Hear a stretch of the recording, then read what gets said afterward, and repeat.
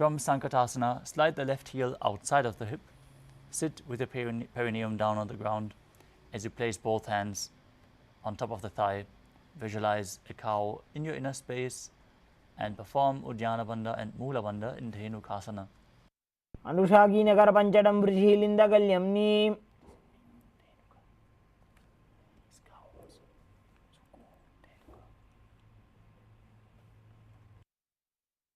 Next up is Machandrasana. Now place the right foot on top of the left thigh as you place the left foot on the right knee. Bring your left hand behind your back as you twist your spine and hold on to opposite thighs with your hands. Gaze to your third eye.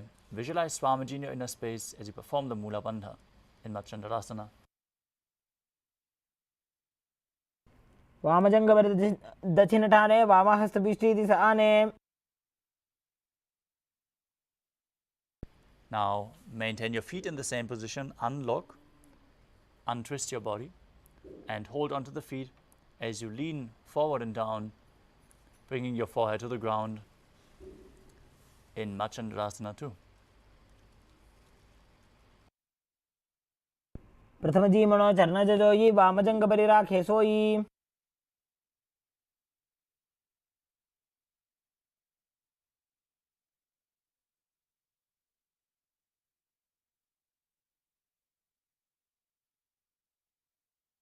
Maintain your feet in the same position.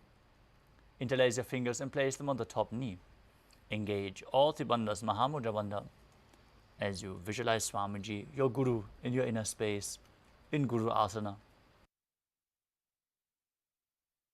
Urumule Idrabadasya Kanishtika Pradesha Gulbham Samsthapya. Now untwist your legs. Place the right foot flat with the sitting down on the right heel. Stacking the knees, hands on opposite knees, visualizing yourself as an elegant swan. Repeat Sankatasana on the other side. Vama Padam Jiter Moolam Sanyasya Dharanitale. Slide the heel outside of the hip. Place your hands on top of the knees as you visualize a cow in your inner space in Dhenukasana on the other side. Anushagi Nagara Panchadam Vrishhilinda Galyamni.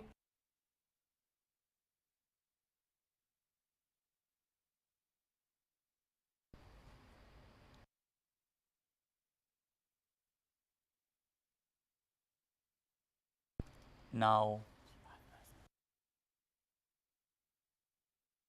repeat Machandrasana on the other side as you place the left foot on the right thigh and the right foot on the left knee. Bring the right hand behind your back. Twist your body and hold on to opposite thighs as you gaze through your third eye. Visualize Swamiji in your inner space. Vamajanga Dachinatane, Vamahastabishti Disane. Now untwist your body, hold onto the feet and lean forward and down, repeating Machandrasana 2. Prathamaji Mano Charna Jajoyi, Vamajanga Parira Khesoi.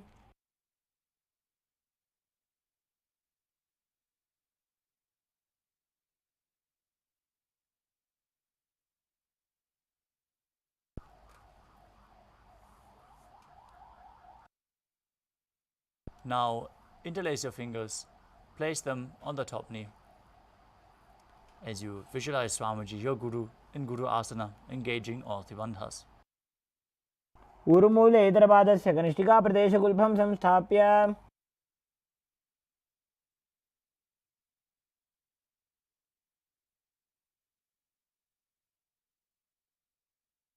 The next asana is Parshasana. Now sit with your feet flat on the ground and place your hands on the opposite knees, pulling them close to your chest. As you press your tongue up against the roof of your mouth, leading it higher in Khechari Mudra.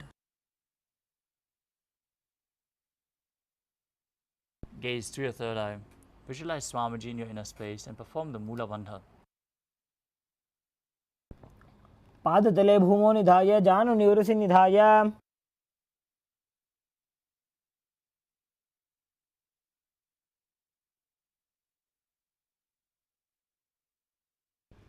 Next up is Bodhashokasana.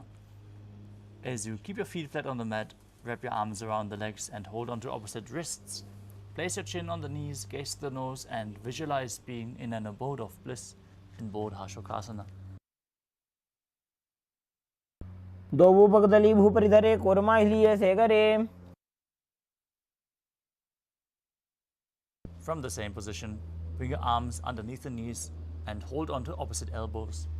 Gaze to the nose and visualize Swamiji in your inner space in Kurakatasana. दोवु हाथ पग बाहर लियावे, गोड़ा नीचे ले टहरावे. Maintain the same position. Cross your ankles with the toes pointing up. As you gaze to the nose and visualize the great sage and Maharishi Sumati in Sumati Asana. मूलद्वार धरती परिठाने, डावा पग परिदेश प्रदाने. Next up is Dandasana.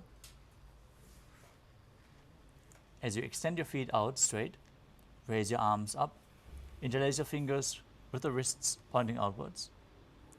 As you gaze to the nose, visualize Swamiji in your inner space, keep your tongue in Kichari Mudra and engage all Tribandhas. इदानीं गर्भिणीनां योगाभ्यासो यथा लघु.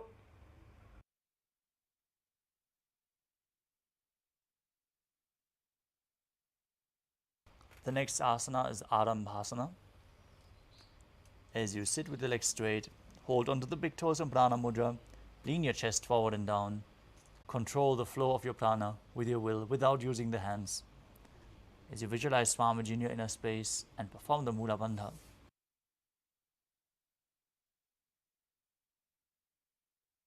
दोवु हाथ दोवु पग मिलिवा पसारी, पगा का अंगूठा पकड़ी लीला टकोड़ा लगावे.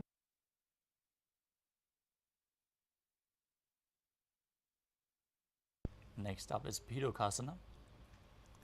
As you sit with the legs straight, extend your knees slightly up. Bring one hand distance between the heels. As you bring your shoulders down, wrap your hands in and around the legs. As you hold प्रथम बेसी दो पाव पसारी, कछुक ऊर्ध को कुरडो डारे. Next up is Jalandhari Pavasana. As you extend both legs out with the heels together, place your chin on the heels and insert your hands below the legs. As you place the palms facing upwards, lean forward and down, gaze to the nose and visualize Swamiji in your inner space. दो एड़ी में लिखे दीजिए हाथ पसारी.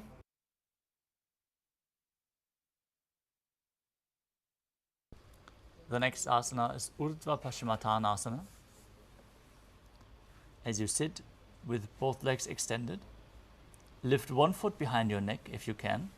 Otherwise, you can bring it over your shoulder or pull it close to your chest. Then lean forward and down, holding onto the front foot with both hands, as in Paschimottanasana. Visualize Swamiji in your inner space. Perform Pratyahara Kumbhaka as you visualize the prana flowing up along your body, along 9 various points, as revealed by Mahadeva, which are the soles of the feet, the regenerative organs, the navel, the heart, the throat, the uvula, the center of the eyebrows, the forehead, and the crown of your head.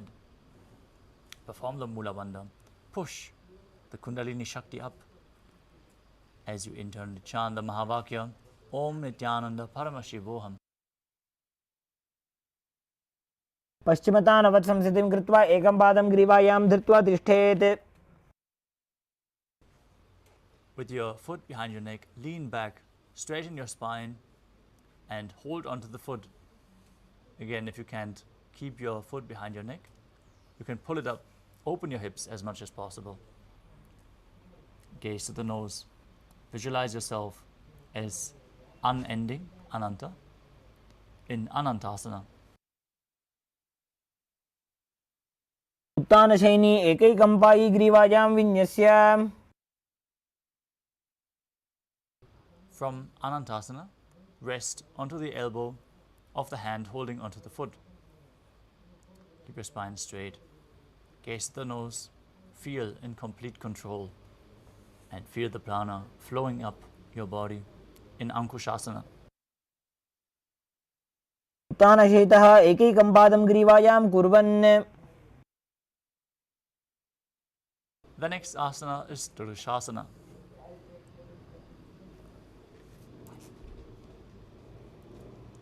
Now lie down on your back and bring your knees to the chest.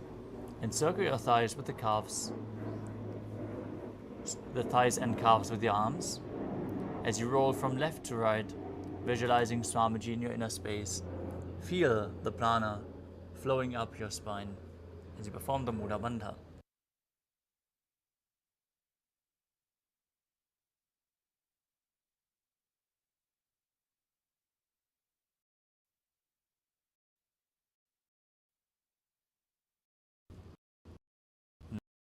Now, extend your legs up.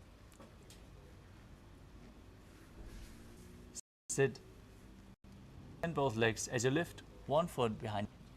Lean forward and down. Repeat Urdhva Paschimottanasana on the other side. Pull the leg up as high as you can as you visualize Swami. पश्चिमतानवत्संस्थितिं कृत्वा एकं पादं ग्रीवायां धृत्वा तिष्ठेत्. Now lean backwards, hold onto the foot with the opposite hand. Gaze to the nose. Visualize yourself as infinite, endless, eternal. Repeat Anantasana. एकैकं पायी ग्रीवायां विन्यस्य. Now roll onto the side of the hand holding onto the foot. Rest in Ankushasana, feeling in complete control. उत्तानशयितः एकैकं पादं ग्रीवायां कुर्वन्.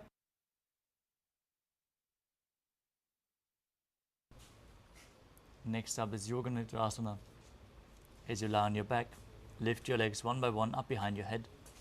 As you hold your hands behind your back, gaze to the nose and visualize Swamiji in your inner space. पादाभ्यां वेष्टयेत् कण्ठं हस्ताभ्यां पृष्ठबन्धनम्. The next asana is Atma Ramasana. While laying on your back, raise your legs towards your head. Wrap your hands around the legs and interlace your fingers behind your neck. Gaze to the nose and visualize Lord Vishnu blessing you from within. आत्मा राम आसन प्रथम सूधो सोवे.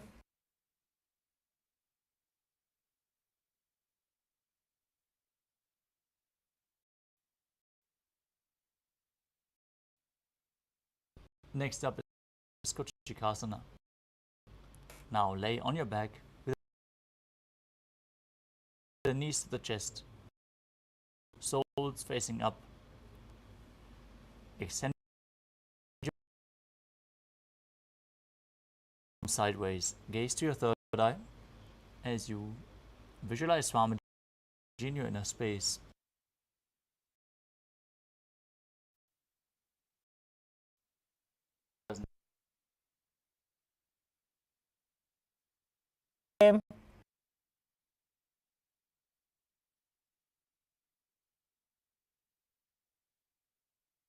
The next asana is Jatara Parivriti.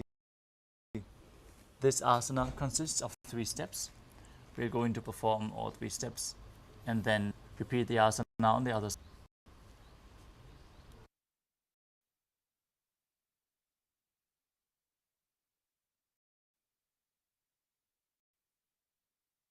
First, we enter a neutral position.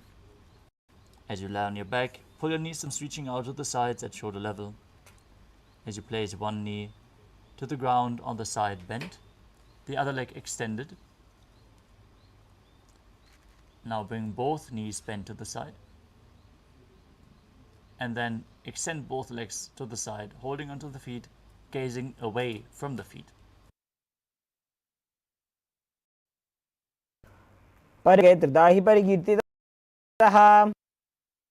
Now return to the neutral position. Arms extended to the side, knees pulled up to the chest. As you place the other knee to the side, extending the opposite leg. Bend both knees to the side. And then extend both legs to the feet, gazing direction. परिवृत्ति कुक्षिभागे तृतीयः. Next up is the Dvipadapitam. Now lie on your knees and place your feet flat on the ground. Hold your ankles and lift your hips up. As you gaze to the nose, visualize yourself as sturdy as a bridge. As you breathe in Mudra Kumbhaka with Jalandhara Bandha and Mula. प्रतिक्रियायुतं द्वन्द्वपीठः serve.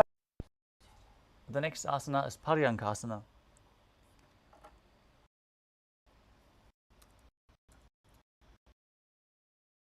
Lie on your back, place your feet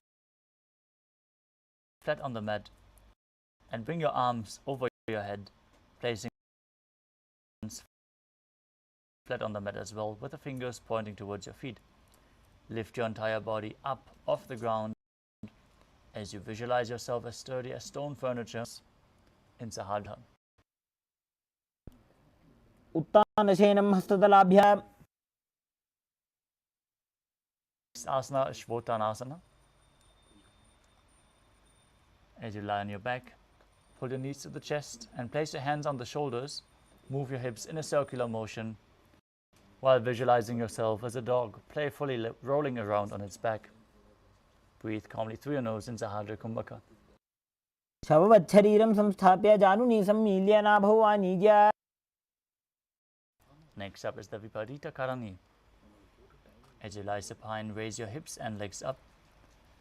Keep your elbows and hands extended on the mat below, helping you balance. As you move your legs in a circular motion, round and round again and again, while visualizing Swamiji in your inner space and breathing in Mudra Kumbhaka with Jalandhara Bandha and Mula Bandha engaged.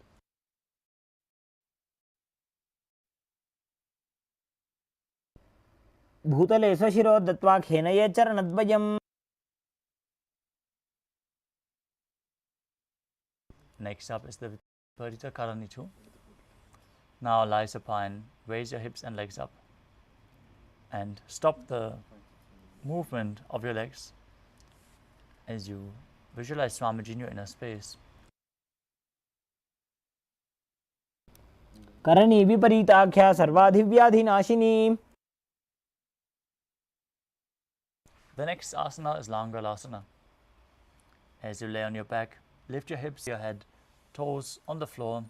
Stretch your hands out on the ground behind your back as you clasp your palms in Parashu Mudra. Rest on your neck and shoulders as you visualize yourself as a plow. ग्रीवाकण्ठेन भूमिं विष्टम्भः पादाग्रद्वयमूर्ध्वमुन्नयेत्. Next up is Shayita Paschimottanasana.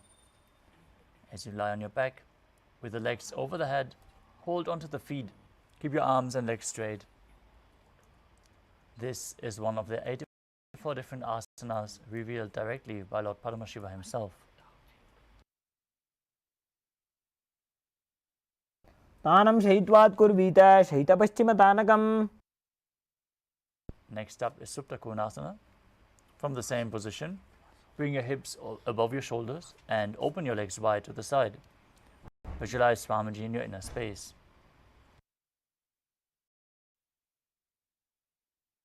परिवृत्ति कुक्षिभागे त्रिधाहि परिकीर्तितः. Join your feet back together, ankles, and roll onto your back as you visualize yourself as a chakra, a wheel, in Chakrasana. पूर्वतानं चतुष्पादपीठं वज्रासनं तथा. The next asana is Supta Prasarita Paramgushtasana. Now lie on your back with your legs vertical, hold onto the big toes in Prana Mudra, and then open your legs wide to the side. Visualize Swamiji in your inner space. Breathe in Ujjayi Pranayama, making an ocean-like sound with your mouth.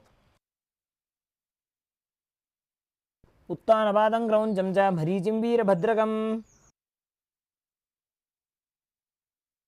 The next asana is Supta Parangushtasana.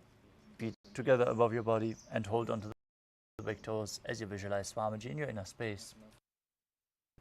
उत्तानपादं क्रौञ्चं च मरीचिं वीरभद्रकम्. The next asana is Matsyasana. From Supta Padangushtasana, move your legs into Padmasana. Hold on to the opposite elbows over your head as you gaze to the nose and visualize Matsya, the fish avatar of Lord Vishnu. मुक्तपद्मासनं कृत्वा उत्तानशयनं चरेत्.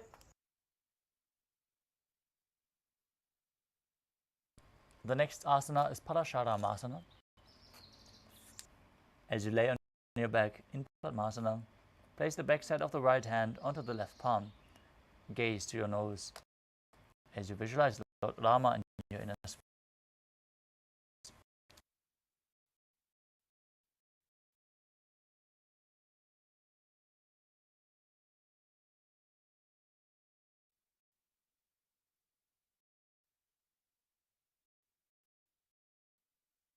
प्रथमकरे पद्मासन आचे सूधो सोवे भूपरिपाचे. In Padmasana, lift your hips and legs up as you place your hands onto the hips, supporting your body with the elbows on the ground. Gaze to the nose. Visualize Swamiji in your inner space. Breathe in Murcha Kumbhaka.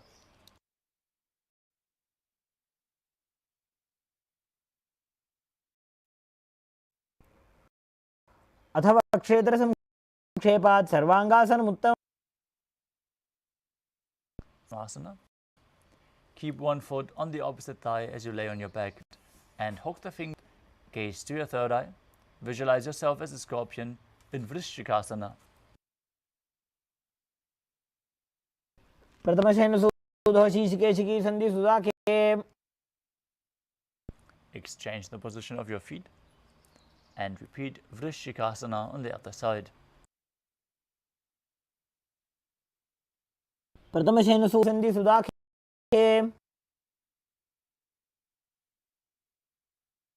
Next up is Vrishapadakshitasana. As you lay on your back, interlace your fingers around your neck in Parusha Mudra. Lift both feet off the ground and alternate, bringing one knee in towards your chest back and forth as you visualize Swamiji in your inner space through your nose in Sahaja Kumbhaka. उत्तानशयनं कृत्वा अङ्गुलिभिः कन्दरां बद्ध्वा.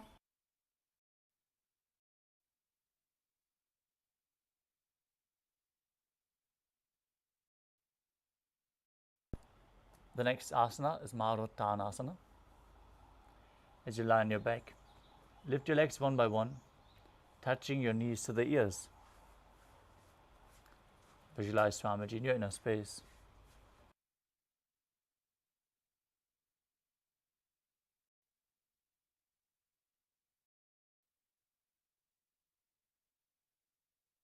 श्रोतानवत्संस्थितिः कृत्वा जानुद्वयं पर्यायेन कर्णयोः संस्पृशेत्.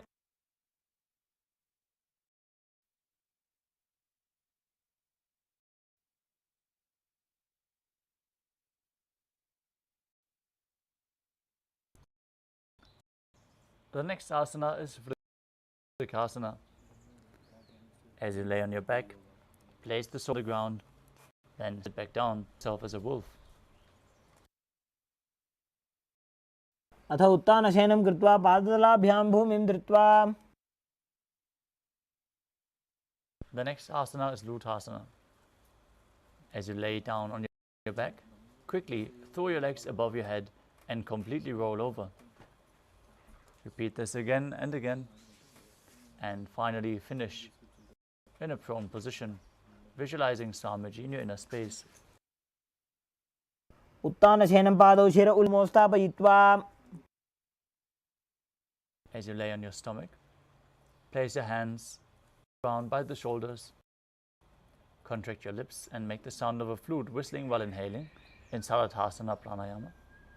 As you visualize yourself as a chariot, carrying warriors into a battle for Dharma on your chariot back in Sarathasana. निब्जशयनं कृत्वा नाभिं भूमौ निधाय. Now push your body up into a plank position and jump your legs forward and back between the arms as you feel yourself transcend body and mind in Dehalyulanganasana. हसद्वयं बद्ध्वा तन्वानैव बहिरानीय.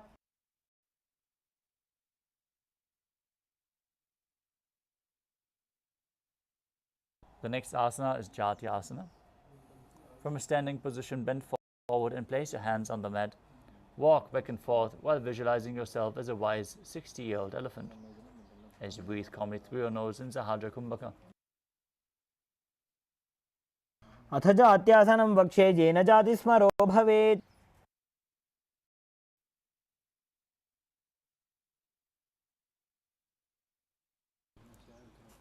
Next up is the Lolitika Karana. As you stand with the knees bent, the feet pointing outwards, bend your elbows, move the body as you open up your chest widely, moving your head in all directions.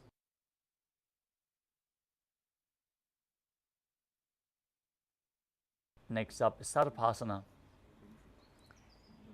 Now stand and tie your feet with a rope, standing erect like a rod. Perform the Mula Bandha, pushing the Kundalini Shakti up along your spine as you breathe in Sahadra Kumbhaka. Visualize your Kundalini Devi raising and curling upwards around your body in Sarvasana. सर्पासनं वक्षे वायुपाणाय केवलं शरीरं दण्डवत् तिष्ठेत् रज्जुबन्धस्तु पादयोः वायवी कुण्डली देवी कुण्डलाकारमङ्गुले.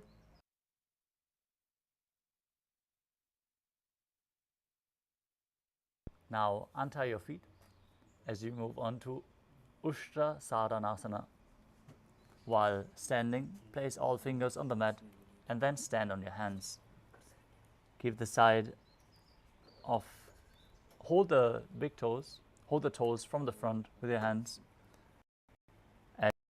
As you begin to move around on the mat, visualizing yourself as a camel. टिकटिष्टिका प्रदेशेन भूमौ निधाय उपरिपादतले संस्थाप्य.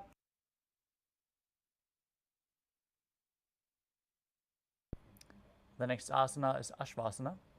From the same position, hold your feet from the outside as you walk around on the mat, visualizing yourself as a horse.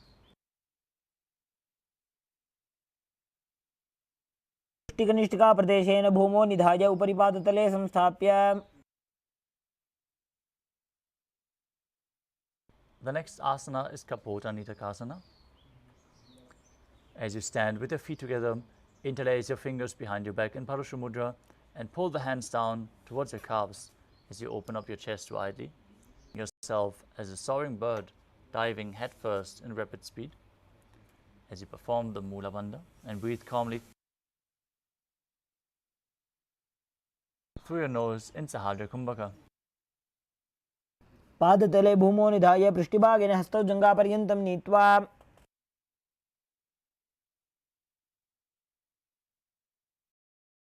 Next, the Tala Pushpapuram Karana. Now stand tall, with the palms together, Namaskara Mudra. As you gently bend the knees and keep the toes. Now simultaneously bow to one side, open up the palms, raise the heel and the shoulder of that. As you visualize yourself holding a bouquet of flowers and offering it to Paramashiva.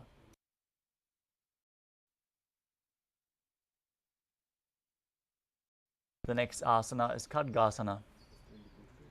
As you lay down on your stomach, visualize yourself as a rhinoceros and jump your feet up towards your hands and stand, bringing your palms together in Namaskara Mudra, forming the horn of the rhinoceros as you gaze to your nose. नुजसरतमासनं कृत्वा पादतलाभ्यां भूमिं धृत्वा.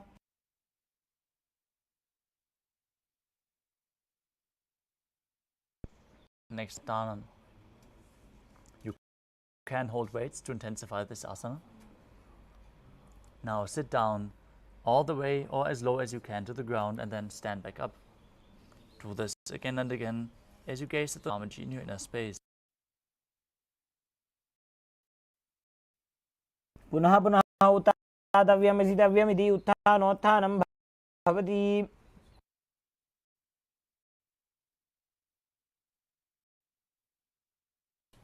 Next up, as you raise your arms over your head and jump repeatedly while visualizing yourself as a mace. सरलं स्थितजेत्.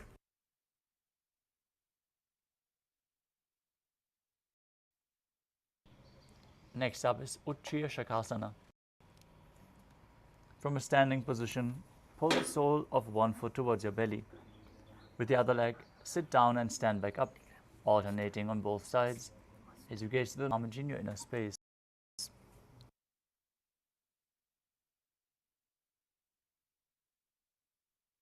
एकैकं पादतलं कुक्षौ निधाय तिष्ठेत्. उच्छीर्षकं भवति.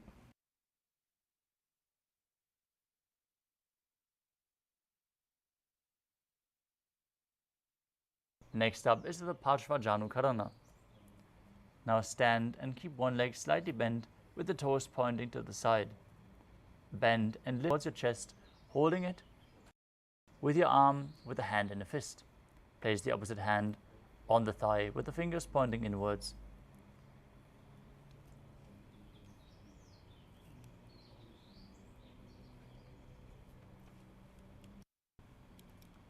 Next up is Tandavasana. Now visualize yourself fiercely dancing as Lord Shiva as you stand on one leg, holding weights if you want to intensify the asana, extending the opposite leg forward as you lower your body up. एकेन पादेन आसनं भवति.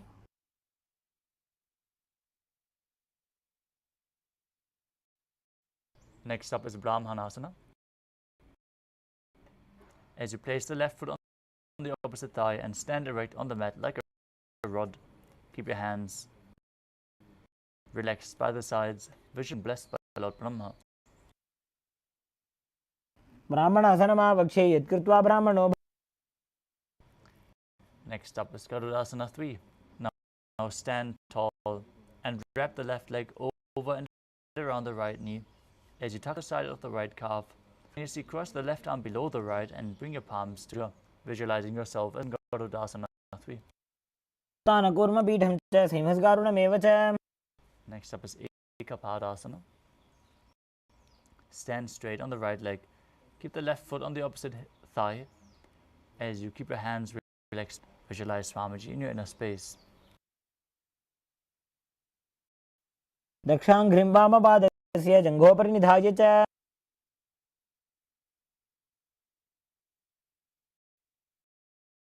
Next up is Dhuruvasana, the pole star posture. Now stand on the right leg as you hold onto the big toe of the left foot and straighten the left leg out to the side. Visualize yourself as a pole star as you rotate quickly on the standing leg. एकेन हस्तेन दण्डरूपस्य पादस्याग्रं धृत्वा. Next up is Trivikramasana. Now stand on the right leg. Lift the left foot behind your neck. If you can't lift it that high, lift the steps of Vishnu. वायां पादं संस्थाप्य स्थातव्यम् उत्थातव्यं Trivikrama.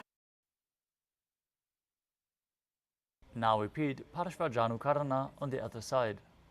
Hold your leg with a hand in the fist.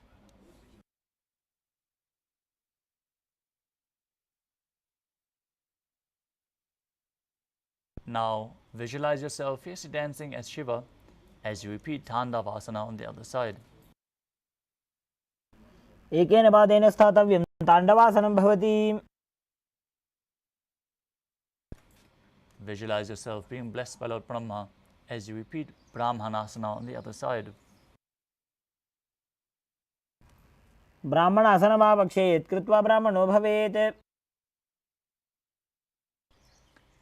Now intertwine your legs and your arms as you visualize yourself as Lord Garuda, repeating Garudasana 3 on the other side. उत्तानकूर्मपीठं च सिंहस्गारुडमेव च. Now bring the other foot on the opposite thigh to the opposite hip. Hands relaxed by the sides as you repeat Ekapadasana. दक्षाङ्घ्रिं वामपादस्य जङ्घोपरि निधाय च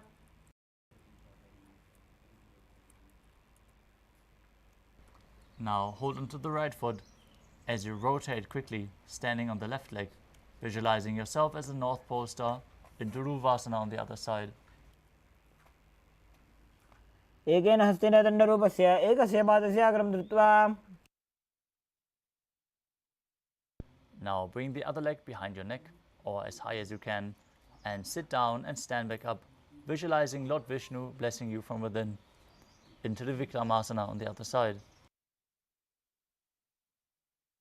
ग्रीवायां पादं संस्थाप्य स्थातव्यम् उत्थातव्यं त्रिविक्रमासनं भवति.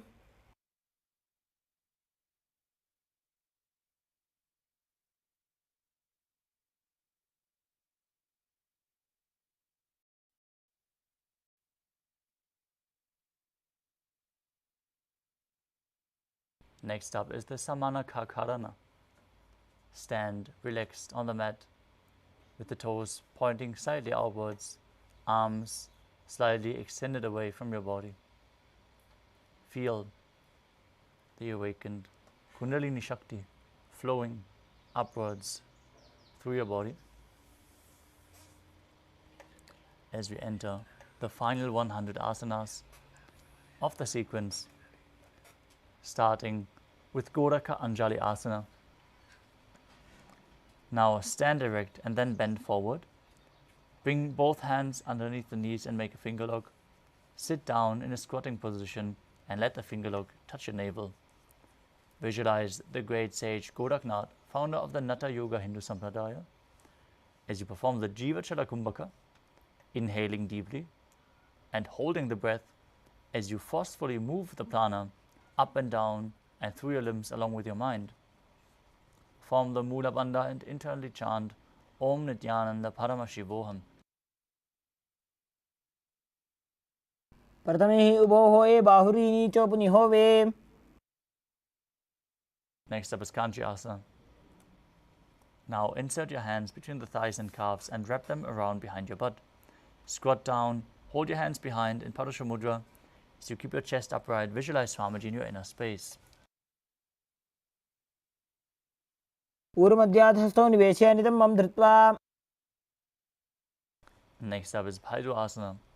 Now bring the feet together and sit in a squatting posture as your heels touch the perineum. Hold your hands behind your back in Padusha Mudra. Gaze at your navel while visualizing Bhagavan Kala Bhairava, the Lord of Time. दो बगागी धैल्या की माहिली core मिलाई. Now squat all the way down to the ground. Keep your feet together, toes apart. Bring your elbows up and close to your head as you join your palms behind your back, fingers pointing down in Anjali Mudra. Gaze to the nose and visualize yourself as Varaha, the boar avatar of Lord Vishnu, in Varahasana. पागधली की माहिली core मिलाई फना पानी उकड़ पैसे. Next up is Prukpitasana.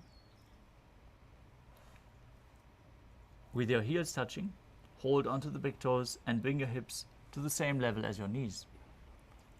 Visualize Swamiji in your inner space. Perform the Jiva Chala Kumbhaka. पार्श्वद्वये सम्मील्य स्थित्वा नितम्बं जानुप्रदेश आनीज्य.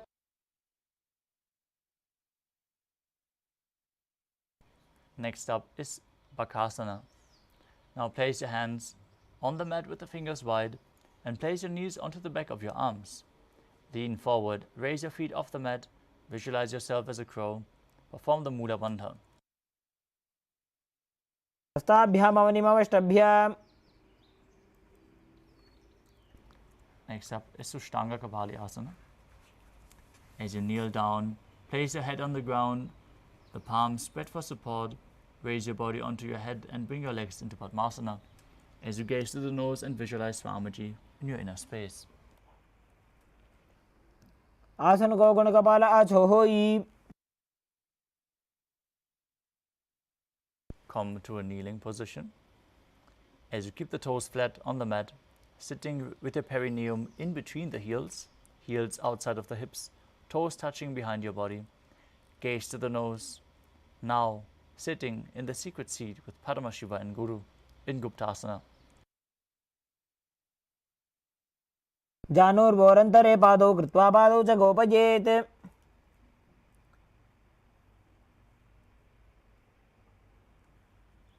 The next asana is Vrikshasana too.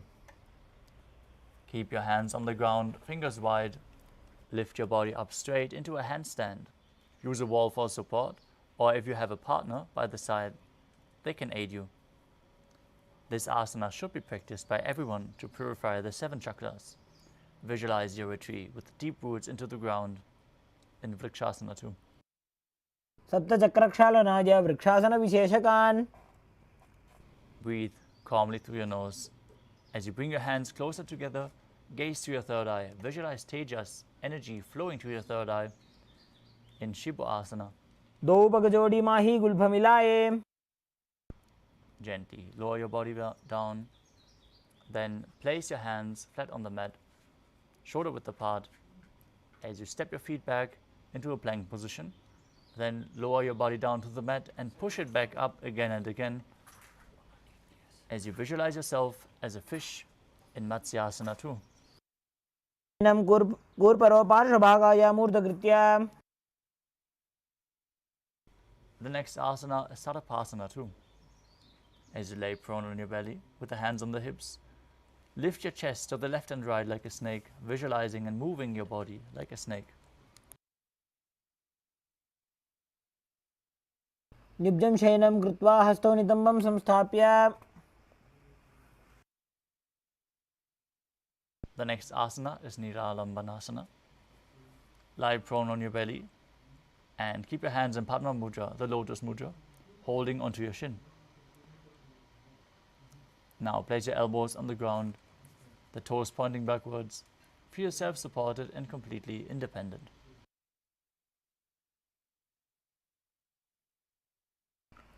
कराभ्यां पङ्कजं कृत्वा तिष्ठेत् कुर्परया सुधीः. The next asana is Chaturasana. Lay on your stomach, place your hands flat on the mat in front. As you straighten your arms, bend your knees and bring your feet towards your upper back. Lift up your head and chest as you visualize yourself as an umbrella protecting your Guru from the sun rays. अर्ध्यासनवत् स्थित्वा हस्ततलाभ्यां भूमिं धृत्वा. The next asana is Vajrasana. As you sit on your knees, tops of the feet flat on the mat, perineum on the heels, place your forearms on the ground, hands flat extended forward. As you place your forehead on the ground as well, gaze to the nose and visualize yourself as Vajra, the weapon of Indra, symbolizing indestructibility.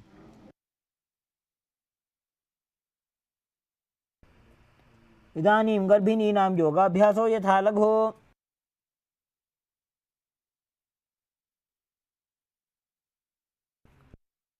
Now place your hands flat on the mat and raise your hips up high into Gajasana. Then alternate striking the ground with your hands as you experience yourself as powerful as a ram in Meshasana. गजासन संस्थितो एकैकं बाहुं भूमौ ताडयेत्.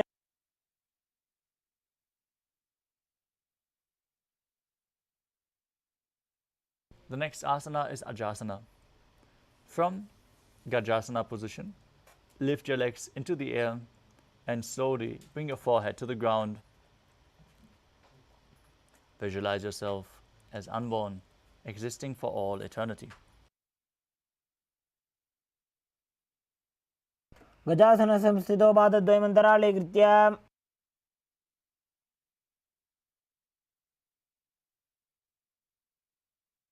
The next asana is Dhanantarasana. Now sit on the heels with the legs together, interlace your fingers around the toes, pull your feet towards your perineum, and then place your hands on the respective knees. Keep your spine straight, gaze to the nose, and visualize Swamiji in your inner space as you breathe in Ujjayi Pranayama. पूर्व विधि परिहाता की काकसीस्यो फणा शरा मोड़ी. Next up is the Angamottanam. Now interlace your fingers in front of your body and then behind you, moving your hands in all directions, giving massage to various joints and muscles within your body. हस्तयो अंगुलिर्बद्ध्वा हस्तयोर्मध्यात् सर्वमङ्गं निष्कासयित्वा. The next asana is Garudasana 4. Now sit on your heels in Vajrasana. Then turn your feet out to the sides, toes pointing outwards. Keep your thighs and knees on the ground, spine straight, hands on the knees. Visualize yourself as Lord Garuda, flying Lord Vishnu and Lakshmi on his back. जंगोरुभ्यां दरां पीड्य स्थिरकायो द्विजानुना. Next up is Ananda Mandirasana. As you sit with your legs folded back, toes pointing backwards, knees opened wide, hands holding onto the ankles, with the front of your buttocks on the ground. Gaze to your third eye and visualize yourself residing in the blissful space of a temple. अथ पक्षे वीरनाथ आनन्दमन्दिरासनम्. Next up is Mandukasana 2. As you sit with the knees wide, feet overlapping on top of your knees, on top of your ankles, with the hands underneath the knees, gaze to the nose, keep your tongue up against the palate of the mouth in Manduki Mudra while visualizing yourself as a frog. Perform Ujjana Bandha and Mula Bandha. पृष्ठं सम्पीड्य गुल्फाभ्यां जान्वङ्गे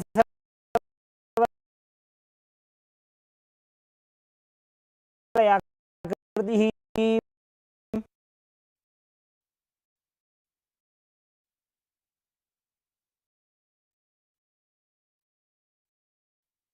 Next up is Narasimhasana.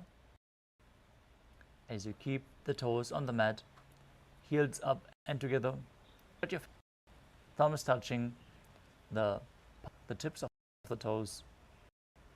Gaze to your nose forcefully while Vishma avatars of दो फणा पानी होए वैसे एड़ी Mailer गुदानी वैसे.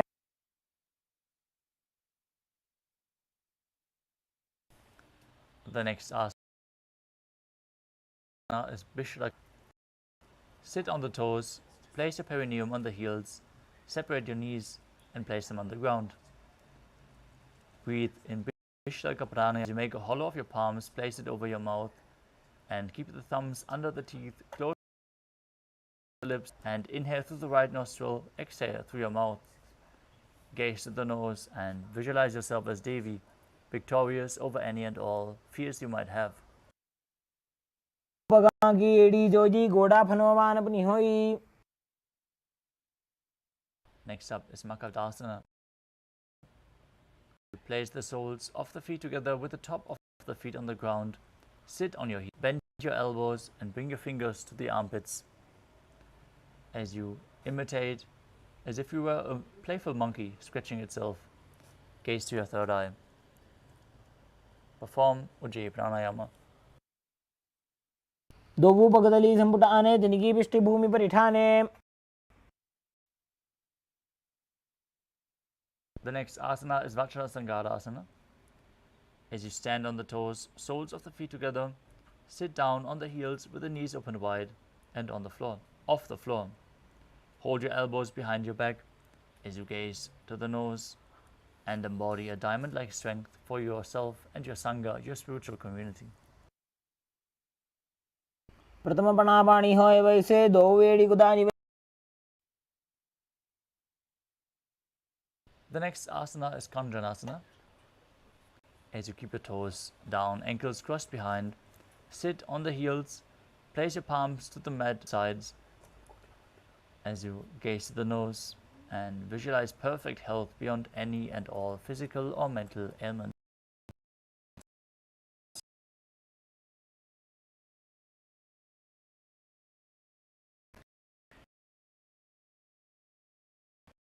Engage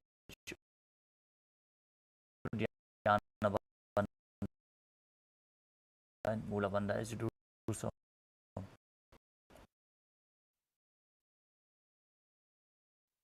हञ्जनासनमावक्ष्ये यत्कृत्वा भवेत्.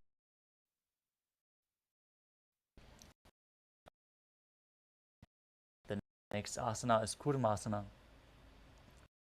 With the toes flat, cross your feet, place the perineum onto the back of the heels, knees wide on the floor. Rest your hands on the knees and keep your upper body and neck. Ahito.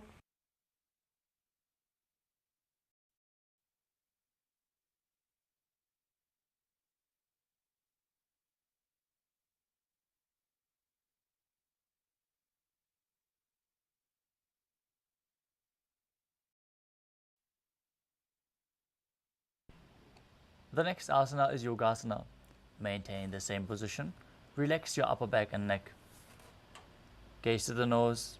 Visualize Swamiji in your inner space. गुदं नियम्य गुल्फाभ्यां विक्रमेण समाहितः. Next up is Vijyogasana. As you stand on the heels behind your feet, near the hold your calves with your fingers inside and the thumbs outside. As you gaze to your third eye and visualize a space of eternal oneness, Advaita, with your Guru. गोड़ा वामो उभो होई गोड़ा आड़ा राखे दोई. Next up is Ustrasana 2. Bend backwards and hold the ankles with your hands. As you keep your arms straight, push your hips forward and tilt your head back, visualizing yourself as a camel.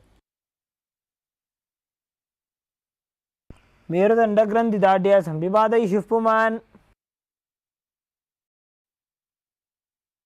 Next up is Jatyasana 2. With your heels together, hands on the soles of the feet, slowly lean back. First bring your elbows, then the back of your head onto the mat. Gaze to your nose and experience yourself as a lotus blooming. दौवेडी संपुटकरे Sole मूलद्वारिधरिधरे. The next asana is Vidatasana. As you sit on the knees with the thighs and calves together, lean back and touch your back to the ground. Up again and again. You can use the support of your hands if needed. Nose and visualize the healing and liberation of all causal subtle forms of your body. जङ्घापृष्ठभूमौ निधाय जग्गोत्रयोः ऊरुनी संस्थाप्य. The next asana is Kapotasana. Now from Vidatasana, raise the hips higher. Bring your forearms on the mat and hold onto the back of the heels. Bring your head in between the feet. As you visualize yourself as a beautiful dove, perform the Mula Bandha as you do so. मेरुदण्डग्रन्थिदाढ्य संविवादयिषुः पुमान्.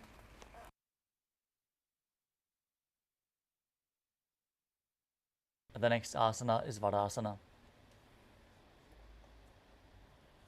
Now stand upright on the knees with the toes tucked. Hold your arms with opposite hands to the nose. This is the boon fulfilling posture. Receive your boon from Paramashiva. Internally chant the Mahavakya Om Nithyananda Paramashivoham, embodying the principle of Sohamasmi. जानुनी भूमौ संस्थाप्य हस्ताभ्यां बाहुपरस्परं धृत्वा. The next asana is Varahasana 2.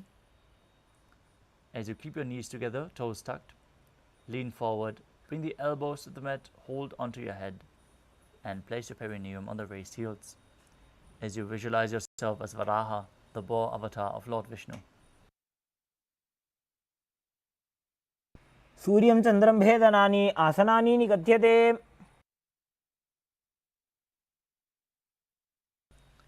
The next asana is Mundasana. As you kneel down, your elbows down to the mat, shoulder width apart, interlace your fingers and place the crown of your head onto the mat, supporting your head with your hands. As you raise your hips up, walk your feet forward, align your hips with the shoulders and then straighten your legs up.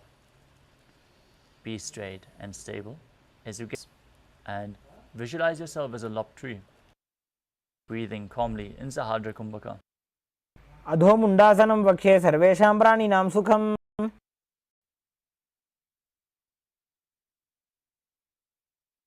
Now place your head in between the knees as you sit in a kneeling position, hands holding the head, elbows outside of the knees. Inhale through your nose and exhale through your mouth as you gaze to the nose and visualize Swamiji in your inner space. प्रथम भगदली समटहली उभे मिलावे. Now lie down on your belly, extend your arms straight out. You can hold weights if you want to intensify this asana. As you lift your thighs, arms and chest off the ground, visualizing yourself as a locust in Viparita Shalabhasana. शलभासन भेदाश्च नटभेरुंड नामके. The next asana is Kapalasana. As you lay on your belly, with the arms at the side, palms facing down, place your forehead on the ground and keep your chest on the mat as you lift your thighs and legs up together. Visualize a skull representing purified thoughts and the strong will to attain enlightenment in Kapalasana. कपालं भूमौ निधाय ऊर्ध्वं पादौ नयेत्.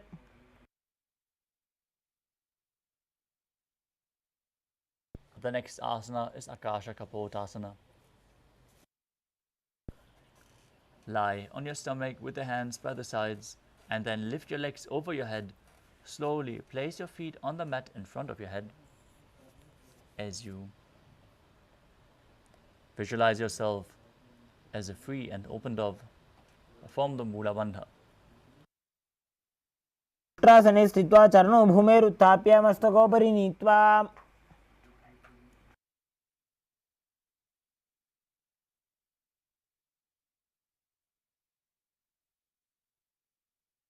The next asana is Chatakasana. Now sit on the knees, bring your chest down so your navel touches the knees. Keep your hands flat on the mat with the forearms on the ground. Be sturdy and visualize yourself as a sparrow.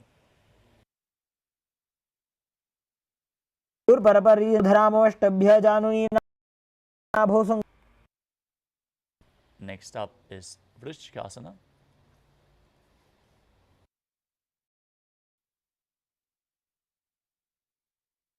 Now kneel down, hand elbows on the mat, raise your legs to bend your back, touching the feet onto your head. Lift your chin and hold, visualizing yourself as a scorpion. विच्छेव पुच्छ प्रतिमांघ्रिपार्श्वनि धृत्वा स्वशीयकौ.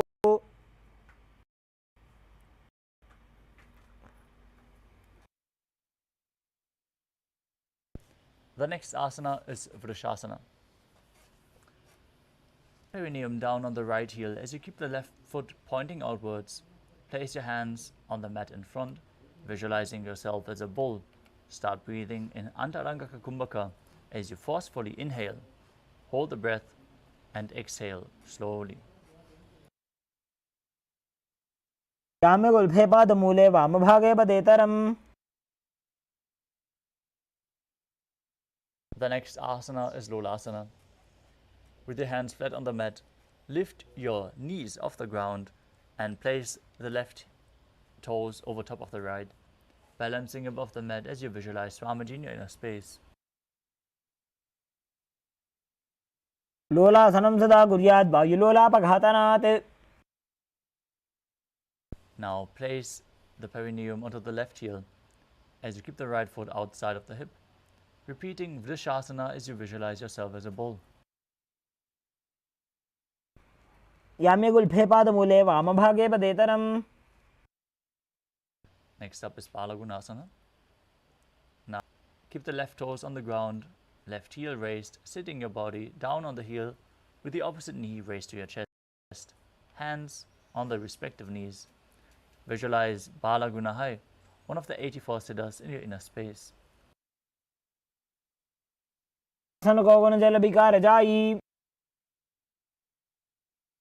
Next up is Grahasana. Now squat with the feet flat on the mat. Bring your elbows underneath the thighs and wrap your hands around the shins, holding onto the ankles from the outside as you visualize yourself as the entire planet, gazing without focusing on the external objects in Vaishnavi Mudra. पादतले भूमौ संस्थाप्य जानुमध्ये कोर्परौ स्थाप्य. Now repeat Balagunasana on the other side. आसन को गुण जल विकार जाई. Next up is Utkatasana. Now squat on the toes with the heels up and the knees off the mat. You can hold weights to intensify this asana. As you place your perineum on the heels, hands on the respective knees, keep your spine straight, visualize Swamiji in your inner space. Don't forget to breathe Kumbhaka. श्रियत ऊर्वजानो यत्रासने पादतलद्वयोपरि. Next up is Vajrasangarasana 2. Sit on the toes with the perineum on the raised heels, soles of the feet together, open your knees wide, lift the knees off the mat. As you hold the opposite elbows behind your back, visualizing Swamiji in your inner space. प्रथम बना पानी होए जैसे दो वेड़ी गुदानी वैसे. Next up is Anilasana. Now squat or sit with the feet hip width apart. Place the palms on the ground and step your heels onto the hands. Keep your arms straight, gaze to the nose, and visualize you're able to consume and live off of air alone. दो हाथ भूमि पर उठाने, कहनी जाड़ी नाभि लगाने. The next asana is Padukasana. Now place the back of your hands on the mat with the fingers facing towards your body. Step your feet on your hands, wrap your hands around the feet like a shoe. As you start walking around on the mat, visualizing yourself wearing padukas and walking across India. हस्ततलयोः पादतले कृत्वा तिष्ठेत गच्छेत् पादुकासनं भवति. Now place your palms on the mat and raise both feet upwards into the air as you let them fall back down again and again, visualizing yourself as a rooster in Kukutoranasana. हस्ततले भूमौ कृत्वा पादतले च ऊर्ध्वमुड्डानं कृत्वा.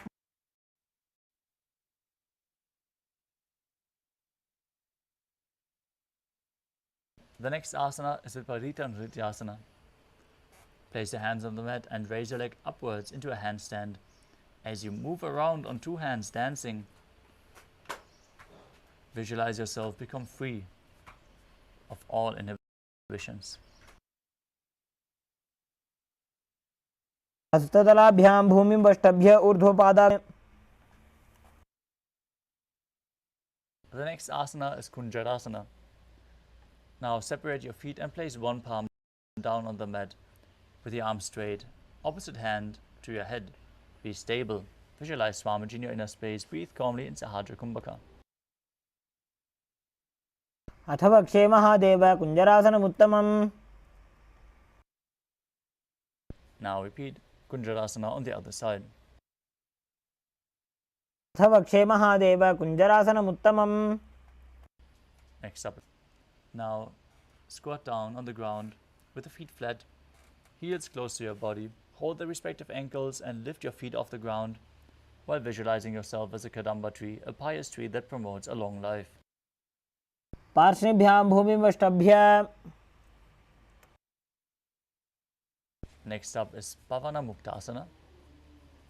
As you sit with the heels at the perineum, hold the opposite knees and pull them towards your chest. Visualize any excess vata being released from or balanced within your system as you perform the Mula Bandha. द्वयोस्तु पादयोः पाणिं लात्वा स्वस्वनितं भगे.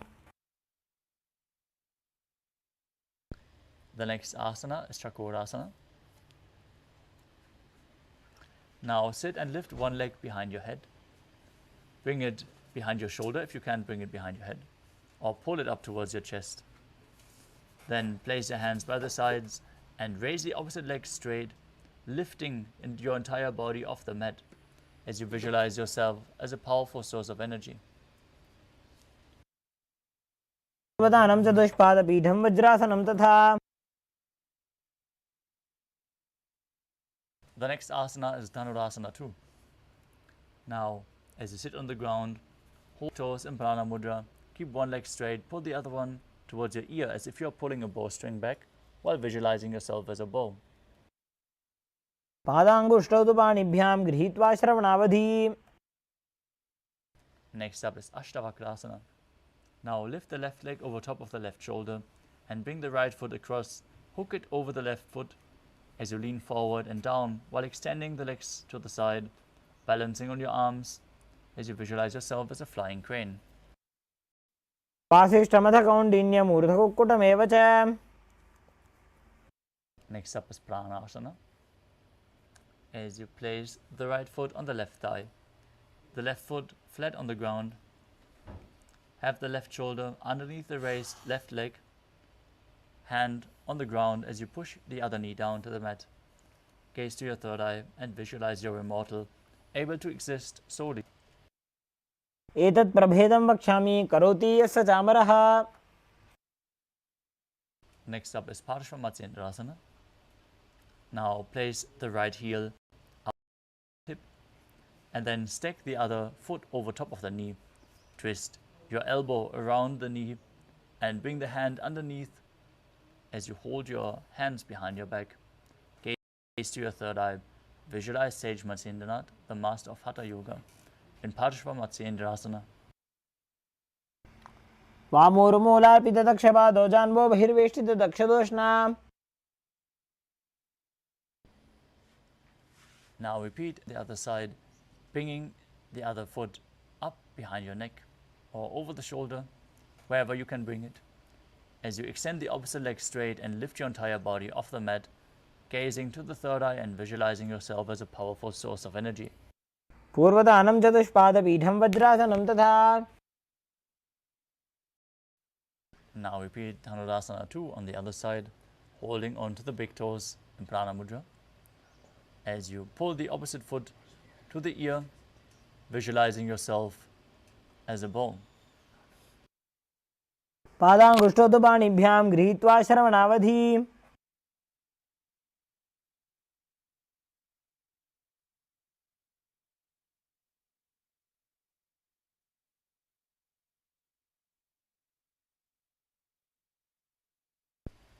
Now repeat Ashtavakrasana on the other side, placing the other leg over top of the shoulder, hooking the opposite foot, extending the legs to the side while balancing on your arms, as a flying crane.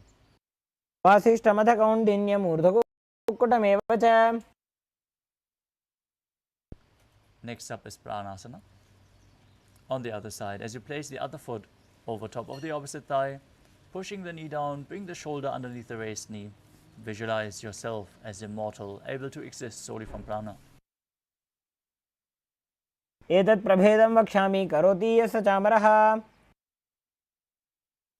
Now repeat Paramashivoham on the other side, with the other heel to the outside of the hip, opposite foot stacked over top of the knee, hand underneath the raised knee, twisting your body, holding your hands behind your back if you can. Gaze to your third eye. Visualize Sage Nithyananda. वामोर्मूलार्पितदक्षपादो जान्वो बहिर्वेष्टितदक्षदोष्णा. Next up is Ardha Paschimottanasana. Now keep one leg straight and press the perineum with the other heel. Lean your chest forward and down and hold onto the front foot with both hands as you bring your head towards the knee. Visualize Swamiji in your inner space. Perform the Jiva Chala Kumbhaka, inhaling deeply, moving the prana within your body as you perform the Mula Bandha. एकं पादं प्रसार्य एकं पादस्य पार्श्वनासीवनी सम्पीड्य. Next up is Kranjasana, where you bring the left ankle outside of the hip and hold onto the sole of the right foot, lifting it up in front of your face, keeping the knees straight, visualizing yourself as a crane. वासिष्ठमथ कौण्डिन्यमूर्धकुक्कुटमेव च. Now repeat Ardha Paschimottanasana on the other side, pushing the opposite heel against the perineum, leaning forward and down, holding onto the front foot. एकं पादं प्रसार्य एकं पादस्य पार्श्वनासीवनी सम्पीड्य. Now repeat Kranjasana on the other side, with the other foot outside of the hip, opposite leg extended straight up, visualizing yourself as a crane. उत्तानपादं क्रौञ्चं च मरीचिं वीरभद्रकम्. The next asana is Swastikasana. As you sit with the soles between the thighs and calves, with your spine straight, palms resting on the knees. Gaze to the nose, embody peace, well-being, good fortune and prosperity as you visualize a swastika in your inner space. जानोर्वोरन्तरे सम्यक् कृत्वा पादतले उभे. The next asana is Gurukshasana. From the same position, cover your heels with the respective hands.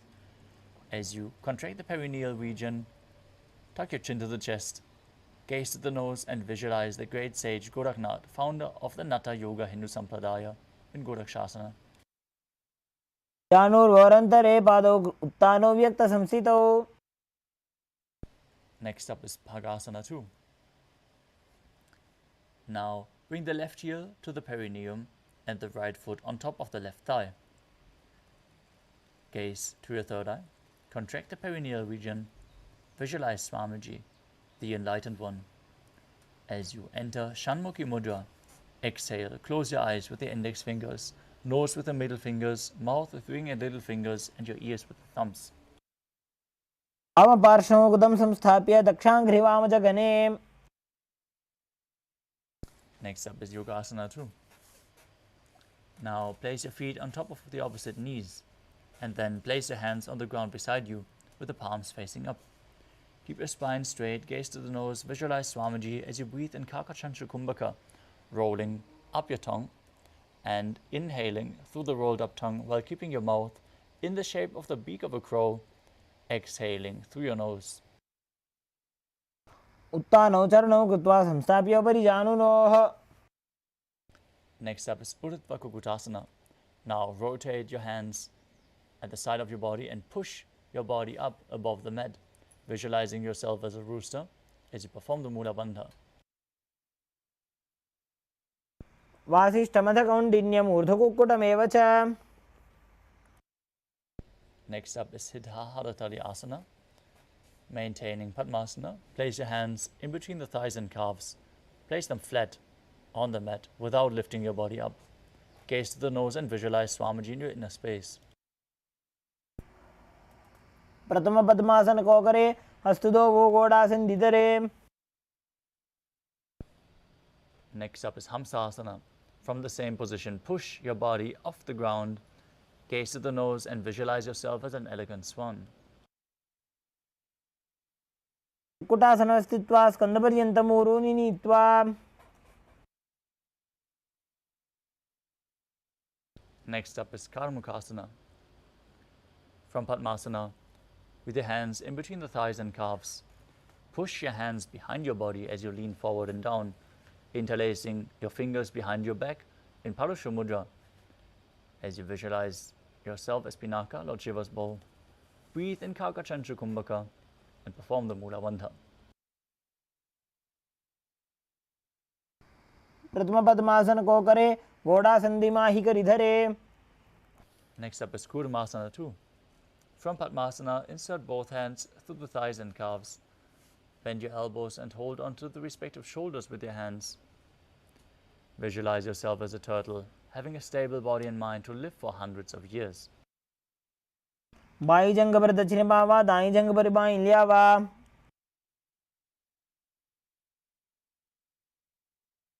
From the same position, tuck your chin to the chest, gaze to the nose, and rejoice, knowing you're in Shiva's secret knot posture in Granthi Bhedasana.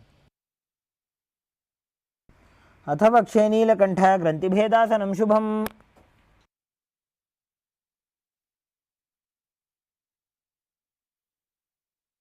The next asana is Uttana Kurmasana.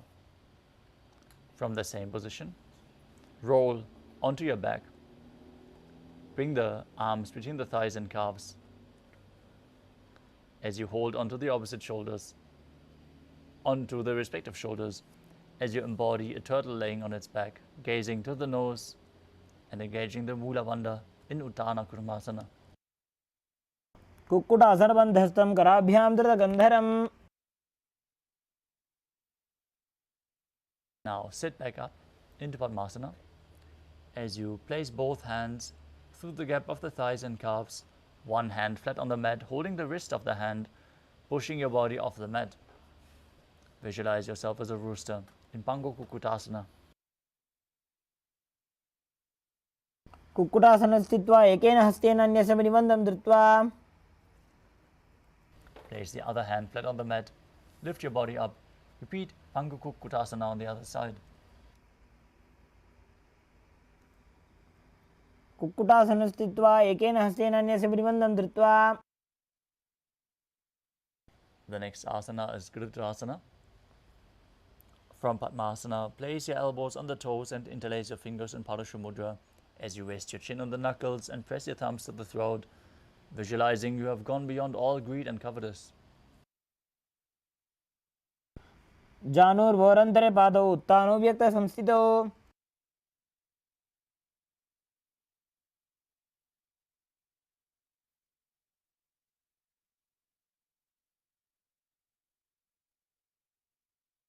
The next asana is Padmasana 3.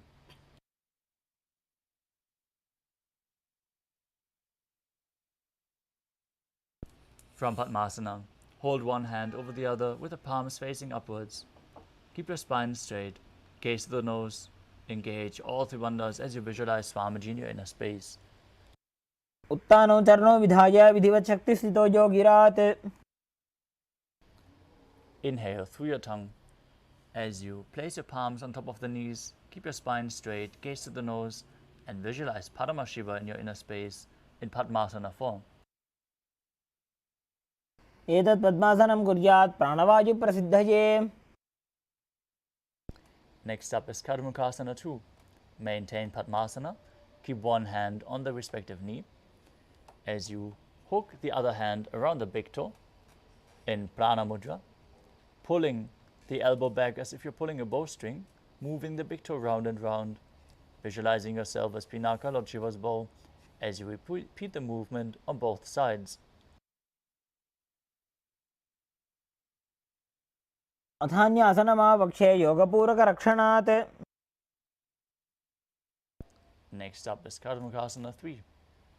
Sitting in Padmasana, cross your arms behind your back, hold onto the big toes in Prana Mudra as you engage all three bandhas, Mahamudra Bandha, gazing to the nose, visualizing yourself as Lord Shiva's bow. कार्मुकासनमाक्षित्य उदरे पूरयेत् सुखम्. Next up is Dirdhasana. Maintain Karmukasana 3. Lift your chest up, gaze to your third eye. Visualize yourself as the action of Paramashiva's third eye, destroying anything you come across. ऊरुभ्यामुपरि स्थाप्य पादयुग्मं प्रयत्नतः. Next up is Nagadasana. From Karmukasana 3, roll onto your back, onto the crossed arms. Hold onto the big toes in Prana Mudra if you can. Gaze to the nose and visualize yourself as a snake. Breathe calmly through your nose in Sahadra Kumbhaka. प्रथम पद्मासन कोठाने दो हाथ पाछाने आने. The next asana is Kandukasana. Now, pull your knees to the chest and circle them with the hands as you interlace your fingers in Parusha Mudra, squeezing your body into a ball. वेत्रासने स्थित्वा हस्तपादान् निष्कुष्य ऊर्ध्वं नयेत्. Next up is Urdhva Bhavanasana. As you lay on your back, place your feet flat on the ground, raise your knees up and interlock your hands underneath your head. Gaze to the nose and visualize Swamiji in your inner space. प्रथमे सूधो सैनग्रावे घोड़ा उभा राशि मिलावे.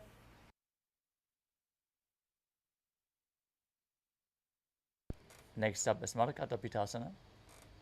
As you lay on your back, bend your knees and keep your feet flat on the mat.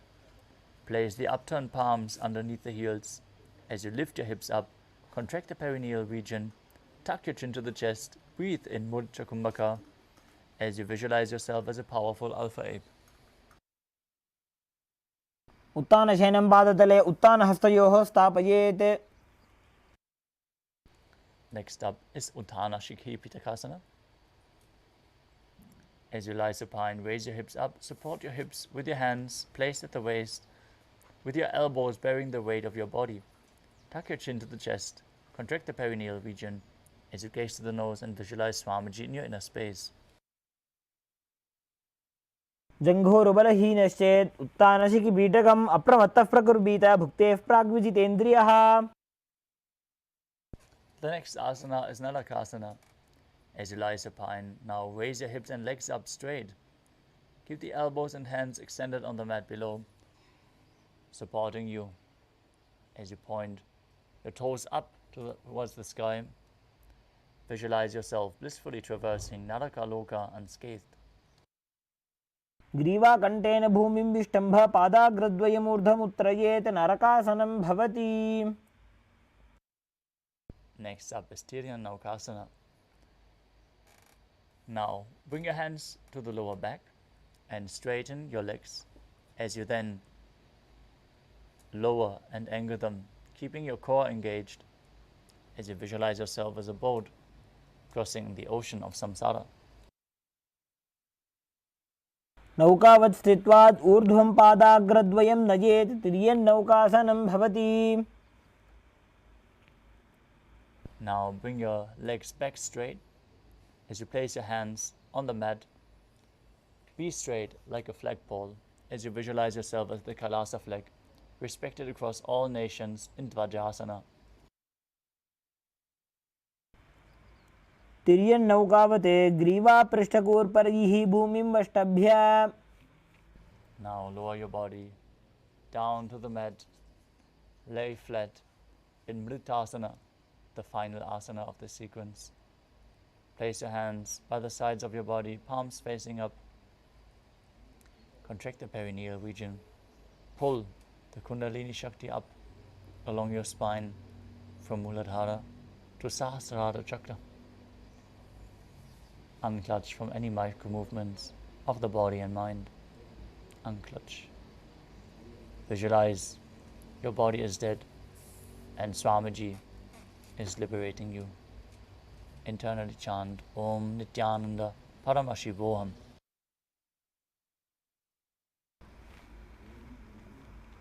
उत्तानं शववद्भूमौ शयनं तोषवासनं शवासनं श्रमहरं चित्तविश्रान्तिकारणम्.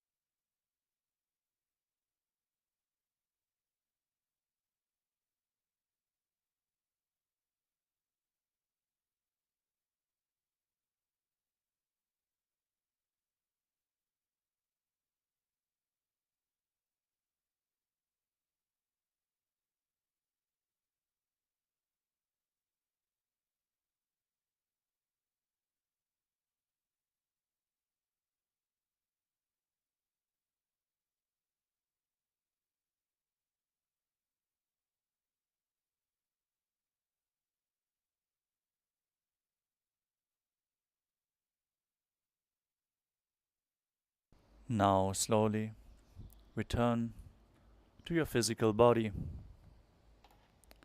Start wiggling your fingers and toes, your wrists and your ankles, elbows and the knees as you pull your knees up towards your chest.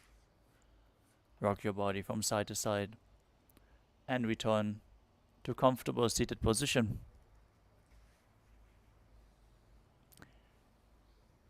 Congratulations, you completed the Dvitiya Vinyasa Krama, all 308 asanas. We are going to now move on to the power manifestation session.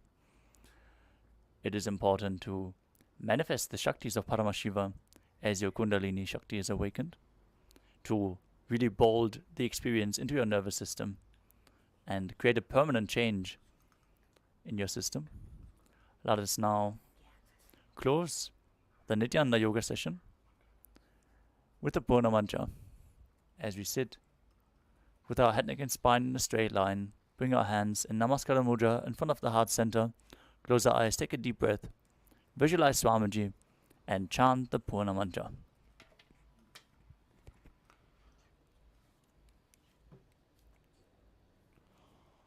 Om Purnamadah Purnamidam Purnat Purnamudachyate Purnasya Purnamadaya Purnamevavashishyate. Om Shanti Shanti Shanti. Harihi Om Tat Sat. Sarvam Bhagavat Shri Nithyananda Paramashiva Padukarpanamastu. Om Nithyanandam. Thank you all, Nithyanandam. Nithyananda Paramashivoham. Om Nithyananda Paramashivoham. Om Nithyananda Paramashivoham. Om Nithyananda Paramashivoham. Om Nithyananda Paramashivoham. Om Nithyananda Paramashivoham. Om Nithyananda Paramashivoham. Om Nithyananda Paramashivoham. Om Nithyananda Paramashivoham. Om Nithyananda Paramashivoham. Om Nithyananda Paramashivoham. Om Nithyananda Paramashivoham. Om Nithyananda Paramashivoham. Om Nithyananda Paramashivoham.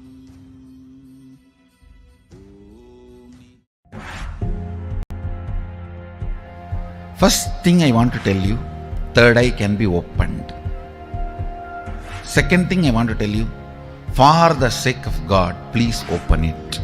Third thing I want to tell you, do not believe the fellows who say it cannot be opened or it should not be opened. Third eye has a capacity to make anything you want as reality. Taste the first breakthrough, conscious breakthrough guaranteed. It is all about opening your third eye, giving you first conscious breakthrough. Any human being can go through these initiations and have this superconscious breakthrough, manifest these possibilities and powers. It is possible for all of you. If these words reach your ears, I am talking to you and it is for you. I welcome, O humanity, come, it is time you experience superconscious breakthrough. 1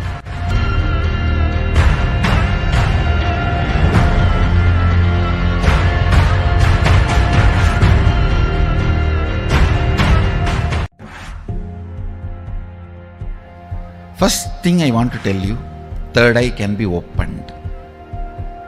Second thing I want to tell you, for the sake of God, please open it. Third thing I want to tell you, do not believe the fellows who say it cannot be opened or it should not be opened. Third eye.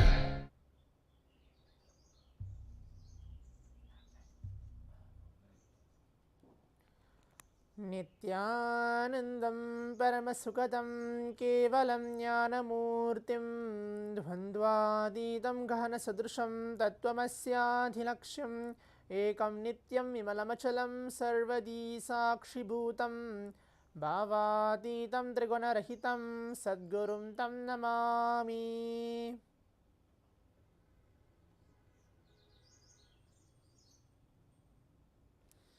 Nithyanandam, I welcome all the Paramashivam participants here who are being seated with us across different Zooms and watching us live in different social media platforms for this exciting 21 minutes of Power Manifestation session, directly blessed by the Supreme Pontiff of Hinduism and guided by Swamiji himself.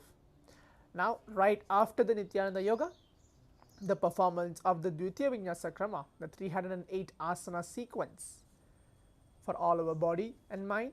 Now we are directly moving on to the exciting power manifestation session, the 21 minutes, making all of us manifest these powers, getting to the space of oneness with Paramashiva.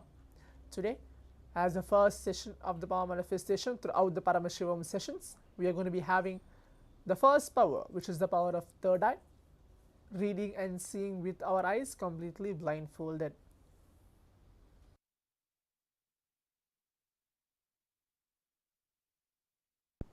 Now, as all the participants are getting ready after the Nithyananda Yoga, we are manifesting the power of third eye, closing your eyes and keep reading blindfolded. Please be ready. Please be seated and please turn on your cameras.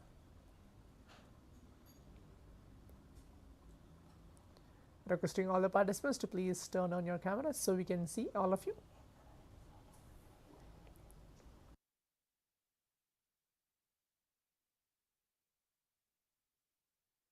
I'm giving a few minutes for all the participants to please be seated as we're going to begin today's power manifestation.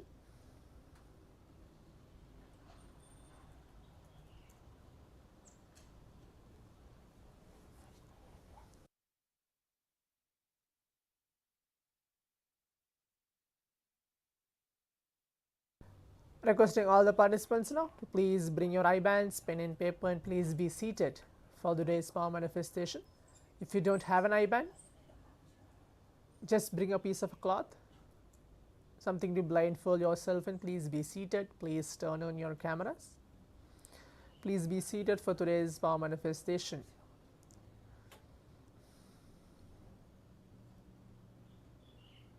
If you don't have a pen and paper, it's fine. You can today's round 1 and the round 2 will be, you can leave the message on the Zoom chat, so make sure you're completely connected and keeping your cameras on. That's good to see all the participants here. I can see Pavan K, Chen Lee, Zed Maldi. Okay, keep your cameras on. You can see these are the regular participants who are coming and being participating for today's power manifestations. It's good to see all of you.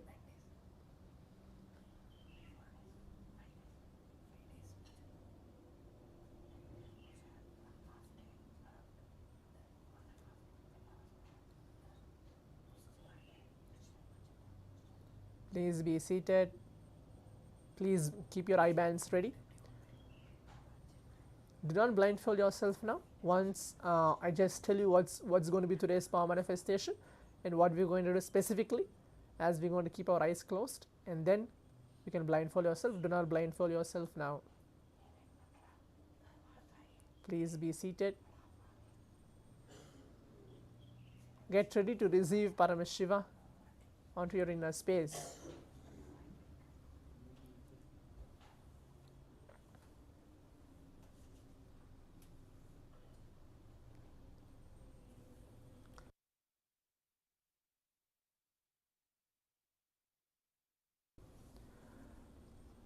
Again, just to inform and remind all the participants who are being seated here, this power manifestation in the Vedas and Agamas, which are the source scriptures of Hinduism, Swamiji, Paramashiva himself, who is the incarnation of Paramashiva himself, has mentioned that all these power manifestation, that there are more than 463 plus powers revealed by Paramashiva himself. Throughout this Paramashivam sessions, we'll be going through various different of those powers. One of such those powers is the power of third eye awakening, reading and seeing with our eyes completely blindfolded. Before the Supreme Pontiff of Hinduism is initiating all of us into these powers, he ensures, validated, confirms with the Vedas and Agamas, the source scriptures of Hinduism, that tells that this power manifestation is real and has a benefit to all of us once we start to practice these powers. These pramanas, which I am going to mention now, these pramanas are the evidences. There are 4 different pramanas confirms that these powers are real. The first pramana is a Shastra pramana, the scriptural reference, the verse, as you can see, which is there beside of me. There is a verse revealed from the Vijnana Bhairava Tantra. Bhagavan Paramashivam himself reveals that verse with the translation. The next goes by the Apta Pramana, means the rishis or munis who have time tested and actually took time by themselves, practiced and manifested this very same power, the power of third eye. That's called the Apta Pramana. The next moves by Atma Pramana, which are the personal experience of the Supreme Pontiff of Hinduism, Swamiji himself. He himself have manifested this very same power manifestation, initiated and guided by his own gurus. The next moved by is a Sakshi Pramana, where all of us now are being seated, all the Paramashivam participants here who are being seated for this exciting power manifestation as a Sakshi Pramana, that we are real and we are going to manifest these powers. So these are the 4 different pramanas. Only after these pramanas and being mentioned, the Supreme Pontiff of Hinduism is initiating all of us for this exciting power manifestation. So now I'll be reciting the Shastra Pramana, the verse directly revealed by Bhagavan Paramashivam himself about this power manifestation. Kapalantarmano nyasya tishtanmilitalochanaha kramena manaso dadyad lakshayed lakshamuttamam.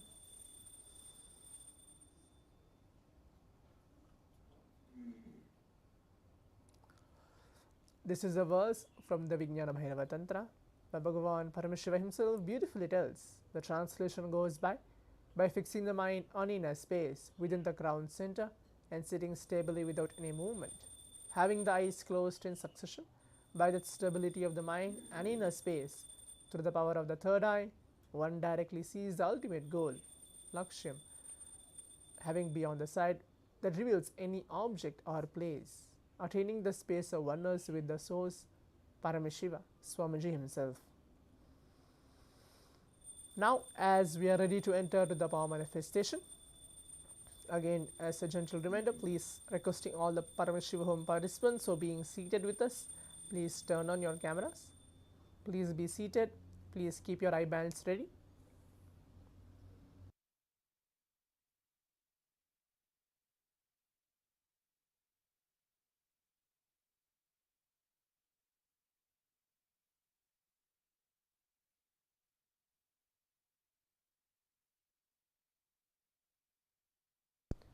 Today, we are going to be manifesting letters blindfolded. I'm repeating again, today we're going to be manifesting letters blindfolded. For the previous sessions which we had, we were manifesting shapes and colors. Today we're going to manifest letters, any one of the alphabets I'll be choosing and projecting it to all of you. Letters blindfolded for today's power manifestation. Hope all the participants are able to understand. If you're able to hear and understand, maybe you can leave a message on the Zoom chat and telling yes, I'm able to understand what is the first round of the power manifestation.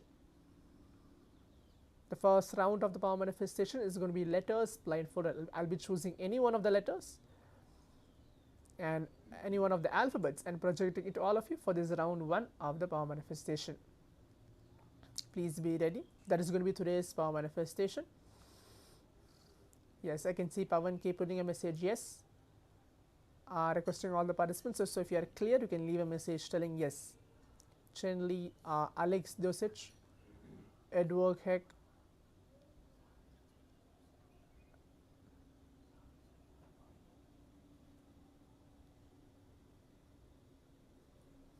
Srinivas CG,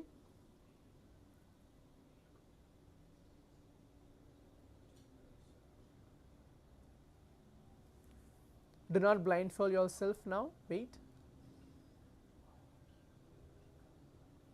Once you are clear, yeah, okay, yes, I can see Srinivas CG putting a thumbs up, okay, you are able to understand, good.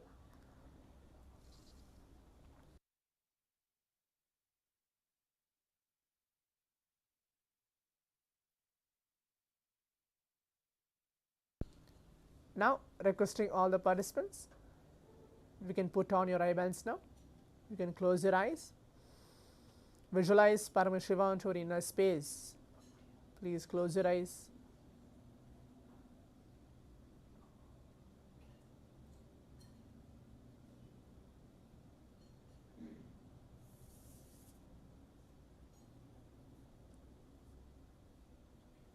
Participant named as Edward, please close your eyes. Visualize Swamiji onto your inner space. Remember the form or any of the darshans which we had in this previous Paramashivoham sessions, which you feel you are connected to, or any of the pictures, videos, or any of the darshans which you feel connected, which you feel that, wow, Swamiji is there really in front of me. Take few seconds for that. Keep your eyes closed.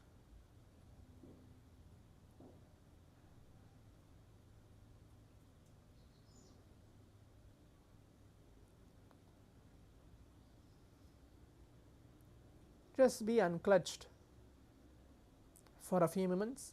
Just see everything around you as Paramashiva, your body, everything, and start chanting the Mahavakya. Om Nithyananda Paramashivoham. Om Nithyananda Paramashivoham.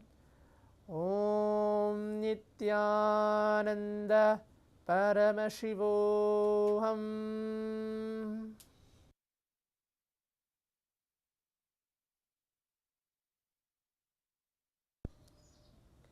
Keep chanting Mahavakya as we have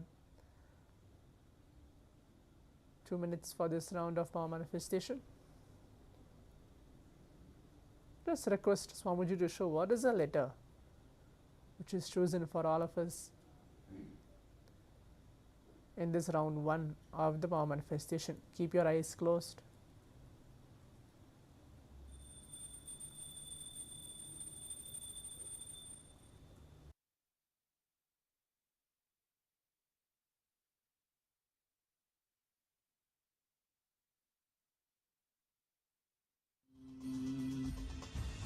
Om Nithyananda Paramashivoham.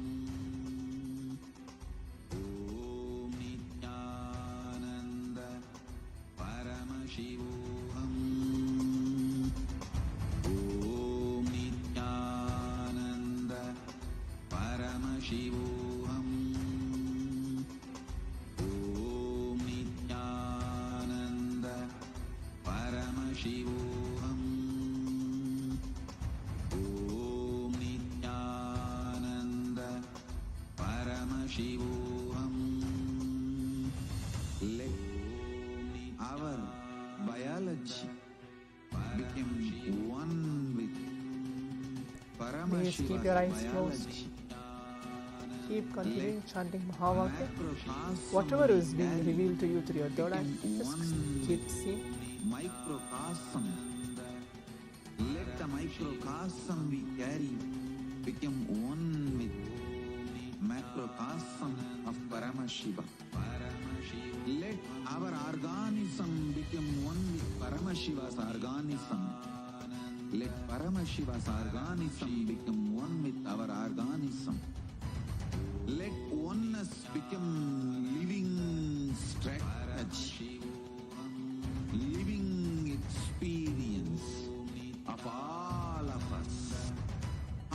We have a few more seconds left. Please keep your eyes closed.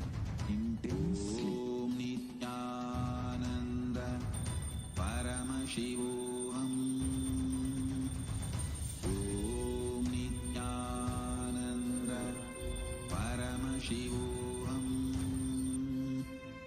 Om Nithyananda Paramashivoham. Om Nithyananda Paramashivoham.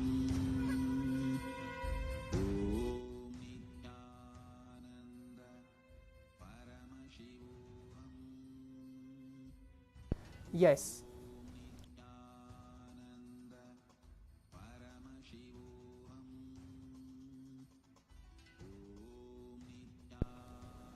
Yes. Now requesting all the participants. You can take a few minutes of our time. You can take off your eye bands, open your eyes. Please open your eyes. The round 1 of the power manifestation is being done. Now please type out your answers on the Zoom chat telling what was revealed to you through your third eye. It can be anything. Even though you just see any letter or different letters or many different letters, please type out even that on the Zoom chat telling what was revealed to you through your third eye. Please take a few minutes for that and please type your answers on the Zoom chat before we move on to the next step of actually going ahead and verifying what is the actual letter which is chosen for all of us. Nithyananda Paramashivoham. Om Nithyananda Paramashivoham. Please take a few minutes now and leave the message on the Zoom chat. Okay, Pawan K is telling W. That's good. Please leave the message in the Zoom chat. Chen Li, please leave the message. Requesting all the participants here who are participating with us, please leave the message in the Zoom chat telling what was the revelation which you had. Even though you are seeing something else altogether, not even letters, you can even leave that in the message as well.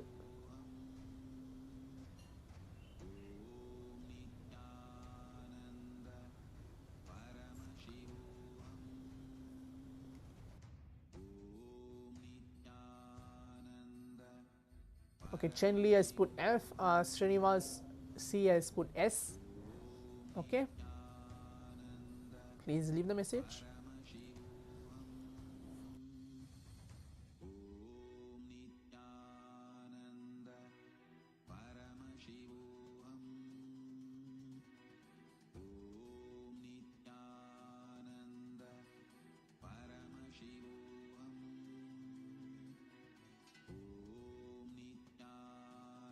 Now, as all the participants can see, the letter was chosen for all of us was the letter S. Like some of you have put W, some of you have put F, S and C and so on. The letter was chosen for all of us was the letter S. I think so Srinivas got it exactly right at the first shot that you have manifested this power. The letter was S. Okay, now we'll move on to the next round of the power manifestation. Please close your eyes. Keep your eyes closed. You can put on your eye bands now.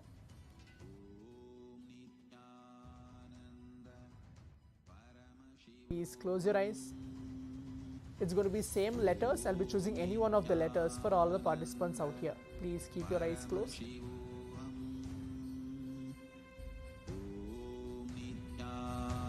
Start chanting the Mahavakya. Just see your own inner space as Paramashiva. Everything around you as Paramashiva. Please keep your eyes closed.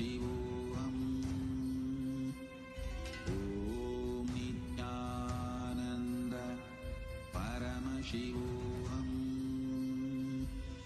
Om Nithyananda Paramashivoham. Om Nithyananda Paramashivoham. Om Nithyananda Keep chanting Mahavakya. Paramashivoham. Om Nithyananda Paramashivoham. Om Nithyananda Paramashivoham. Om Nithyananda Paramashivoham. Om Nithyananda Paramashivoham. Om Nithyananda Paramashivoham. Om Nithyananda Paramashivoham. Om Nithyananda Paramashivoham. Om Nithyananda Paramashivoham. Please keep your eyes closed, don't open your eyes. We have 2 more minutes left. Whatever is being revealed to all of you through your third eye, just keep seeing. Everything is just a manifestation of Paramashiva. Do not get to the boundary of whether you're going to get correct or wrong. There are different letters getting revealed to me. What should I choose? Drop all of those at Swamiji's feet. Sit as Paramashiva. Inhale. Just keep seeing. As you manifest more and more powers of Paramashiva, 25 heads and you will actually get 75 closer and eyes being in and the space of 50 oneness, and hands. you'll actually see the physical form of Visualize, Paramashiva himself in front of He you. is a living, alive being. Drop your form into his form and dissolve.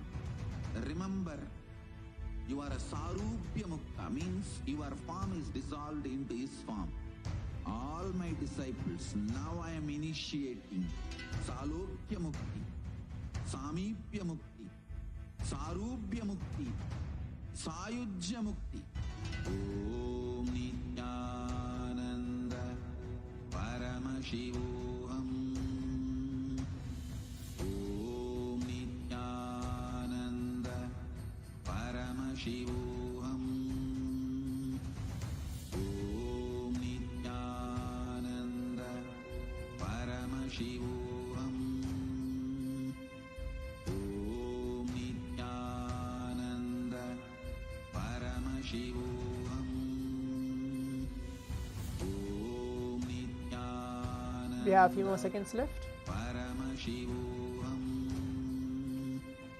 Om Nithyananda Paramashivoham. Om Nithyananda Paramashivoham. Om Nithyananda Paramashivoham. Yes. Now requesting all the participants, the round 2 has been completed. We can take few minutes of our time. Take off our eye bands. Please open your eyes. Please open your eyes.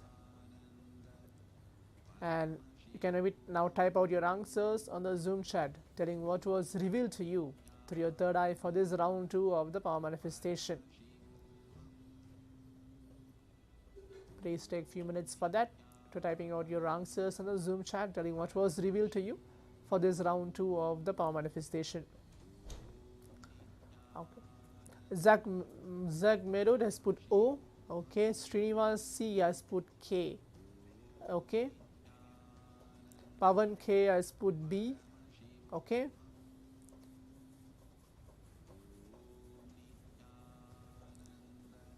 Please leave your message. Chenli, even you can leave your message. What was revealed to you?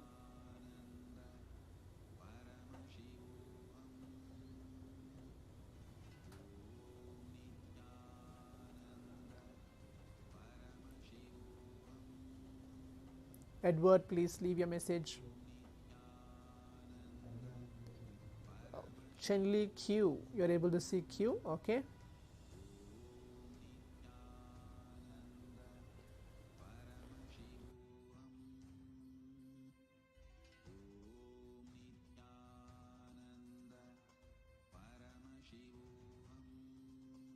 Now, as all the participants can see, the letter was chosen for all of us was the letter G was revealed. This was second round of the power manifestation. the letter G was revealed for this round 2 of the power manifestation. The first was S and the second was the letter G. Okay, so this is the round 2 of the power manifestation. I think so. We have to still manifest more for us to manifest and get to the closer, getting letters and manifesting more and more powers of Paramashiva. It's good that all the participants here have been manifesting these powers. Now, as we're moving on to the next step of the power manifestation is taking a few minutes of our time, going ahead onto our social media and posting our experiences, either with the pictures, videos, or any of the breakthroughs which we had. Let's take a few minutes before we move on to the next session. We have a long session throughout the day before we receive the Supreme Pontiff of Hinduism, Swamiji, in the Bhavasamaya Darshan today. Please take a few minutes. Remember, while you're posting your experience, please use the hashtags as given there. Use the hashtag of Kailasa, hashtags of the Nithyananda, hashtag of Paramashivoham, and the final hashtag is Power Manifestation. Hope all the participants have enjoyed this 21 minutes of this power manifestation, of manifesting the power of third eye. Now, stay tuned, we'll be starting the next session very shortly. Thank you. Nithyananda. Paramashivoham. Om Nithyananda Paramashivoham. Om Nithyananda Paramashivoham. Om Nithyananda Paramashivoham. Paramashivoham. Om Nithyananda Paramashivoham. Om Nithyananda Paramashivoham. Om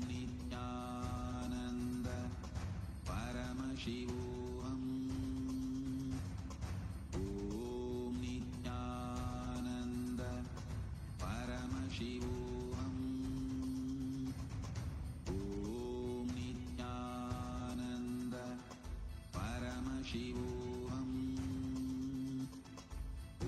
Om Nithyananda Paramashivoham. Om Nithyananda Paramashivoham. Om Nithyananda Paramashivoham. Om Nithyananda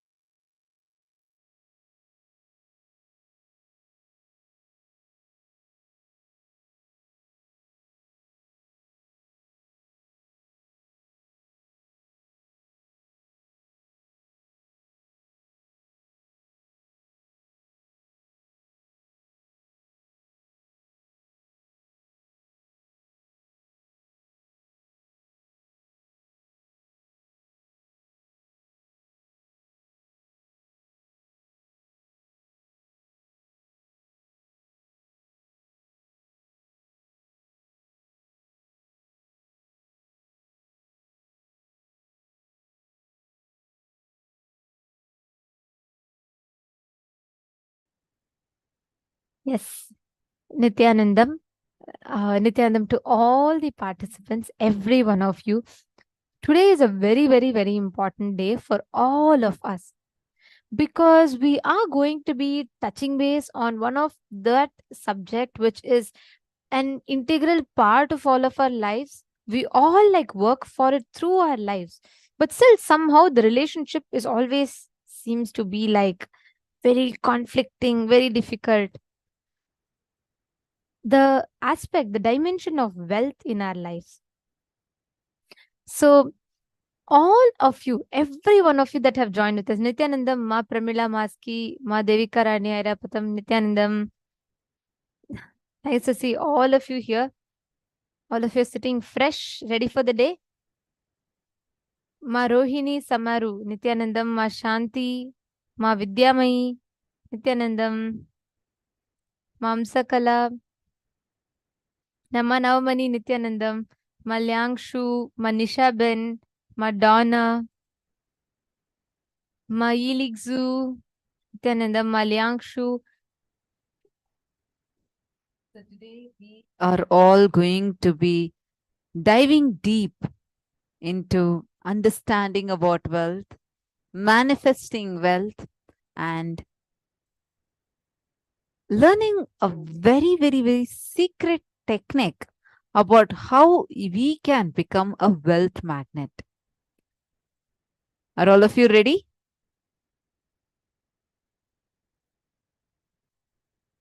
How many of you are ready for today? Post yes, I'm ready in the chat.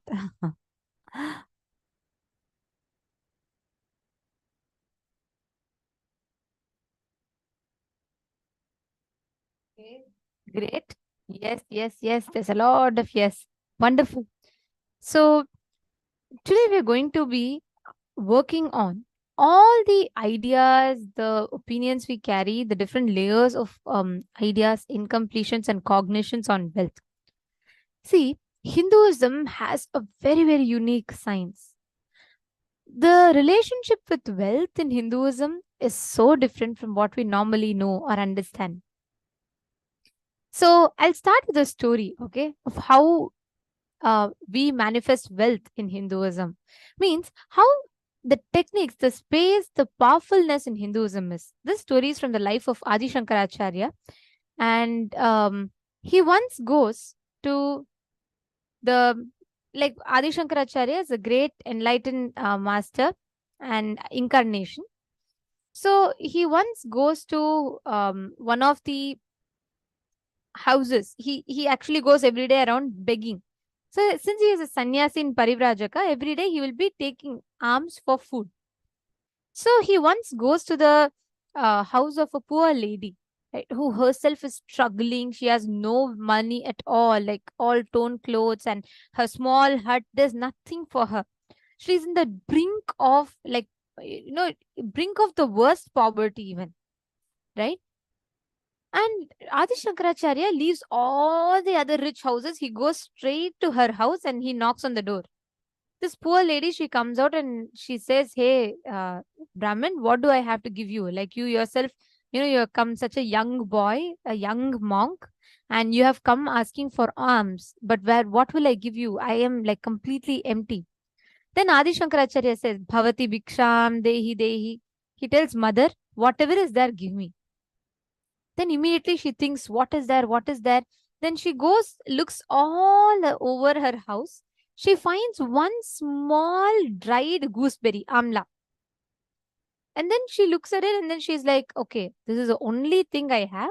Then she says, that's only food she had left to eat.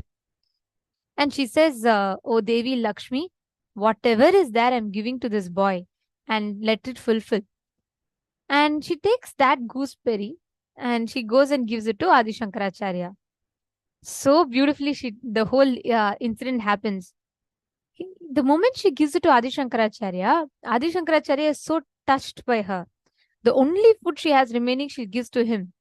So he sings the Kanakadhara Stotram. He sings the Stotram. He spontaneously sings the Stotram on Devi Lakshmi, and like a huge shower of golden gooseberries fall in her. Like, means she gets so much of gold, like so much of wealth. And all through her lifetime, she could have never earned that much of wealth, just showers on her.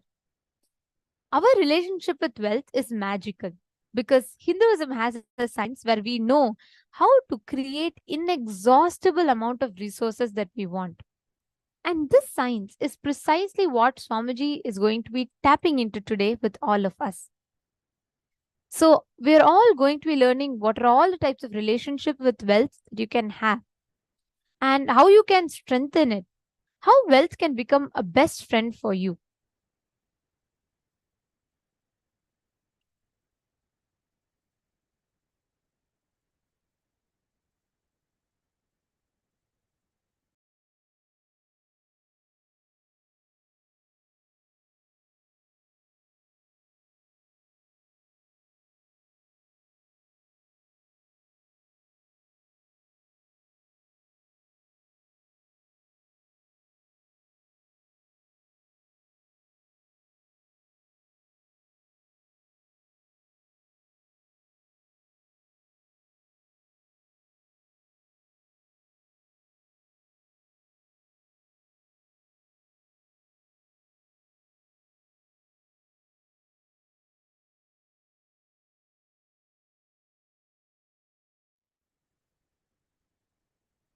Right?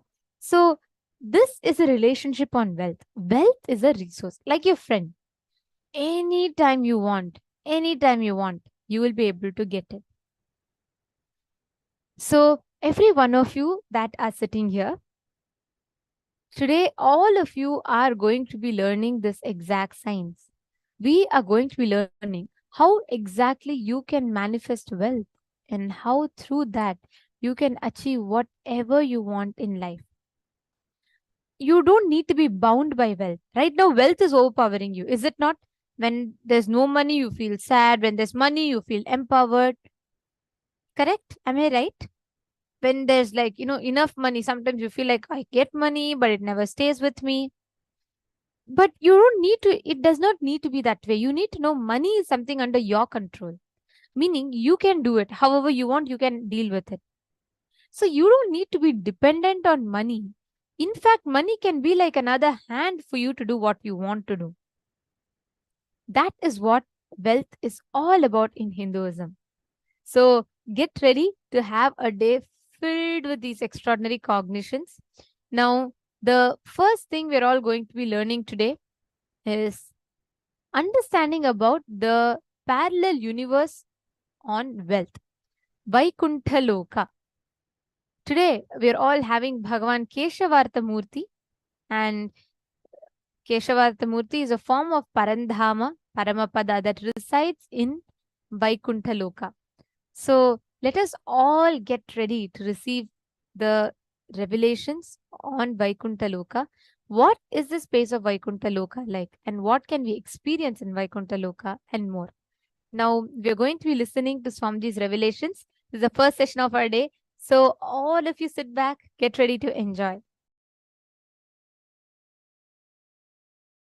No, Vaikuntha is different. You see, Vaikuntha is an enlightened space. Don't connect Vaikuntha with the Indraloka and Devaloka. Vaikuntha and all you can reach only by pure devotion.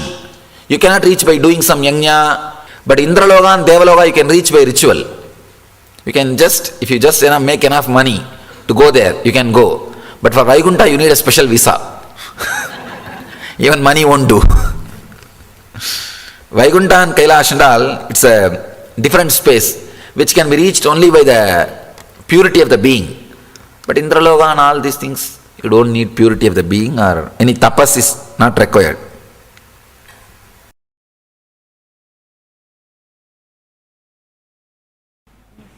There's a beautiful story. Vishnu was lying on the Vaikuntha. Mahalakshmi was pressing his feet. Suddenly Vishnu got up and started running. Mahalakshmi thought, did any demon attack Vaikuntha? Even then I have never seen in my whole life Mahavishnu running like this. And she was also chasing him and asking, "Arey, tell me, why are you running? At least tell and run." Which demon is attacking? I don't see any demon, any attack. Then Vishnu, without reducing the speed, the same speed running, and he's telling, look there, look there. There, the Prahlada was trying his small hand and trying to show in which pillar Vishnu is there. The father is asking, Hiranyakashipu is asking, hey, in which pillar your Narayana is there? In this pillar or that pillar? So the Prahlada, small kid, he is only a 5-year-old kid. When Narasimha Avatar happened, he is only 5 years, not even 6. 5 running. So that small baby is raising the hand and trying to show. Narayana says, whichever pillar that finger is showing, I have to get into that pillar. I can't afford to let my devotee down. It boils down there.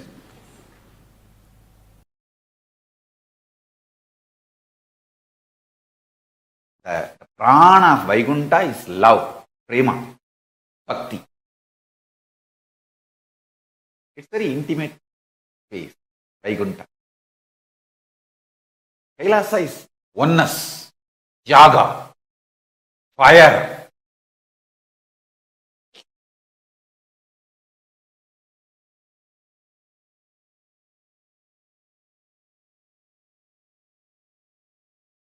Vaikuntha is more like a cool prema bhakti, the love space.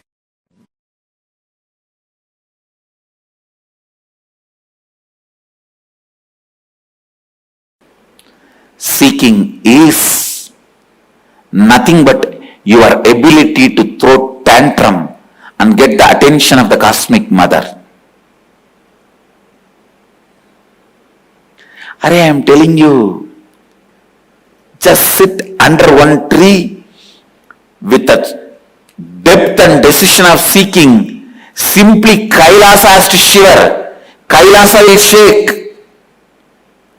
Don't try to be Ravana, trying to shake the Kailasa. You will be caught under. Just be a yogi. Vishnu cannot sleep there. Vaikuntha will have a tsunami.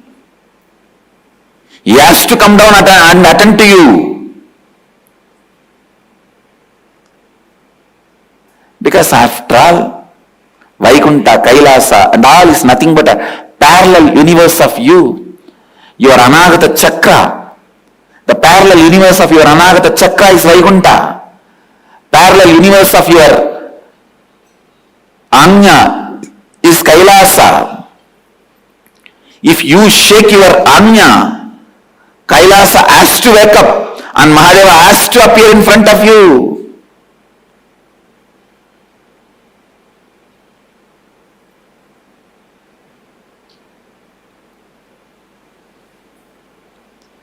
Don't be arrogant out of your seeking. Actually, when you are seeking, arrogance will not even happen.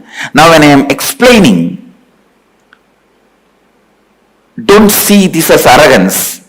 Very pure, clear, confident and the straight, right guidance I am giving you. It's not arrogance. When I say, if you sit and open your third eye, the parallel universe of the third eye, Kailasa has to shake and Mahadeva has to appear. I am not arrogant. I am just revealing some of the very deep, sacred secret to you. If you sit and open your Anagata Chakra with the depth of seeking, simply the Narayana has to wake up from his Yoga Nidra and appear in front of you.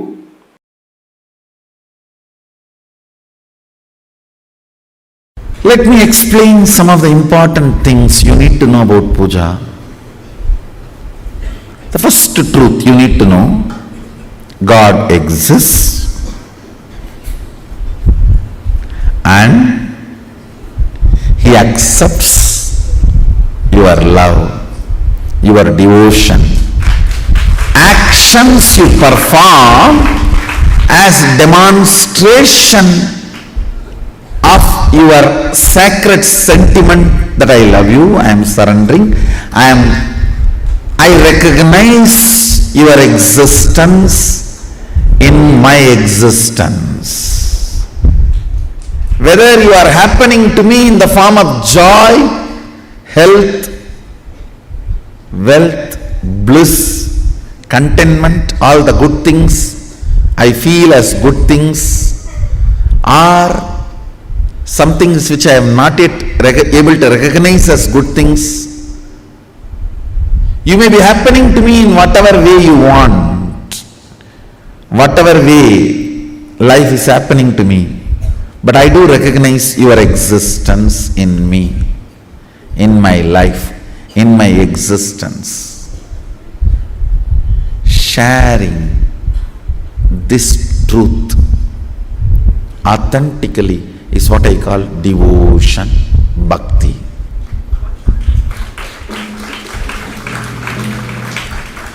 Manifesting powerful cognitions about the universe is bhakti, and manifesting powerful cognitions about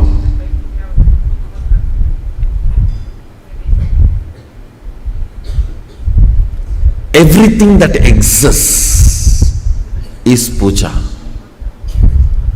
Puja is the time you naturally manifest most powerful sacred cognitions about life, about universe, about God. Especially if you understand those mantras, the sacred sentiments, meaning behind those mantras. We will start soon classes, sessions, for every one of us to understand the sacred sentiments. When you sit with those sacred sentiments and Bhava Samadhi, I tell you, it is literally Shaktipada with Sadashiva himself.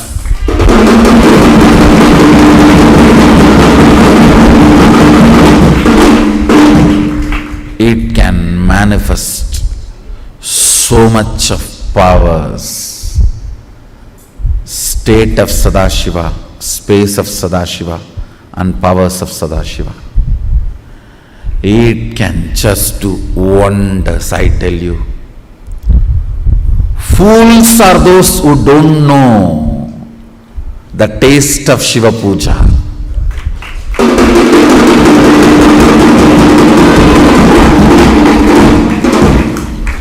It is actually literally missing an important component in the life.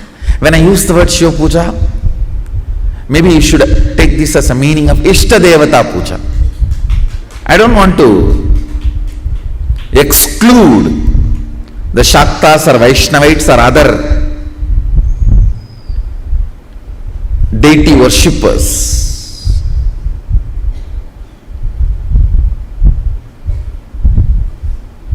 Because now I am practicing and promoting Shiva Puja, I am using the word Shiva Puja. Otherwise, you should take this as a Ishta Devata Puja. Whoever is your Ishta Devata, I tell you, the Ishta Deva Puja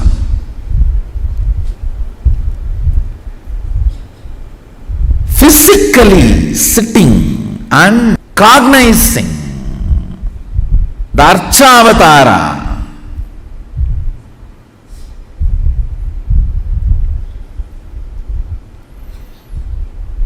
and collecting all the things needed to offer it to him,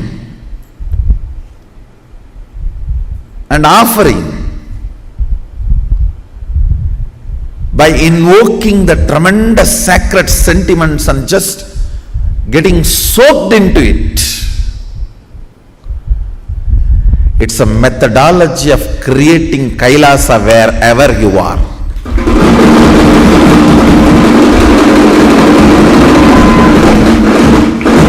You have power to manifest Kailasa where you are. and your sacred sentiments are so powerful, he has to recognize it, and he is waiting to recognize it.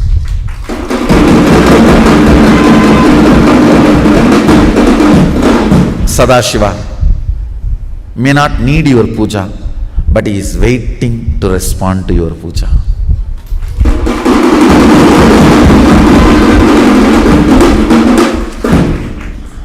Your sentiments are different. You think, oh, if he is waiting for me, then he needs me. No.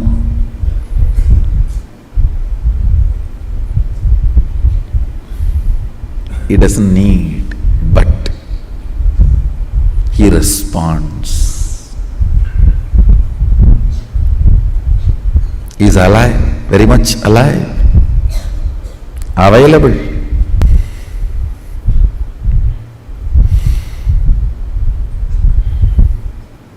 Puja is 100 times more than sitting in mandala process with me.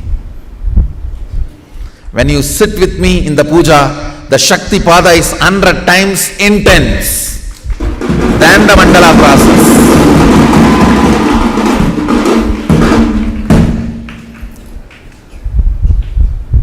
Because the sacred sentiments invoked.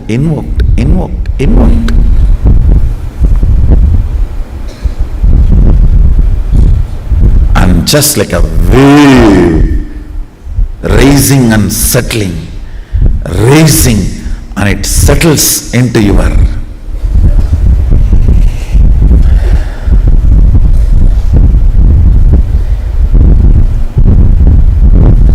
muscle memory. The sacred space of puja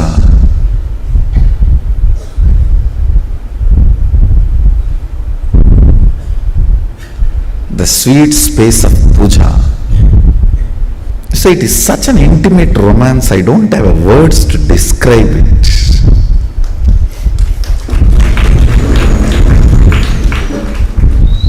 Romance described loses its sweetness and sacredness, becomes dirty.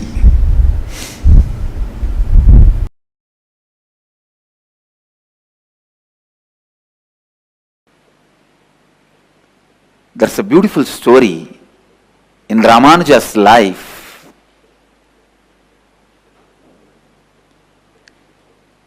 He goes to his guru and asks him to give one method to achieve the ultimate.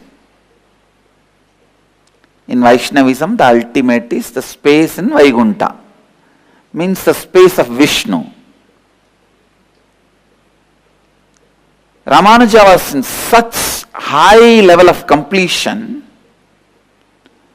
the Guru gives him the initiation into the great mantra, Namo Narayana, Om Namo Narayanaya.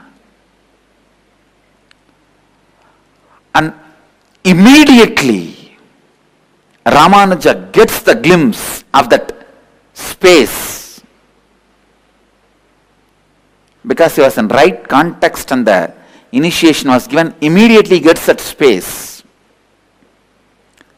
But the Guru says, don't go out and give this mantra to anyone and everyone, otherwise you will go to hell, they will go to Vaikuntha.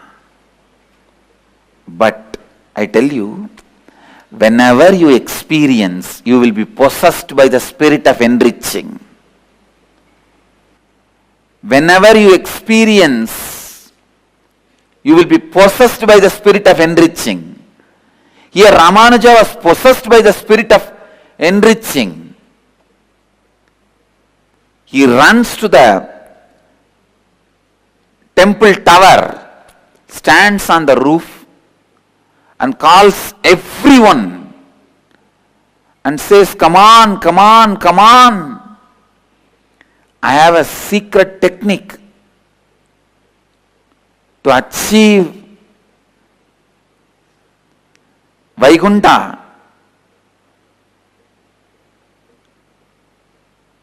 If I teach you all this, I may go to hell, but you will all go to Vaikuntha. Please learn.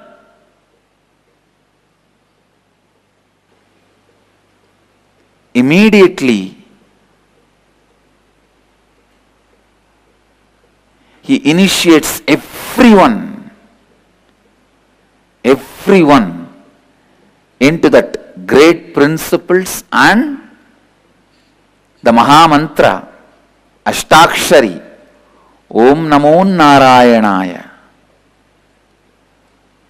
And please understand, you cannot even stop yourself from creating when completion happens in you. Completion is so powerful that uses you and simply creates naturally through you.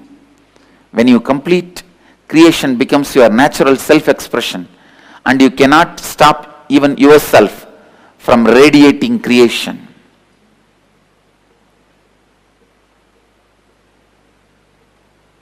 And I tell you,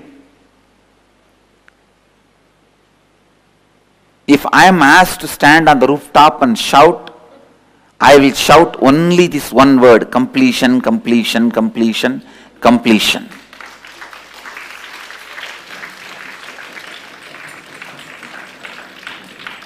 Like Ramanuja, how Ramanuja shouted, Om Namo Narayanaya, the mantra for the ultimate Vaikuntha. If I am asked from my experience, I will shout only this one word: completion, completion, completion. Learn the science of completion. Live the science of completion. Live completion.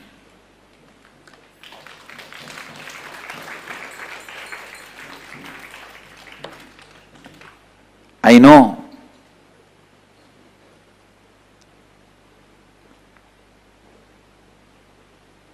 Ramanuja was heard by a few thousands. Now I am heard surely by few millions, because I am shouting in the media. But I tell you, completion, completion, completion. Learn the science of completion and complete with everything.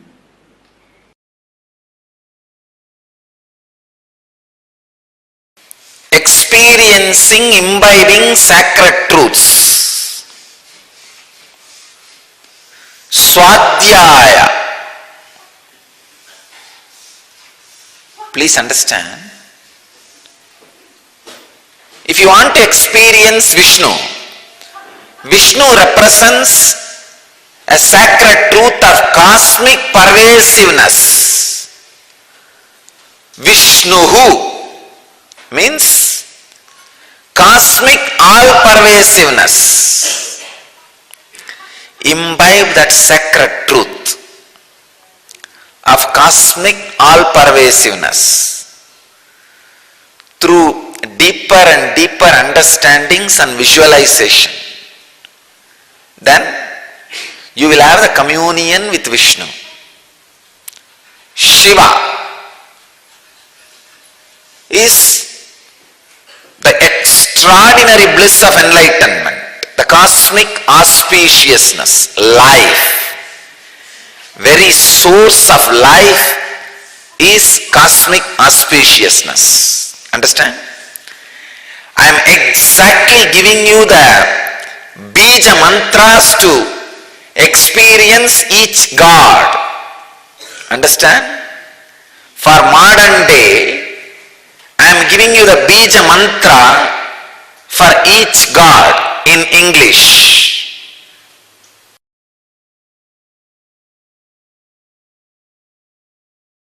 Pure consciousness is all-pervasive. Even the moment you meditate, you just know.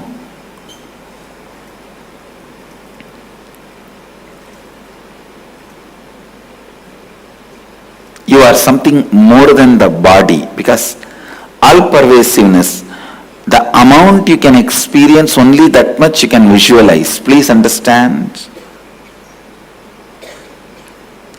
Physical things, for example, this seat, this asana, Even if you don't experience what it is made of and how it feels, you can see it. You can grasp it.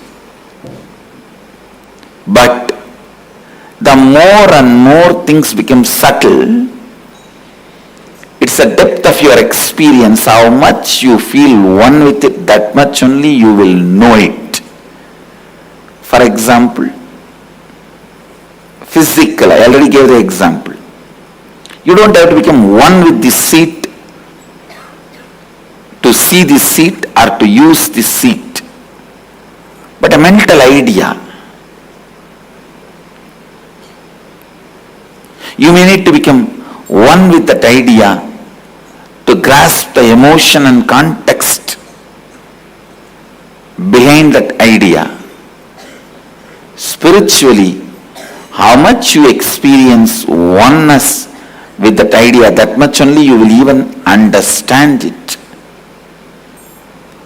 Please understand, pure consciousness is all pervasive. Meditate on it.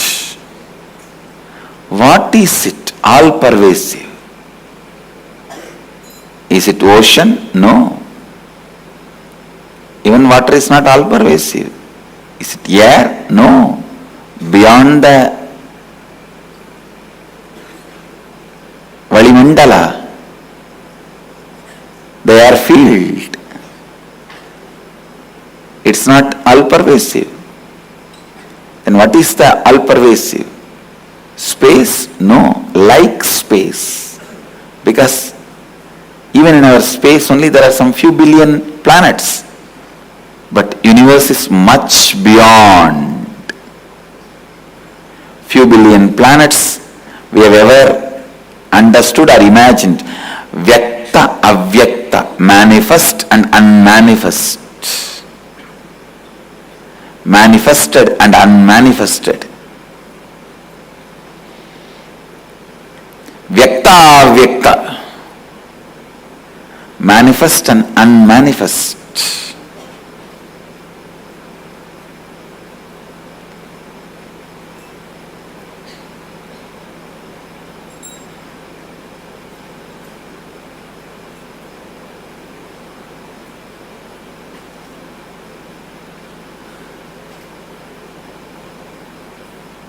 Meditate on it. Meditate on it. Meditate on it.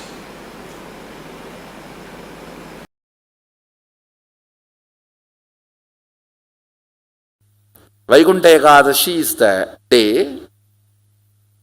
So tonight Dwadasi starts.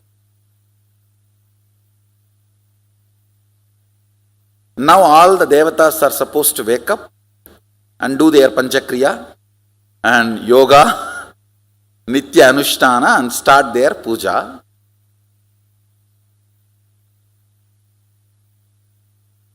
As a gift, bonus, Vishnu opens all the 11 dimensions and blesses the universe. Anybody has a free entry today.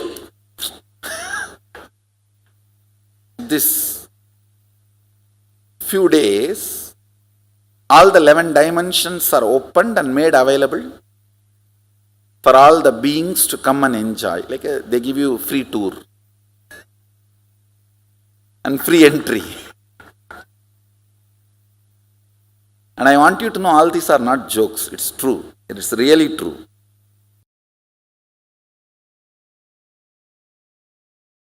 Listen. Los Angeles Kailasa is one of the most important Kailasa till now I have manifested.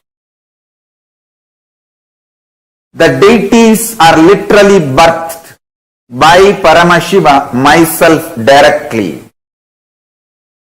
The Archavataras residing in Los Angeles can connect you directly to Kailasa and other vertical time zones. Sit Pray to Venkateshwara in Los Angeles, Kailasa, you will experience Vaikuntha directly. Connect, worship Ganapati in Los Angeles, Kailasa. You will experience Kailasa directly. You will see Ganapati in Kailasa directly. Every deity. Same way. Rajeshwari in Kailasa, Los Angeles. Connect with her. You will directly see Sripuram, Parashakti, Parameshwari, Rajeshwari. Every god in Los Angeles is directly birthed by me, Paramashiva, myself. The deities there directly will connect you to other portals, other lokas, and bring all the best things from that loka, not only the boons you ask, darshans of gods, and liberation itself. Los Angeles, Kailasa will be one of the most important Mukti Kshetra. This temple will be there forever till sun and the moon is there. That temple cannot be shifted. That deities cannot be shifted. It will be there forever. Liberating millions and millions and millions. I tell you,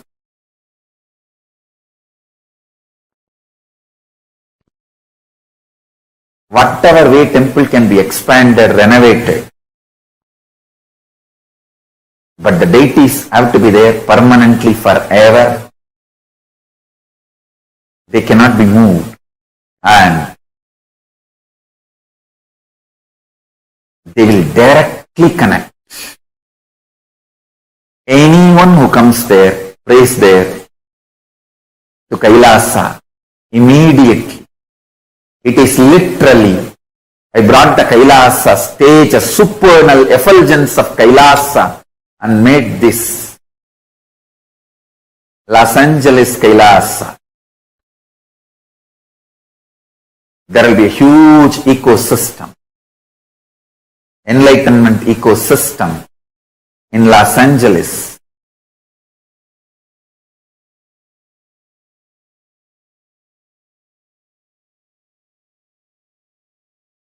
Like Tirumala, Tirupati, Varanasi, Madurai. Thousands and thousands will stand in queue for hours and have darshan of Los Angeles Kailasa.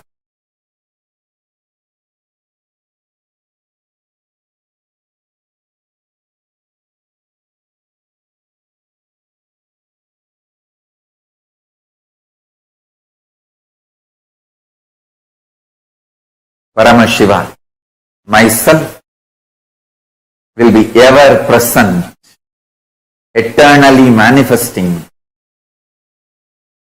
with all the gods and goddesses of Kailasa in Los Angeles Kailasa forever, gracing every devotee, disciple, even visitors and viewers.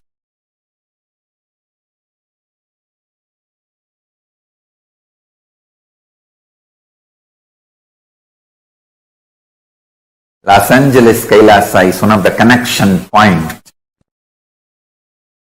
with Maha Kailasa and Bhuloka and all other lokas, spaces.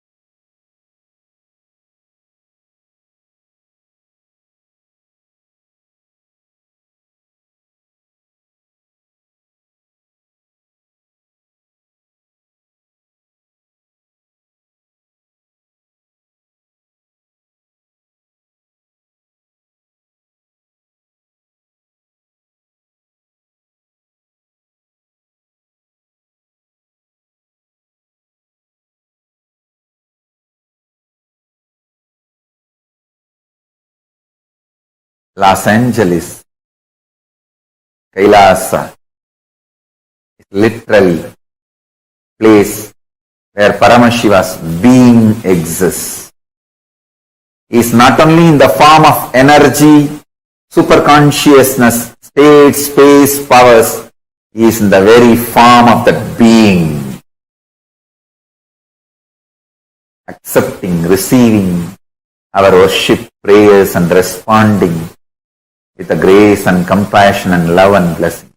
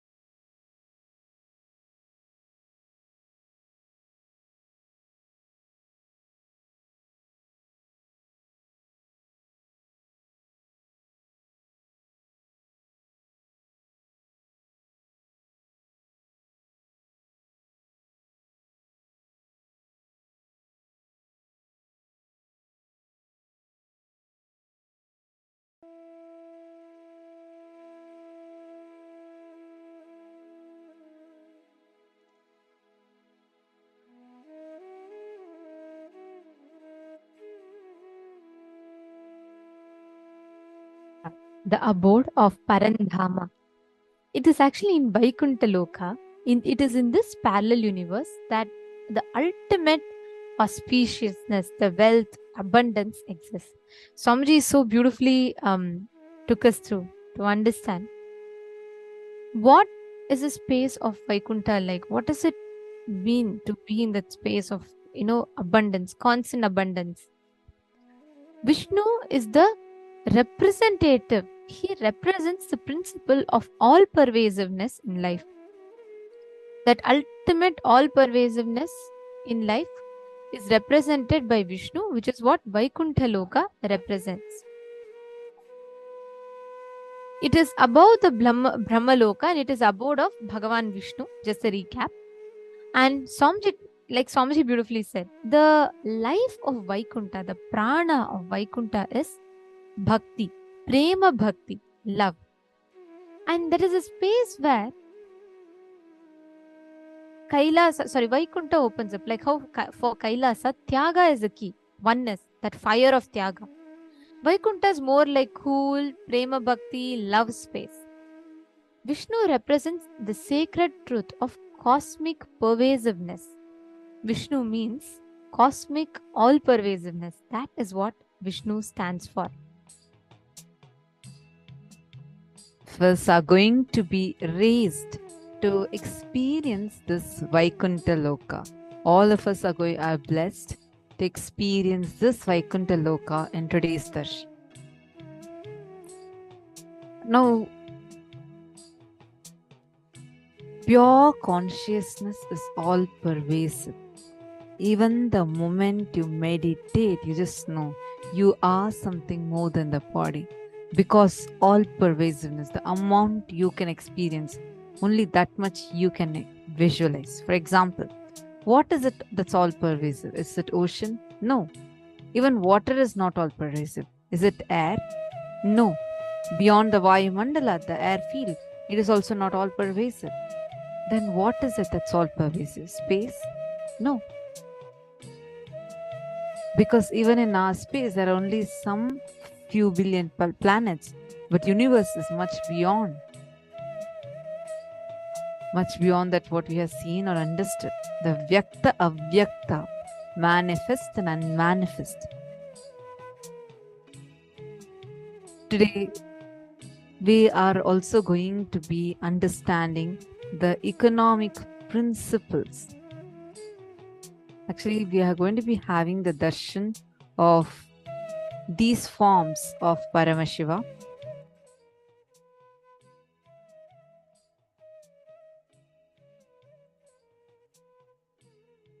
The Ekapada Murti, Ekapada Trimurti, and Tripada Trimurti. All these three different forms of Paramashiva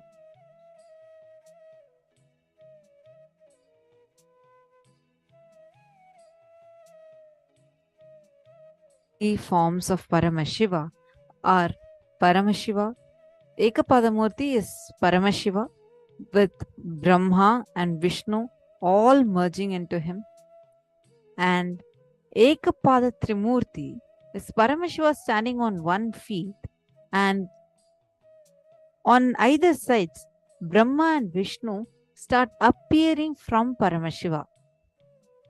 And Tripada Trimurti is where all the three of them are as individual manifestations, but from intense oneness.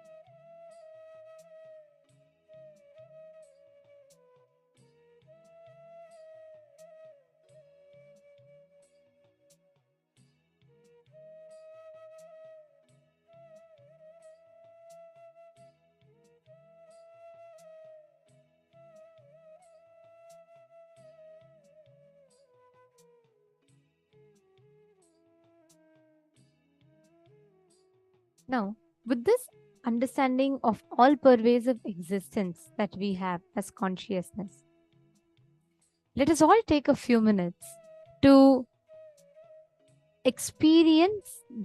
have that experience in us by manifesting this power.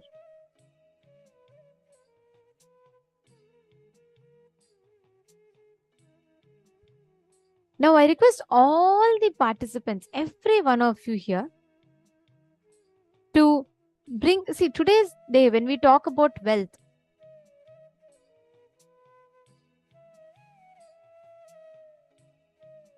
Talking about wealth, right? One of the main qualities of manifesting this space is what? Being able to handle the ups and downs. Whenever there is expansion, whenever you feel like, there's this space is shrinking, both times, whether wealth is in its high or down, when you associate yourself as consciousness, you will be able to play with the ups and downs of wealth. Are all of you catching it? That is what all of us are going to be working on today. We're all going to be working on understanding, establishing ourselves in the space of completion to manifest the ups and downs, to handle, be undisturbed through the ups and downs of wealth. That is why we are going to be manifesting the power of Ashtamaha Shaktis: Anima, Mahima, Garima, Lahima, Prapti, Prakamya, Ishitva, and Vashitva. Basically, it is the 8 main actions, which is being able to become as small as you want, being able to reduce anything as small as you want, being able to increase anything as big as you want, you being able to become as big as you want, being able to make something as heavy as you want, or being able to, you yourself being able to become heavy as you want, or being able to become light as you want, being able to make something light as you want. Then next is Ishitva, being able to attract something. Ishitva is being able to have lordship over something. Vashitva is being able to attract something towards you. And Prapti and Prakamya means being able to achieve whatever you want. And Prakamya is being able to experience yourself anywhere. These are all the aspects of manifesting wealth. That is what we are going to be manifesting today. Now, the main thing we're all going to be doing for that is all of us are going to start with manifesting the 8 actions with the wealth dimension. And how are you going to be doing that? All of you are going to be manifesting the powers of Anima, Mahima, Garima, and Lahima. Ready? Shall we all start? Okay. Can I request every one of you to bring some precious object? It can be gold, coin, some wealth, something related to wealth, whatever signifies wealth for you. Can you all bring that? It could be anything. It could be a gold coin, it could be a ring, it could be a bangle, or it could be a normal coin.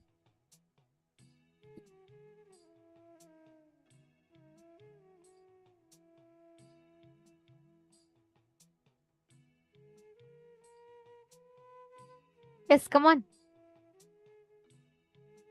Bring any object that you want, that you're fine with, that you want to play with, whichever represents wealth for you.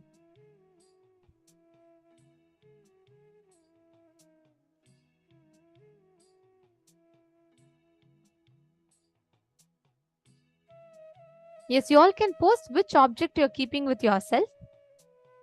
If you all could please post which object you're keeping with yourself.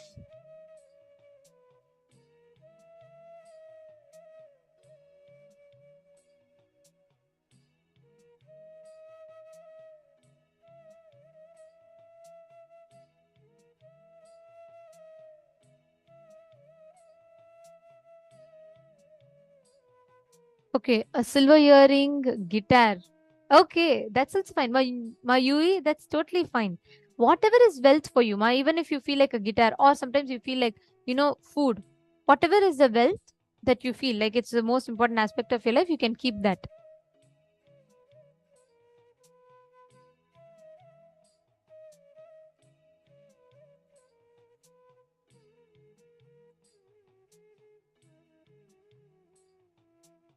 Okay, now please keep that object in front of you and all of you are going to be manifesting with that object. First thing, understand, the moment you keep that object, just draw and trace the size of that object. The moment you keep that object in front of you, first thing, understand, there is a part of you that is permanently established in the space of consciousness. There is a part of you which is permanently established in the space of experiencing that oneness, absolute Satya, absolute truth. All you need to do is manifest, harness that space for you to manifest the results that you want. Right? Understanding? Now, keep the object in front of you. First thing, measure its current size. Breathe life into that object. Understand, when as consciousness, visualize like a golden light intensely entering into that object and expanding that object. You will see the object will start slowly expanding. It will start actually manifesting. Shall we all start? Please chant the Mahavakya. Place the object in front of you. Measure its current weight, current size, Intensely visualize, infuse prana, life energy into that. Paramashivoham. Om Nithyananda Paramashivoham. Om Nithyananda Paramashivoham. Om Nithyananda Paramashivoham. Om Nithyananda Paramashivoham. Om Nithyananda Paramashivoham. Om Nithyananda Paramashivoham. Om Nithyananda Paramashivoham. Om Nithyananda Paramashivoham. Om Nithyananda Paramashivoham. Om Nithyananda Paramashivoham. Om Nithyananda Paramashivoham. Om Nithyananda Paramashivoham. Om Nithyananda Paramashivoham. Om Nithyananda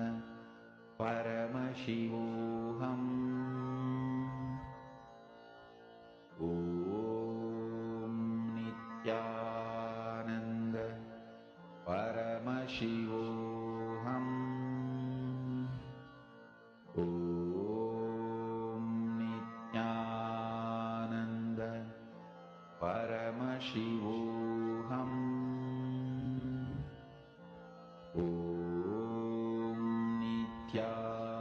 Om Nithyananda Paramashivoham. Om Nithyananda Paramashivoham. Om Nithyananda Paramashivoham. Om Nithyananda Paramashivoham. Om Nithyananda Paramashivoham.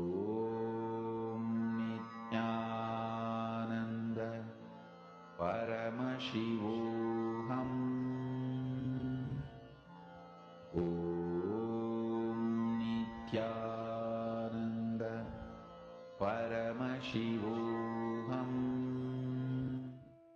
As we enter into this beautiful power manifestation, which is actually a very, very beautiful power related to wealth, where you can just play with your reality. Let's understand as we do the manifestation, let's understand how this power is mentioned in the scriptures, in the life of Swamiji, in the life of various rishis, munis, devatas of Hinduism. The pramanas that Swamiji gives us to acid wash every truth so that you can be sure it will work for everybody.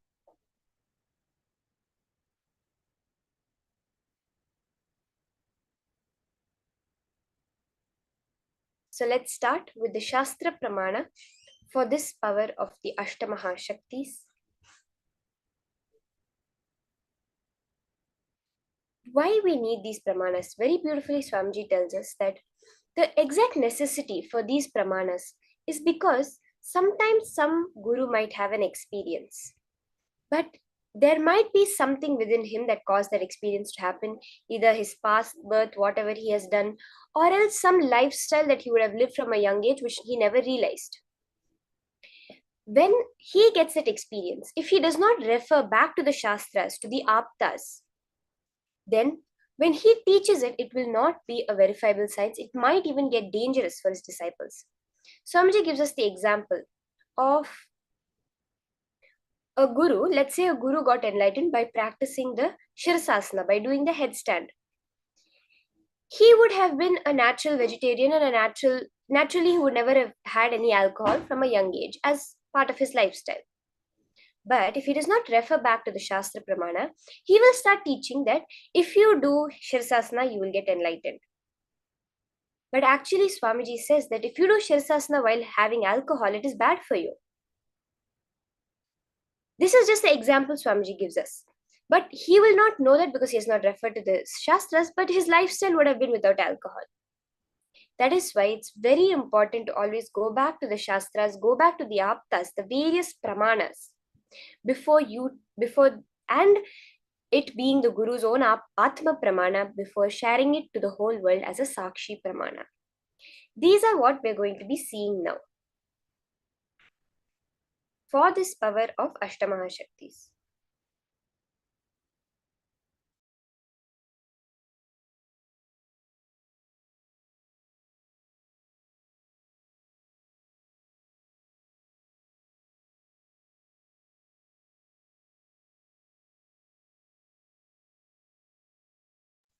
Another very funny example that Swamiji gives for what it is like if the person who's what it requirement of the Shastra Pramana and all the Pramanas are is like sometimes in Indian villages you'll see the compounder, the person who assists the doctor in giving medicines, will go and become a doctor on his own because he knows now, okay, red tablet headache, green tablet leg pain, yellow tablet stomach pain. So he memorizes all this, the compounder, and he goes and becomes a doctor in a small village and he gives. Swamiji says all this is all right until the pharmaceutical company changes the colors. It's exactly like that why it's very necessary for us to have the pramanas. So let's start with the Shastra Pramana for the power of Anima and Mahima and the various Ashtamahashaktis.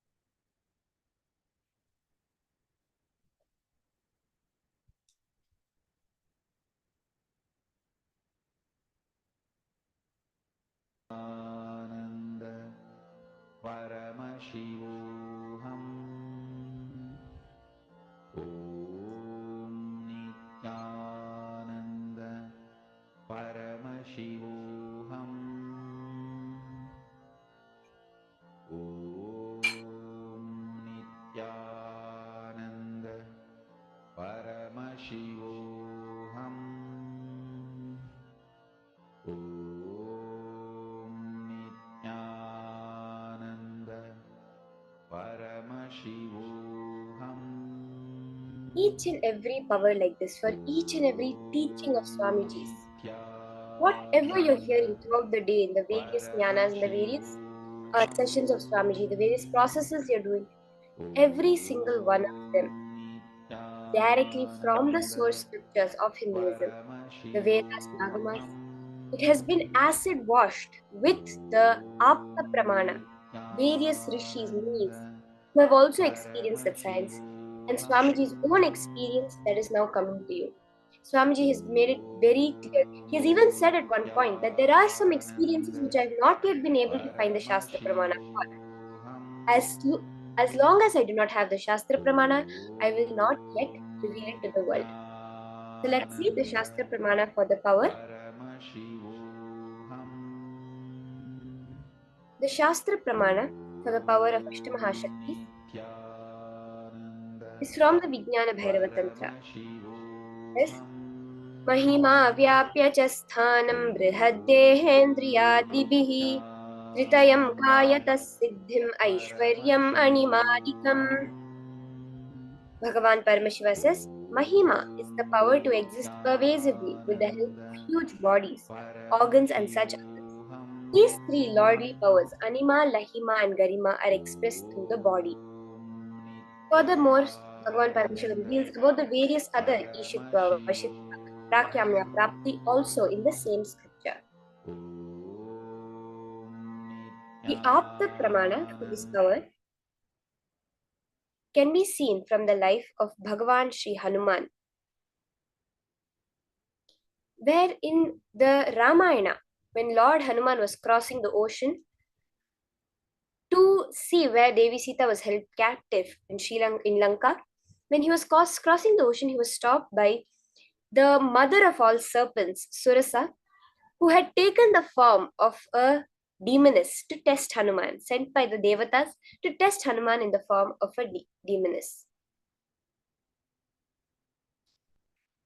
When he was crossing the ocean, she stopped him and she said, "Nobody can cross this place without entering into my mouth." So what happens is Hanuman starts growing in size and Surasa's mouth also grows.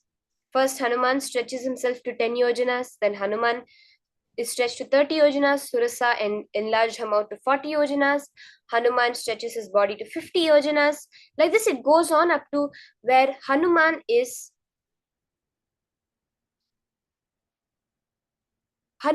as huge as a mountain.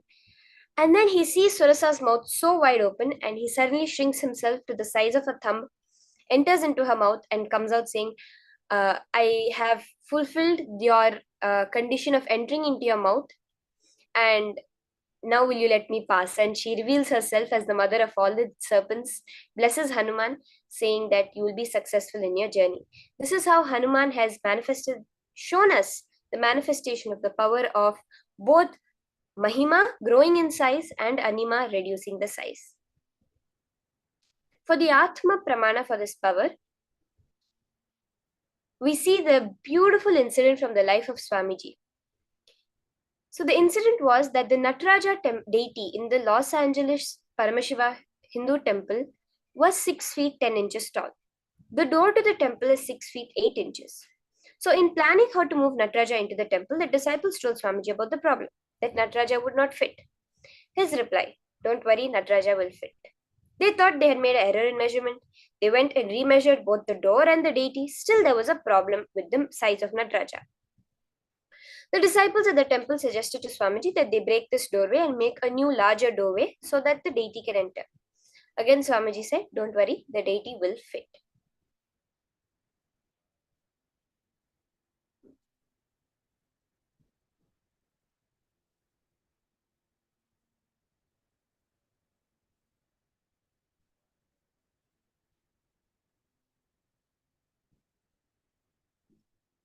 So the day came that they were going to move Nataraja, and on that day when they were about to move the Nataraja deity,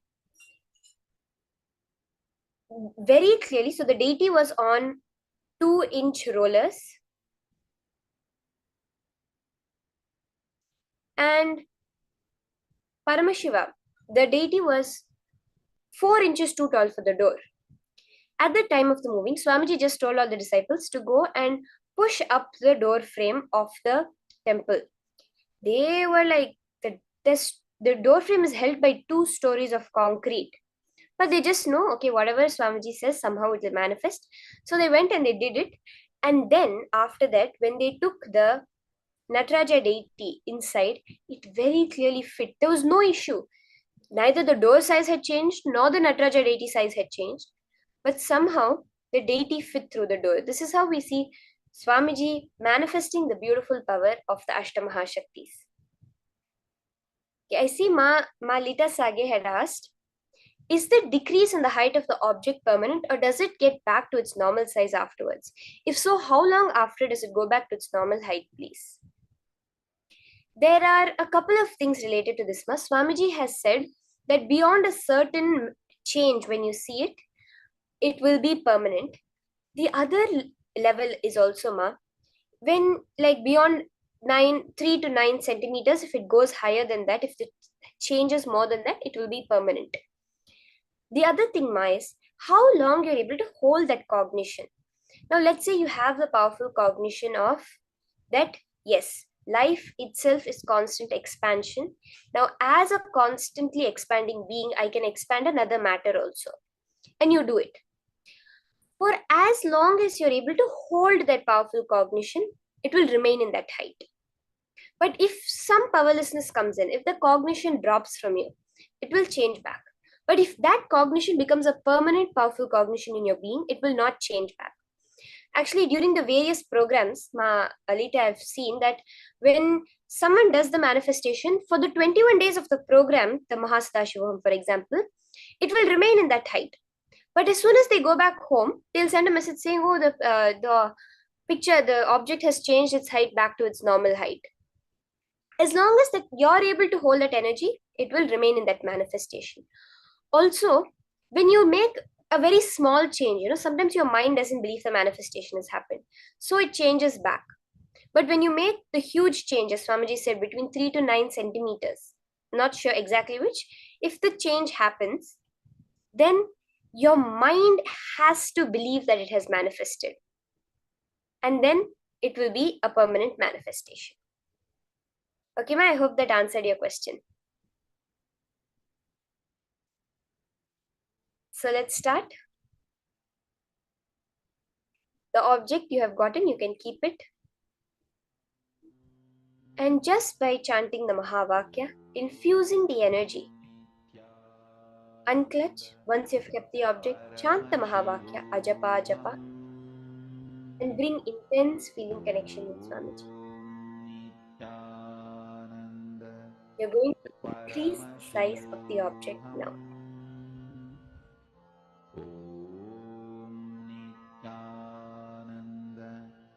Paramashivoham.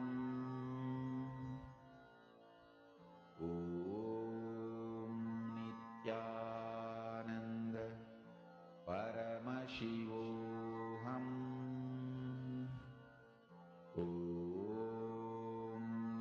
Nithyananda Paramashivoham.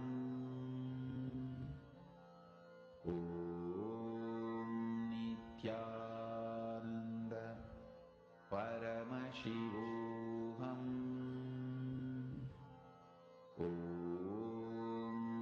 Nithyananda Paramashivoham. Nithyananda Paramashivoham.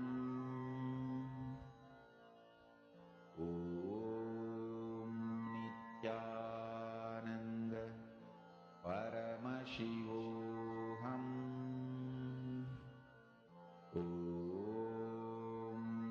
Nithyananda Paramashivoham.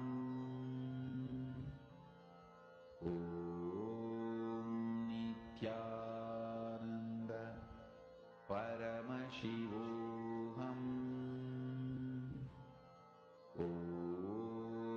Nithyananda Paramashivoham.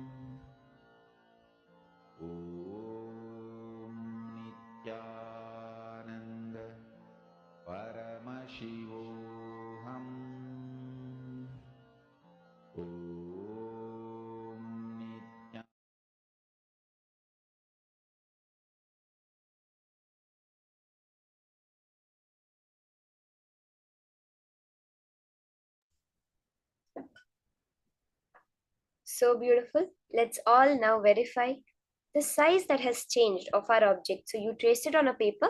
Now you can take it back and trace it against the same thing and take a photo of how the change has happened. It will be very nice to see that. And see, don't feel bad if the manifestation has not happened. Throughout the day, every completion that we do, every time we complete with wealth, will automatically increase the manifestation. And every time we manifest, we'll get more and more complete with our wealth. This is how the whole day is going to be.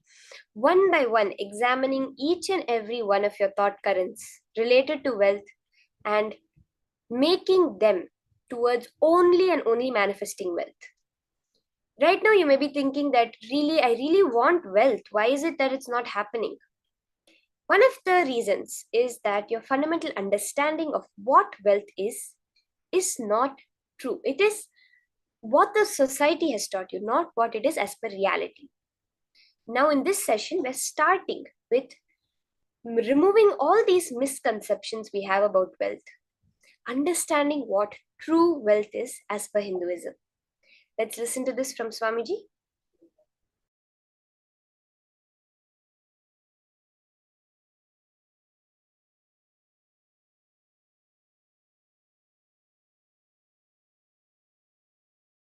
Whether it is your body, health, parameters, wealth, relationships, strategies, decisions, everything about life can just be reduced to numbers.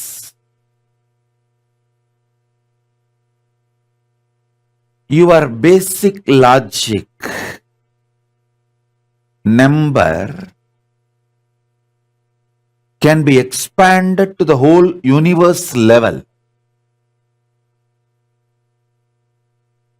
Just like your basic logic is one dimension of you, one aspect of you, whole universe as number as one part of itself. Your logic, numbers, and there is a one parallel universe called number universe.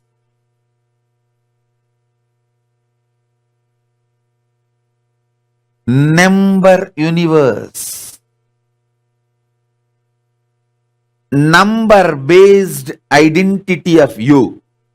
Number centric universe. How many of you are able to grasp?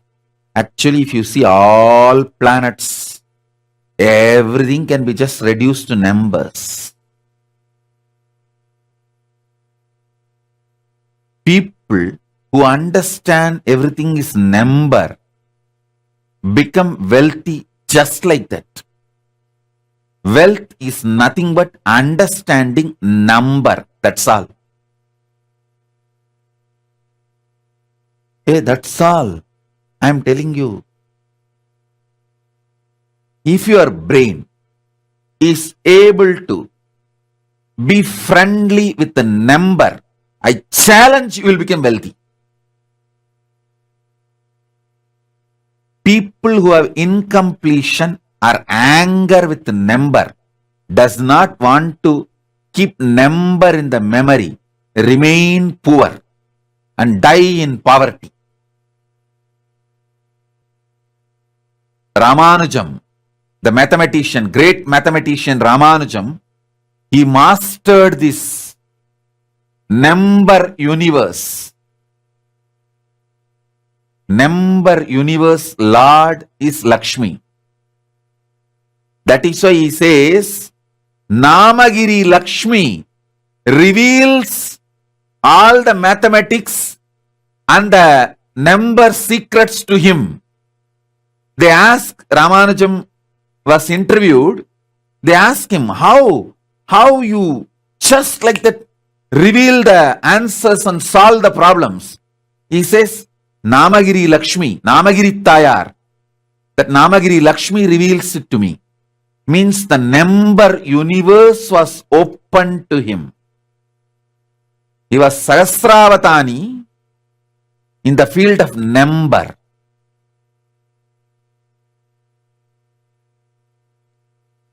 Your aspect of number, understand, it's actually your own aspect.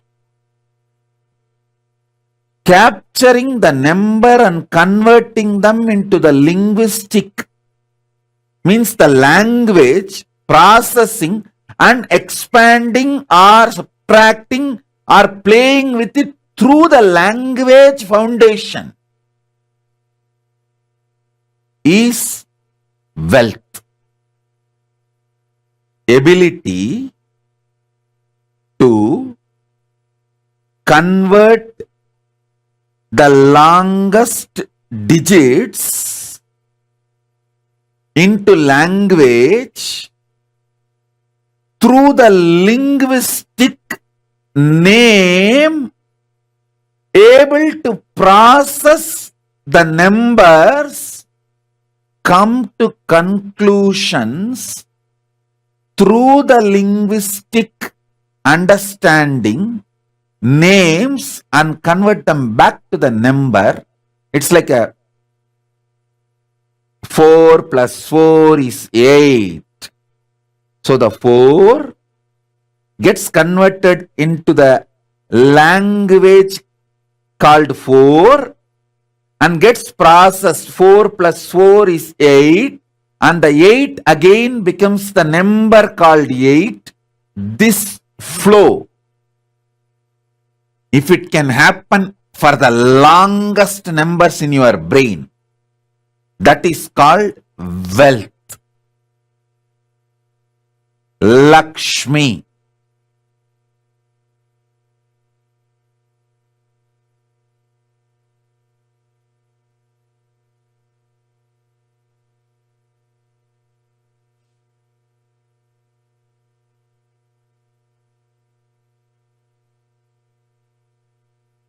Wealth grew if it is present in your brain. You have to be wealthy. Nothing can be done. This is the wealth grew. Wealth grew means ability to grasp the number and convert them into language. You know, it can be Sanskrit, English, Tamil, your mother tongue. And in the language, you process it. After the result comes, you convert that back to number. How many of you are understanding this circle? This whole thing? Raise your hand. This capacity, this grew is wealth, and it grows in your brain if you consume more ghee and curd and no meat.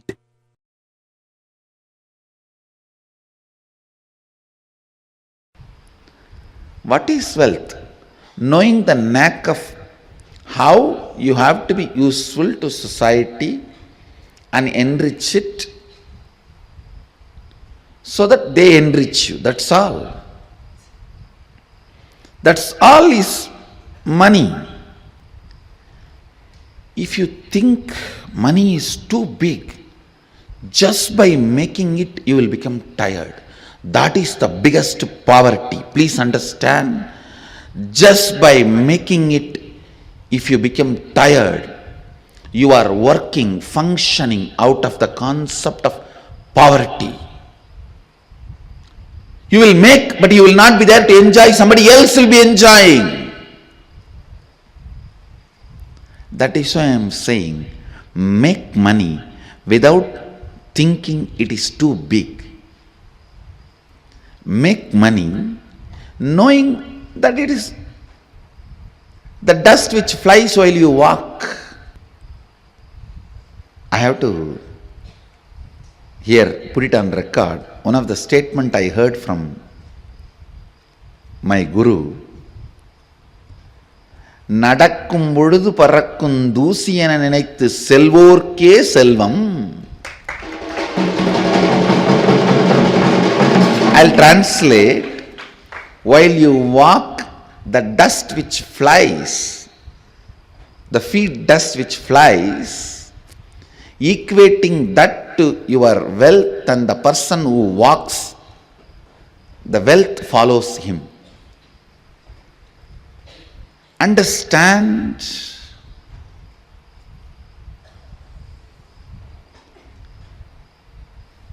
powerfulness you demonstrate, the powerfulness you carry in your thinking, in your feeling, in your words, in your action, the side effect of it is wealth. The side effect of it is wealth. The moment you think wealth is important, you will become tired by achieving it. Becoming tired by achieving it means you will feel cheated. Please understand, you will feel cheated. Understand, always be clear. Your focus should be on the powerfulness and awakened state of your being, and push through your life. As a side effect, wealth will be overflowing, you will be enjoying it. Uneducated are those who are educated only in schools. Poor are those who think money is only wealth. Poor are those who think money is the only wealth. If somebody thinks money is the only wealth, how he is going to be cheated?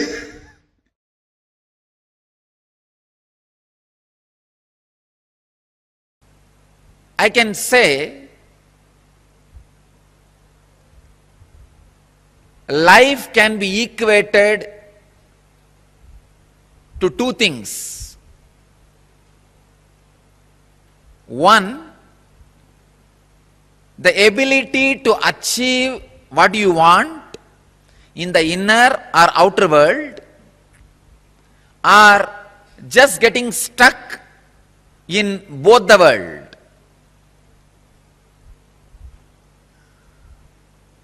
These are the only two equations.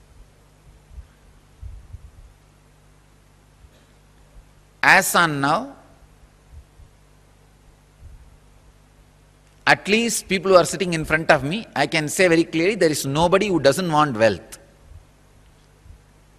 Everybody wants it.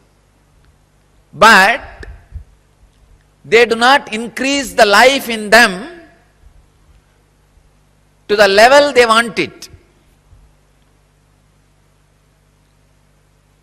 Wealth can be equated to the life energy you express. Straight equation. Because as on now, a normal man has wealth as the first priority in the life. So be very clear. If you do not have wealth, don't blame anybody, just you are not expressing life in you. Life energy is not happening in you. You may think, what an incarnation has to do with wealth? Why Swamiji should talk about wealth? I can tell you, wealth itself is not wrong. Your concept about wealth, if it is correct and proper, not only it will not be wrong, it will be right. I wanted to present first few basic concepts about wealth properly. First, when a man decides to create wealth, not steal, understand, create wealth, you will have wealth and the great fulfillment you lived. And your whole energy will be towards the creation, not destroying others. I am seeing very clearly, the fellows who are interested in destroying others, going after people, harassing them, they are completely dull, dead. In their very consciousness, they are poor. I tell you, the consciousness attitude which works towards creating wealth makes you non-violent, because your whole energy becomes creative. Creating wealth brings tremendous interest in life and non-violence. First I have to clear all the wrong concepts about wealth. Only then I should talk about wealth. Otherwise you will not be able to grasp why an incarnation, a Paramahamsa should talk about wealth, why a sannyasi should talk about wealth.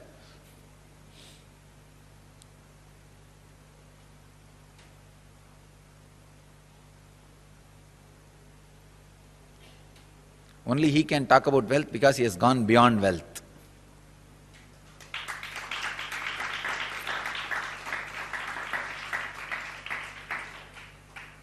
He cannot be made wealthy by wealth.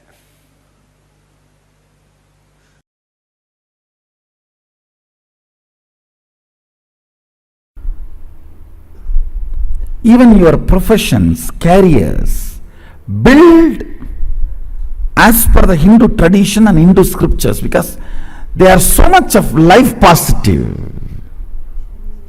And I tell you, the wealth you generated by being life positive is awarded to you as your richness in any plane. Please understand, with all my integrity to Sadashiva, I give you this cosmic legal advice. For example, if you are a doctor, an ethical doctor, and you are serving the life and making money, that wealth comes with you even when you go to Kailasa or Swargaloka, or when you come back to planet Earth. Please understand, I am very responsible when I am uttering these words. These are really true. But if you kill somebody, murder, sell alcohol or sell meat and make money, not only that wealth will not come with you when you move to different planes, that sin and the torture and the suffering follows you wherever you go. One of my close disciples who listens to my words, I told him, see, I can relieve you from any sin, but don't run non-veg hotel. Even I will not be able to help you handle when you leave the body. He listened and left it. Left the non-veg hotel. That was his profession, his bread and butter. But he said, Swamiji, you said, that's all. No more. He just shut it down. Contribute. For example, if you are running a software company and making money, it's a contribution. It's good for you. Contribute and make money. If you are selling a house, doing real estate, it's good for you. It's a contribution. In that, making profit is not wrong. But fundamentally, it should be contributing to humanity. Never do this meat, alcohol, that kind of business which is harming the beings. Same way, tobacco. Never, never, never do that.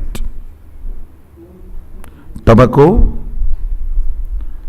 alcohol, and any of the violence related, like killing animals, or even the violence based silk, the silk which need to be produced by killing the silkworm. No, no, do not go for any of those careers and professions. See, for example, when you are running a software company, you invest only $10,000, but you make $1 million, nothing wrong. That is not at all wrong. That's not at all. That wealth will come with you even when you move to a different plane or when you come back. Any wealth generated by contribution always comes with you. It is permanent. Never create a wealth based on violence. For example, you are a teacher. You teach good things, not bad things. Of course, if you are teaching to kill, that will not be a good money.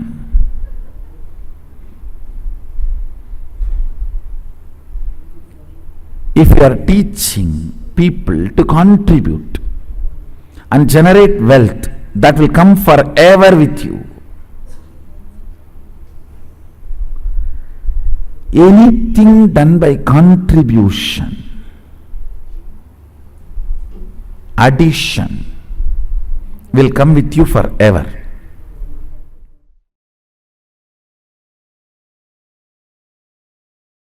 See, money is simply extension of your understanding about you, your strength on you, your strong belief on you. I am not talking something impractical, please understand. No, I am not talking anything mystical or impractical. Whatever I am talking is a formula. It is not just miracle happens only in my life. It is a formula which can happen in every one of your life.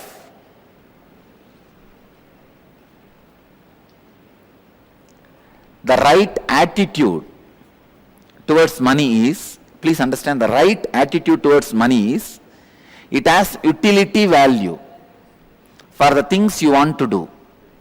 Neither suffer with the feeling I don't have enough, nor be overloaded and develop arrogance or ego or influenced by having it. Neither be influenced by not having, nor be influenced by having. First, few basic things. Wealth is not something outside from you. It is extension of what is you. Please understand. You go on accumulating something in your life. If you are conscious, organized, you accumulate wealth. Otherwise, you accumulate poverty. But you go on accumulating something. Please understand, you cannot be in between.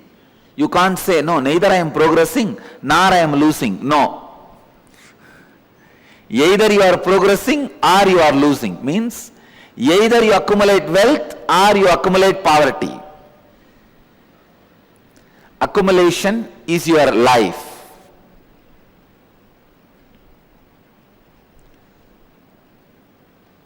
Wealth is not something outside you, it is extension of you. What you feel about life, what you feel about you, all these ideas only decide whether wealth is going to be around you or not. People usually ask me, why is Swami teaching about wealth to us? Who else you think should teach? Only a Swami can teach. I tell you, because your concepts about you plays a major role whether you are going to have wealth or not. Now, basically I want you to understand, if you are not attracting wealth around you, if you are living in a consciousness not enough, there is something seriously wrong with your being. Work on that first. Work on that first.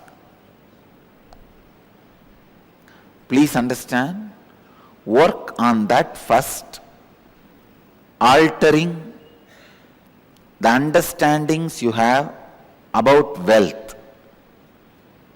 is a very important thing you need for creating and celebrating wealth. Please understand, grabbing is completely wrong. I am not teaching grabbing. I am teaching creating.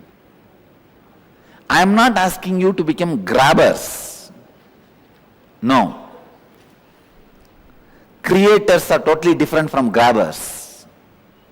Here I am asking you to become a creator.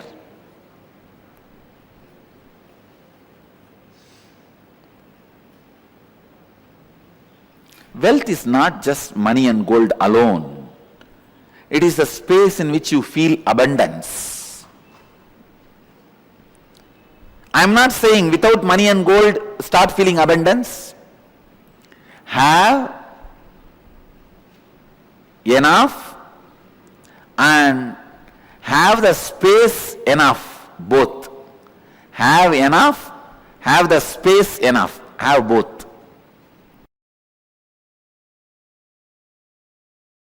Wealth, money, abundance, even though all these words look like they are same or synonymous, it is not. Please understand, money is directly controlled, manipulated by few people who keep that concept alive. When brilliantly, intelligently, few people play with your greed and sell you some concepts and make you work for those ideas, that is money.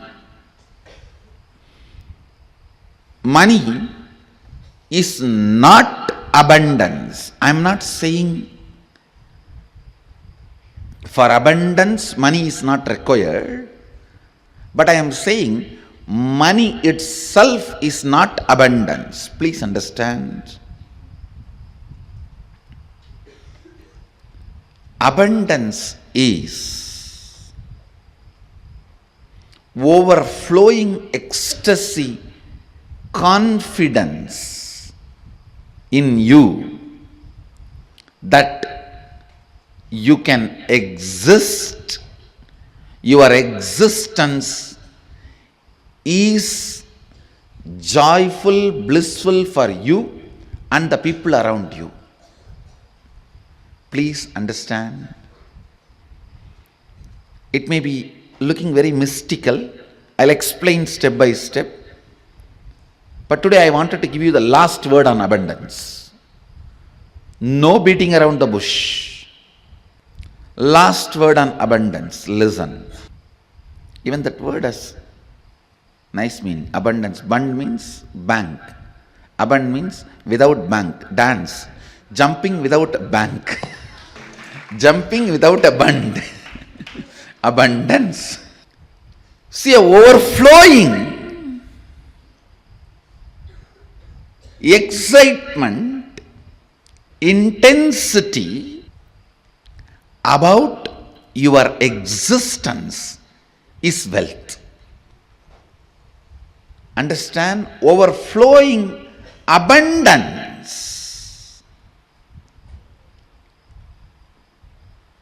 about your existence, which expresses as your health,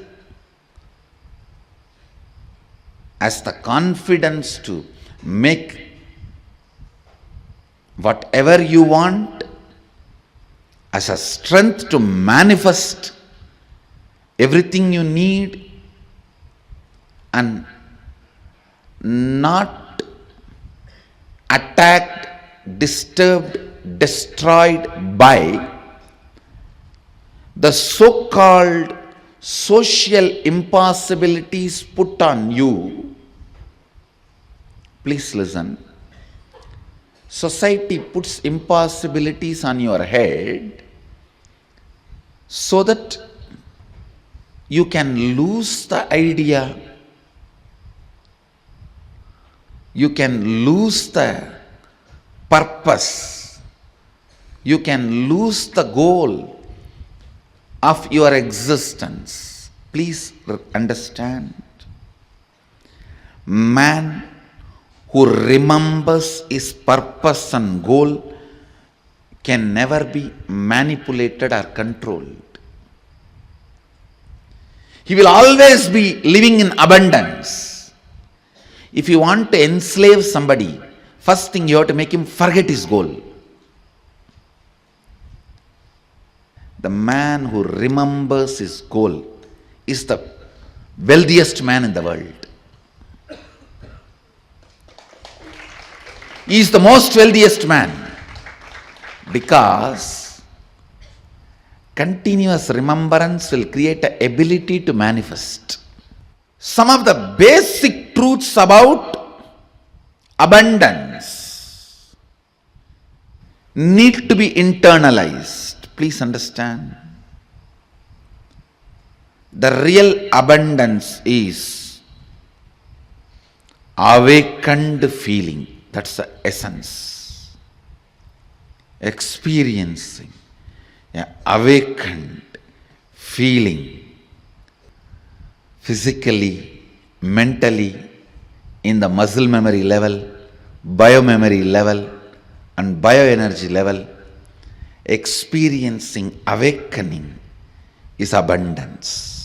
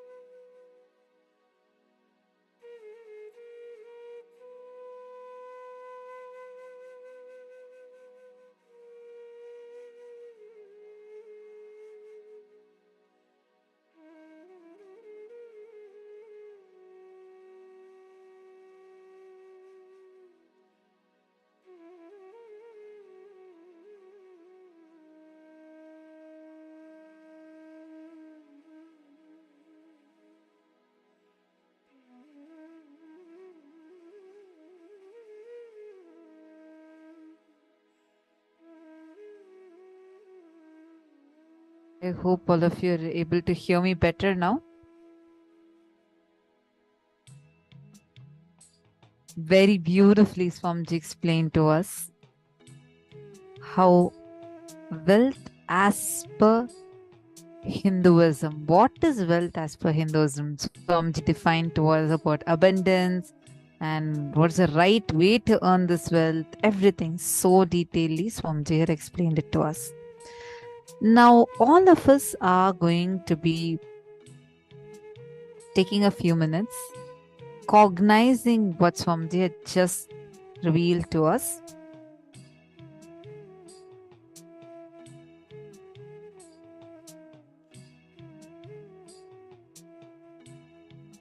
Understanding it more deeply, and any questions any of you have, you all can ask us and we can understand it together.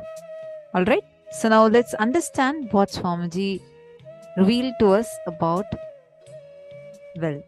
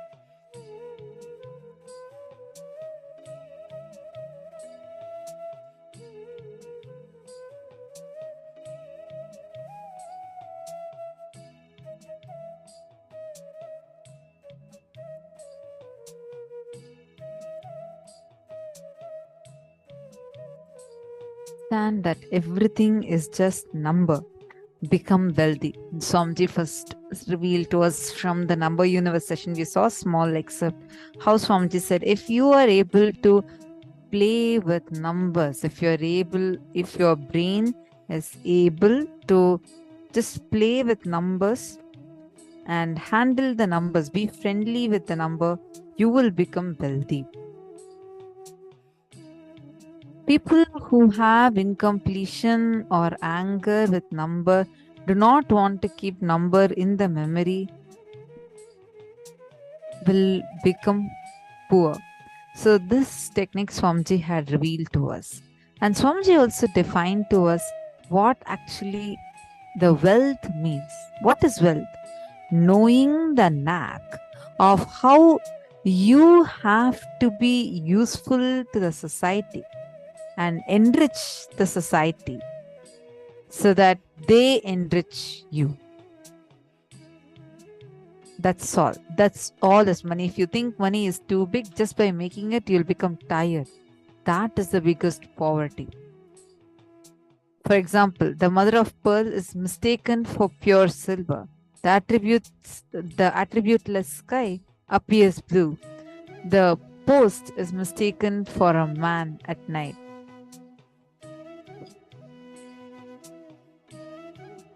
Understand, like how Swamiji revealed, the cognition that you carry about wealth matters. How you cognize wealth. What is that you understand as wealth? All of this matters. Now take a few minutes, write down all the desires that you have related to money. In all three forms, earning money or spending money, saving money. Take 5 minutes.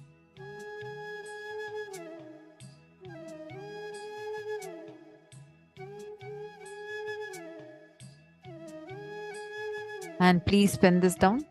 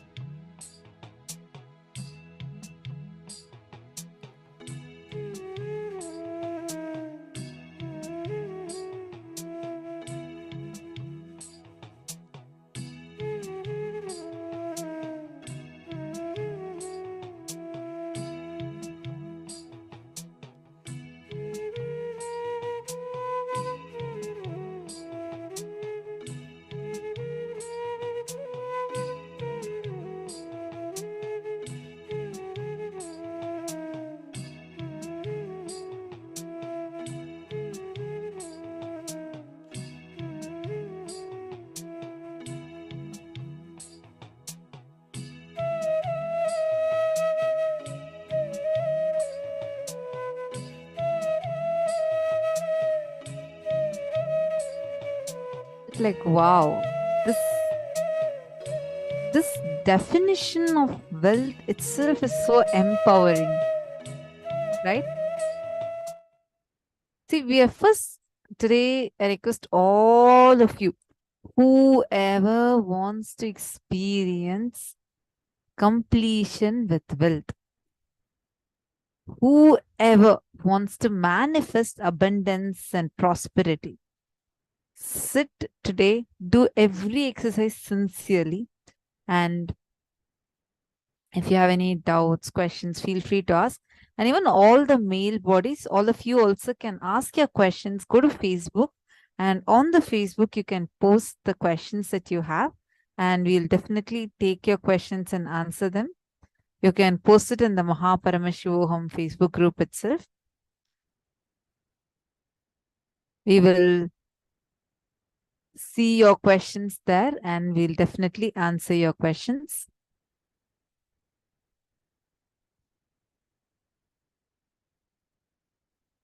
Now let's do this exercise sincerely.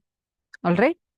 See, step by step, we are first going to be working on our cognitions related to wealth. Then we are going to attend to the incompletions that we are carrying towards wealth. We're going to attend to everything layer by layer by layer. So by end of the day, you become so powerful.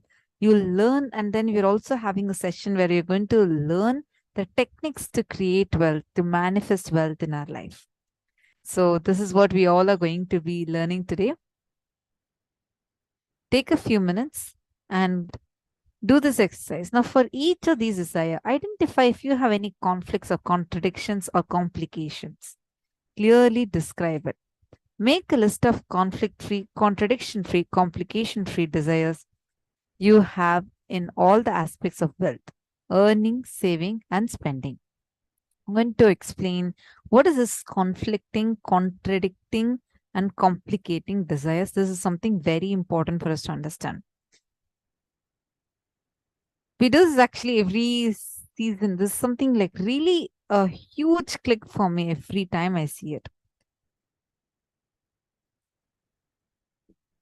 If you just see inside of you, many times, like you can all actually just try this. Close your eyes. Visualize whatever I'm saying now. Close your eyes. Visualize these sentences, okay? I am walking. Visualize yourself walking. I am running. I am sitting. I am sleeping. I am swimming. Now visualize, I am not swimming. I am not standing. I am not sitting. Were you able to visualize that? Relax. You can open your eyes. How many of you observed that whenever this word not comes, you don't have a visualization for it? You actually are not able to visualize. For example, when I'm saying I am not sitting, you do not visualize that you are not sitting. There's no visualization for it. It's either standing or some other action, or you visualize yourself sitting and say a word not on top of it. There is no visualization for this word no. Am I right? How many of you are clicking with this?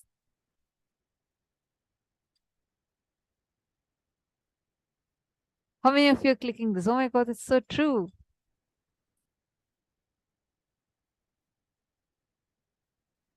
Wow, Mylin, are you understanding? Mylin, say more.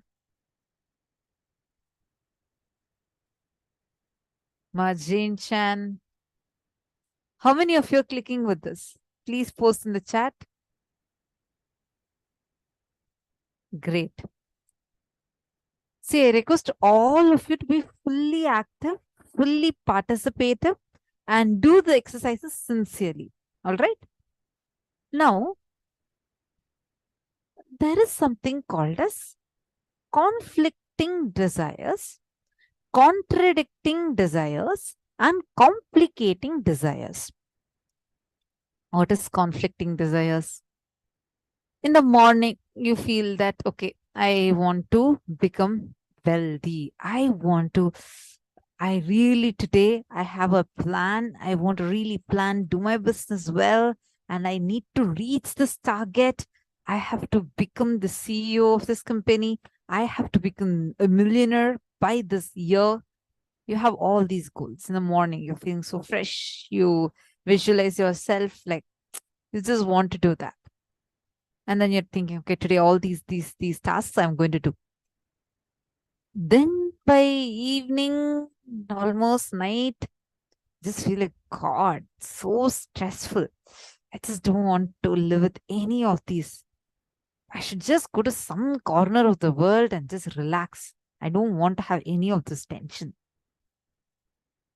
Morning, you have a desire of having everything, becoming the CEO, taking up more responsibility, becoming more wealthy. By evening, you change. You have one more desire now. In the evening, you feel like, I don't want to have anything. I just don't want to have any of these things. It's so stressful, so much tension. Let me just run away from all of this. This is called as conflicting desires. You're just in a, like, you would have just decided, I'm going to diet today. I'm going to do the fasting today. I'm going to really do it. Then you go and you freshen up, you go and see the menu, and you'll suddenly see your favorite dish being cooked. And you're like, it's okay. Today, one day, I can eat it. And gone. Tus. I see so many of you laughing for the second example. All right. Looks like many of us do it.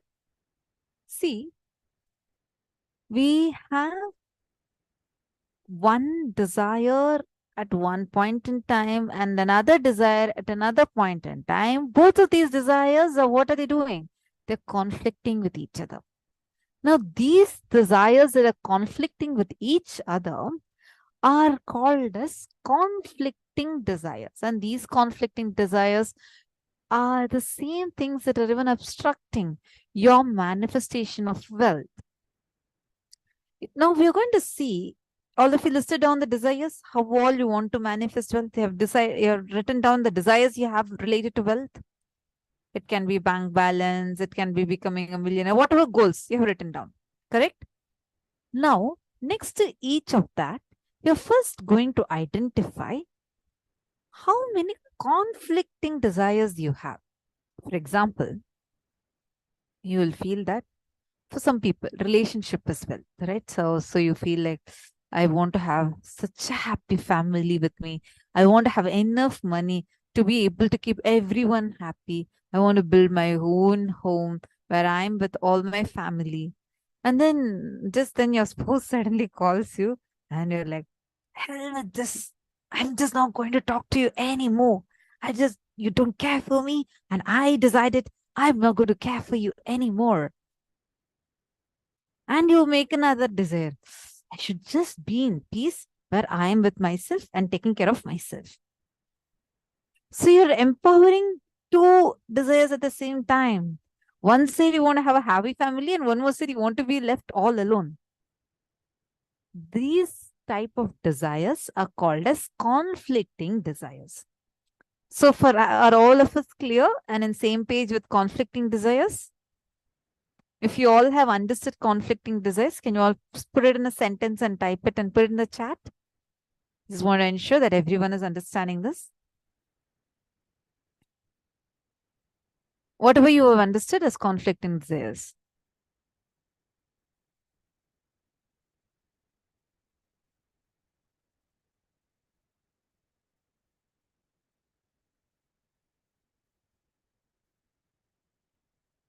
No, I only see so many yes marks coming. All of you post a clear full sentence. so that I also understand, and I'm sure what you all have understood, what is conflicting desires.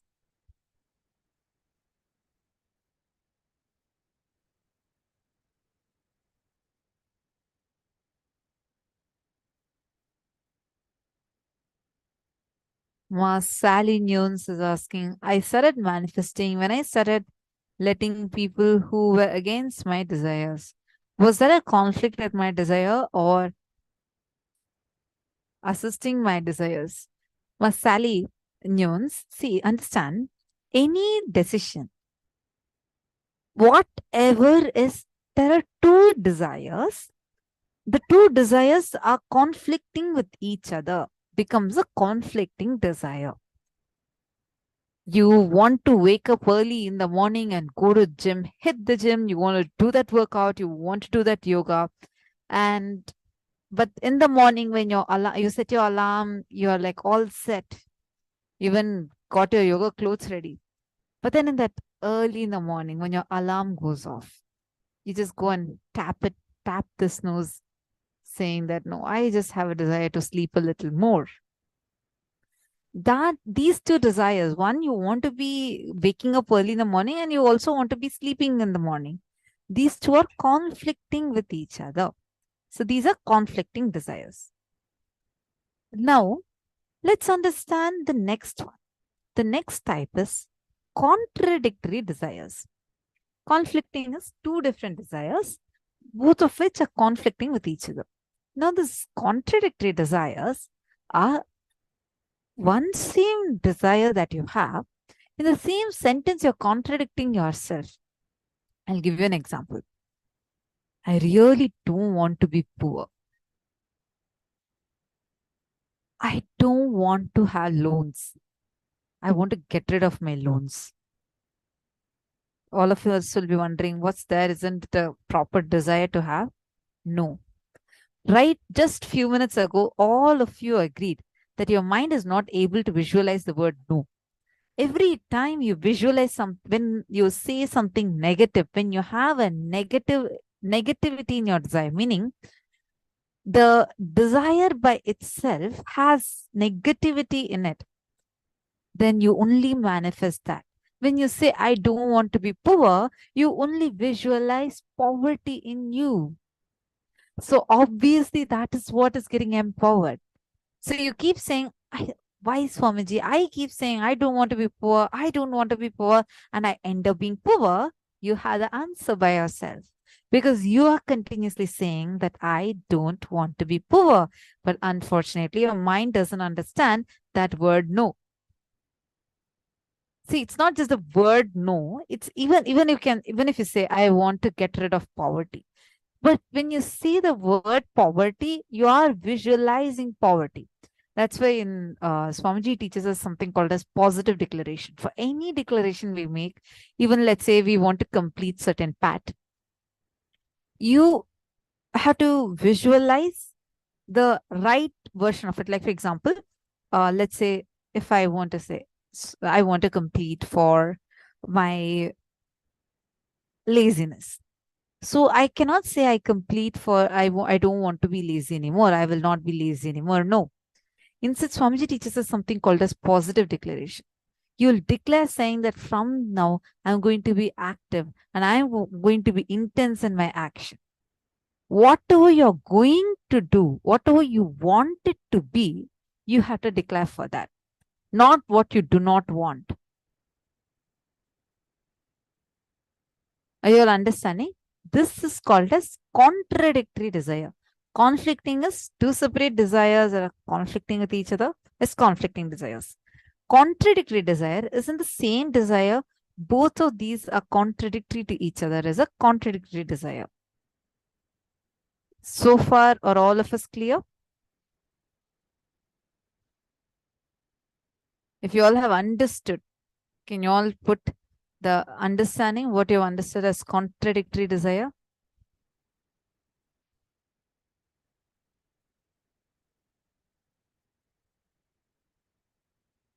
See, don't go into analysis of why conflicting desires right now. First, understand the difference between conflicting and contradictory desires. We'll go step by step. Madhananda saying, same as to be healthy. You would say, let me have health. Yes. You will not say, let me, like Swamiji will always give this example. Swamiji will say, you should never say, I want to get rid of this headache.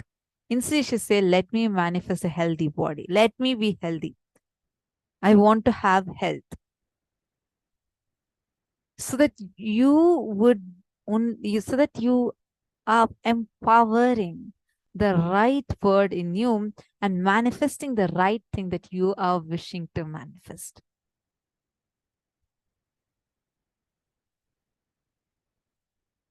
Ma Vaidiki is asking, Ma, when we ask Swamiji for boons such as please remove my incompletions, is that contradictory desire? The sentence by itself, when you carry it inside you, yes, it is. It is a contradictory desire. But when you ask it to Swamiji, Ma, see, Swamiji does not answer your question. He answers the questioner who's asking the question. So when he gives you a boon, he doesn't give the boon to only what you're asking there. He gives much, much more than what you're just asking there. He attends to you. He attends to your very being. So with Swamiji, you don't need to worry about it. But yes, you need to attend to that sentence also. Today we are going to focus only on the wealth dimension of us. So right now, do this exercise. To the wealth, the desires that you have related to wealth, wherever you have put. Next, that make 3 columns. In the first column, identify all the contradictory desires that you have, the conflicting desires you have. In the second column, do the contradictory desires.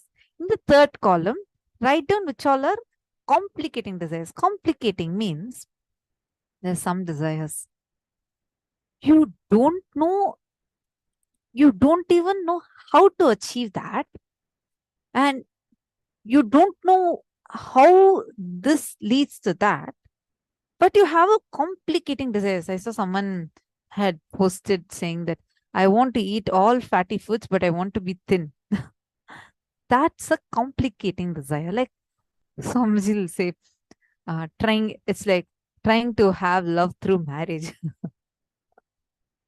That's a complicating desire. Meaning, just kidding. Meaning, you don't know how to achieve that. Like there's no clarity as to how you can achieve it. Where you go on just complicating it is called as a complicating desire. You want to do it, you don't want to do it. There's no clear desire in you. It's like a complication that you have built up and you're having that as a desire. It's called as complicating desires. Now take a few minutes, sit and list down what all are contradictory, what all are conflicting, what all are complicating. Are all of us clear? Are you all understanding? Great. Now let's sit and do this sincerely. Give you all a few minutes. Please write it down sincerely.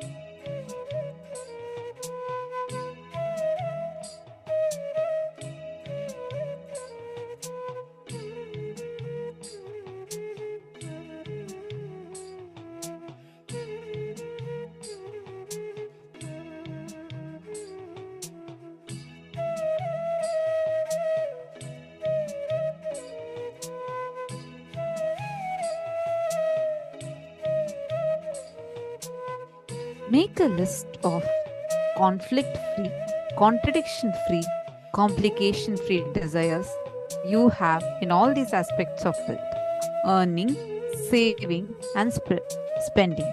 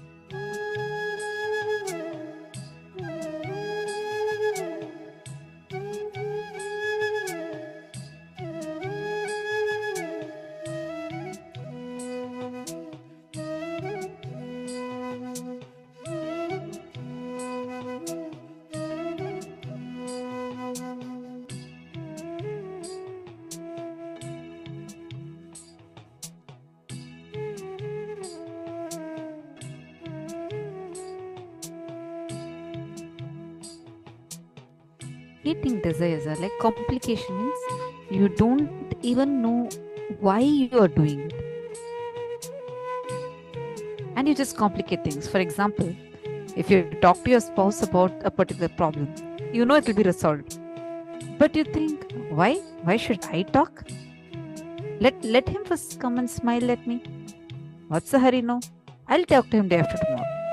Complicating things which can be easily sorted out, that's called as complicating desires.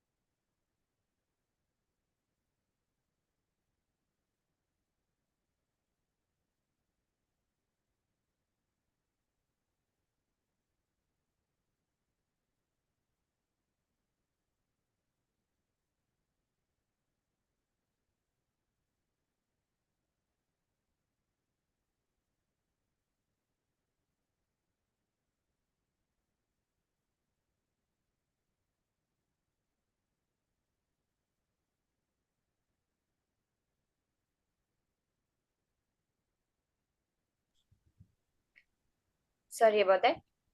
How many of you are really feeling that you never paid attention to the part of you that was actually contradicting what you thought you wanted? Just post a quick yes. You were able to actually identify that there are so many parts of you itself that are conflicting with the desires. And till today, you've actually been blaming it. You're saying that, see, I want it, but life is not giving it to me. But now you're really, really understanding how it's just a small shift and immediately you can manifest what you want.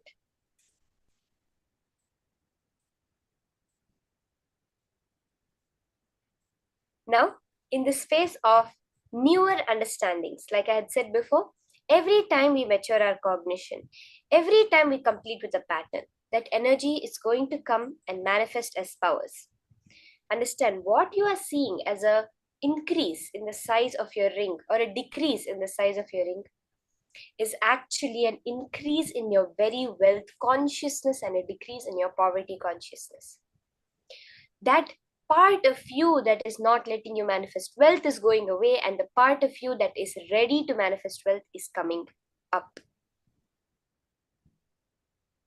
That is what is the whole power manifestation.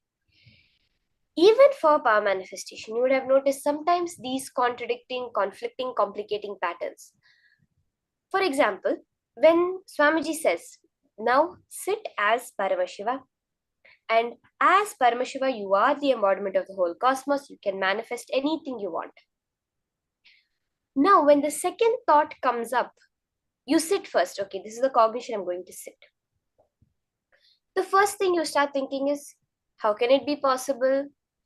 I've never seen this happen things before. You start complicating it. You start bringing contradicting things. No, look, when I do this, I'm not Paramashiva. If for Paramashiva, these things never happen. Only for me, they're happening. You start contradicting yourself. And then you conflict itself. You conflict the whole thing saying, no, power manifestation can never be for me. Now, the same way as you complete it, with every conflicting, contradicting pattern related to wealth, that's not just wealth, it is your whole life's manifestation you have completed with. So, that completion will now reflect in your power manifestation. How many of you are excited for this? You're going to physically see the change in your object that you have kept in front of you. Because there's no more any conflicts on your manifestation of wealth in your life. That abundance will just now flow to you. Let's start. The same continuation of the power of Anima Mahima, changing the size of an object. I request all of you, get an object, keep it in front of you. Anything for you as a symbol of wealth. Whether it's a gold chain, some jewelry, or even it may be some food, or anything that you consider as a symbol of wealth. It might be a expensive pen, a designer bag, shoes, all whatever it is you really see. Yes, if I have that, that's my wealth. Something which you have, which you consider as a symbol of your wealth. Get that object, you're going to increase the size of that object now. That's what we're continuing in this round, because when you have a physical object in front of you that you see, yes, this is my wealth, you are increasing the size of that. Very simply, you'll be able to understand how to increase the size of that zeros in your bank balance, the number of zeros in your bank balance. So are we ready for this? Let's start. Keep the object in front of you. Connect to Swamiji, chant the Mahavakya. Now, understanding that if you want it, it has to become your reality, because you are manifesting your reality. Paramashiva was manifesting it for you. He's there, a huge tathastu, or so be it, for you to manifest. You can close your eyes or you can sit with your eyes open. but just unclutch from the object in front of you. Once you have made that decision and kept it, no more that can affect you in life, as your will is now going to manifest. Do not constantly be in the space of, oh, is it happening? Is it happening? Open your one eye or looking, checking, has it happened? No. Sit, close your eyes, or you can keep your eyes open, look at the object, but be in the space of Paramashiva, power manifestation, whether you're doing it now as this 21-minute process, or you're doing it in life as changing your boss's mind, as manifesting a vacation for your family. Whatever it is, it's the same thing you have to do. As long as you think it's something you have to achieve, it will never happen. As Swamiji said, for one who thinks of wealth, of their manifestation as the dust under their feet, wealth follows them. That's why Vishnu, Bhagavan Sri Vishnu, who we're going to be having the experience of today, his leg is pressed by Lakshmi. Lakshmi just follows him. Why? Because that space within him being unaffected by anything externally. Now, when you're doing the power manifestation, bring that same space within you. Do not let the results of the manifestation affect you at all. It is what it is. You are Paramashiva. That's all. Okay? So are we ready? Let's sit. Start chanting the Mahavakya.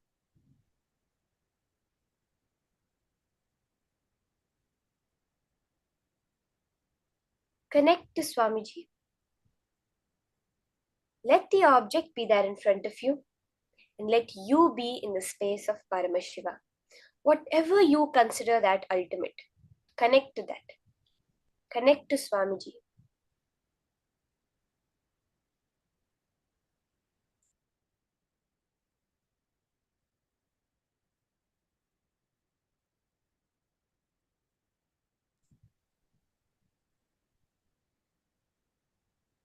Just by remembrance, he gets reflected in you. When you are connecting to Swamiji in the pure space of unclutching, immediately he flows and you can Photoshop your reality. That's all. You want the ring size to become bigger, it will happen. You can start. Nithyananda Paramashivoham. Om Nithyananda Paramashivoham. Om Nithyananda Paramashivoham. Om Nithyananda Paramashivoham. Om Nithyananda Paramashivoham. Om Nithyananda Paramashivoham. Om Nithyananda Paramashivoham. Om Nithyananda Paramashivoham. Om Nithyananda Paramashivoham.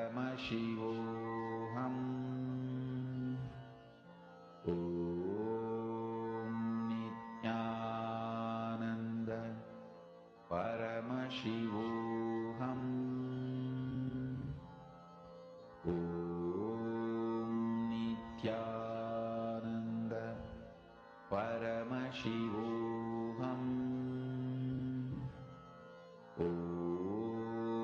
Nithyananda Paramashivoham. Om Nithyananda Paramashivoham. Om Nithyananda Paramashivoham. Om Nithyananda Paramashivoham. Om Relax. Nithyananda Do measure back the size of your object. Ma Dahna, you have a very beautiful cognition. By the power of will, I don't need to have any ups and downs. Same way, by the power of my will, I can change my Ganapati's size. The next level of that cognition, Ma, by your will, you can create whatever ups and downs you want. By your will, you don't have to be bound by the ups and downs. Ma, you can understand this, that see, it's not that just you don't have any ups and downs, it is that you're not bound by it. At any point you want to increase the temperature of your body, to increase the way you behave with life, you can immediately increase it. And at any point you want to just cool down, sit in samadhi, you can just drop your whole body into the space of thoughtlessness.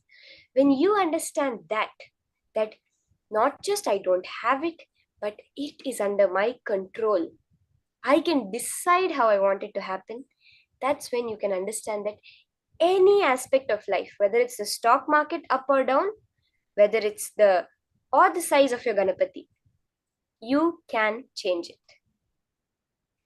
Very beautiful. Now we're entering into the further sessions.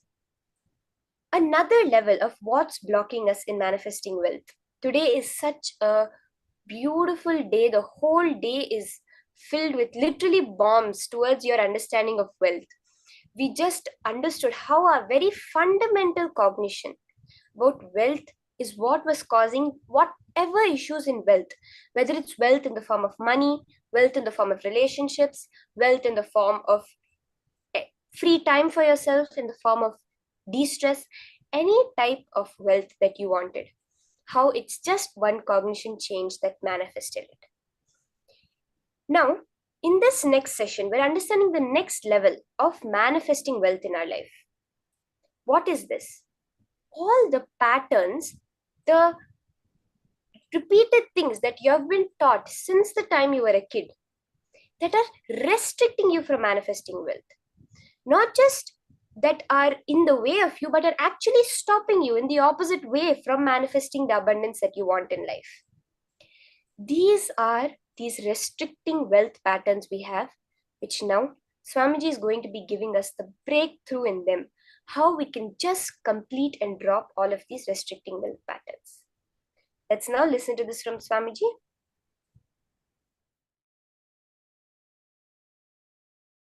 When you say, how will the Awakening Wealth Conscious program help me? It will align your whole thought current and consciousness towards life positive and wealth positive. Now you may be operating from the cognitions of wealth negative. So once your cognitions are aligned, please understand, whether you work or not, even your breathing gives life to your cognition. That is why don't go near bad people. Even if you breathe their air, it is bad for you. They will somehow put the negativity in you. Your whole cognition will be tuned towards wealth positive, life positive. Naturally, you will manifest that in your life.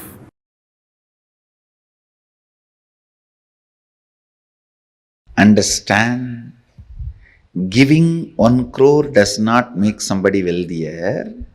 Somebody who feels wealthy gives 1 crore. Understand, abundance is the confidence they have on themselves and their existence to manifest as much as they want. So they go on sharing, breathing out so that they can breathe in. They know they can breathe in, that is why they breathe out.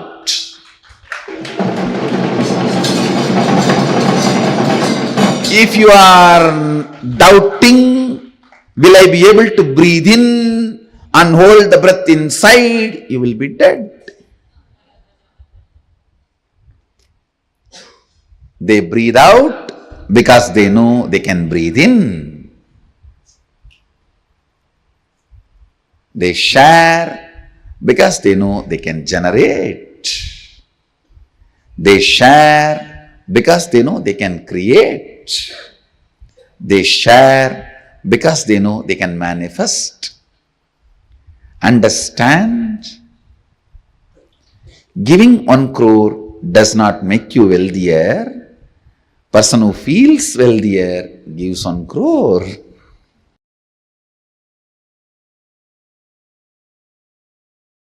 Many of your desires, your movements, your actions, you complicate. Because you have a prejudice, it cannot be solved. All of you understand? How you relate with yourself. Conflicting, contradicting, complicating the desires.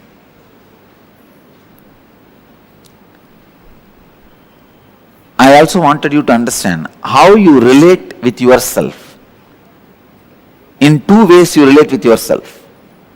First, the lower identity or the lower ideas you carry about you, or the higher identity, higher ideas you carry about you. If I have to give an example,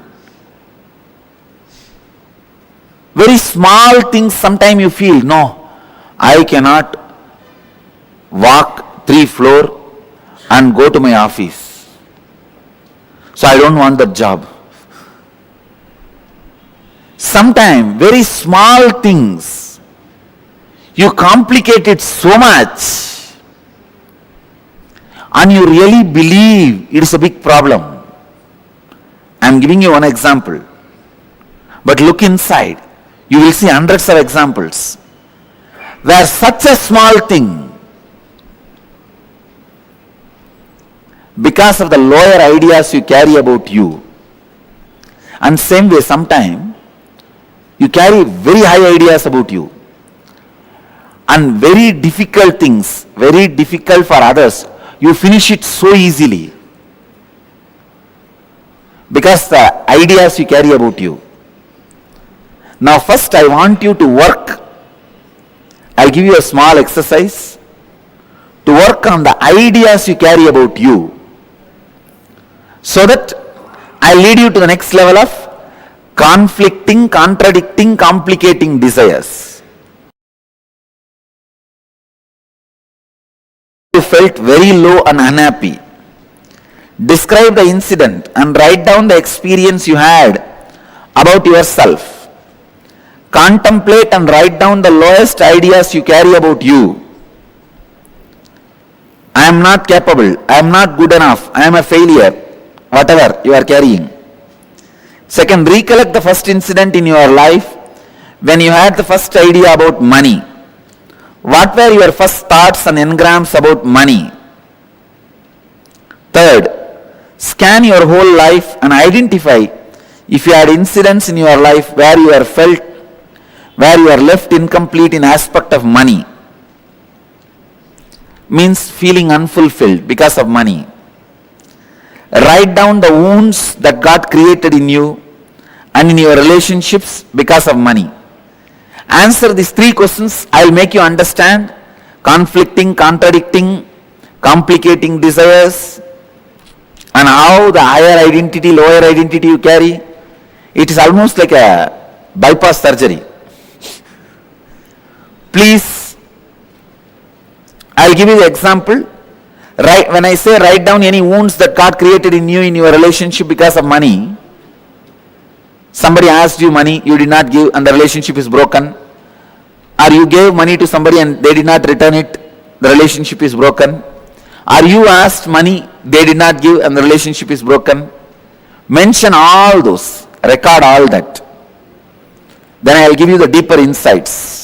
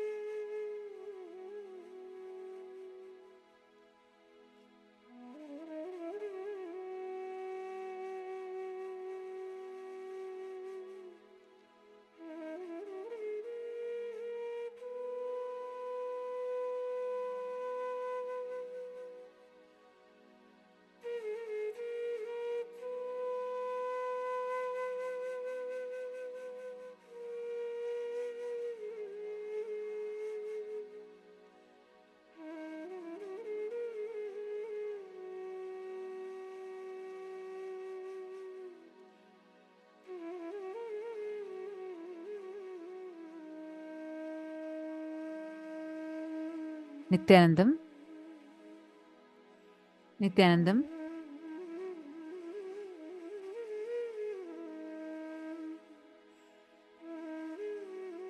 Nithyanandam. Yes, let's now enter into the exercise. This is the very first step we are going to be doing. We have further parts of the session. Step by step, we are going to be working on different aspects. Awakening wealth consciousness will align your whole thought current and consciousness towards life positive and wealth positive. Now you may be operating from the cognitions of wealth negative. Many of your desires, your movements, your actions, you complicate because you have a prejudice. It cannot be solved. In two ways you can relate with yourself. First, the lower identity or the lower ideas that you carry about you. Second, are the higher identity, the higher ideas that you carry about you. For example, very small things. Sometimes you feel No, I can't walk 3 floors and go to my office, so I don't want to go to job. Sometimes very small things, you complicate it so much and you really believe that it is a big problem. How many of you are able to see this in your life? Now we are going to do the completion process. Take a few minutes. Identify some incidents where you felt very low and unhappy about you, where it's like the incidents especially related to wealth. Describe the incident and write down the experience that you had about yourself. For example, I feel I'm not capable, I'm not good enough, I'm a failure, whatever you're carrying. Second, recollect the first incident in your life when you had the first idea about money. What were your first thoughts and engrams about money? Third, scan your whole life and identify if you have had incidents in your life where you were left incomplete in the aspect of money, means feeling unfulfilled because of money. Write down the wounds that got created in you and your relationships because of money. Please take a few minutes and start writing this down.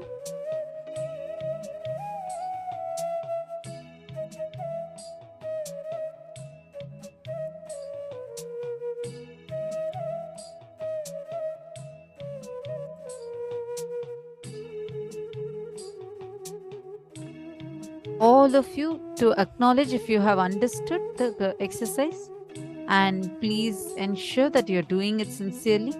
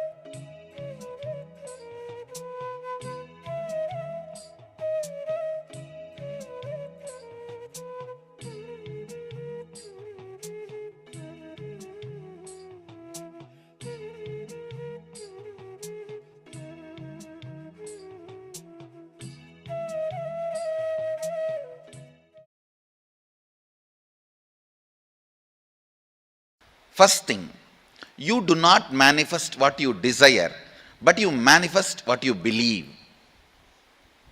You manifest what you perceive. You manifest what you cognize. If you cognize struggle as you, if you believe you as a struggle, you will manifest only that. If you believe, if you cognize, if you perceive you as the ups and downs, you will manifest only that in your life. So the first basic truth. So if you perceive yourself as a struggle, you will manifest only that. And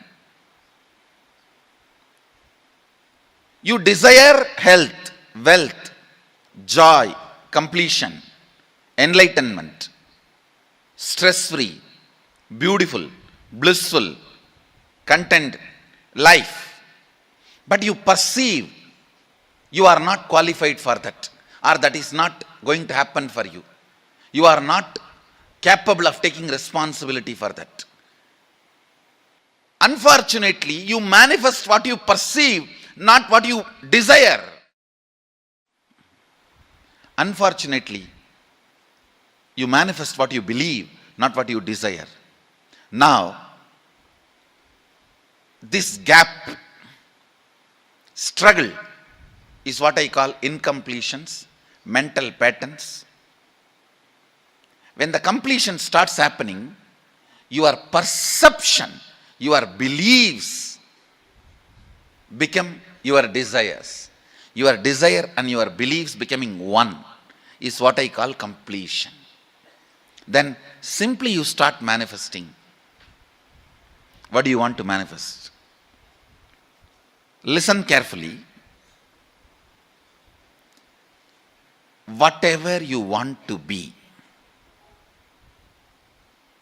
enlightened, healthy, wealthy, whatever, the actual work you need to do is on your fears. Actual work you need to do is on your fears.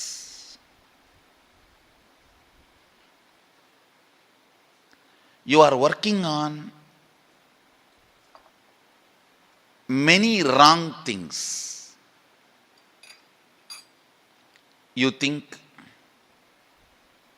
you need to work on your desires. You think you need to work on your energy. You think you need to work on your activism. You need to work on your intelligence. No. I am telling you, intelligence is not information. It is ability to handle information. That comes only when you crack down your fears. In the path of enlightenment, if fear is a wall, desire is just a small rope hanging between two poles. Guilt may be a small one thani bush in one corner, which you may not even need to attend. Many things which you may not even need to face, you go on wasting your time on it, working on it. Actually, what you need to face, you need to crack down on your fear. That is the most important wall you need to break. Even here, the secrets of attracting wealth, the most important thing you need to break is your fear. You need to crack is your fear. It's for the courageous. Actually, I see, from my own experience, I tell you, wealth worships the feet of courageous people.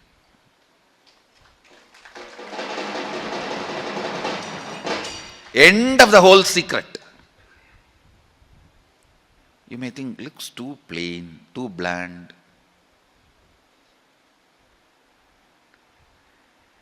internalize your inner space, internalize this truth, use this truth as a weapon to beat yourself down.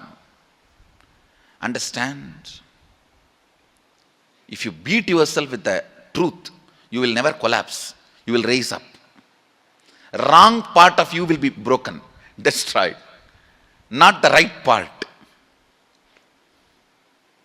If you beat yourself with lies and luxuries, you will unnecessarily not only create powerlessness, you will be growing in wrong direction. Drill yourself with this one truth.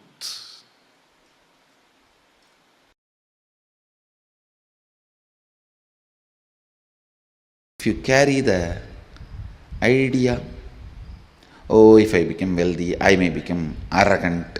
I have seen many wealthy people becoming arrogant, abusive. If you carry that idea, you will never allow the wealth to become part of you. Go deeper into your cognition, biomemory, where the cognitions are stored, biomemory. And remove the cognitions you have against abundance, boredom. If you complete that, you can manifest multiple powers which will just attract. Please understand, you carry certain magnetic power, magnetic energy field in your biomemory, which is responsible for attracting the type of people, situations around you in your life. Sometimes people come and tell me, I all the time attract the people who abuse me, Swamiji. Means you are enjoying it. You are very happy about that victim feeling. You think that is the best safe identity with which you can survive. No. You are not Sati, you are Parvati. Understand? Ultimately, your bioenergy, Kundalini, should be awakened by a proper method.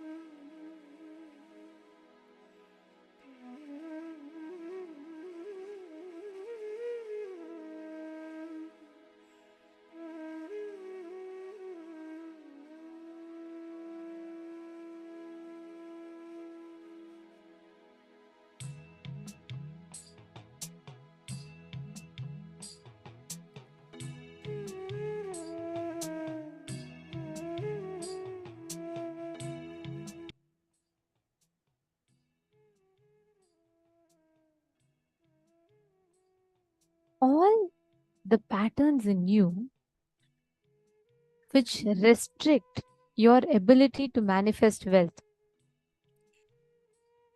All the restricting patterns of wealth. Everything in you, whichever stops you from manifesting wealth. You do not manifest what you desire, but you manifest what you believe.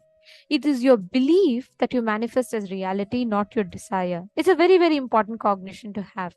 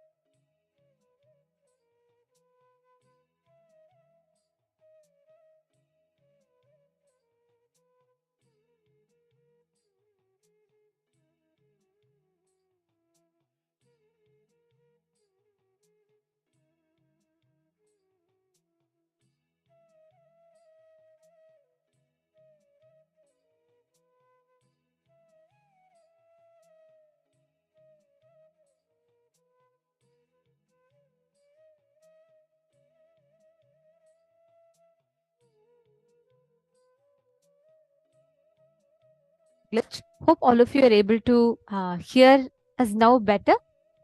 Okay. See, it's a very, very important revelation that Swamiji revealed in this part. Wherever you have your desires, you may think, I have a strong desire. I do want to manifest wealth. But it is not your desire. It is your belief that gets manifested as reality. Because our desire constantly keeps changing, dilly-dallying. Your desires is what manifests wealth. You do not manifest your beliefs. You manifest your desires. You do not manifest your desires, you manifest your beliefs. What exactly is the belief that you have in your inner space? That is exactly what you manifest. If you believe, if you perceive yourself as the ups and downs in you, you will only manifest those ups and downs as reality. How many of you are catching it? How many of you are understanding it? All the ups and downs, if you are cognizing yourself, okay, I like to manifest wealth, but inside you, you will have a part of you which will constantly believe I am not going to be able to manifest wealth. That belief that you will not be able to manifest wealth is what manifests as reality, not your desire to manifest wealth.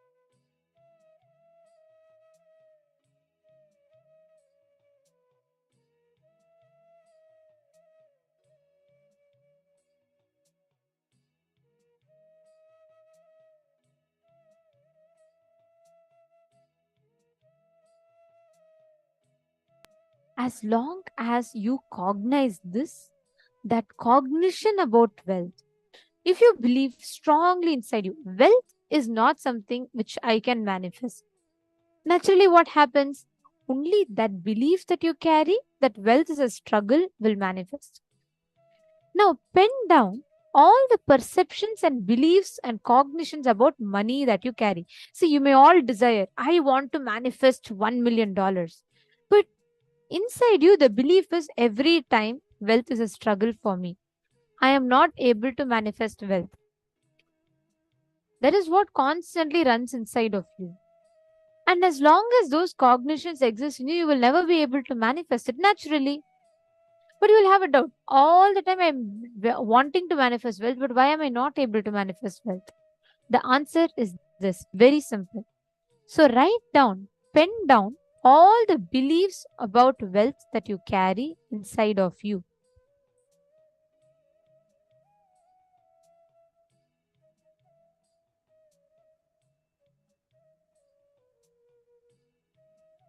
All the beliefs about money, wealth that you carry inside of you, please pen them down.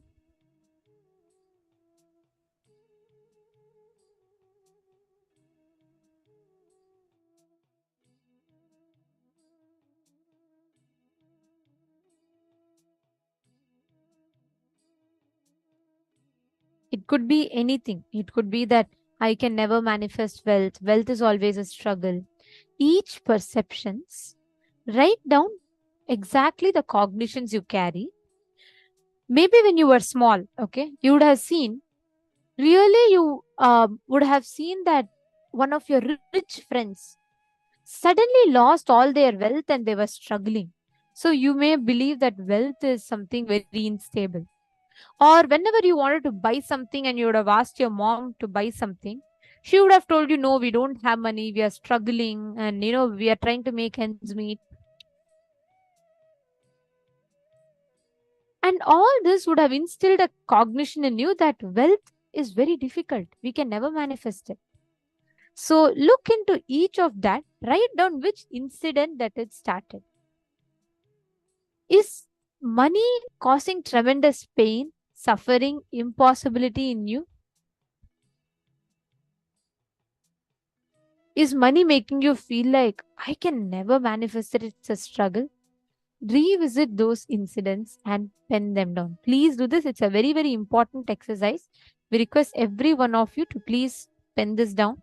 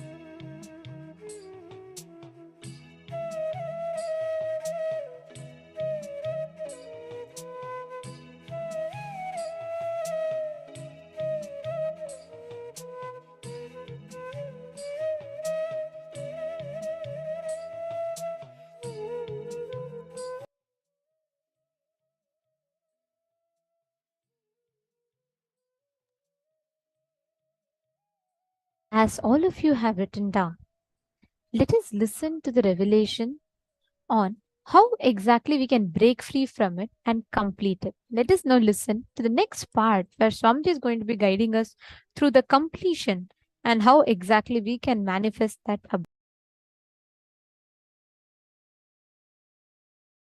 Known or unknown, you can complete.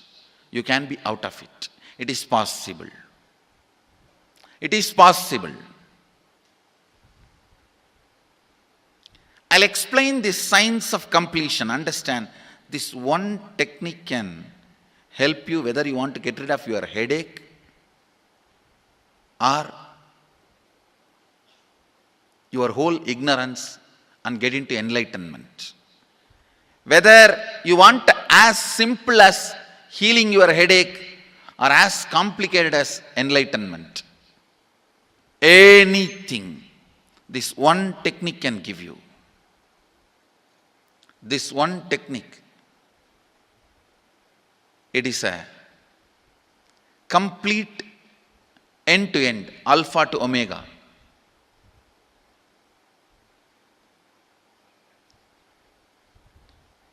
It's from Sadashiva directly. In the Agama, 94th verse, 22nd technique. The chapter is called Shivajnanopanishad and also called as Vijnana Bhairava. Chittatyanta kritir nasti mamantar bhavayet iti vigalpanam abhavena vigalpair uchito bhavet. You don't have to remember. I am uttering every time so that I will remember. That's all. No, it is just to keep the purity of the teaching. I want all of you to know, whatever I am sharing with you is my personal enlightenment experience, which is in tune with the earlier master's experience. My apta pramana, my atma pramana in tune with the apta pramana, means the earlier masters. The Shastra Pramana. Only that can become your Sakshi Pramana. Never learn from a person who does not have Atma Pramana, enlightenment. He will be only Pandit, repeating. Same way, never learn from a person who claims yes, enlightenment, but does not keep his experience in tune with the Shastra Pramana and shares with you. It's always dangerous. Maybe it must have been good for him, but we don't know whether it is good for all of you. The Atma Pramana should always be acid washed with Apta Pramana, Shastra Pramana. Only that can become Sakshi Pramana, experiential reality for you. Never learn from anybody who has only knowledge, not experience. Same way, never learn from somebody who claims having only experience and does not connect, purify, make it in tune with the Shastra and presents it to you. There is always a danger. If you don't bother about the Shastra Pramana, you may be having kakka biryani. Be careful. Listen. To keep the purity of the teachings, I keep the original Sanskrit verses. I'll give you the translation now. Consciously feel within the mind stuff of past memories of incompletion with its activities as mind, intellect and ego not existing in me.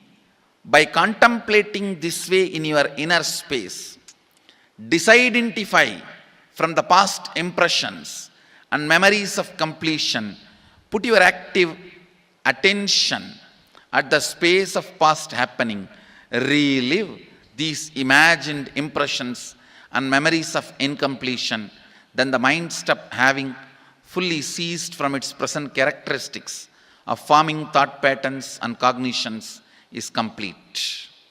Thus you become complete and achieve the original space of complete completion. Listen, now I will explain. I have read out the translation.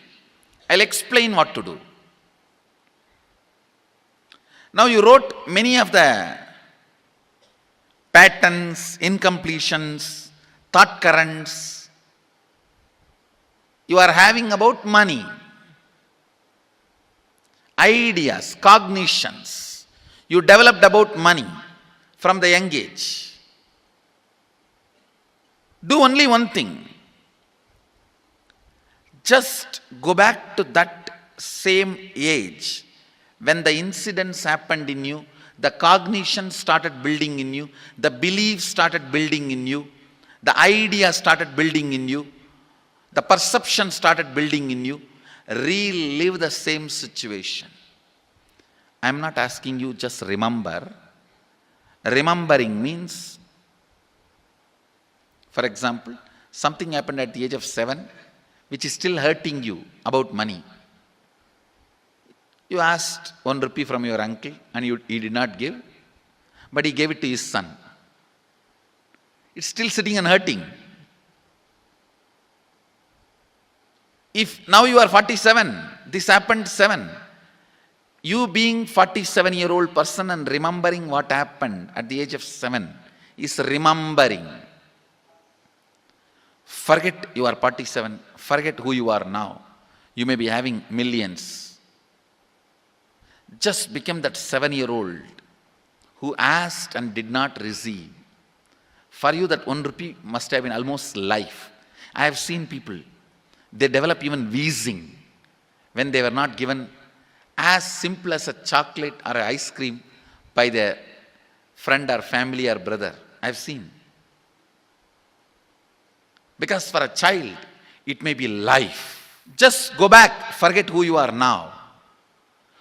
Become that person. When that incident happened, relive. Just see what has happened at that time. You will see many of the unknown, suppressed emotions will break. And I tell you, many diseases will be healed. I have seen people walking out of tumors, cancers, asthma, wheezing, just by completion. Because many of your diseases have their roots in some of the incompletions of the past. When you relive, many pain parts in you breaks. Pain bodies collapse.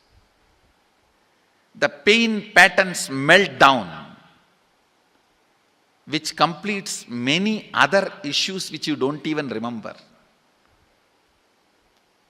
I have seen when people do completion, to complete the wealth-related incompletions, suddenly they get into health, because the same incompletions which created wealth issues only were creating health issues. When they melt down, people become free even from both. Listen carefully. I'll repeat once more. Now you would have written so many patterns, incompletions, thought currents, ideas, cognitions. Take few minutes. Go back to each incident, each pain, each hurting. Relive. Relive. Relive. Don't justify what happened. Don't try to console yourself. No consolation will work. No justification will work. Neither help others nor try to help yourself. Just relive. I have seen when somebody has tears, others try to console. No, relax. You are not more compassionate than me. Let me do that job. You don't interfere in my job. Let you just go through. Even you don't try to console yourself. That is not going to work. If something has to break inside, let it break. It's okay. When you relive, the powerlessness, incompletion, loses power over you. I'll guide you step by step. And I commit with you, I'll lead you all to completion. And I know how to awaken, trigger the incompletions in you and break them. Help you to relive and relive. I am supporting all of you. Have courage. Let's clean up.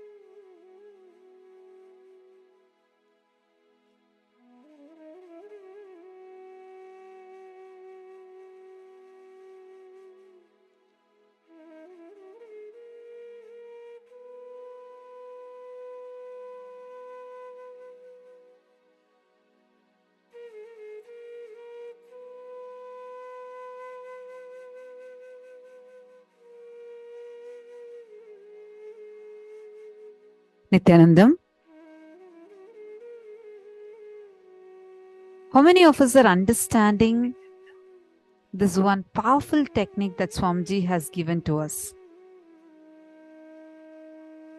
The technique of completion. How many of you clicked with it? Understand, this one technique can help you in multiple levels. Whether you are looking for getting rid of a simple headache, or you want to get rid of your whole ignorance itself and achieve enlightenment, completion is the key. Just through completion, you will be able to experience that tremendous power, powerfulness, and liberation from all your restrictive patterns. It's the same thing for wealth also. Today, what Swamiji just revealed to us, we are going to be sitting and drilling all those incidents, going back to our childhood, the incidents and experiences that we had. We are going to be going back to that. We are going to be revisiting that and working on that.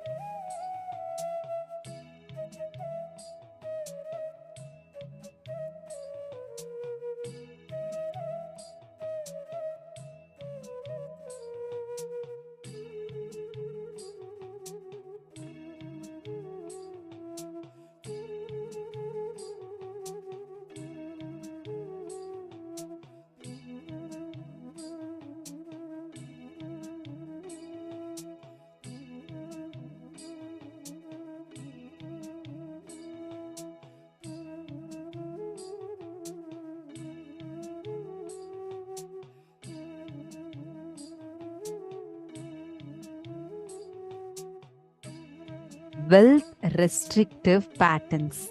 These wealth restrictive patterns in us, we all understood about how the cognitions that we carry matters, right? All of us are clear with all of that, correct? Understand, now what we are going to be working on is going and drilling all of that, cleaning our inner space completely. Ma Sally is saying, I remember my dad throwing money on the floor to watch my sister and I scramble for it. We didn't have much money growing, so the poor mentality was instilled very young. Like what kind of car we had was a big deal, as everyone in our neighborhood and school noticed.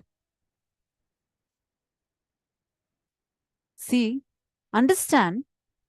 Now, Masali, you're going to go back to that incident and you're going to look in you and complete with it. You're going to help us all understand like how completion technique is a boon that Swamiji has gifted to humanity. Really.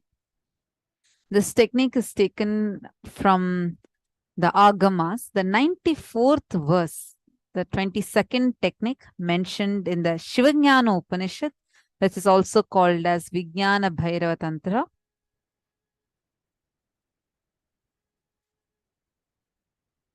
Chittadyanti kritir nasti manasar bhavayediti vikalpanam abhavena vikalpairahitas ujjito bhavet. In the Agama, in the 94th verse, 22nd technique, the chapter which is called as Shivajnana Upanishad details out the technique where it clearly says how you should complete. And Swamiji's decoded this verse for us. See, now you wrote many of the patterns, the incompletions, thought currents that you are having about money. What kind of ideas, cognitions that you have developed about money from the young age. Now, do only one thing. Just go back to that same age when that incident happened in you.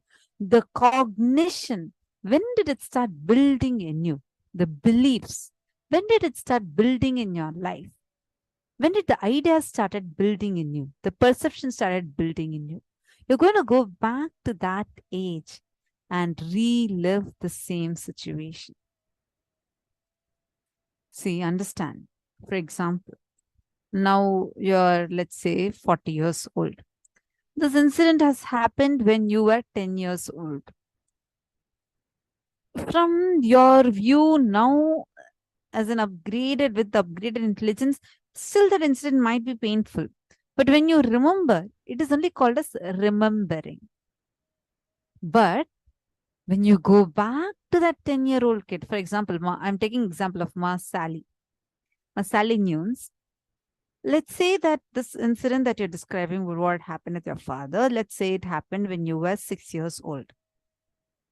Now you may be 40 years old, 45 years old. Sorry, I'm just telling a random number, not telling that's your age. But you were grown up. But that young 6-year-old Sally is still sitting in you. That kid, small little kid, Sally is sitting in you and she is only experiencing the whole life through you. Your growth with relation to wealth has stopped there. That became like one restrictive pattern through which you're learning other things. But that particular cognition froze over there. Now, unless you go back, you should literally become that young 6-year-old kid who is there standing with her sister, what color dress you're wearing, and how your father came, what he told, how he threw the money, what you felt, what words he uttered. Go back to that incident. Close your eyes. Actually, first you need to pen it down. Detailedly write down the incident. Sit and relive. When you relive, many pain parts in you breaks. The pain bodies collapse. The pain patterns that you carry melts down, which completes many other issues which you don't even remember. Forget your 30, 40 years old, forget your current age. For example, let's say if you're now 47 years old and this happened in your 7, you being the 47-year-old person and remembering what happened at the age of 7 is remembering. Forget that you're 47, forget who you are now, and right now you may be having millions, but when you were that young 6-year-old kid, you were only having few pennies or you were very poor. Go back to that and relive She from gave as an example for the child, the example of a child, right? Now, when you were small, maybe your brother grabbed away a favorite toy from you and you had a jolt in you, like you felt like something that is mine is taken away from me. Now it may feel very silly for you. Your brother was also small, you were also small, and you feel it's okay. But in that moment, when it was taken away from you as a child, you will not understand that I am a small kid, she's also a small kid. No. You will feel like your whole life is taken away from you. Am I right? Going back and remembering that as a child it was taken away from you is remembering. You reliving pain. You feeling the pain of something being taken away from you. That is reliving. Every one of you that are sitting here, all the participants, you're going to now relive and go through, understand what exactly it is. I see a question here. Sonia Ishana has asked, if you really don't remember the incident, but something has happened, how do you do?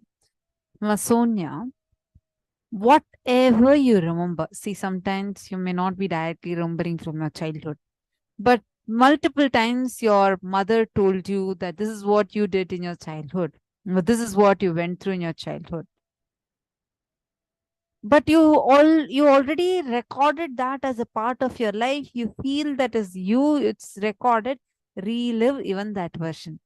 I understand even our memories are nothing but our memories. It's just our remembrance.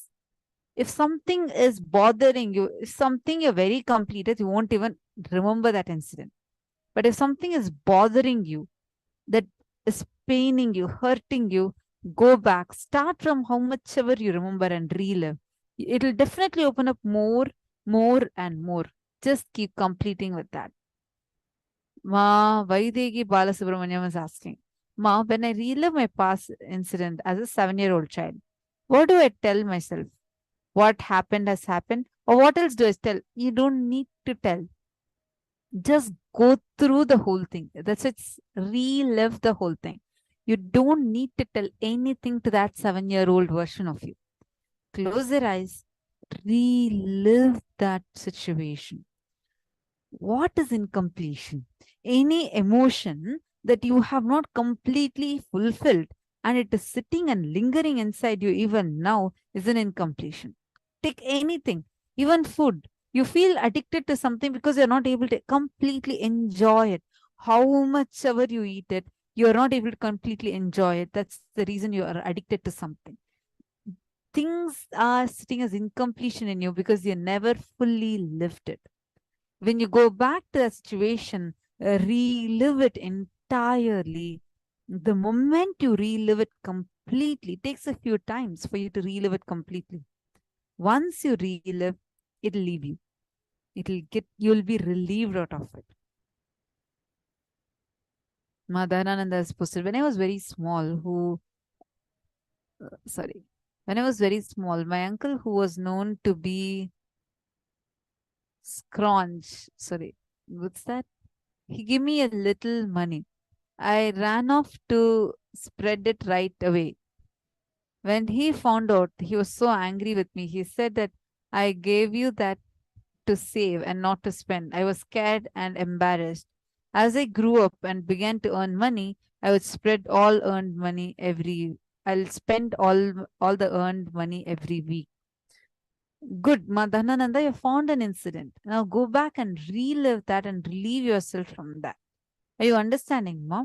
See, you spending money or not spending money is your decision, but that being driven from the powerlessness is the problem.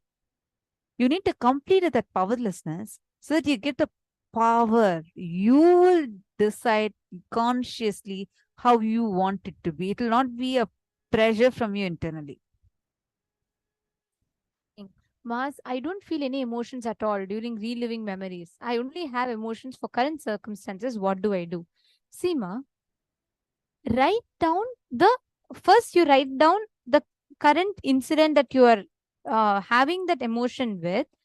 As you write down, listen, Ma Lucy, this is for you. As you write it down, you will remember the earliest incident where you felt it. Like, for example, I always had this cognition about money that somehow it is a struggle. We never get it. I had a deep incompletion about money because from young age I always felt like money is a struggle. I'll always see, though we were rich, we were having enough to buy, enough to have anytime we wanted anything we could buy. But deep within me, the constant cognition I heard in the environment I grew up was that, oh, we are poor, we are struggling, for a whole family, just one person is earning, we are trying to make ends meet. So constantly, I used to compare myself with my friends, and I started having a feeling that we are not modern enough, we are not having enough money, we are not able to make it. And I always felt extremely like, even if little bit money comes, it, even if, even if lot of money comes, we can never spend it. It's always a struggle. Now, I may not necessarily remember an earlier incident of that, but whatever I am going to remember, that painful memory, whichever made me feel very like poor, then I'm going to write that incident down first. As I am writing, I will say that the older incidents resurface. Then you will be able to go to that older incident. You're understanding? So maybe when for 2 months before some incident of caused pain and you write it down, then suddenly you'll remember 2 years before some similar incident caused that same pain and you write it down.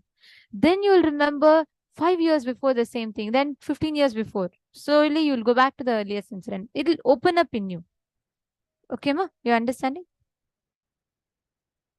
Ma Johanna, I saw your message. Ma Johanna, see, understand. Now, you need to identify the earliest incident that you remember. Actually, for me, I didn't know that this had created such a deep impact till I did this completion. Till 2017, like this one Sadashivatva program Swamiji had conducted, and Swamiji said all the Adinavasis, everyone to sit and do the completion. That's when actually this even hit me. I always, from a very young age, I had like a fear of poverty.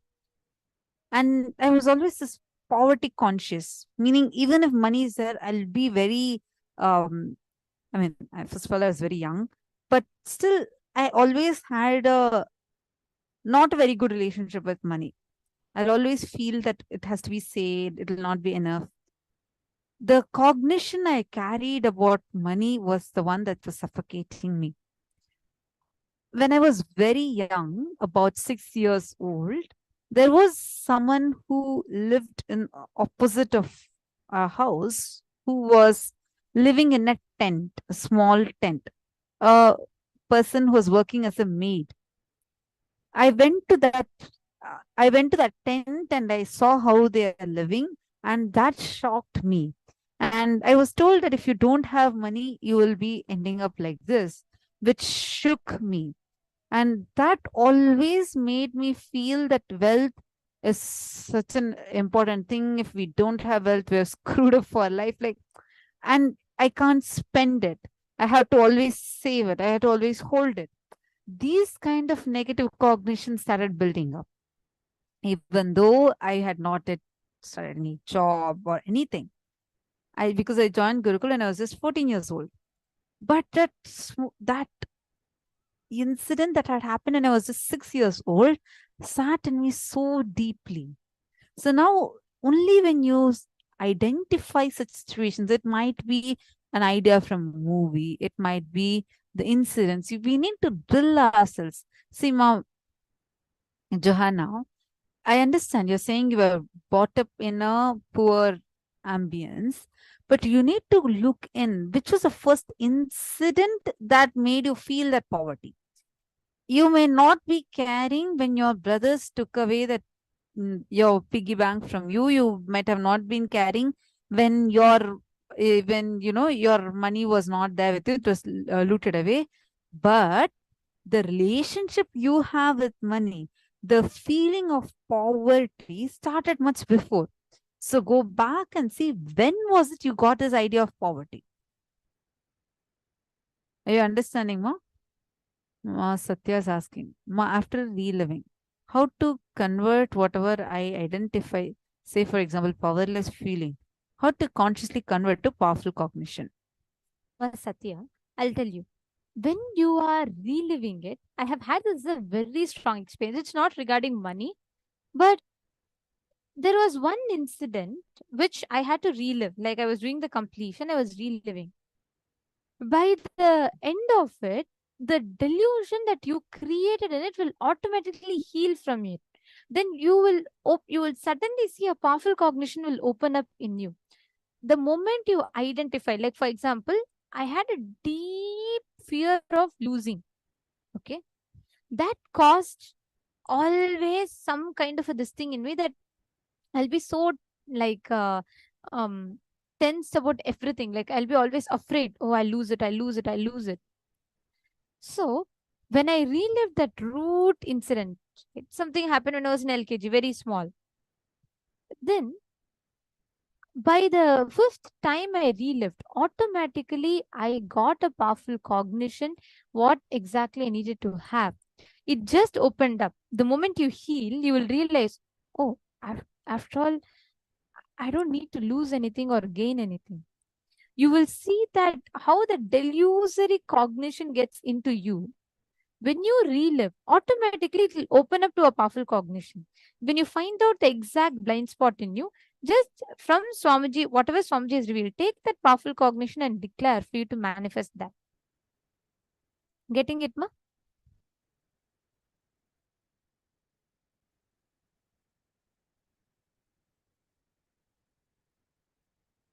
Requesting all the male bodies, all the male participants, please go to the Paramashivoham group and you can post any questions that you have over there. I'll definitely attend to it. You can go to the Facebook group and post any questions that you may be having. You can post it there.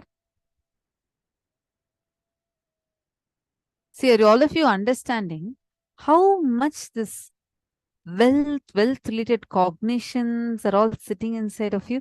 See, and also, Satya, after you finish the completion, after you are reliving and relieving, we're also going to go to the next step. We're going to listen the powerful cognitions from Swamiji, and it'll sit strongly in you. It'll just go so deep in you and sit. It'll just change the very software from which you're operating. Understanding, ma? Are all of you understanding so far? Can I request all the participants to please be on camera?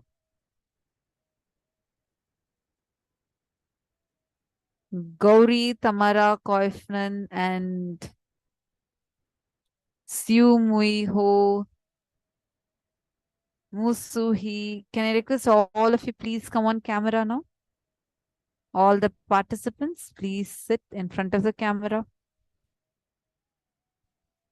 Marine, are you understanding? Are you understanding these powerful cognitions? Rain, sorry, I'm not sure if I'm pronouncing your name rightly. Okay, see you giving thumbs up. Great.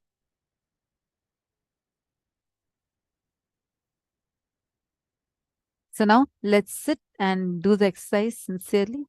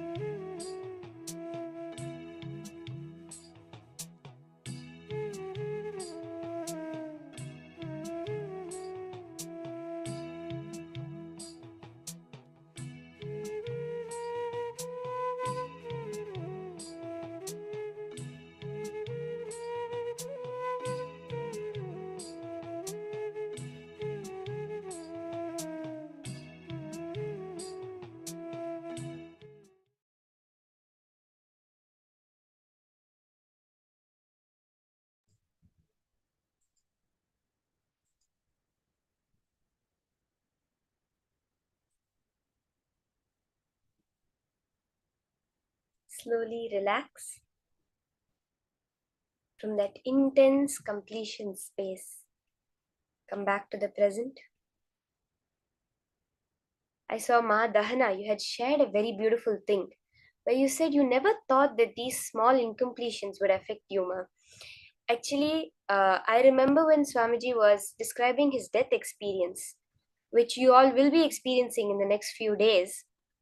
Swamiji said that when it's time for you to get enlightened, when it's time for you to experience death consciously, it is not the big incompletions that will come up. It's not the greed pattern or the lust pattern that will come up.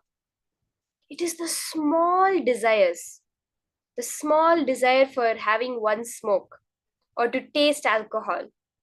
These small desires, or even something as simple as wanting a rasgulla, or some chocolate, some sweet. That is the small desires which stop you, because the big desires, you will work on them, you would have built a resistance to them. But these small things which you would never have brought up into your notice, you will not have any defense against them. It is that which the mind uses to attack you at the last moment. It's very beautiful, Ma, that you have understood this, because these are the main things that we are completing. Our big incompletions, we will anyways take care of them. But these small things for which we usually never bring our notice on, when we realize these are what we need to complete, that is when the real breakthrough happens. So beautiful, Ma, that you've dropped these small incompletions and seeing how they are actually affecting your life. In that space of completion, in that beautiful open space, see now, every time you do completion, one part of your space has opened up. The part of you that was being controlled by your mind. Scientifically speaking, Bruce Lipton, a PhD in biology, he and many other scientists have found, they say that you use only 95% 95% of your time is spent in the program, in patterns. Literally only 5% of your life you're actually living. Swamiji also describes this as you wake up in the morning, you have your bath, you brush your teeth, you have your coffee, you get into your car, you drive to work, you come back home after your work, you sit on the couch, watch TV for half an hour, go do a short run, come back and sleep. This is such a routine that you live your life. Swamiji says once, artist came to him and spoke to him, and he was saying that I really love my freedom in life and I don't think I could survive without it, and it's this freedom which keeps me going. I have so much freedom in my life. Swamiji casually asked him, oh, how does your day start? And he said, oh, I wake up at 6:30 in the morning every day, and then I go and have my swim in the morning and do some meditation. If I miss my swim even one day, it really spoils my whole day. That if it rains or something and I'm not able to have my swim, I really can't focus the whole day. And like this, he described every minute of his whole day, with the clear conclusion that even if one thing was missed, his whole day would be ruined. Swamiji says, what kind of freedom is that? Which is bound to something. It's bound to whether he has his morning swim or not. That is what we are breaking now. What we cognize as wealth, when we break that and move into the further cognition, we decide our life, we manifest our life as we want it. Now, let's enter into the power manifestation very beautifully. In the space of completion, in that open inner space you have now for new possibility to manifest. All these incidents that had completely controlled till today your outlook on wealth and abundance have been completed, have been completely removed from your system. So now, with that space, you have an open blank canvas. You can change your reality as you want. That blank canvas we're going to fill with possibility through the power manifestation. Are you ready?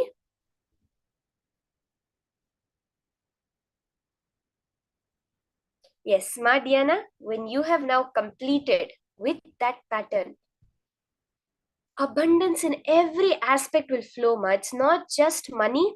The abundance in every aspect will now flow through you because you have completed that limiting pattern towards wealth, which is sitting within you.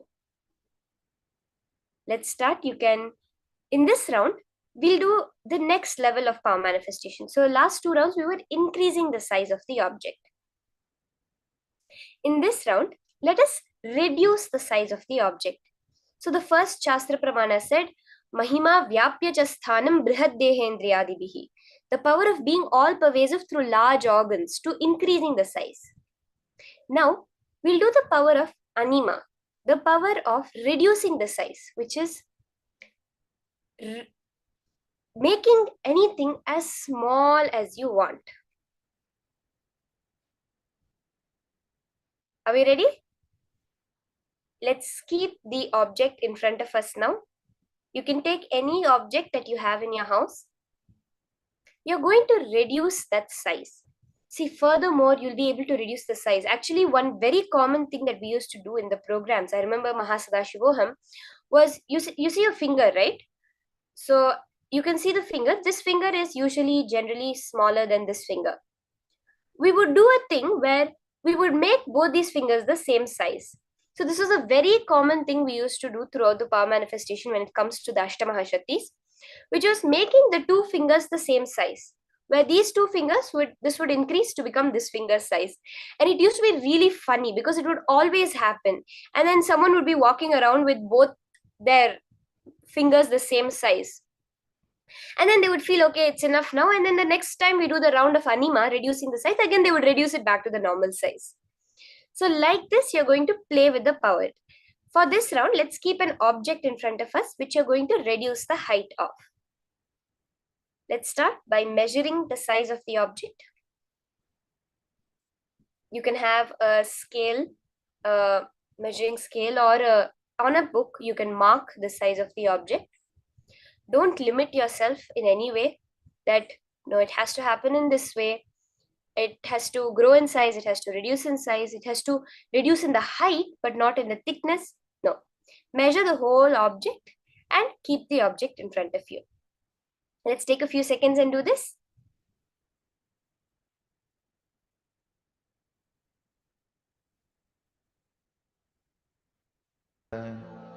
Paramashivoham.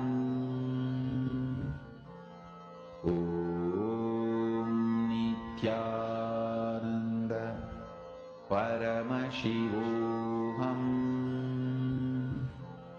Om Nithyananda Paramashivoham.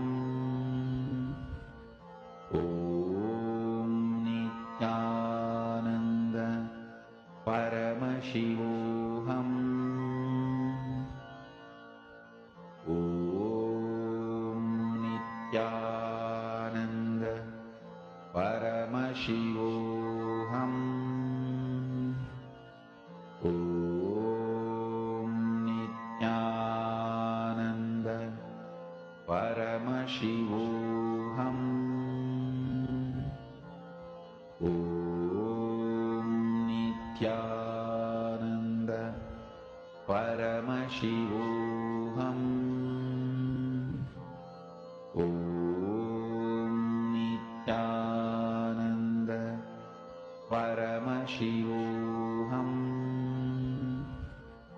Om Nithyananda Paramashivoham. Om Nithyananda Paramashivoham. Om Nithyananda Paramashivoham. Om Nithyananda Paramashivoham. Om Nithyananda. Let's start the manifestation now. Once you have measured the height of your object, measuring out completely. This round, you're going to reduce the height of, as Paramashiva reveals, Anima Paraman Vadir Api Sukshmatarasti. Power to exist in a form subtler than an atom. Actually, Paramanu, which is the atom, the most smallest, being able to exist smaller than that also. Any object can just reduce its size by manipulating even the very atomic structure of it. Sit straight. Close your eyes. If you feel comfortable, you can keep your eyes open. But if you are okay with it, close your eyes and sit. Sit straight with your head, neck and spine in a straight line. Just connect to Paramashiva. You exist within that object. Paramashiva is there all pervadingly everywhere. Understanding that completion, that open blank canvas, on that you are going to write the possibility of reducing just now the patterns you completed. Now this power manifestation is going to take you to the next level, where whatever residue of those patterns may be are also going to completely leave your system. Connect to Swamiji. Chant the Mahavakya intensely. These Ashta Siddhis, Ashta Aishwaryas, great lordly powers, which are one of the most subtle attributes of Bhagavan, of what we understand as the ultimate of God, are these Ashta Mahashaktis, Ashta Aishwaryas. So when you are manifesting it, you are doing nothing but manifesting one part of Swamiji, one aspect, one of the Ananta Kalyana Gunas of Bhagavan, of Swamiji himself. So to manifest this, you are becoming Swamiji himself. Intensely vibrate with the Mahavakya. Just let your third eye's awareness fall on the object and unclutch from it. There is no more object outside. There is no more will to increase the object. There is just Paramashiva, all pervading within you and outside you. Start the manifestation. Just be in the pure empty space. You're not drawing any fixed reality. You're leaving it as pure possibility.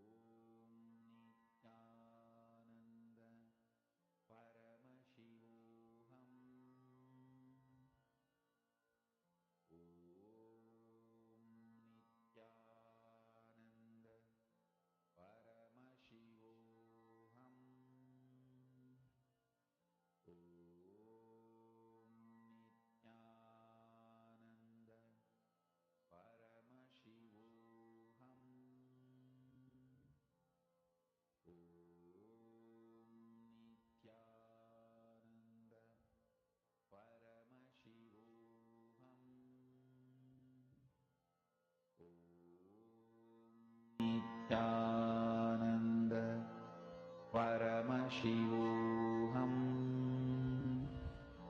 Om Nithyananda Paramashivoham.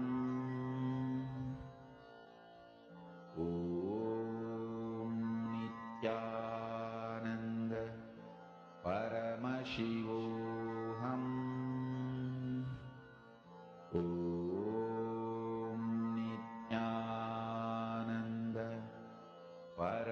Paramashivoham. Om Nithyananda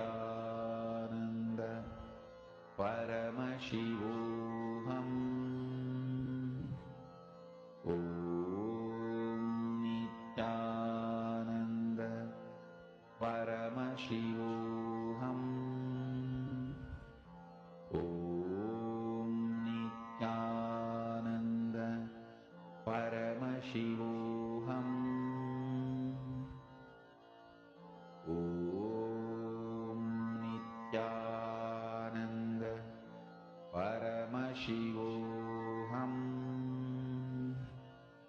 Om Nithyananda Paramashivoham.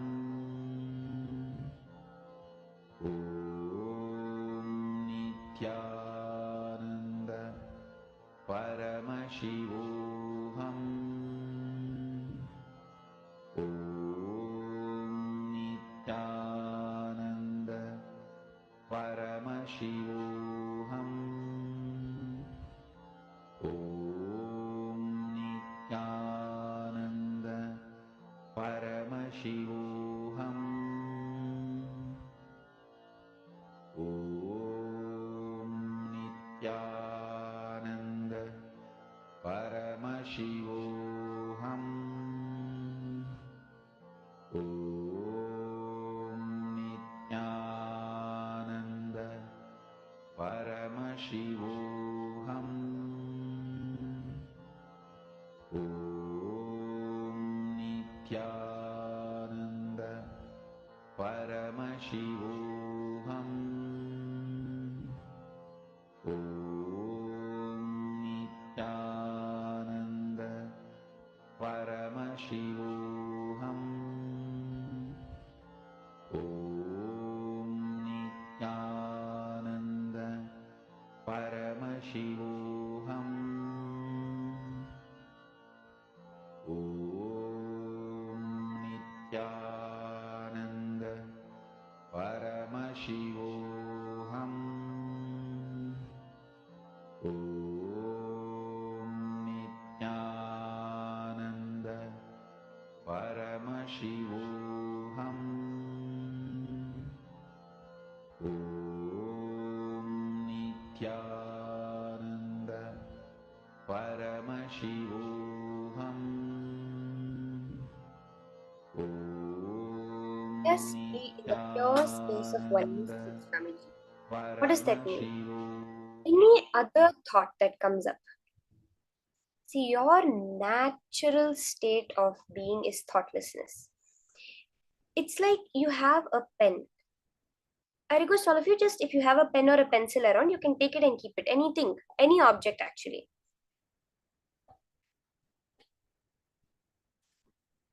All of you, I just request you once, 1 minute, take any pen or some object you have.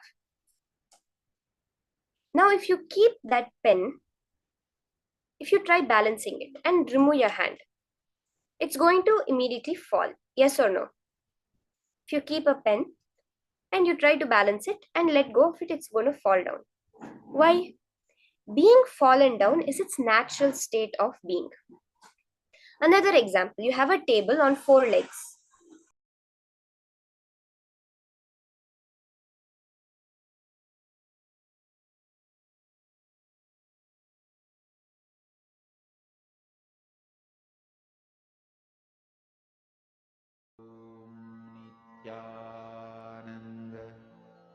So, now this pen that you have,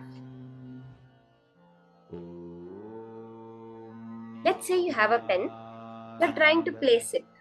Paramashivoham.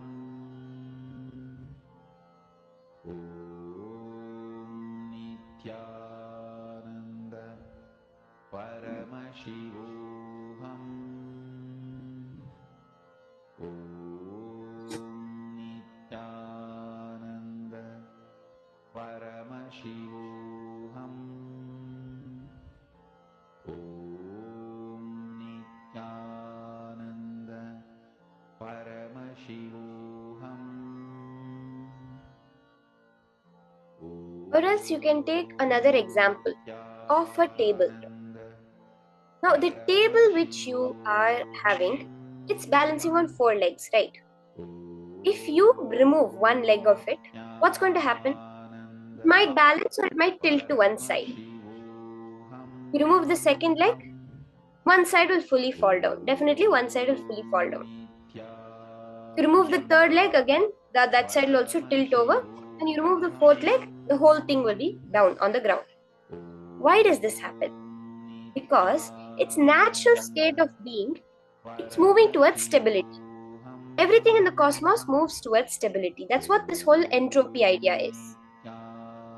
Now, when we understand that our natural state of being, see, whatever we do in life, we're moving towards wealth, you're moving towards happy relationships, towards health, towards being rich, towards being successful, being a political figure, whatever you're moving towards. Even Swamiji says those who are moving towards drugs are trying to find that natural state of stability within themselves, which is Paramashiva. When you do the power manifestation, you're moving more towards that state. Not being Paramashiva is hard.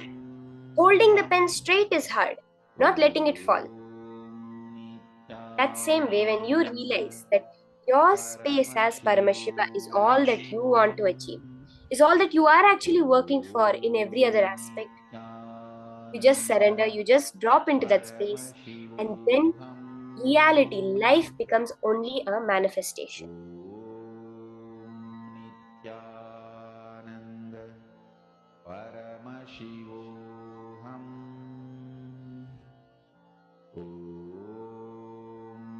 When you realize, you'll realize that by going into the other things, whether it's fame, whether it's wealth, whether it's drugs, alcohol, whatever else you're going into, all of that is not taking you to that state which you're looking for.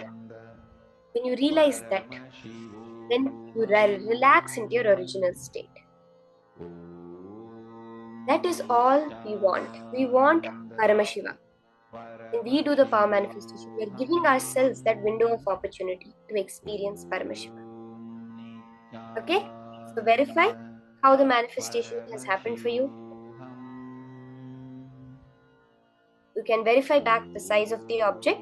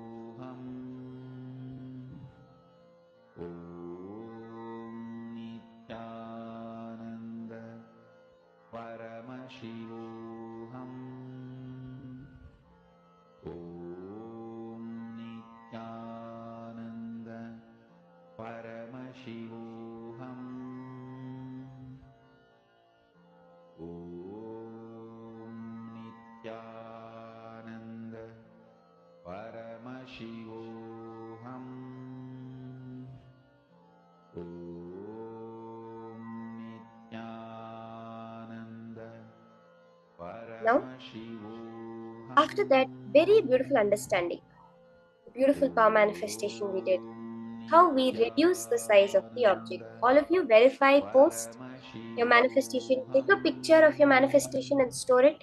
You can post it on Facebook.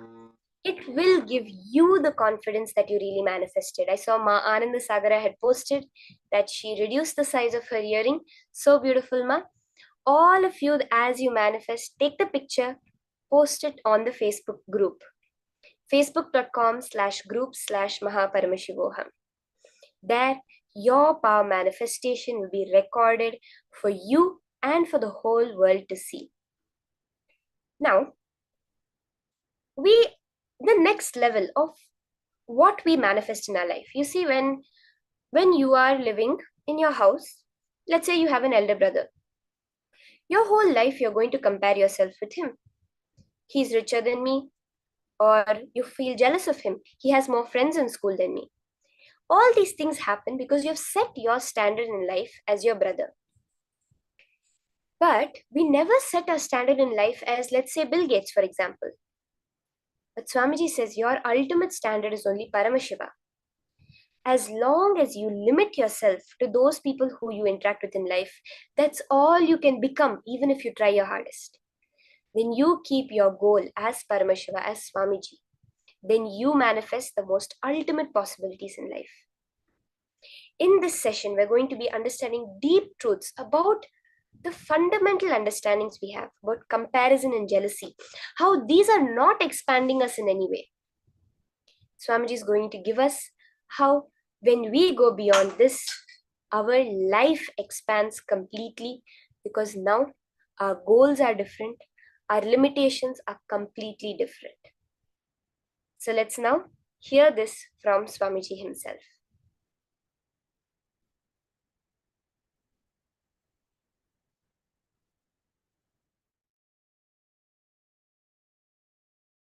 Next pattern we will work on is the pattern of jealousy and comparison. Vishuddhi chakra, throat center. The thought pattern of jealousy and comparison.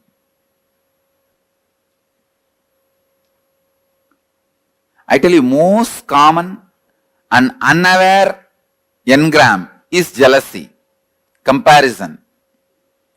It starts again from the early childhood. When your mother says, eat well, only then you will become like your elder brother. Study well, only then you will become like your father. Comparison is one of the most common and most unaware engram. You compare wealth, you compare in health, you compare in beauty, you compare in education, you compare in intellect, you compare in practically everything. But you need to understand one thing.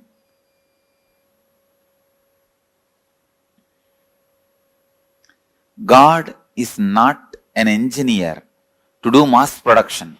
Only in mass production you can compare one product with another. God is an artist. He paints each one of you. He designs each one of you. He carves each one of you. How can you compare between one art piece and another art piece? You are unique. Each one of you are unique. All of you are not equal. No. All human beings are not equal. No. All human beings are unique. It's like each human being is a unique flower. Uniqueness flowers in you. Fulfillment flowers in you when you realize your uniqueness more and more and more.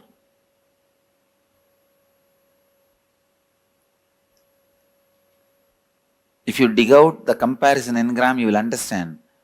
Sometimes you waste years of your life just because of comparison. Your neighbor has a big house. Even though you don't need, you waste so much of your time, energy, putting it and investing it in a house. Finally, when you have that big house and are not able to maintain it, when you are not able to maintain, when you realize you don't need that big house, you feel, oh God, 8 years of my life I wasted in this. I really needed a car. I could have put little bit of money into the car. Instead, I put all the money into this house. Now I am not able to maintain.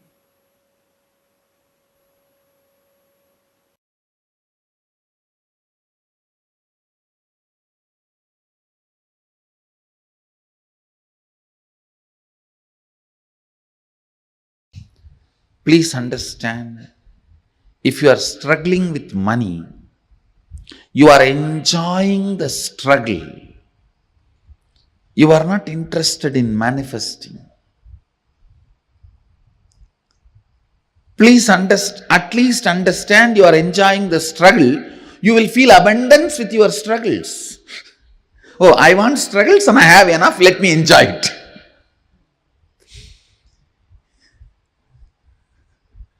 At least feel abundance. You want struggles, 2000 struggles around you, and you have 2500 struggles. Enjoy them.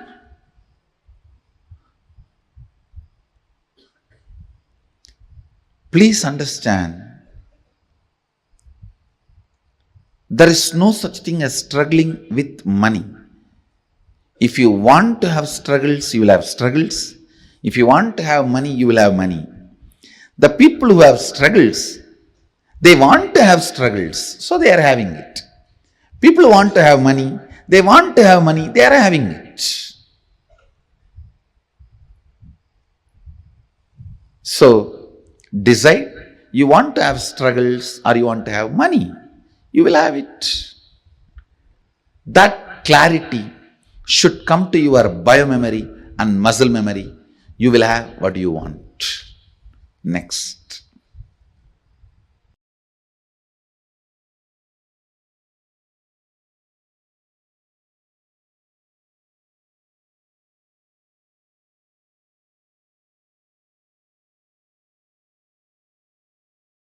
Please understand, in each of this, you have your vested interests.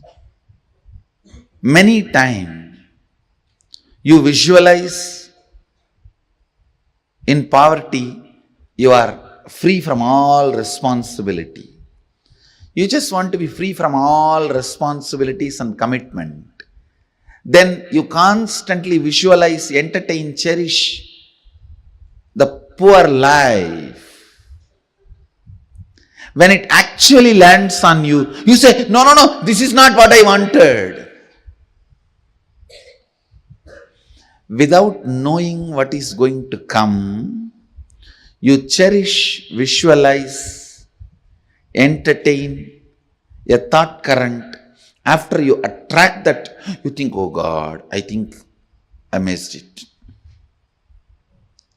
Please understand, universe is intelligent and compassionate. It gives you only what you ask for. Never anything else. And if you have manifested poor health, unhappy relationship, poverty, look in why you manifested. Why you manifested. And dig it out from your muscle memory and biomemory, the root patterns. Why you manifested poor health, poverty, unhappy relationships, and complete it, you will understand you always manifested only what you wanted, knowingly or unknowingly.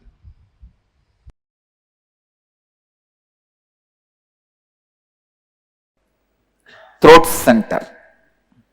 A throat center.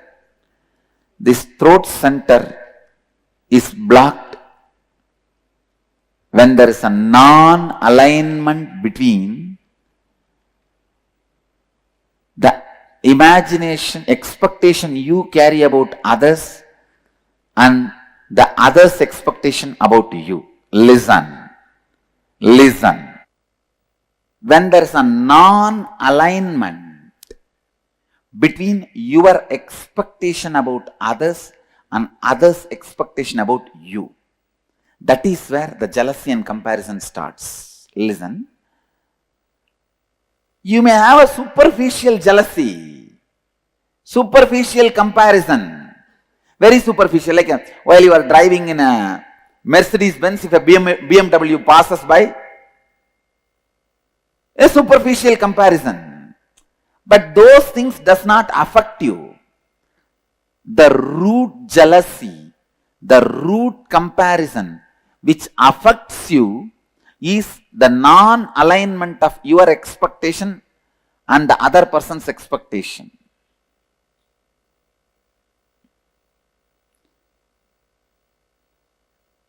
How many of you have in your life the non-alignment between your expectation towards them and their expectation towards you? Both of them are not in alignment. Then you have a problem in throat center. Anyakara is what you believe and project others to be for you as per your understanding. Listen, these are all like a legal definition. Anyakara is what you believe and project others to be for you.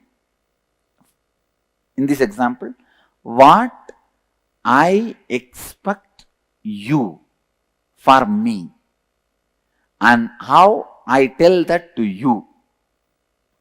Clear? For example, now I am expecting Bhagavan to build a temple in Dallas, so I am expressing it to him. This is my Anyakara. He expects me should always honor all the words I utter and fulfill them. That is his Anyakara for about me. Clear? But now there is a non-alignment where I am fulfilling but he is not ready to fulfill. Clear? So his throat has a problem.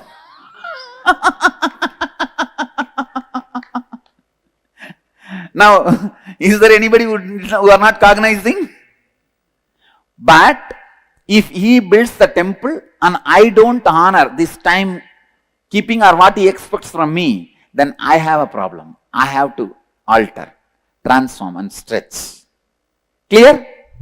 Here is a volunteer. What that volunteer expects from me is Anyakara about me. What I expect from him is Anyakara, my Anyakara for him. Clear?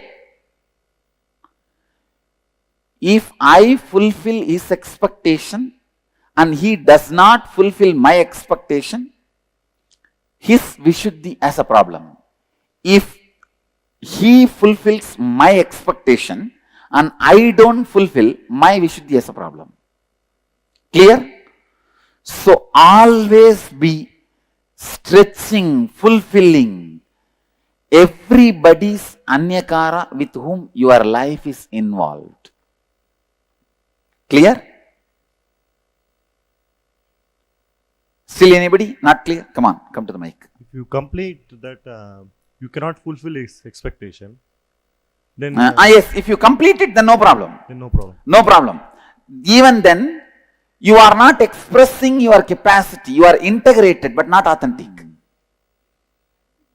Understand? Now you will see. You will flourish in your business. You will flourish in your job. You will flourish in your relationships. In everything you will see because you have decided not to give up on you. Understand?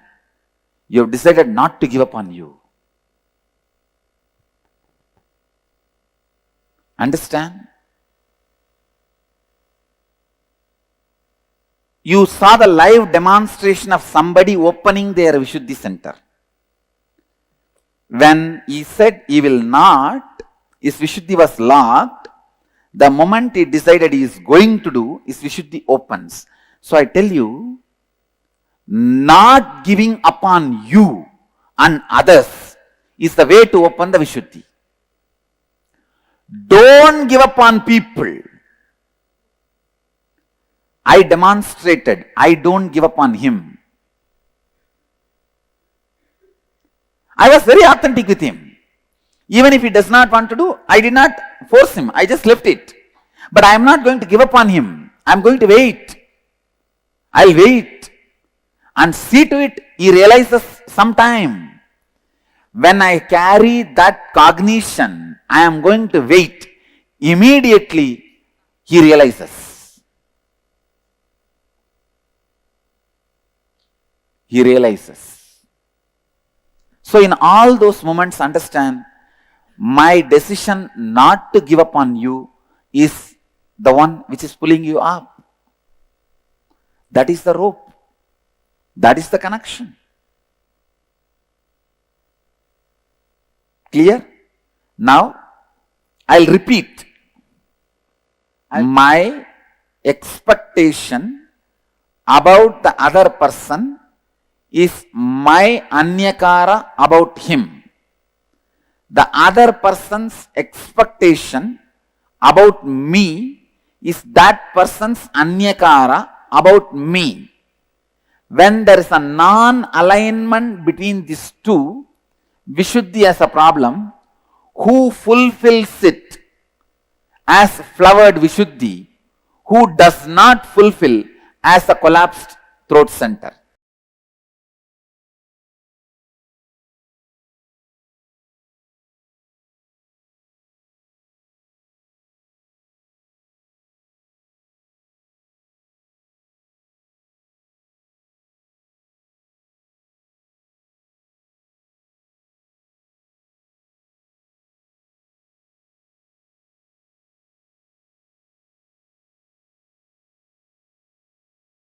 Now listen. Let me come back to emotion retention and emotion fermentation. You get multiple types of emotions, almost all emotions every day. Sometimes lust, sometimes greed, sometimes fear, sometimes the multiple versions of fear, sometimes worry, sometimes love, sometimes attention giving, sometimes attention asking, sometimes jealousy, sometimes comparison, various emotions, sometimes the willpower, sometimes arrogance, sometimes frustration, different emotions I can describe. All kinds of emotions you get. But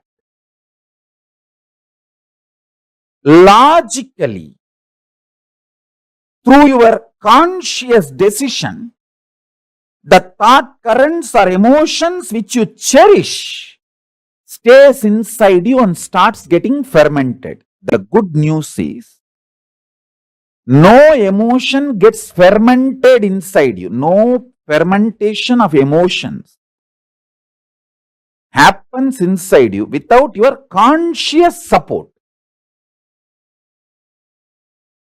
You should understand that.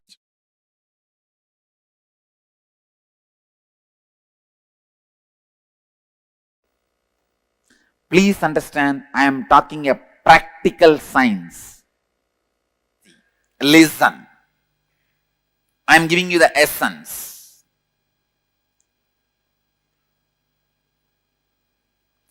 Whenever there is an inauthenticity in anyakara, you end constantly comparing yourself and your life with others.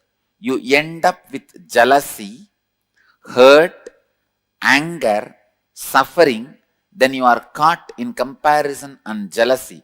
Jealousy is outcome of deep, innate violence you carry. Listen, I am putting it in a better way. Please understand, when somebody expects something from you, when their image about you demands your expansion, you are not interested in expansion. the violence you have, you show towards them as jealousy, saying, you expect this from me? Come on, now I will expect this much from you. You prove. Getting it? Cognizing it? How many of you are cognizing it? Jealousy starts to justify. Listen. Jealousy starts to justify you not fulfilling others' image, or, listen, jealousy starts to justify you not fulfilling others' image. Understanding? See, I will not fulfill what he wants from me because he does not fulfill what I want from him. And I will expand what I want from him before even thinking whether he is going to fulfill or not. If he has 10 million, I will put it as 100 million I want from him. Then go there and say, see, he is not fulfilling my 100 million, so I am not going to fulfill what he wants from me. Getting it? Cognizing it? Jealousy starts as the justification. Clear? Then it becomes a violence to declare your supremacy. Let me tell you, cognize, listen. First, hey, you have 10 million. If I ask 10 million, you may give. No. I'll ask 100. So you can't. So now, because you are not fulfilling, I can justify why I am not fulfilling. Why I am not expanding me to you? Because you are not expanding you to me. As a justification, jealousy starts. Then you have justified to many people that why you are jealous. Why you are jealous. Why you are jealous. You are justified to many people. And many people have fallen with your argument. And they say, all right, you are right, you are right, you are right. Then the jealousy doesn't keep quiet. It declares, now I am the supreme. Listen. For example, I say, hey, give me 100 million. You are not giving. So now I am also not going to fulfill your image about me. Then this fellow, yes, he says, yes, right. He falls. Then second fellow comes. For him also, I am not going to expand to you because you are not expanding to me. Justification. He falls. So one by one, when people start falling, suddenly you declare, hey, I am the most supreme. How many of you are cognizing it? Do you see in your life, in some areas, you have declared supremacy? At least one area you have to declare supremacy to keep yourself alive. If you don't declare supremacy, even in one place, you cannot tolerate you. How many of you are cognizing me?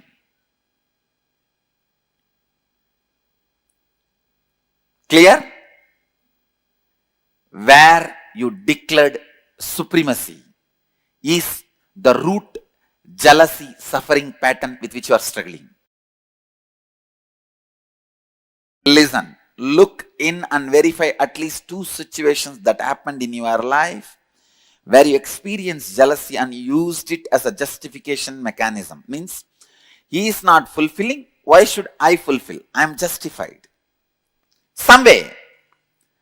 And look in and identify, write down how this jealousy became a defending mechanism, defending you from your own inauthenticity. When you are not coming for morning yoga, you say everyone is not coming, then what is the wrong? Nothing wrong. I also don't need to come. This is the level of the human awareness. I tell you, even the collective consciousness theory is nothing but your justification of jealousy, saying that Everybody is like that only. I was also like that. And the third, look in and identify and write down how your defending mechanism protected your inauthenticity and how you declared supremacy of your inauthenticity.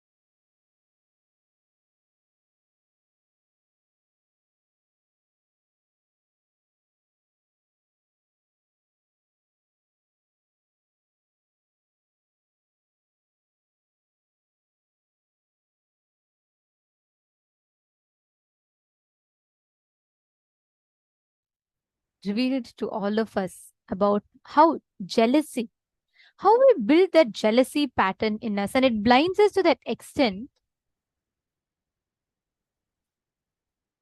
that we all start losing out our touch with reality, and our justification of our non-performance by somebody else's performance is jealousy. Swamiji had so beautifully described it with that example that Swamiji gave.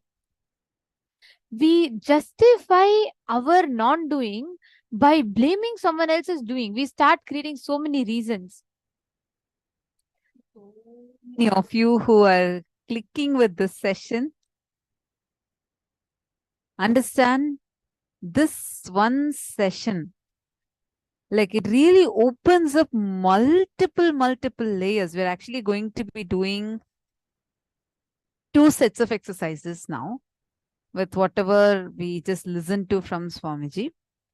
Now, the first step that we are going to be doing is where we're going to work on first realizing how we are carrying jealousy in our lives.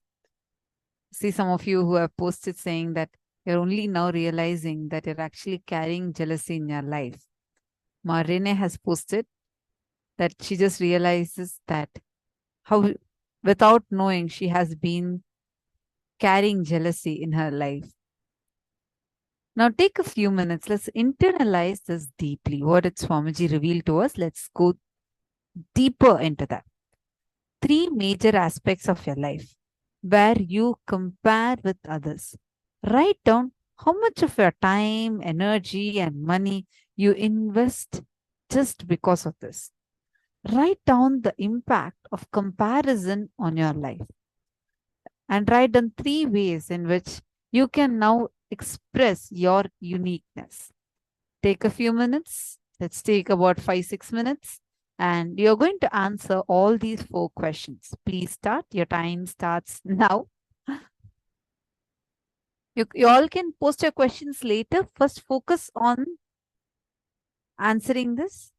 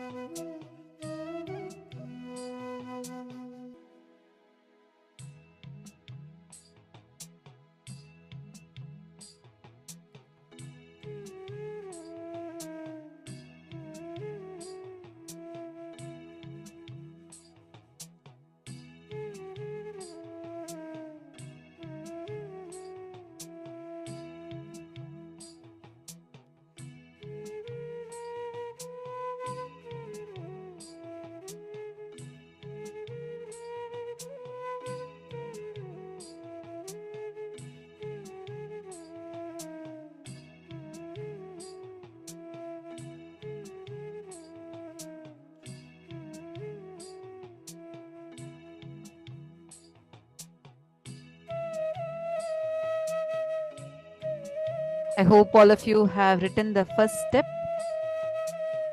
I hope you all have finished writing the first step.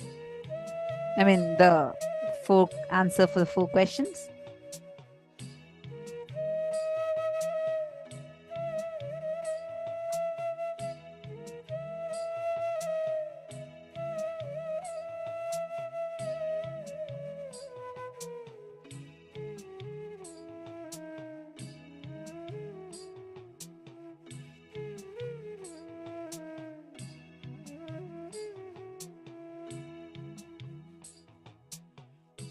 Sit on your knees.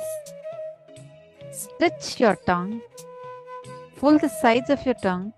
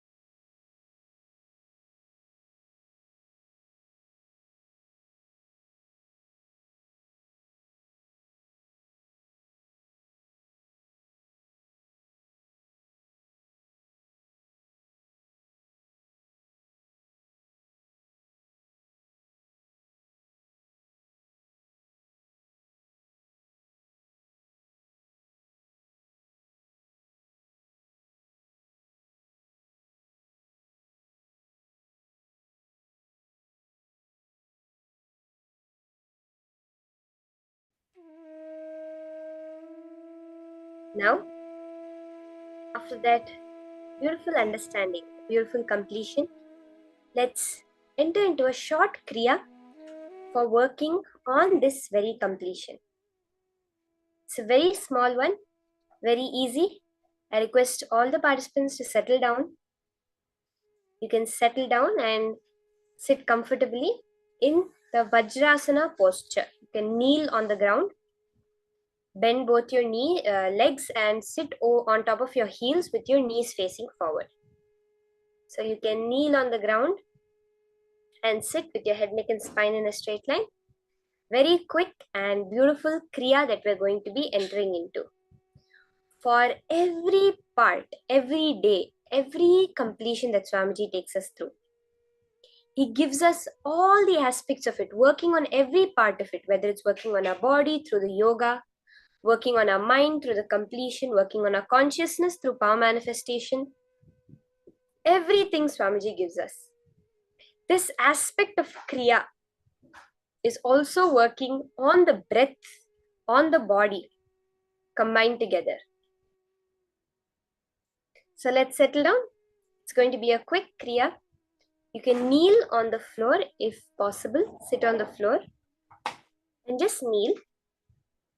In this kriya, what we're going to be doing is, you're going to be rolling your tongue in like a straw. So I will just demonstrate it. You're going to roll your tongue in a straw shape like this.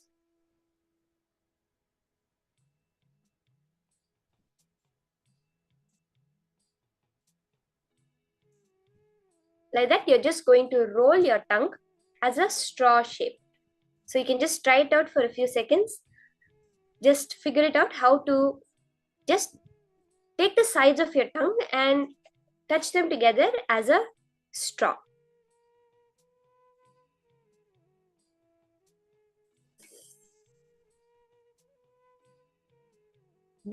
Through this straw of your tongue, you're going to be breathing in.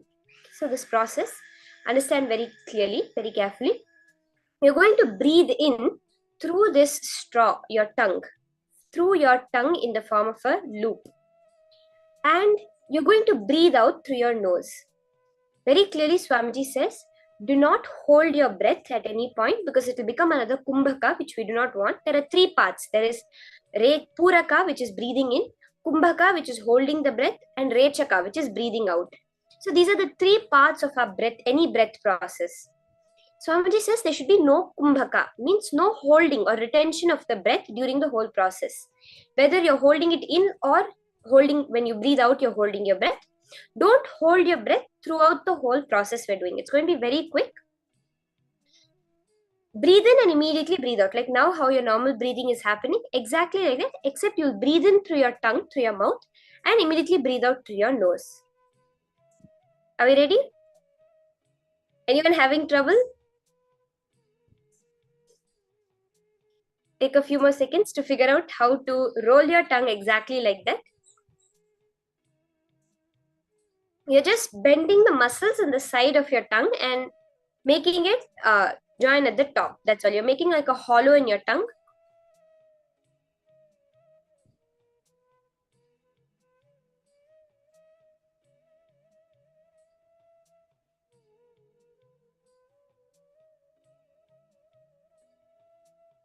Okay? So let's start the kriya. You can just sit. You can close your eyes. And we're just going to be breathing in and breathing out. Breathe in through your tongue. Breathe out through your nostrils. Okay? Do it continuously. You can do it slowly. But don't hold your breath at any point of time. Remember that very importantly. Let's start.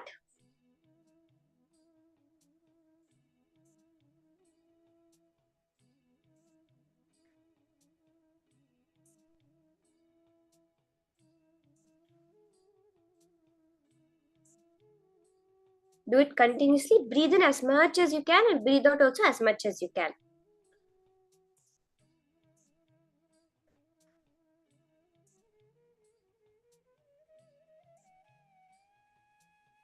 Immediately breathe out.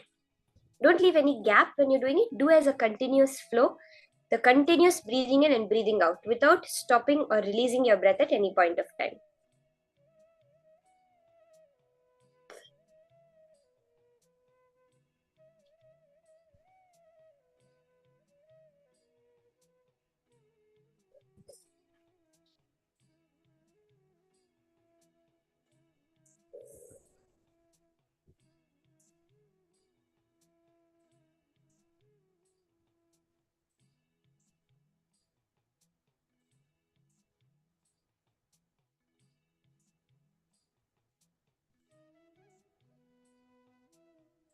Continue doing.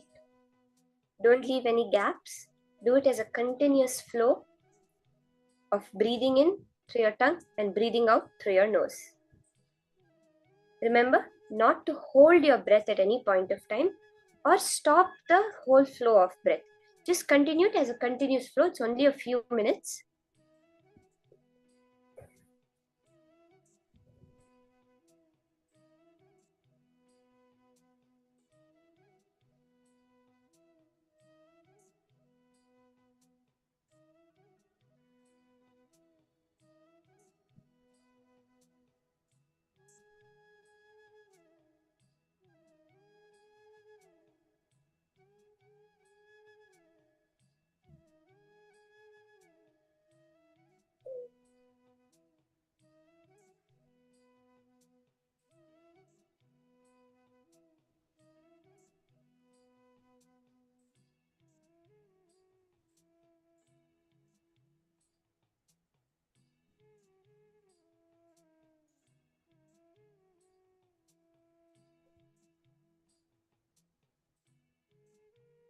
Don't strain yourself at any point of time.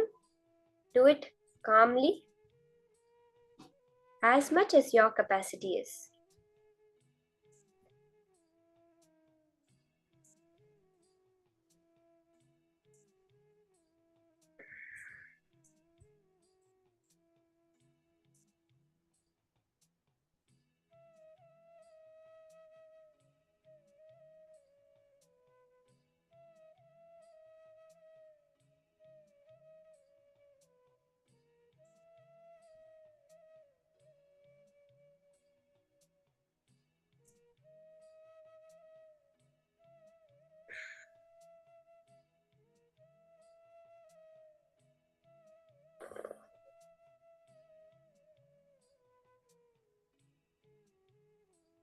You'll feel an intense coolness in your throat when you do this.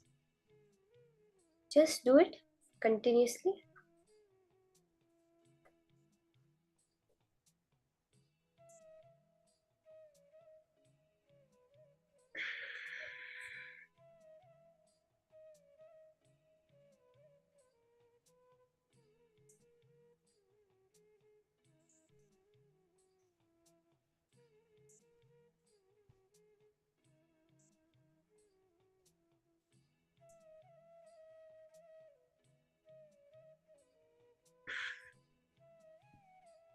Take in the air through your tongue and release it through your nose.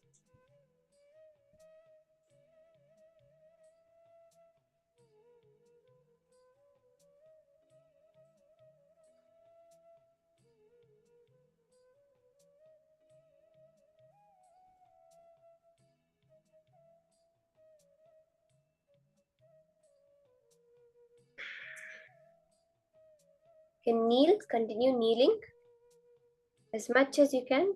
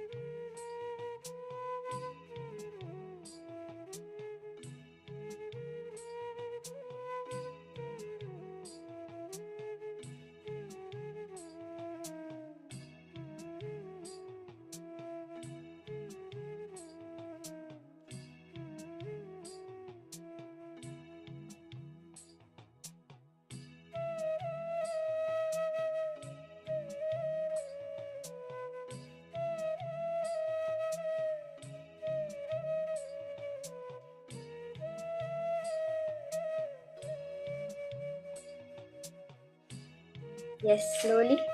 Relax. Relax your tongue, relax your breath. Down.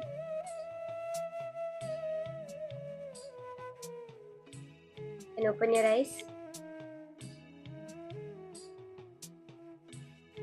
The intense feeling of coolness, of complete calm and settledness that you feel. Experience that. You can relax, open your eyes.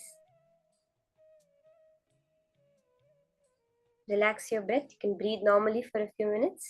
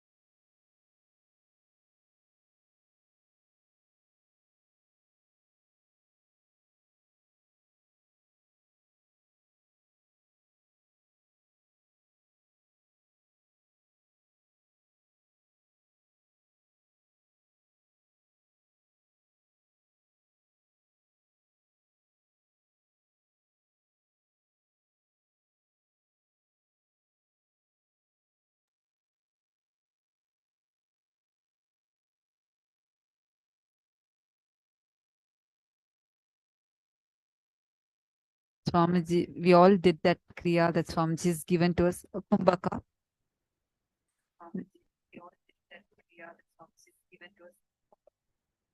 Now all of us are going to be entering into the next step where we are going to be completing with this comparison and jealousy pattern.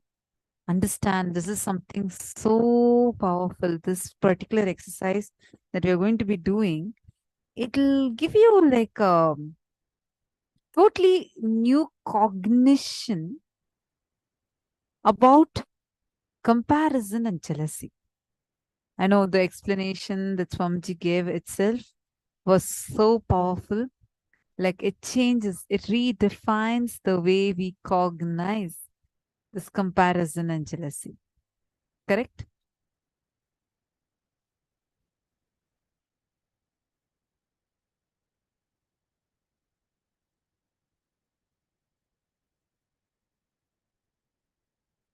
Now, oh, sorry, I'm just noting that some of you had asked question. I hope you all were able to do the kriya properly. If you are not able to fold the tongue, it's okay. See, there are some people like it's not possible for you to fold the tongue. It's a way your body has evolved. So don't worry about that. You, as much as possible, you could have rolled it. That's enough. Okay, now let's understand about this jealousy. Can I request everyone to please come and sit in front of the camera? Please come and settle down. This is a very, very, very exciting session that we are going to be entering into. Please sit in front of the camera. Nithyanandam, request all of you to sit in front of the camera. Yes, Ma Margarita, you're waving at me, Nityananda. Ma Johanna, is it possible to add a little more light, Ma?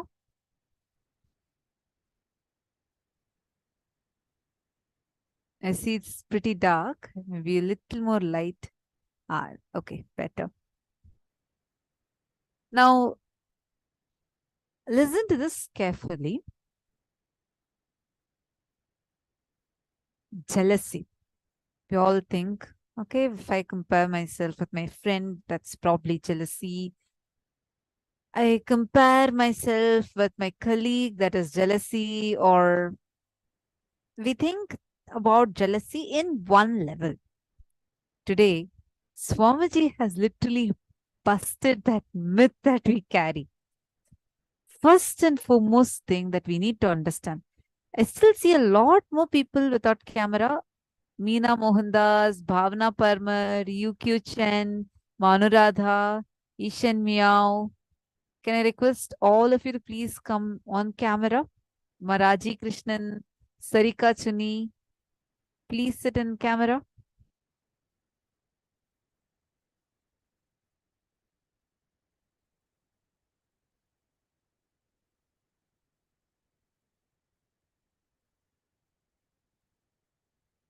Yes, Nityanandam.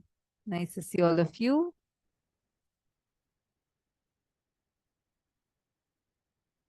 Great. Listen to this very, very carefully. Okay, don't miss out on this jealousy workshop. Usually, we all think jealousy is more about ourselves, us feeling bad about ourselves. But Swamiji says, jealousy is outcome of deep innate violence you carry in you. Understand, when somebody expects something from you, when their image about you demands your expansion and you're not interested in your expansion, the violence you have, you show towards them as jealousy. Understand this? For example, if let's say that your friend, have been with your friend since few years, she's your best friend. She's worked hard now and she has gotten a job promotion and she got a new job. And you start feeling jealous of her. How the jealousy comes, listen to this very, very, very carefully. You carry a certain deep, innate violence in you. The moment she got a job, you already know the expectation on you is also to get a new job, but you're not ready for it. Because you're not ready for it, you immediately start becoming jealous of her and you start comparing. Oh, she might have gotten a new job. Look what arrogance she's talking from. I'm so humble, but she's so arrogant. Just because she got a new job, she's trying to prove that to me.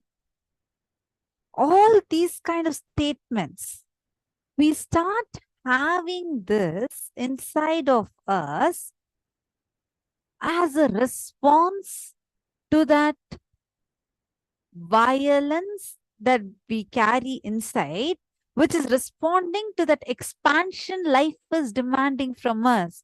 Same thing in all.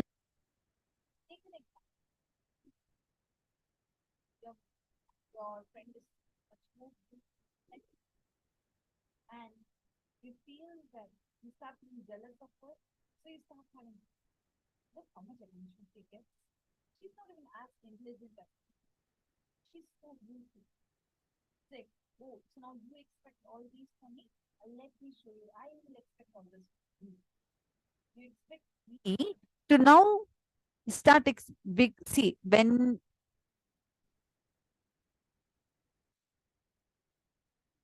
sorry, just a moment. I hope you all are able to hear me better now, Nityanandam. Are you all able to hear me better now? Okay. Yes, I'll repeat again. See, listen to this very carefully. It will help you in multiple areas of your life. Your friend, let's say your friend is pretty, and you started you're feeling jealous of her because you feel that you're not good looking enough and you're feeling jealous of her. What would you start doing? You start saying that, look, she may be pretty, but she is not as intelligent as me. She doesn't have this intelligence. There's one violence in you. It will start slowly even cherishing if she is having something bad happening to her. You may outside externally say, okay, I'm sorry for you. But internally, there'll be that innate violence that we carry, which will enjoy that suffering. Catch it. Look inside of you, be able to catch it. Take any example of a person that you have been jealous with. You will always see when you're seeing that that person is pretty and you're saying that, okay, I'm jealous of her because she's prettier than me. Why do you feel that? Because you already feel that there is certain expectation for you also to look that pretty. You feel there's a demand for that expansion, but you are not ready for that expansion. So, because you're not ready for that expansion, the response you start giving would be, oh, so now you expect me to look pretty? Now look, I'm going to expect this from you. Where look how rudely you're speaking. Oh, she's so rude. She's so arrogant. She is like this. She is like that. Hundreds of such statements would start coming in you to justify your violence. You start carrying jealousy. Jealousy is not the real pattern. It's a shadow pattern. The root is innate violence that we carry. How many of you are here? Like you start using your violence, jealousy, as a shield to defend your violence, a shield to defend your inauthenticity. That's why Swamiji so beautifully explained. If someone is expecting something from you, let's say you are saying you are committing to help someone, okay, and you're not able to help, automatically the innate violence in you gets shielded by the jealousy. Under the cover of jealousy, what do? You say, after all, even he could have done it by himself. Why do I need to help? He maybe just asked simply. You start using jealousy as a means to shield your violence, and whenever you have to justify your inauthenticity, you bring in jealousy. You will ask, oh, as if he's all the time integrated, only one time I missed, as if he does the work fully. Automatically, how many of you have experiences whenever someone asks you something, let's say your boss asks you something, he says, why you have not kept up with the timeline?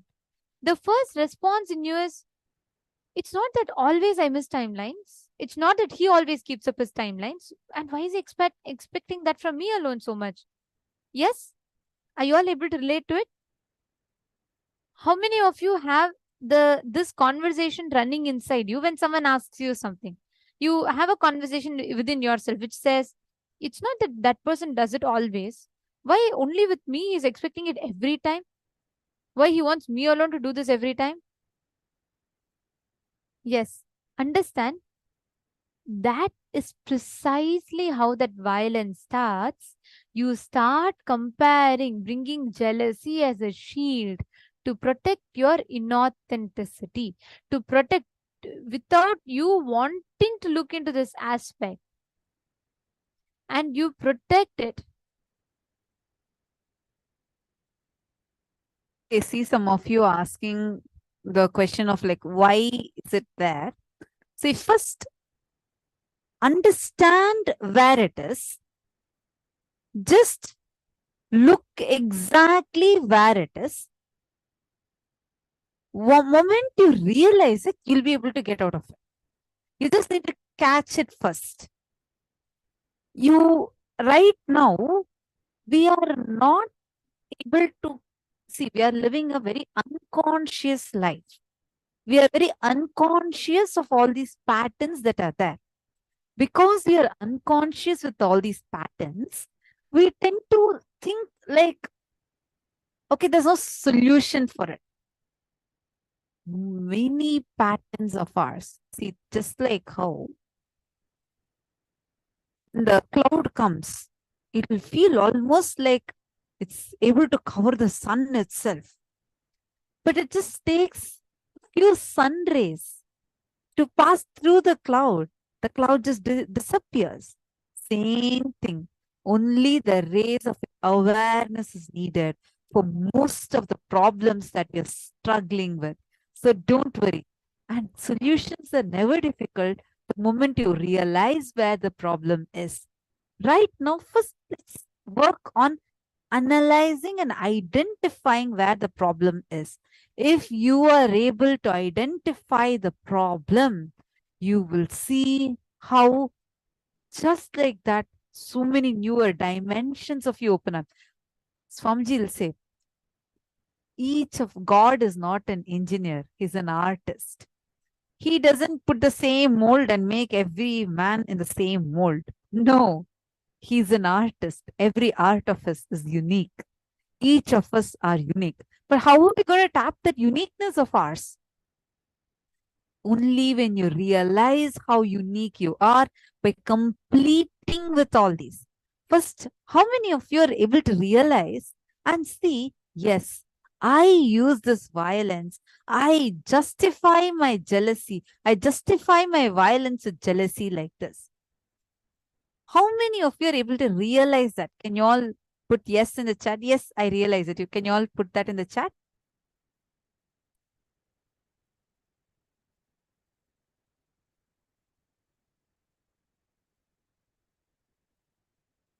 If you're putting yes, yes. Understand, that's why Swamiji will tell. Swamiji makes a very, very beautiful statement. Swamiji tells the biggest violence taught to humanity is everyone should be treated equal. Equality is the biggest violence taught to humanity. You cannot be unequal. You can, an elephant and a giraffe cannot be compared with each other. A giraffe is a giraffe, an elephant is an elephant. If we treat animals like that, then how can we compare a human being with another human being? Swamiji tells that whichever organization or nation runs behind equality is the biggest violence, because unless we do not identify the uniqueness of each being, each manifestation, then we will never ever be able to celebrate our happening constantly. That is why today so many people run behind these cosmetic procedures. Why? They want to look like something. They want to look something other than them. This makes that constant violence inside us, trigger inside. Just today, I was reading in the news that one of the actor, just because she was not looking like others, she went and did a surgery on her face, and it just ended up not happening properly, and she lost her features. The face completely went. And she said she had made a post saying that, I'm shocked, I don't even know why I did what I did, but I felt bad because people were all saying I was not looking like others. It is so sad. People, when I say people, you, me, every one of us that live, we see something. We want to look like someone. We want to walk like someone. We want to talk like someone. And we constantly run behind this comparison. And every time we are not able to achieve the scale that we create for ourselves, we justify our inauthenticity with jealousy and violence. We not doing, for example, we not doing exercise and we gaining weight. When we look someone who's more thinner, who's more healthier, what do? The innate violence in us gets triggered. We immediately justify, oh, what is that? She's always focusing only on her body. I have so many things to take care of. It's just looks for her all about, and we start making comments about the other person, justifying, constantly getting that jealousy triggered in us as a shield to defend our inauthenticity. You not waking up and doing yoga and not taking responsibility for your health will, instead of looking at that, we start focusing and justifying, oh, how much responsibility I take. Ma Susan is asking, why is that violence? Understand, Ma, most of the times we refuse to expand. We are very cozy and comfortable. But because we don't want to expand, we cannot tolerate others' expansion also. Swamiji will tell a very nice example for this. In typical Indian households, okay, in Indian village households, there'll be these women, some of these old ladies, who themselves would have decided they're not going to do anything in life, and they have lost their all their family members and all that. They're just living in the house, in the family. So they will be happy, but if they see someone else being happy, they'll start making comments. See what is there for her? No care about life. She's just going around. This typical things, when we don't want to take responsibility, when we don't want to expand, we don't look at that. We start feeling angry at someone else's expansion. When we don't want to address, see, it is just, Susan, the point where the violence starts is our refusal to look at the gaps, the blind spots where we are stuck and address those blind spots. We do not want to take that responsibility. Okay, fine. Then be wherever we are. No, we don't want to do that. We cannot tolerate seeing someone else's expansion. Our problem is not that you are not making money. Your problem is the same friend who goes to the same job as you is making more money than you. That if we shift that pain point, if we shift that slight difference to coming back to see where our inauthenticity is, 99% of the jealousy, everything that violence we carry will completely heal. That is what we need to address.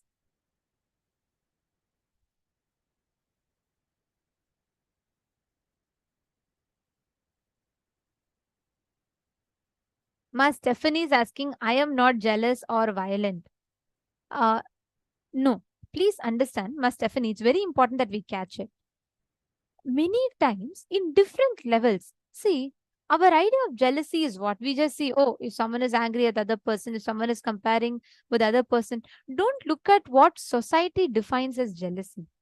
Wherever you are refusing your expansion, if you look in a little deeper, at some subtler levels, I'm not saying fundamentally all of us are evil and jealous of the other person. No. Unfortunately, people who entertain it so much go to that extent. It is not everyone is very. Have you all seen? If I don't know if you all watch that Indian soaps, you'll literally know what I'm talking about. In Indian soaps, they'll show this. There'll be this one character whose whole life, the sole mission of his or her life is just always conspiring continuously about the other relative in her house. She cannot tolerate the other person smiling. She cannot tolerate the other person laughing. She cannot tolerate the other person going to work. Typical Indian soaps will describe this. Any Indian serials, TV serials that you see, all of them will have this one character. One woman with a big bindi who will all the time sit and conspire, and her life's mission is to conspire. I'm not talking that, I'm not saying all of us are like that. No, that is not the thing. But at some levels, at each subtler levels, we all carry a certain amount of violence towards us, towards others, for our own inauthenticity. Every one of us have it in different levels. That is what separates us from experiencing oneness with existence. The moment we drop those layers, see, it starts, for some it's very gross. Like for some people, it's like straightforward. They're straightforward jealous. They start doing something to destroy someone. That is different. That is one level. But for each of us, we have different levels at which we entertain this jealousy, entertain these cognitions. Very important thing that we need to understand is there's something called as innate violence that we all carry. Until you become enlightened, this innate violence exists in everyone in different levels. See, why do you think we have self-sabotaging pattern? Is violence against yourself. You may not be telling this to someone else, but you'll be telling it to yourself. Look in, identify where that is starting from. See, I saw one more question. I think Sudha Dandapani had asked, what if the action that other person expects are not in sync with what my purpose is? See, if someone is expecting, like how Swamiji said, see, Swamiji had in the satsang that Swamiji had given, I think day before yesterday that we watched, right? Like where Swamiji is explaining about the 4 identities. That very beautifully Swamiji will explain how if you make a declaration, like for example, Swamiji said, I am an avatar. Like now I made a declaration that I'll fulfill whatever you want. Now I'm going to be manifesting whatever you want in your life. Now this is the Anyakara. Like this is the Anyakara and Swanyakara that Swamiji is holding for every one of us, where we pray to Swamiji and we manifest when Swamiji blesses us and manifests our boons. Now, if someone is expecting, okay, I want this boon to be manifested, that is in alignment with what Swamiji has given as a declaration. But if someone is expecting that Swamiji should go and play cricket and win the World Cup, that's not in alignment with what Swamiji has declared for the world as his Anyakara, right? His inner image or outer image or others' image or life image. So, when someone who is not is expecting something completely different from what you are declaring yourself as to the world, you are not obliged to fulfill it. But for all of us, it's most of the time, 99% of the time. See, for example, your child is expecting you to understand him, and you are expecting that your child should understand you. And you are having an outer image. You declared that you are a mother and you are going to be caring for your kid. So the kid is having that expectation from you from that context. So always first look and analyze. Is the expectation that your child is having towards you, or like whoever is having towards you, from the declaration that you have made for them? As much as possible, fulfill it. If it's not, at least complete it. Tell them very clearly that this is not in alignment with what you are standing up for, you are holding in your life, and complete with it. You're understanding, Ma Sudha Dandapani? And second thing, see, first identify where you are having this jealousy pattern. Because only when you understand your inauthenticity, where are you resisting that expansion? Identify that. Only then you will be able to even segregate all of these, clearly understand all of these things. We identify the parts where we are jealous, we will know where that inauthenticity is. Right now, don't look for where the inauthenticity is and where others are expecting. It's not about others' expectation. It is wherever to shield your inauthenticity, you use anger, you use violence to defend all those places. Ma Hongsu is asking, Swamiji can do all this, which I cannot, because he's an incarnation. Is that also jealousy? That is not jealousy, ma. It is, what to say, Swamiji will say, right, that it is self-destroying or self-doubting patterns. Because Swamiji has given a declaration. Swamiji has told, I am here. I am doing everything to show that because I am doing, you also can do it. That's right. One of my favorite quotes from Swamiji. I think it's so many of our favorites. I am not here to prove that I am God. I am here to prove that you are God.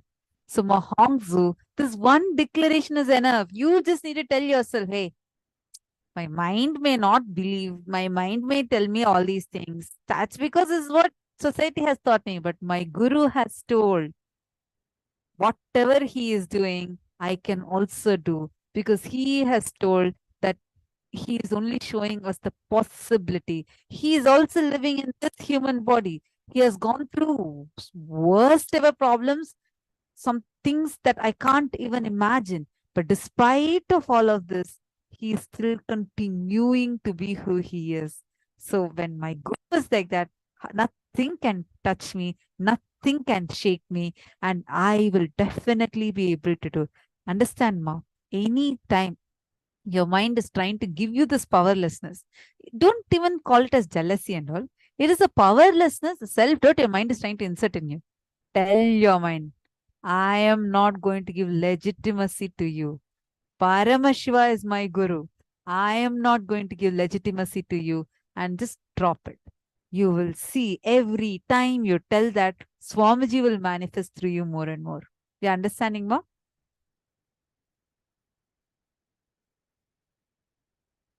Every one of us to take a few minutes, look in and pen down. Because only when we analyze and understand, we will know. We will be able to map what exactly is the path. So now, start looking into your life and write down at least 2 situations that happen in your life where you experience jealousy and you use it as a justification mechanism. Means, anyways, he is not doing, why should I do? Anyways, she is not doing, why should I do? Wherever you brought such thought currents, it can even be the simplest of things to the biggest of things. Whatever it is, please look in and pen down. Take a few minutes. Write down how this jealousy started becoming a defending mechanism inside of you.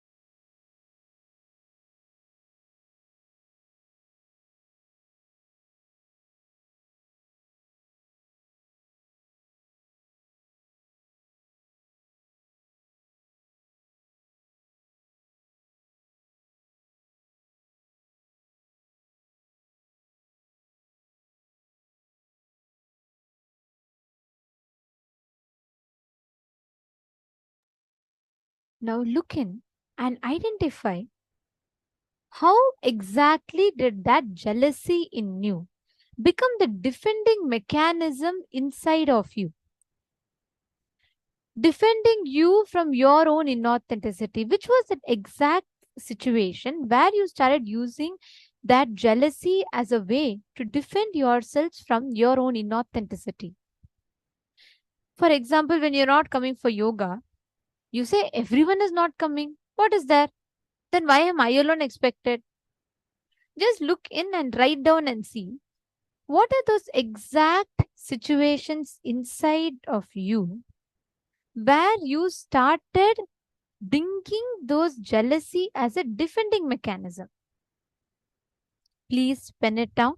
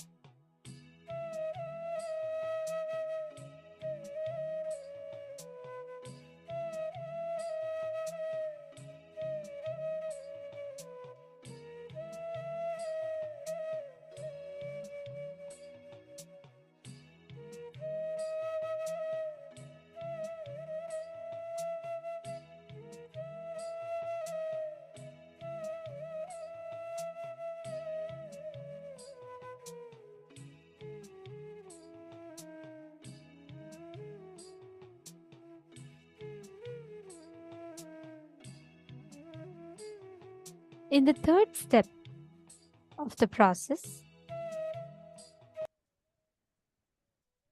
looking deeply, identify and write down how your defending mechanism protected your inauthenticity in that part and how you decided to use that itself as your defending mechanism.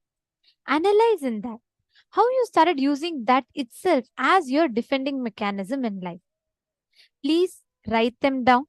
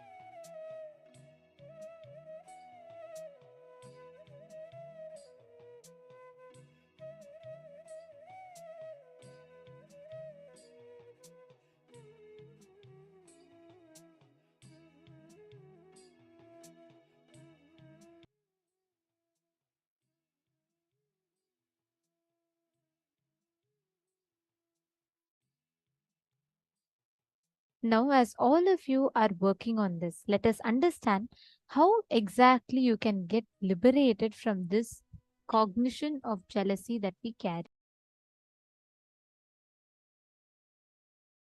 You see, just what are all the main aspects, main important subjects which affects our life? Money, one thing. Then, not that famous, that is famous. Money, health, name and fame, beauty, anything else? That's what money. In one word I call money. Intellect. Money, intellect, power. Power means the name and fame, power politics, power. And that's what status. The power word itself denotes the status. Beauty, achievement. What is the one you see? No, not that name. Education. Education. Vidya, that's what I told Jnana. So, all these things you see,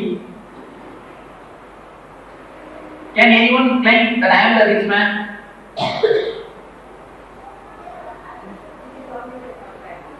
Compare. Can anyone claim I am the beautiful person? Which one is richer? If you see the photographs of the so-called beautiful persons in the newspapers, you will not feel like second time seeing. Second time looking and looking into. Am I right? You will find many times. You will just turn the next page and go for like some other news. Yes, you can say, even it is my experience. When you see that some so-called looking good people, there are so many photographs, some conference, some competition, all these things. You will not feel like looking second time. Just and read some other news. So, there are two types of reality: existential reality, comparative reality. Comparative reality means, now you are rich. You think you are rich. But can you claim that you are rich? No. So, this is not existential reality, this is comparative reality, which is not existing.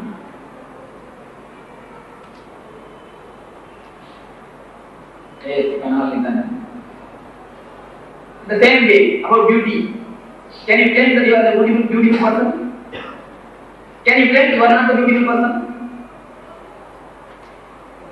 Can you claim you are the beautiful person? Can you claim you are not the beautiful person? No, there will be somebody who is uglier than you. Comparison. The whole thing is comparative reality, which is not existing. In Vedanta, beautifully called Maya, which is not existing but continuously disturbing. This is the definition for Maya. Yama iti Maya. It is not there, but it is there. That is called illusion. Illusion. You see, can you say you are the rich person? Can you say you are the poor person? Both cannot be true. Both is not true. But some itching will be there always inside. Both cannot be true. But both are true.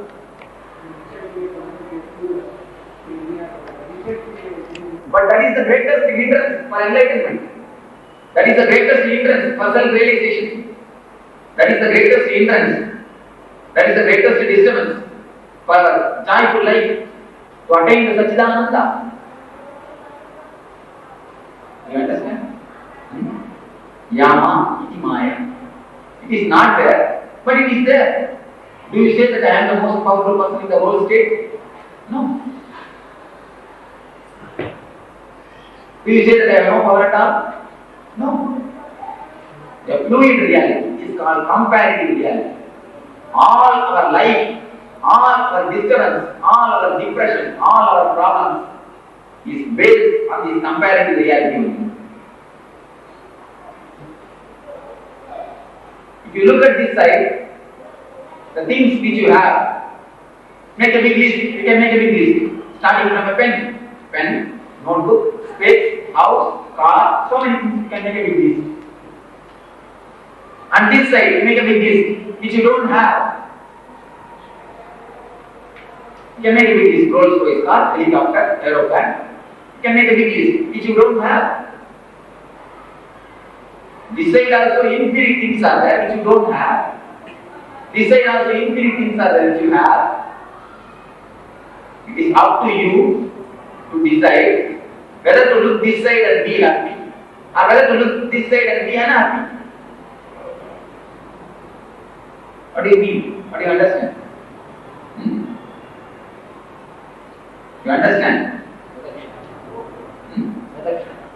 Selection. It is up to you whether to be happy or unhappy, whether to be ananda or in dukkha. Now I am giving the key to you, please be very clear. Better not to see both the sides.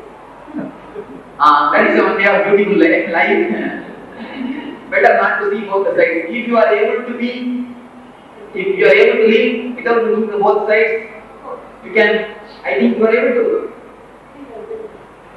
It is utterly impossible to live without looking at both the sides. Can be. To some extent, No. Unless you will be continuously looking at one side or other. If you are get enlightened, if you are become enlightened, we need to see it. Better not to. yes, you can do one thing. You can see, but you don't have to take in. Yeah. You can be without getting that affected, without getting affected. That is the key to unlock this chakra. So this side, if you see, if all the people are made to stand in a queue according to their economical status, you will find an infinite number of persons this side who are richer than you. This side you will find an infinite number of persons who are poorer than you.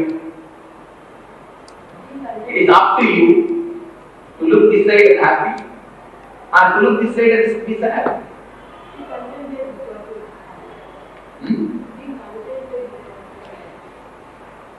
These words are all already used traditionally and given so many meanings which I don't want to use.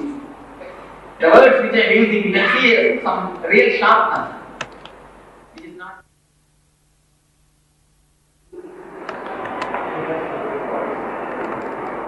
Happiness is a choice.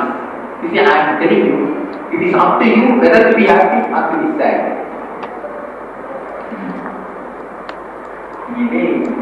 What you are asking, happiness is a choice. It's true. Ananda is the reality. Happiness is not a reality, it's a choice. But from happiness you can jump into Ananda. From dukkha you cannot jump into Ananda. In dukkha you will be caught with the world. You will be fighting with the shadow. But when you are satisfied, when you are contented, you can enter into the world of Ananda. Ananda leads to Ananda. Dukkha never leads to Ananda. Okay. So it is up to you to decide whether to be comparative, whether to be jealousy, or to be contented, to be happy. Whether to lock the chakra or open the chakra, it is up to you. To unlock this chakra, you don't have to go to any forest and do tapasya. The so-called old Vedantists always advise, go and sit in a forest, do some tapasya, do some hard tapasya to open these chakras. I say there is no need. You can be in your house, in your life. See, decide whether to look this side or this side, that's enough. To open this chakra. You will be out of Maya, you will be a Maya Atita. You can go beyond the Maya when you see very clearly which side to look. So this chakra is locked out of jealousy. This chakra is open. When you feel that I don't want to bother about somebody else, I will live my life. I will fulfill my desires. I will fulfill my life.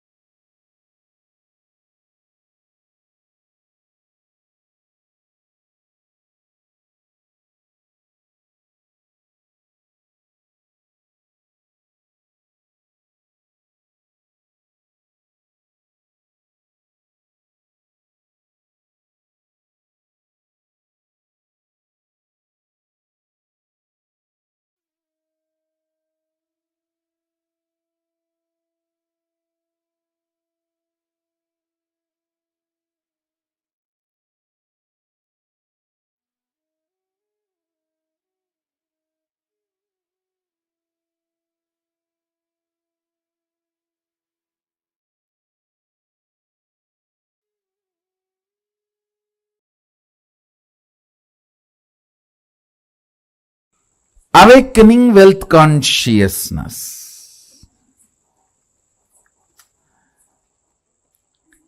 Let me describe fundamentally what is wealth as per the reality. Understand?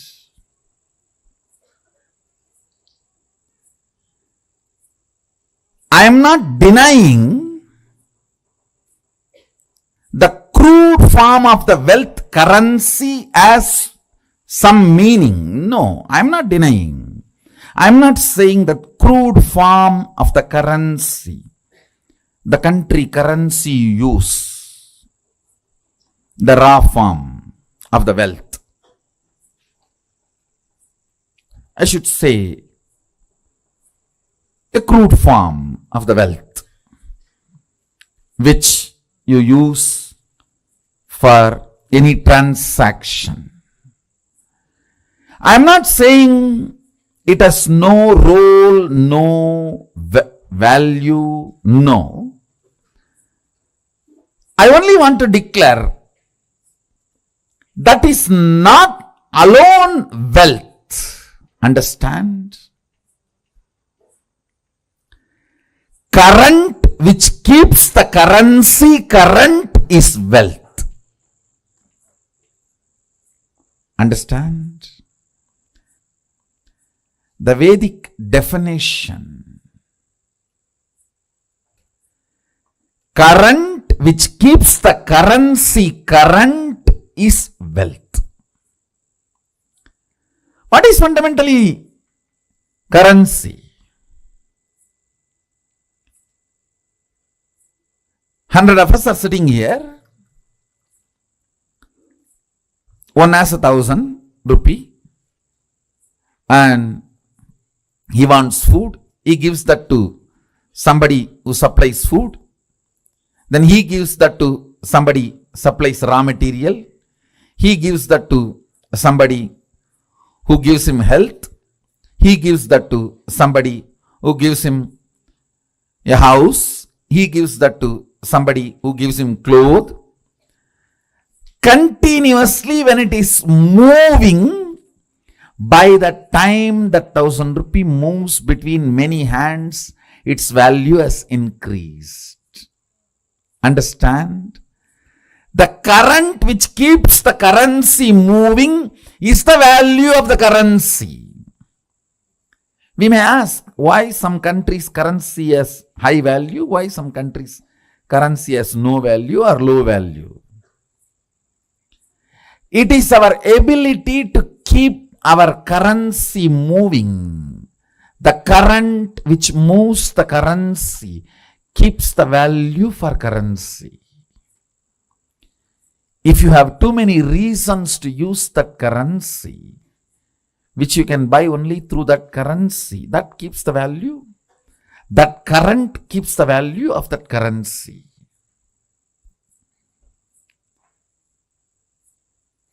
Mahadeva, Sadashiva, the greatest economist, defines wealth. Understand? You will never look at Mahadeva as an economist.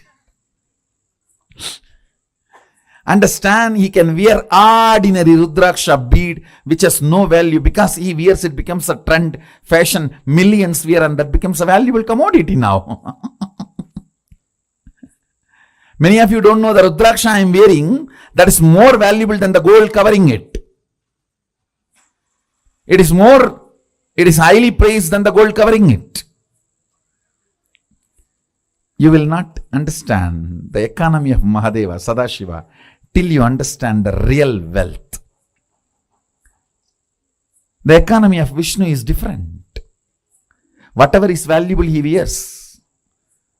The world's largest gem, Shamantaka, is on his chest. Miss Universe is his wife. The best flight, Garuda, is his vehicle. But with Sadashiva, if you see, all the things useless for society, Basma, from the Smashana, that is his cosmetics. And the Rudraksha, which nobody touches, which is falling from the trees. some bead. That is his jewelry.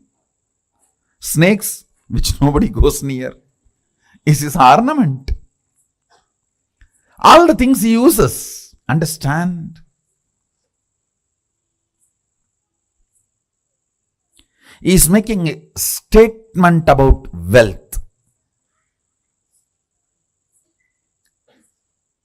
If you read Agama, his words, beautifully it describes wealth in multiple places. Our ability to be intelligently active is wealth.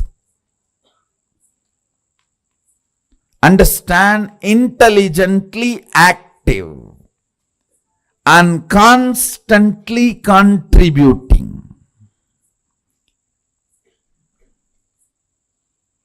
I am not saying don't accumulate currency, but I am saying fundamentally understand the concept of currency, then start moving your life and others' life. Then you will understand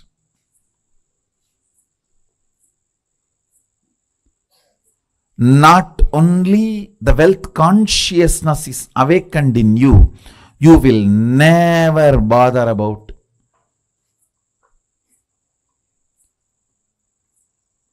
incompletions related to wealth. See, there are multiple incompletions people carry about wealth. First thing, the moment I utter the word, there is so much of that depression, that deprived feeling. Everyone has, I don't have.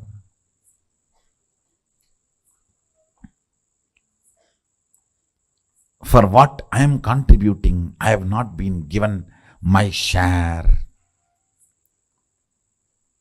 The various thought currents. Sometimes, oh, I am loaded with it. I don't know how to save it, how to protect it. From various resources, from various people you need to protect your wealth. Sometimes the illegal sources which are trying to snatch it from you. Sometimes the legal sources which are the so-called legal sources which are trying to snatch it away from you. Sometimes illegally legal and legally illegal sources trying to snatch away from you.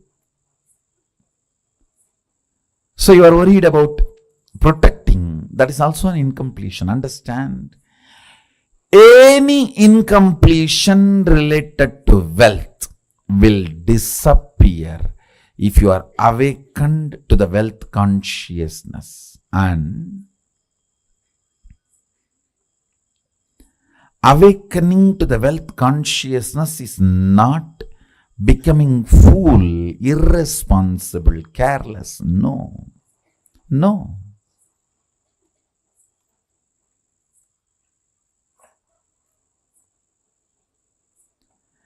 It is the most powerful strategy. Understand?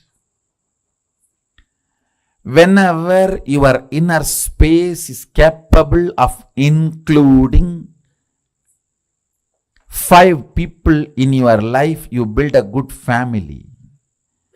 If your inner space is capable of including 50 people in your life, you build a good team. If your inner space is capable of building few hundred people in your life, you become a social leader. If your inner space is capable of including few thousands, you become leader for your region. If your inner space is capable of including a state in you, you become a leader of the state. If your inner space is capable of including a country in you, you become the leader of the country. Understand? If your inner space is awakened to understand and include the concept of wealth, you will see wealth becomes just part of your life.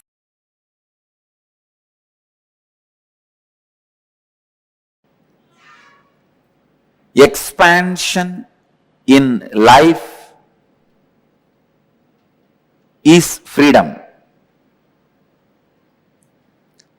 Anything which restricts brings bondage and suffering. When I say expansion, I don't mean this expansion. I mean expanding in health, expanding in wealth, expanding in every field is success.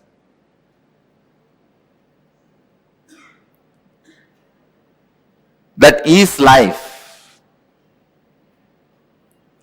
But there are many patterns which stops the expansion, restrictive patterns, which restricts you in your health and wealth.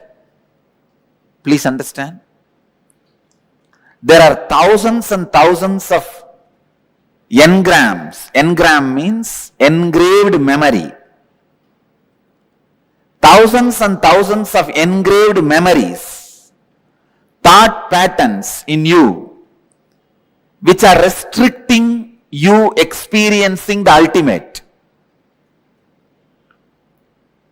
which are constantly showing you that you are not ultimate and you cannot expand by giving foolish, self-created, restrictive circumstances.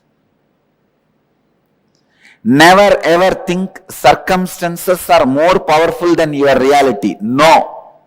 Our reality is more powerful. Our capacity to create the reality is more powerful than any circumstances.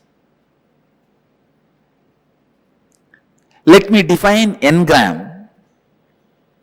Engram means a memory gets into your system, makes you work in the same way, even if you don't want. For example, you are addicted to smoking or drinking pattern. That engram gets into your system very strongly.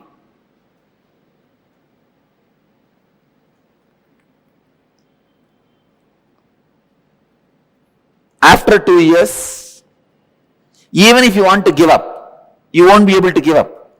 When the time comes, from inside you will hear smoking, cigarette. When the time comes, from inside you will hear, come on, open the bottle. Simply you can't do anything. Your body will just move. It will open, drink, fall asleep. Next day morning when you are having fight with your spouse only, you will even remember. It is not good for your health. One of the biggest lesson I have learnt from my life and I wanted to share with all of you is, have a strong experiential clarity about you. Nobody should be able to penetrate and alter your idea about you within you.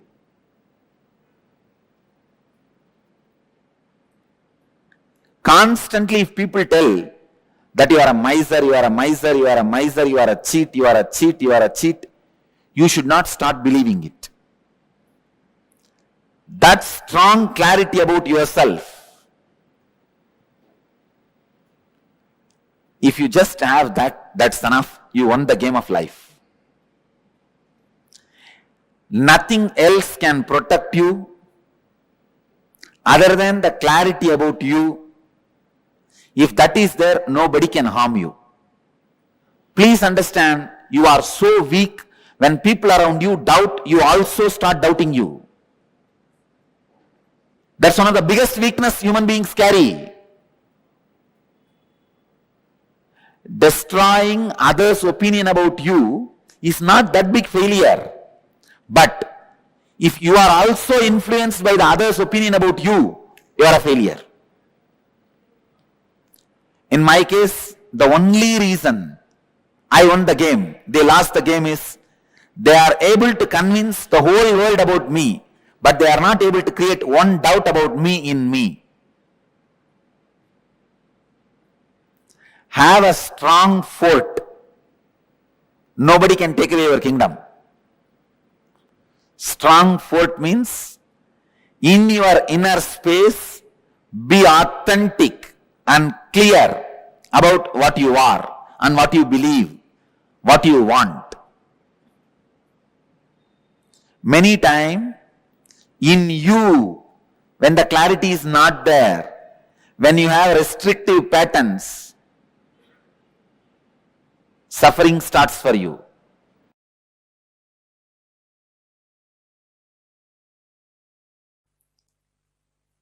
Only those methods of grabbing, stealing, robbing is wrong, sin. Otherwise, creating wealth, if you are contributing something directly to the people, universe, if you are grabbing from others without contributing anything, that is what is sin. So creating wealth is intrinsic part of life.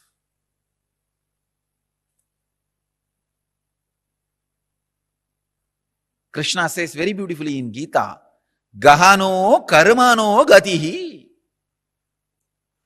The universe by its nature works. If you have at least the goal of creating wealth, you will be creative. Your energy will be channeled properly. I can give you the clear guidance. The first priority should be in the life for moksha, enlightenment.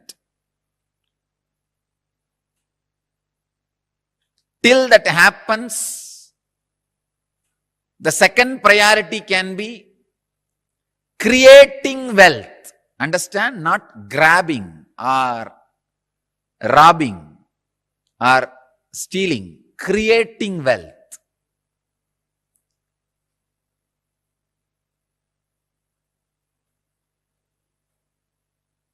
Anything else is a third priority. And I don't want to talk about third priorities. Creating wealth makes you non-violent. Because you will be too busy with the people, with the world, with life, by creating.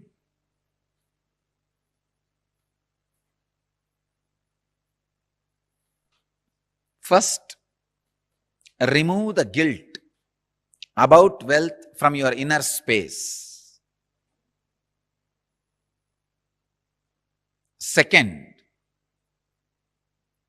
understand the expression of life through you is equivalent to the wealth you create, not grab, you create. So the more and more life energy starts expressing through you, more and more you create.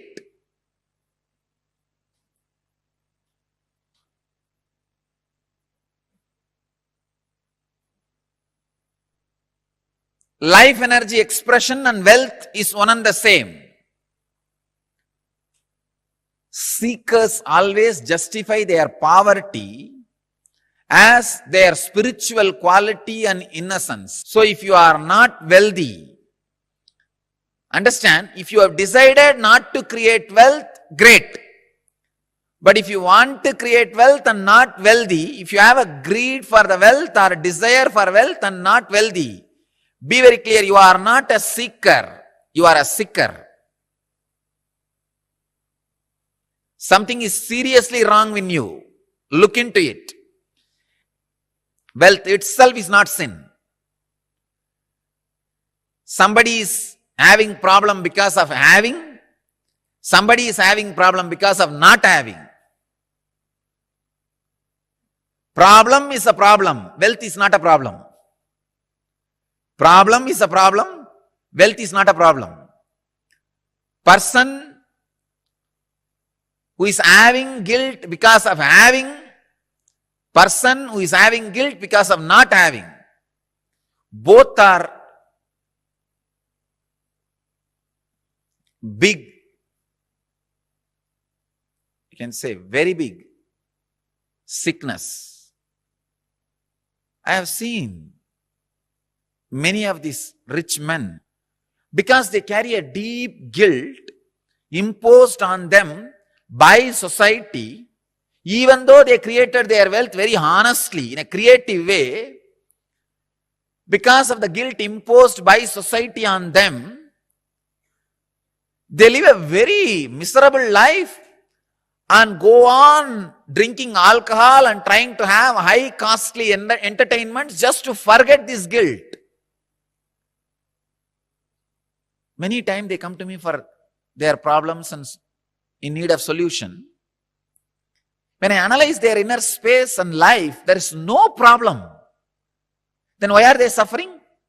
The only guilt which they are carrying, which is imposed on them by society. I tell them, come on, don't imbibe the guilt given to you by the fellows who are incapable. You do not cheat or grab or be dishonest. That's right. That's enough. But no need to carry a guilt on the wealth, about having wealth. Rich men carry this guilt very deeply. And just to escape from that, they get into all kinds of addictions.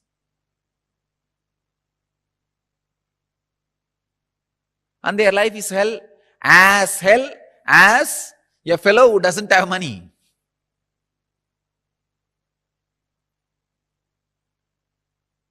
The next thing, having is one side, not having.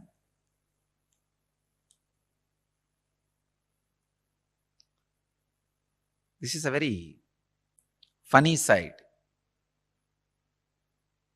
Having the desire to have wealth, not having it, but giving a valid reason why they are not having it.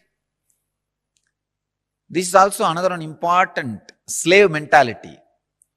We always think work not done plus valid reason is equivalent to work done. And your mind is such a cunning mind, it creates very valid reasons and justifies itself. Why? You are poor, and not only that, adding sacredness to poverty. Who are adding sacredness to poverty. Relax. Don't add sacredness to your scaredness. Because you are scared of life, you back out from life, and for the feeling of scared, you add sacredness. You start saying, no. You see, I am not the kind who can tell lies. This word is a lie. I am not the kind who cheat others. What is there? Little bit, 2 meal, and 1 small house, and 2-3 piece clothes. That's enough for life. If it is enough, why are you going around and bragging about it? Be content. The fellows who talk about their poverty being their great quality will not keep quiet, because they are trying to make sacredness out of it. Please understand, as Krishna says, Gahano karmano gadihi. Life's flow is work. If you are not creating wealth, all your work is happening in wrong direction. Your work is happening more in the line of destruction, not in right direction. The integrity, I am telling you from my experience. Now, experience of handling so many worst possible situations in life. Actually, this whole rumors and the problems created around me has made me really rich in life. Economically, I may not have become rich, but in life I have become very rich. Now I know how to handle people. I know who should be trusted and who should not be trusted. I have learned a lot of lessons. Actually, I tell you, these lessons are really worthy of the money we lost. We lost a lot of money. But these lessons I learned are really worthy because it will be asset forever for the whole future. Sometime, the lessons you learn become more valuable than the situations try to hit you. Look in.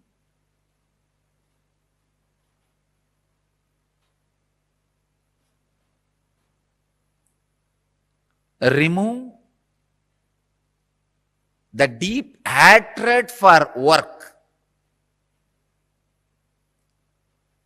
See, life is by its nature flow.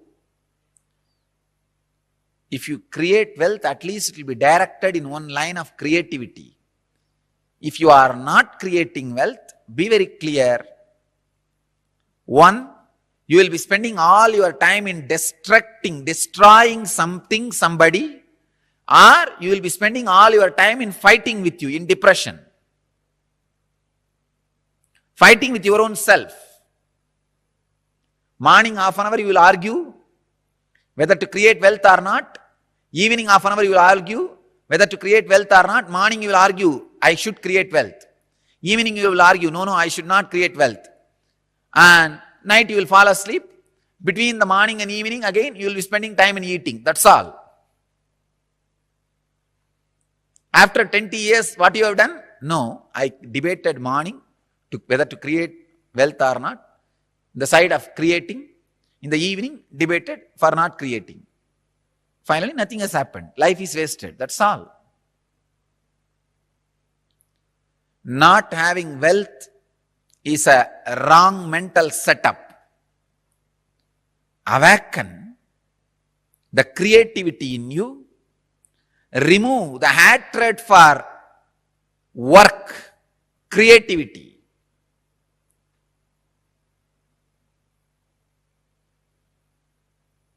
I'll give you further, deeper, exact techniques and process to create wealthy consciousness. First, you need to create a wealthy consciousness which is ready to take the responsibility to create and sustain, which is ready to take the responsibility of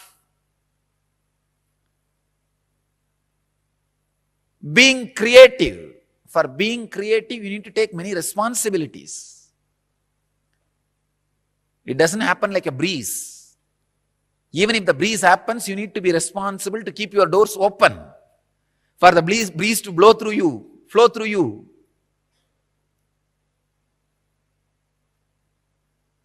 In Vedic tradition, we have two major gods representing wealth, Kubera and Lakshmi. Kubera is a guy who holds stock market. Lakshmi is the bank circulating. Lakshmi gives, circulates. Kubera holds, sits on it. Treasury and currency. We have another two dimensions of wealth in Vedic tradition, Sanganidhi, Badumanidhi. Understand? Badumanidhi means flowered wealth, like a lotus, created. Sanganidhi means conquered wealth. Flowered wealth, conquered wealth. Conquered wealth is not robbed wealth. Please understand. Conquered wealth is not robbed wealth. It is not like a Gajni Muhammad coming to Somnath temple and robbing the whole temple, grabbing all the gold and taking it away. No, that is not Sanganidhi. Sanganidhi is conquered from the natural sources. Badmanidhi is made to flower from natural resources.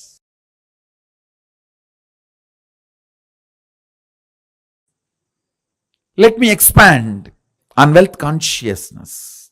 The first conclusion you need to come, it is integrity. That's the most shortest way to enjoy wealth.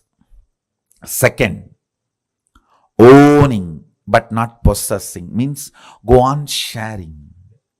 I have seen sometimes people, when they take up a job, they develop vengeance towards boss. Hey, you are giving only 50,000 salary for me. I'll work only for 8 hours minimum just to handle your questions, not more than that. So this is the way he starts. He thinks he's cheating his boss.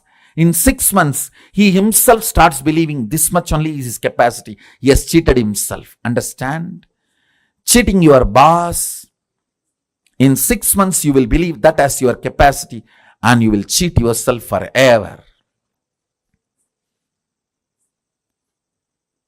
You making your boss believe this is only your capacity because you want to take revenge on him.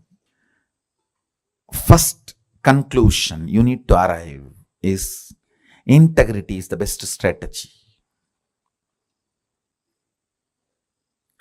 The next conclusion you need to arrive, own but don't possess. Go on be sharing, whether it is you or your space or your qualities or your qualifications. I tell you, the words you utter people may listen, but the way you behave people feel it. Let your behavior is all about owning, not possessing.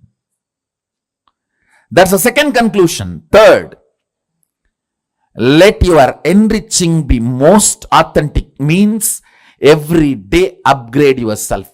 Ultimate should not be final. Ultimate grows every day. Ultimate is not final. Today's ultimate is not tomorrow's ultimate. Tomorrow's ultimate is different. Brahmanda expands, cosmos expands. For you, something is ultimate today, which is not ultimate tomorrow. It expands. So, go on becoming authentic in your sharing, enriching. Next, important conclusion. Do not feel shy to encourage people to support you back to enrich the world. Be confident, courageous about what you are doing.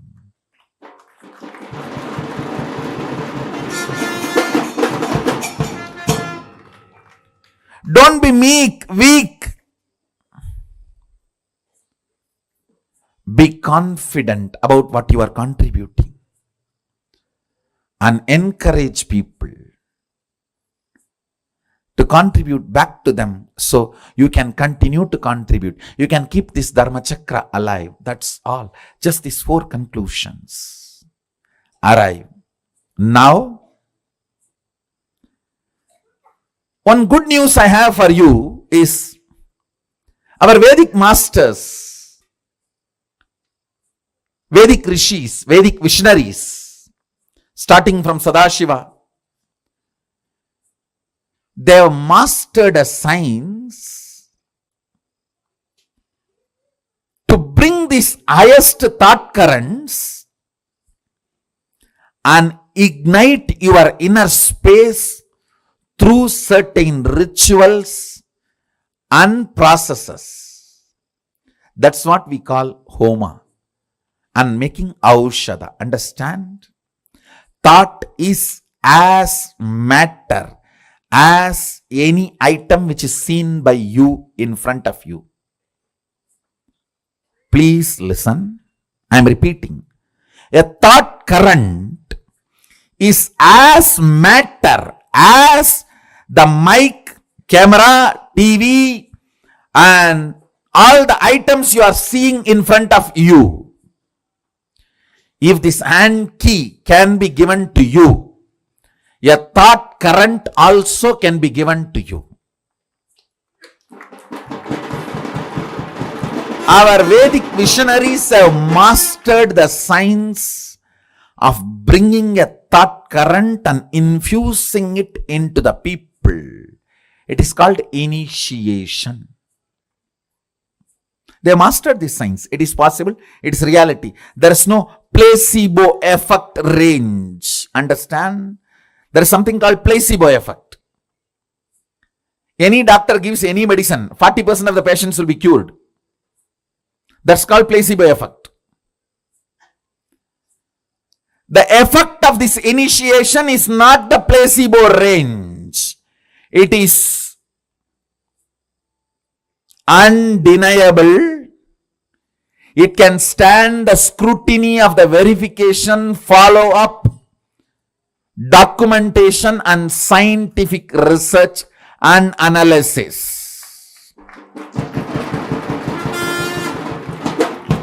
It is not placebo effect range. Understand? Our masters have mastered this science of making the thought current come in a space through yajna. Means the thought current from the space will be brought into the air through the mantras and into the fire through the offerings, into the water in the kata pot and sprinkled on you, and into your mind through that water being sprinkled on you. The Dhanagarshana Bhairava Homa, the thought currents of awakening wealth consciousness in you, deciding to be ferocious within you and awaken your wealth consciousness. Ferociousness is not anger. If you feel society has cheated you, you are angry about the wealth, you will never manifest wealth. Ferociousness is different, anger is different. Kala Bhairava, Dhanagarshana Bhairava is ferocious but not angry. Understand? To infuse the ferociousness to manifest wealth consciousness in you.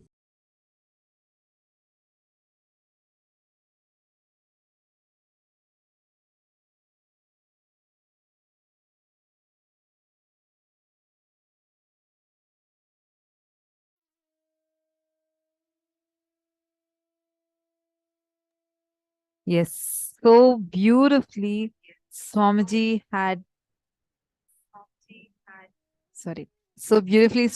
explained to us, took us all through a very powerful understanding about the economic principles as per Hinduism and how you need to relate with wealth in the right way. I request all the participants, see if you have understood whatever you have understood from this session. Can you all take a few minutes and post that in the chat?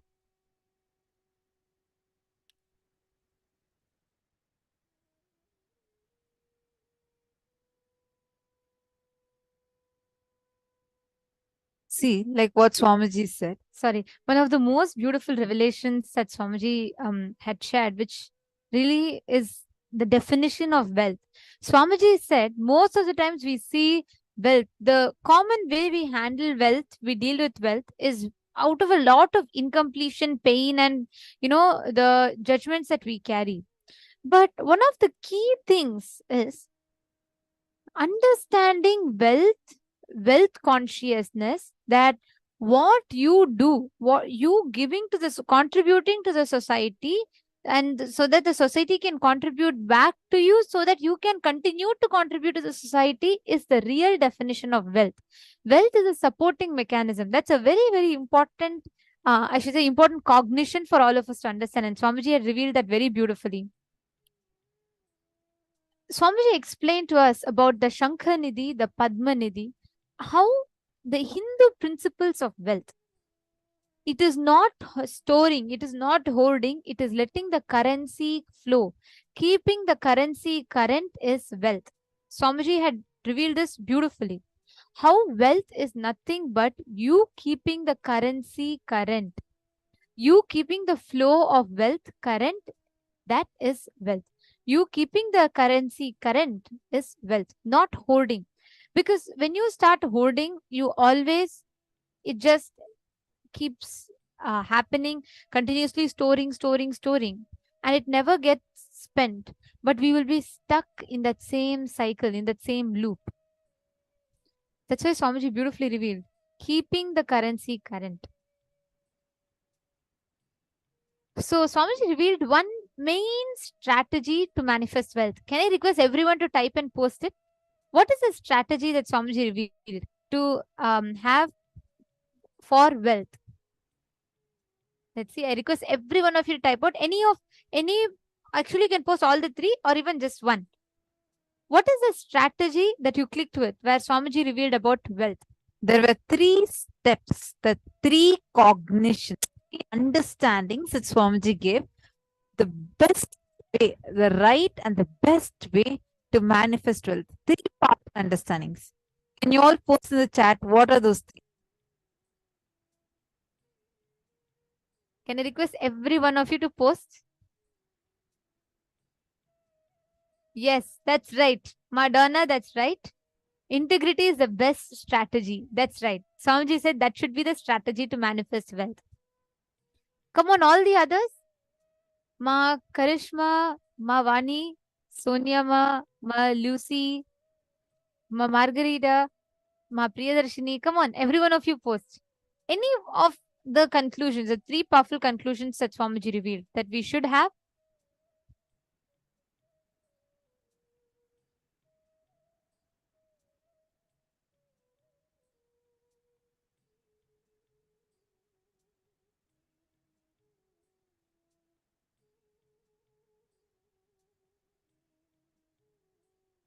Yes, beautiful.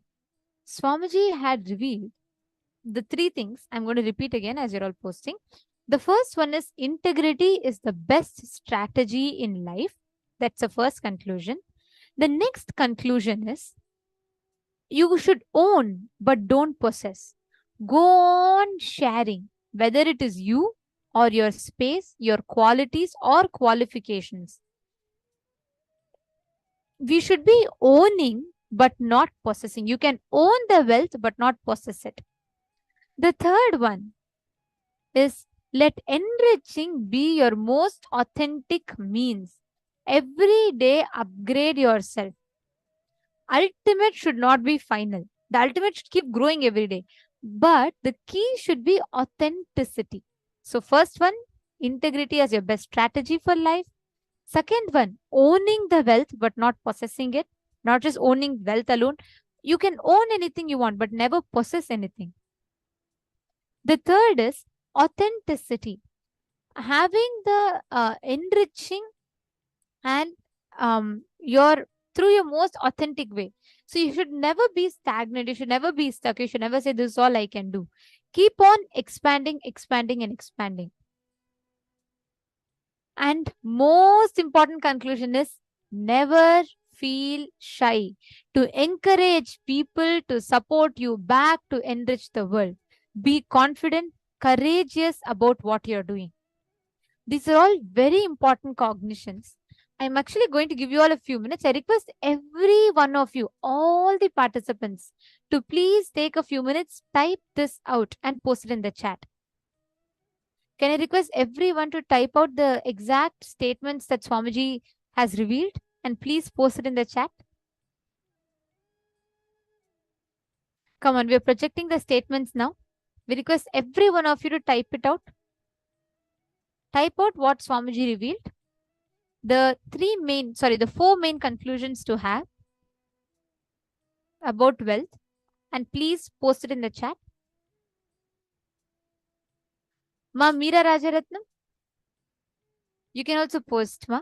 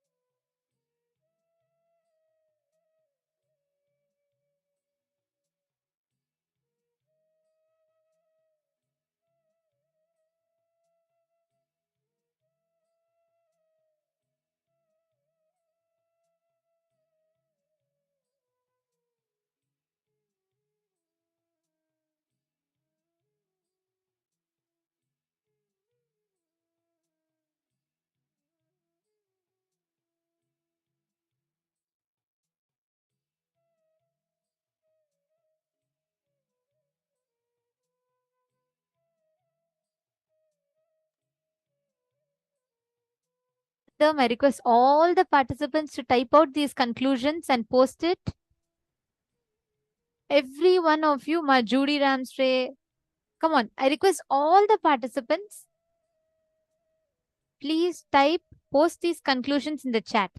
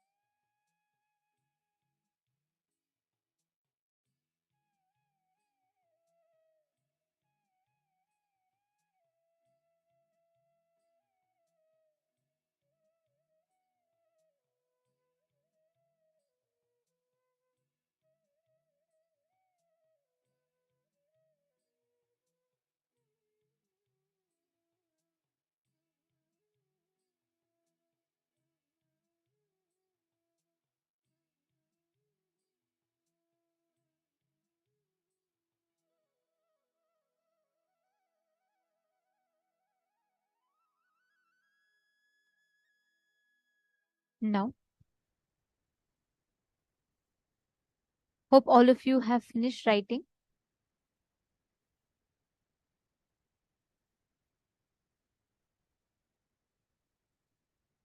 Now, pen down what is all that you want to manifest. How do you want to use the wealth that manifests for you? Once the manifestation of wealth happens, how and all are you planning to manifest that wealth? Like, for example, I want to manifest a new house. I want to become a Sarvagnya Pita Yajaman. What is it? How is it that you want to use the wealth when wealth manifests for you?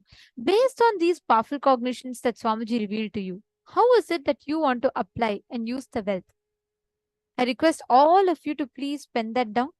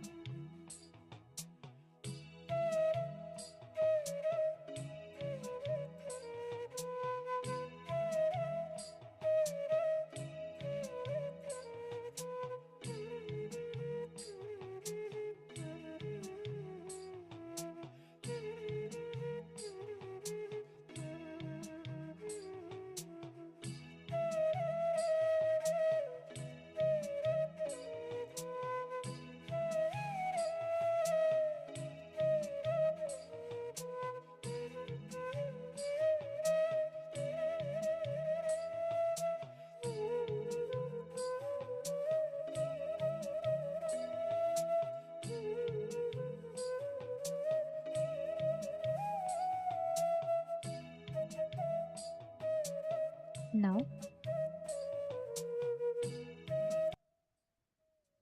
in the same space,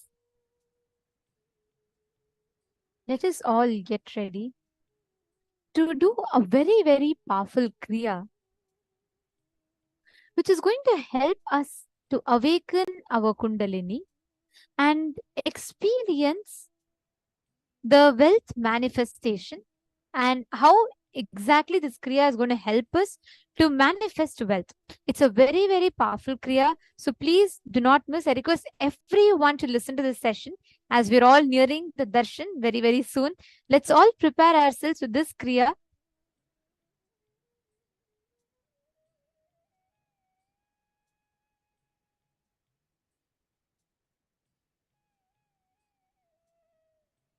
So we're going to be now doing a Kriya in which Swamiji is going to be teaching us about how to do the wealth manifestation. So we will now first be listening to Swamiji revealing on that. And right after that, we will be having Ma Shambhava guide us to do the Kriya, and all of us will be following along. So I request all the participants to please listen to the revelations, and then we'll follow along.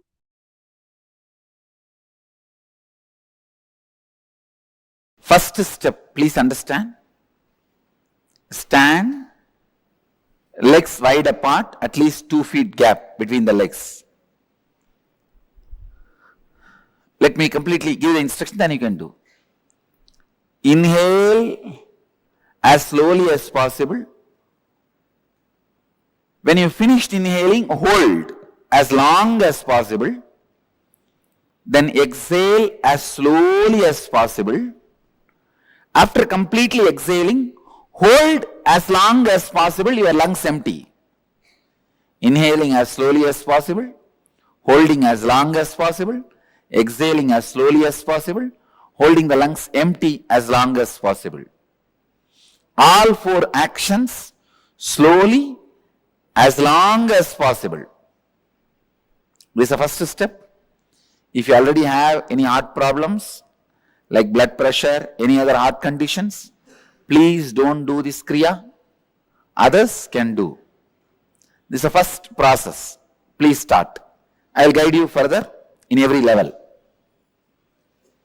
Legs wide apart. 2 feet. This Kriya is to break the patterns of suffering of money in you. Any pain, suffering related to money, the patterns will be broken. The Kriya, use both the hands, not only one hand. Use both the hands. Use both the thumbs. First inhale as slowly as possible. Hold as long as possible.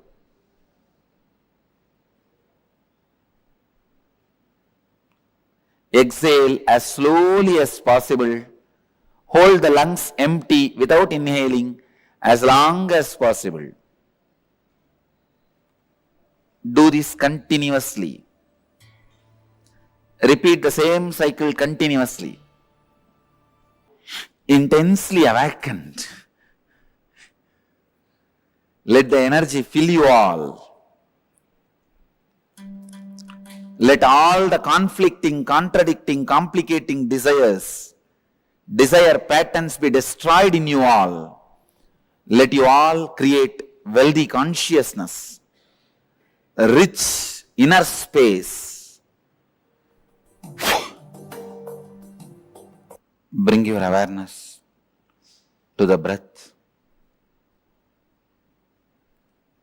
Relax completely in unclutched space, not connecting the thoughts and emotions flowing in you and giving life to it is unclutching.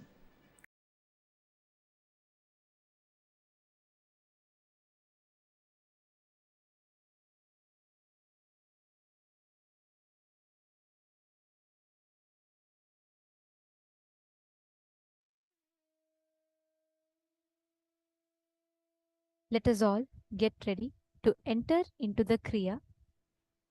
we will now be having Manitya Shambhavananda, our Acharya, guide us, and she will be doing the Kriya that Swamiji explained just now with all of us together.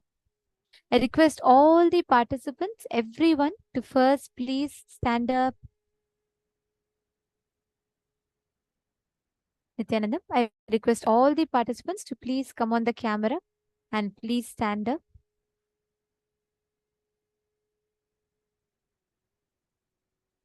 This Kriya is literally going to heal all the suffering patterns related to wealth that we carry. A very simple but a very, very powerful Kriya. Can I request everyone to stand in front of the camera? Please stand in front of the camera. And like Swamiji said, just reminding to all the participants, if you are a heart patient, if you have any medical conditions due to which you cannot have these breathing exercises, please kindly refrain from doing that. You can just participate in it. You can just see it, but you don't have to do it. But if you are good, then we suggest and highly encourage all the participants to please do this.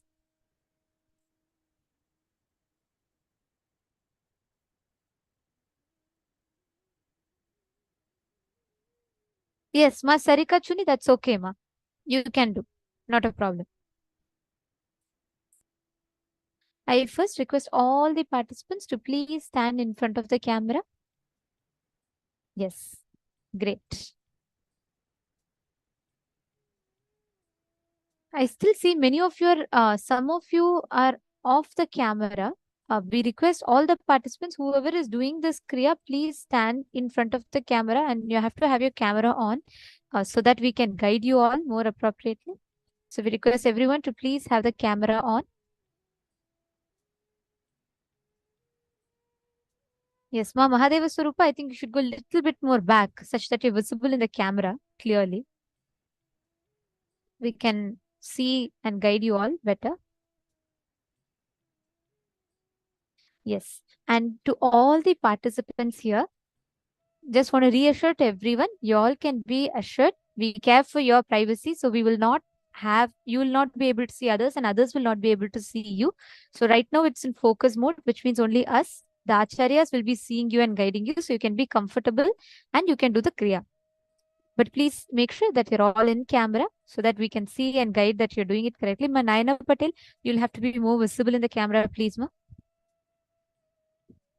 Ma Raji Krishnan also, if you're doing the kriya, please be more visible in the camera. Okay. So first step, let's all enter into the kriya. The first step, as Swamiji had guided, please stand with your legs wide apart. It should be at least 2 feet apart. Please stand with your legs wide apart.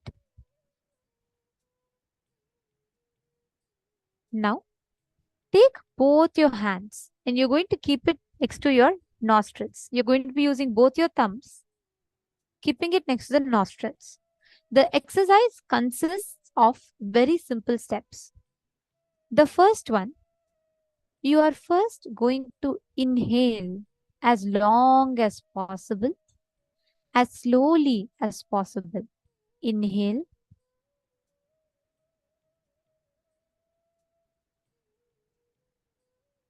Next, you're going to hold your breath for as long as possible. Keep your lungs full. Just hold your breath as long as possible. Don't force. As long as you're able to hold it, please hold it. Now, exhale as slowly as possible and as long as possible.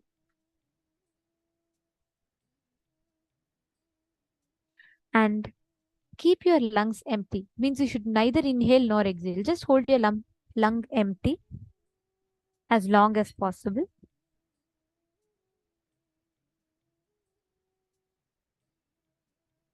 Again, inhale slowly as long as possible and as deep as possible.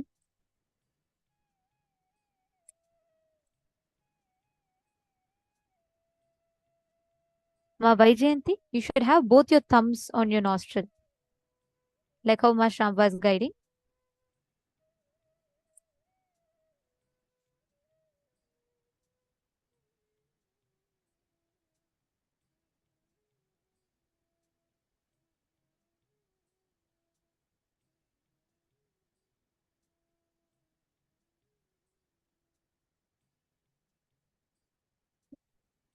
Do it as slowly as possible, as deep as possible.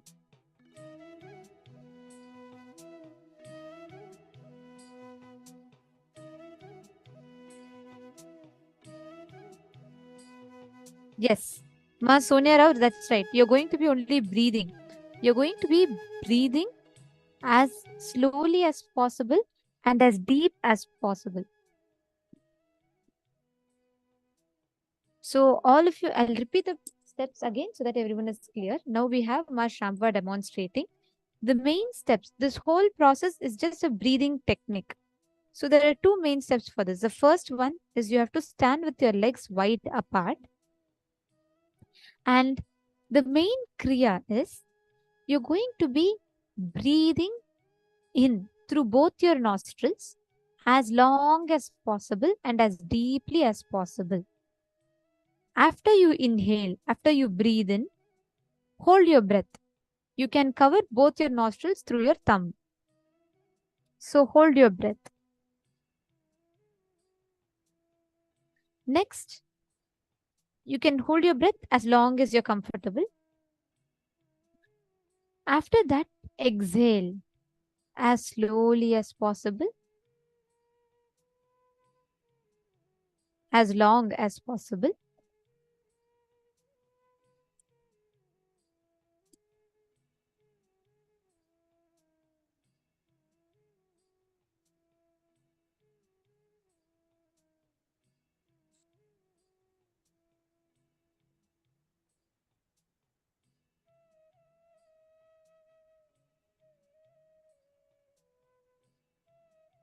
Now,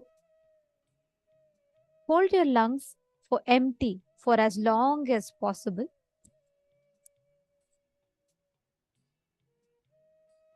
This is the exact cycle you're going to be doing 21 times. Do this slowly.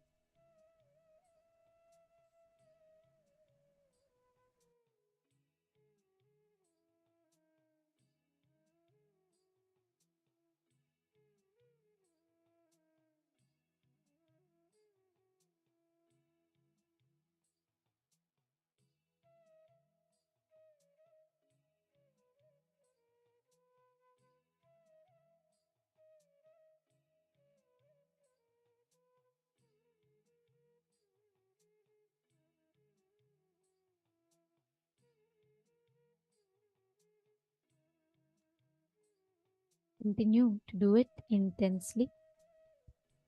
Please stand.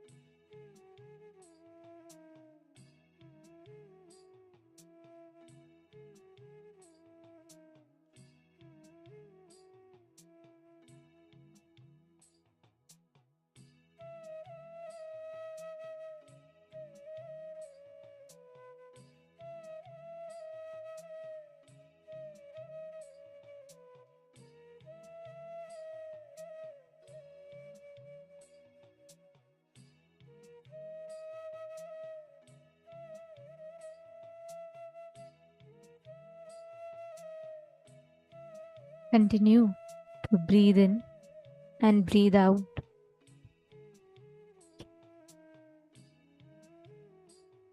Do this cycle for at least 21 times.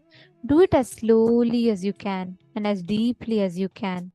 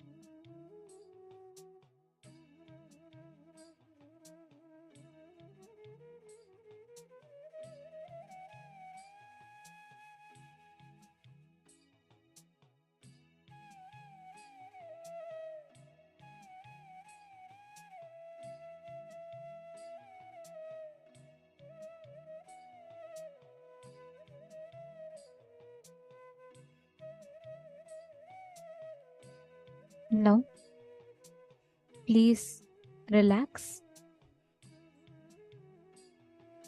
Slowly, please relax. Settle down. Please sit down. If you have finished the cycle 21 times, you all can now slowly settle down. Relax.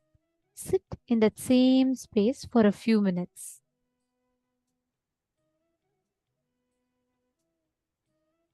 Sit in that same space for a few minutes. Bring your breath to normal breathing for a few minutes. Just breathe in and breathe out slowly and deeply.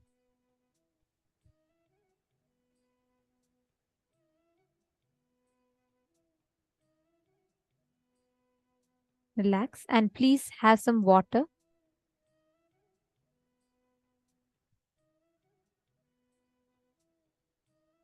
Yes, all of you can now take a few minutes and have a cup of water.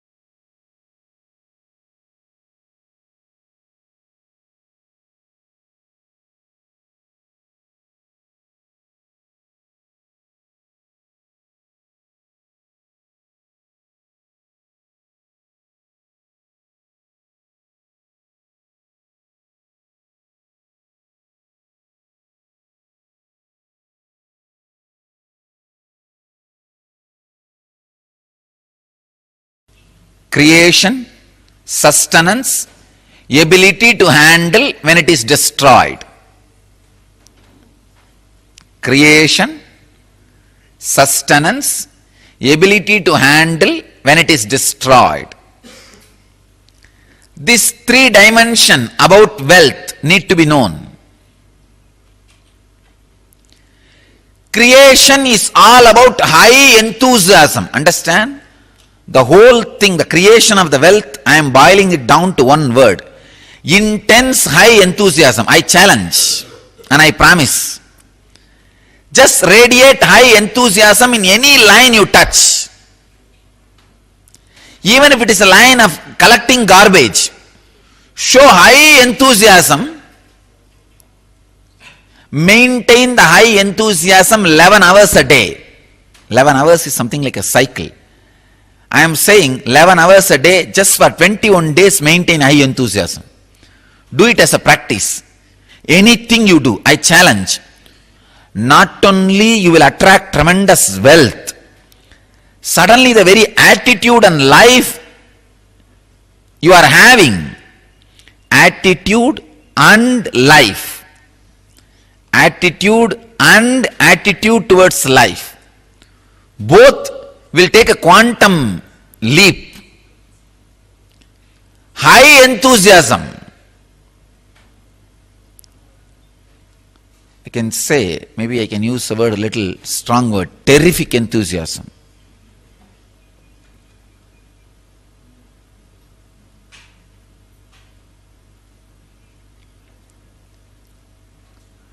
High enthusiasm is wealth. Anything you do, radiate high enthusiasm, that will become sacred. That will become sacred. I can say, if you have the high enthusiasm, you have received a prasadam from Guru. The real prasadam is not the food Guru ate or the water washed his feet. These are all outer prasadam. The real prasadam is the high intense enthusiasm. Enthusiasm in anything you do. Filling your being is the right job of the master, then fulfilling your desires. Fulfilling your desires are too small, then filling your being. A real master fills your being.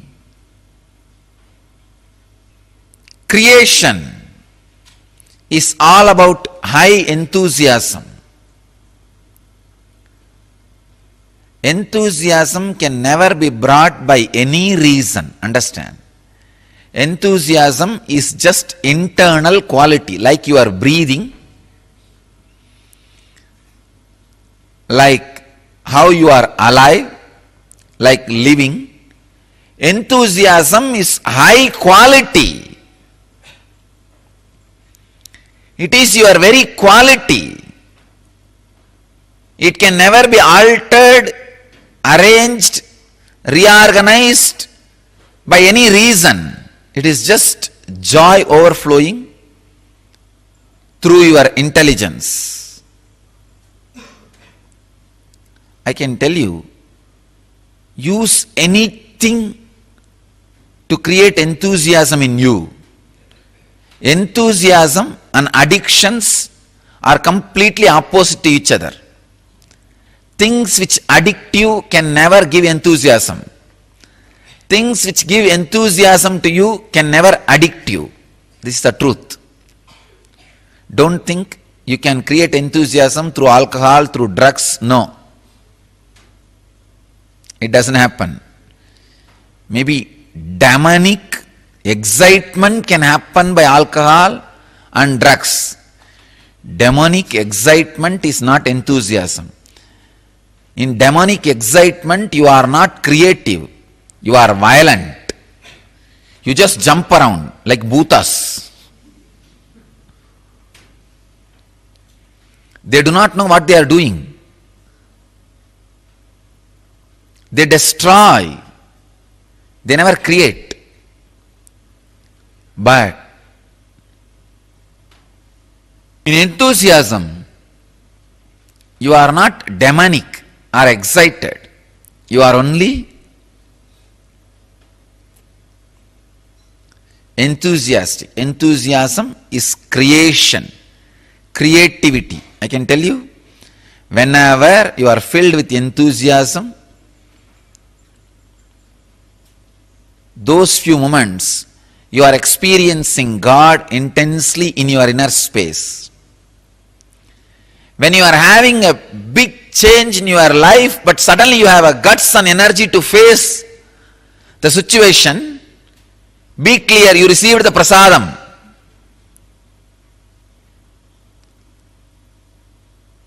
Sacred prasadam.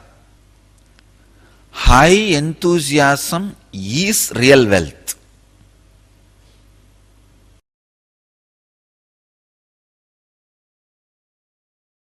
At the age of my third birthday, I was 3. Usually in the young, I'm born and brought up in a village, Thiruvannamalai, Ramana Maharshi's place. Now it is a little kind of a town, but in those days it was a village. I'm talking about 35 years before, one generation before. So it was a village.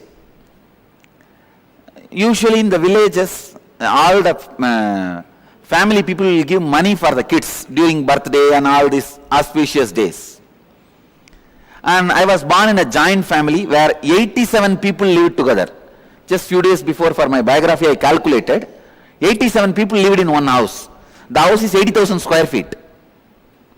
80,000 square feet house and 80,000 square feet ground. There was little, some parts had a double story, but all other 86,000 square feet ground floor. So, huge giant family. Naturally, aunt, uncle, cousin, each one came and gave 1 rupee, 2 rupee. Those days 1 rupee means it's equivalent to now, you can say 100 rupee or 1000 rupee. So I had one kerchief where all the money was there. I was sitting and my father asked me, what are you going to do? I said, what to do with it? I asked him back, what to do with it? He said, you can buy whatever you want. I said, I wanted only a Ganesha and you already gave me. He gave me one Ganesha. If you read my biography, the Ganesha who ate food, that Ganesha only, still is there in the ashram. And I want only one Ganesha, you gave me already Ganesha. I don't need anything more. Then he asked me, you don't want this money? I said, no, I don't need. He said, then you can give it to anybody you want. All my brothers and cousin brothers, sisters, all of them were playing there. I screamed, called them, saying that, hey, whoever wants this money, please take it. First, actually, I thought all of them will come and pick up little. But one of my elder brother is very strong guy. He came and took the whole thing. Then my father interfered. And he said, hey, you told me, no, tell him to share with everybody. Call everybody and give equally. I looked at him and said, I don't need. Whoever takes it, what is there for me? Leave it. I tell you, this is my first experience with the money. This is exactly the pattern still I am living. And I also wanted to tell you, any project I want to do, money comes. Simply it comes. All I need to do is tell that I am going to do. Now today morning I said, and I am going to build an hospital. I tell you honestly, now I don't have money. But I will tell you, next time when I come, I will be announcing. Money has come, we are building the project. I just know. See, money is simply extension of your understanding about you. Your strength on you. Your strong belief on you. I am not talking something impractical, please understand. No. I am not talking anything mystical or impractical. Whatever I am talking is a formula. It is not just miracle happens only in my life. It is a formula which can happen in every one of your life.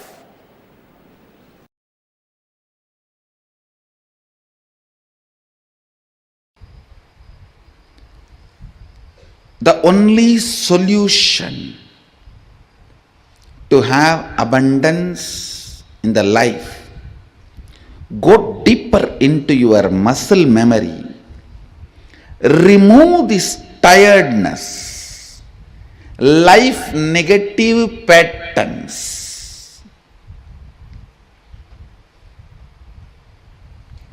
Go into your biomemory, remove these life negative cognitions.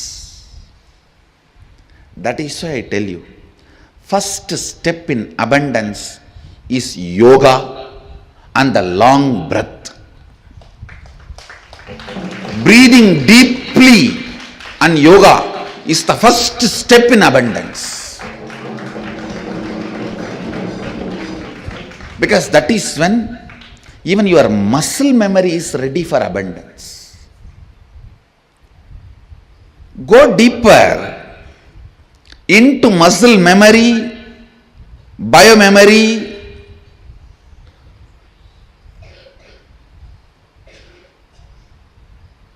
and bioenergy.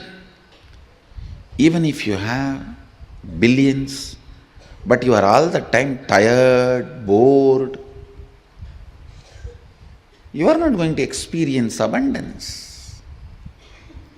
So the first thing, get into your muscle memory the incompletions you stored against abundance. Actually, there are people, the moment their project is going to be successful, even they cannot tolerate. They will fall into tiredness and confusion and collapse it, destroy it.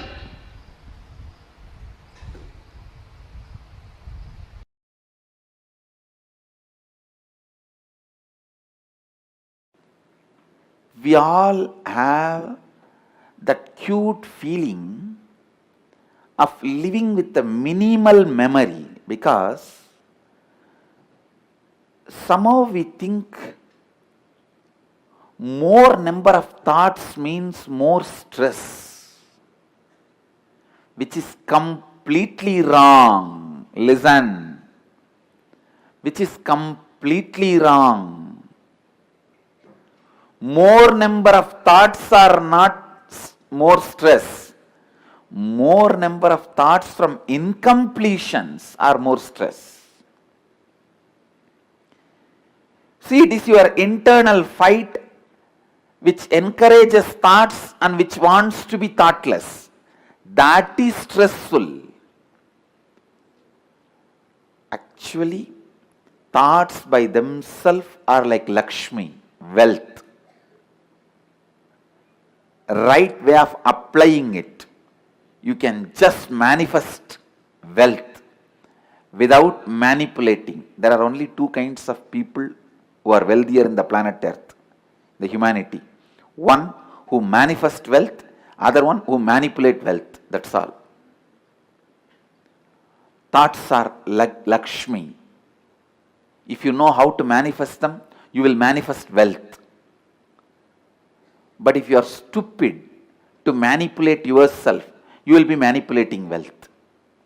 Anything manifested can never be taken away from you by anybody. Anything manipulated can never stay with you, however you may try. I am telling you. Anything manifested can never be taken away from you, however you try. How much ever your detractors, opponents, enemies try,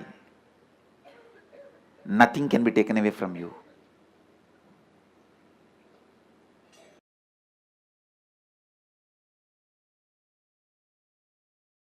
go on manifesting powers that will actually make you healthy, wealthy. For example, if you are moving a matter, don't think just you are only moving a matter. You will be cleaning your liver and kidney and heart during those moments. If you even medically test, your internal organs will be at their best performance. When you move a matter, time stops working on you and the anti-aging happens to you. A reversal of all the physical damage done to your body by time happens. If you just move a matter through power manifestation, your yoga will become amazing. Your digestion will become amazing. And your wealth manifestation will become amazing. Because you need to understand all power manifests from the space of Mahadeva, Sadashiva. It's not that for each power you have a separate mantra and you use that mantra, only that power manifests. No. You use tantra, not mantra, which is same for all power manifestation.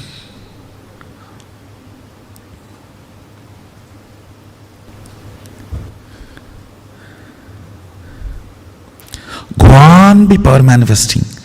Go on be reaching out to others. Go on be causing. I tell you.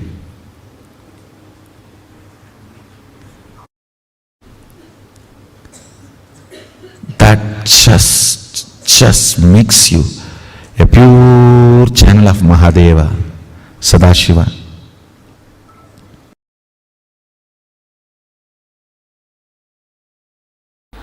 Anima, Lahima, Mahima, Ishitvam, Vashitva, Prapti, all these Ashtama Siddhis are possible. Your brain is hardwired for all these higher possibilities. Just because common man did not have access to the science does not mean it does not exist. Just because common man does not have access to the country's treasury, you can't say country's treasury does not exist. Same way, just because you do not have access to these extraordinary powers, don't think these powers don't exist. All these great powers are possible. It is a simple inner science.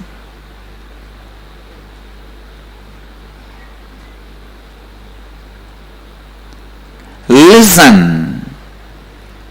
Kundalini Shakti can directly make you more productive, more aware, more conscious, intuitive, ultimately rich.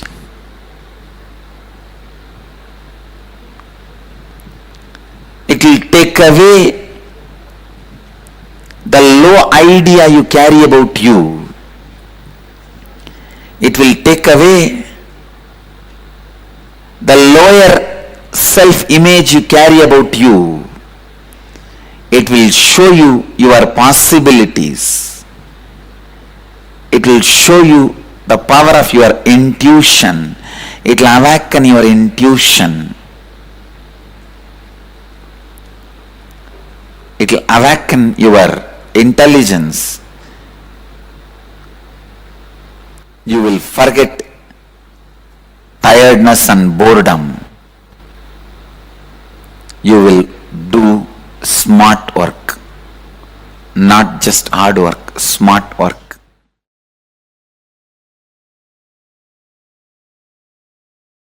Your DNA strands are connected through water, hydrophobic material.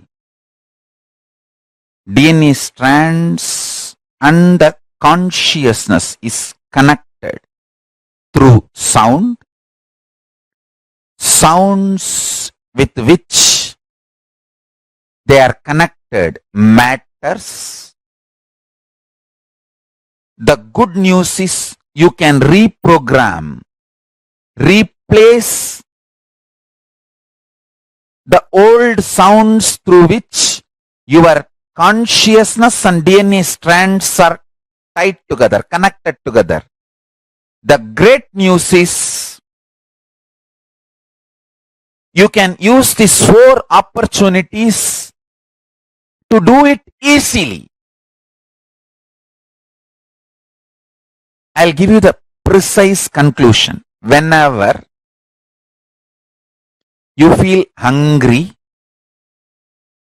angry, lusty, sleepy, intensely reverberate your whole being with Mahavagya, Om Nithyananda Paramashivoham, with the decision, let my being, let my consciousness manifest itself through my DNA using this Mahavagya as connection point. Let Mahavagya be the connective point. I tell you, immediately you will experience Kailasa. This Mahavagya is directly from Kailasa. Anyone who decides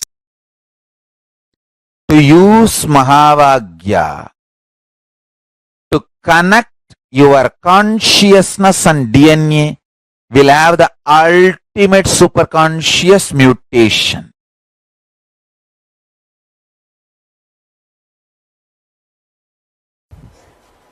Maybe for a few minutes, you can all sit. Today, all of you feel connected to the Padukas, Guru Padukas, which directly liberates, which is an independent intelligence.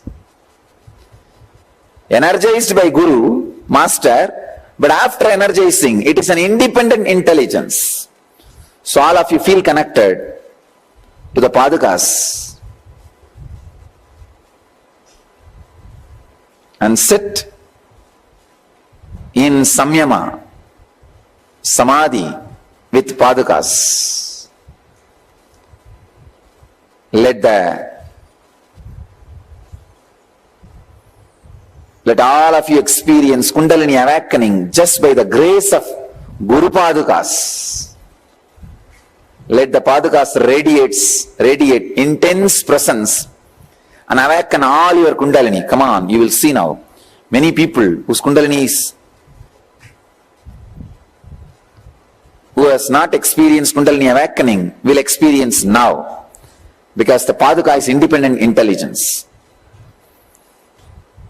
You will all experience levitation and Kundalini awakening, the end effect, through the Padukas. Just sit and relax, remembering the Guru Padukas. Let you all achieve, experience, live, express, radiate, and share the eternal bliss, Nithyananda. Thank you.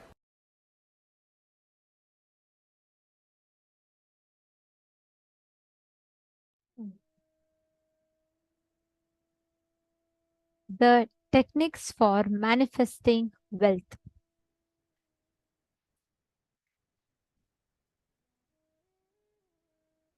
How you can break all these suffering patterns that we carry inside of us. And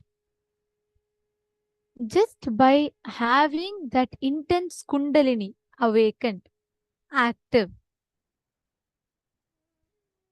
Just through that, how you can manifest wealth. Swamiji has so beautifully revealed it to us. Just with this one simple understanding, we can literally have the whole experience that Swamiji has revealed. We can just grasp, experience it. Such a phenomenal revelation from Swamiji. If we just understand this one thing that Swamiji has revealed, right, the way we will be manifesting this whole experience will be something altogether different. Now, all the participants that are sitting here, can I request every one of you to post from morning till now, what is the different understanding of wealth that you have? How do you see wealth differently from how you perceived it before? Can I request every one of you to post in the chat?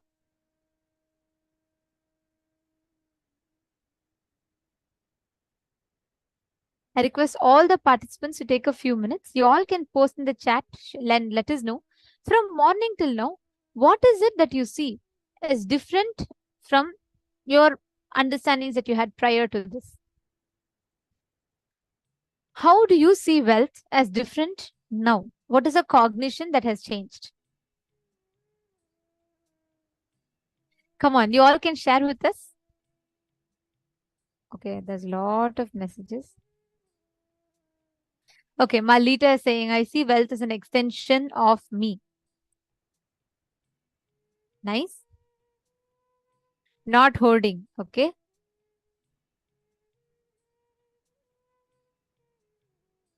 Come on, everyone else. Ma Dahanananda and Malita has posted. Ma Ananda Mahapurna, Ma Gurupriya, Ma Jian, Ma Bilasha, Ma Nicola, Ma Mohini. Come on, all the participants, take a few minutes. Ma Cecily, Ma Jodi Walls. Okay, Marine has posted. Wealth is a deep biomemory. Enthusiasm is a true prasad. Beautiful. Come on, Ma Rekha Pai, Ma Vimla, Ma Sheetal, Ma Manorama, Ma Yongsu Kwan, Ma Karima Mariova. There are a lot of you. Every one of you should post. What is the change that you're seeing? How do you understand wealth differently?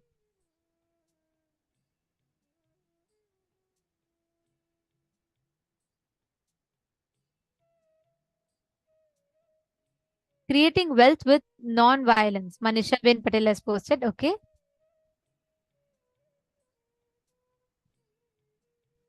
Ma Sonia Rao has posted. It's a space or cognitions we carry. Ma Sonia Rao, actually, I just wanted to tell the way your cognitions. I remember you not now from the time of pandemic. I remember in PSM level 2 when Swamiji had announced that is free and open for everyone. That program. I remember you at that time, and from that time till now, the kind of cognitions, the kind of questions you've been asking, the way the whole maturing of cognitions have happened is so beautiful, Ma. Because I still remember my first interactions with you during PSM level 2 when Swamiji had first introduced that, and I still remember you used to ask a lot of questions back then as well. And from there till now, the kind of transformation, the kind of journey is very beautiful. Right now, the conversation you have itself is so mature, whether to yourself or to others. The questions that you ask, the cognitions you understand, it's all so beautifully evolving. And I'm so happy to see that.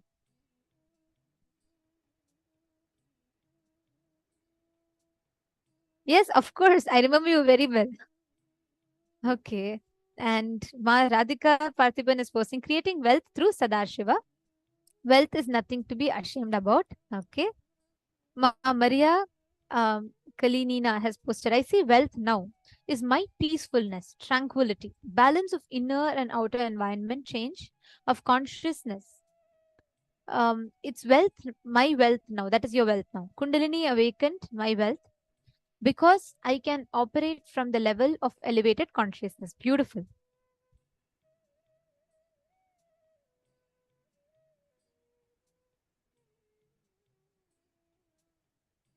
Okay. Ma Christina, come on. Ma Christina Chenault, what about you? Ma Johanna, Ma Isabella Welch. Every one of you have to post. What is the difference that you see? Ma Joyce, come on. Joyce, I'm waiting for your answer as well. Every one of you post, what is the difference that you see? Vimala Nambiar has posted, highly enthusiastic about any action will create wealth. Sri Lakshmi Kottapalli has posted, it is possible to create wealth without sacrificing personal life. Okay. Remove intense tiredness and boredom from your body for abundance to overflow. Beautiful. Okay. My Yogamala has posted that master is filling our being. That is pure wealth. Very nice, Ma. Now, if you all had listened in the session, Swamiji revealed a very, very important dimension of wealth.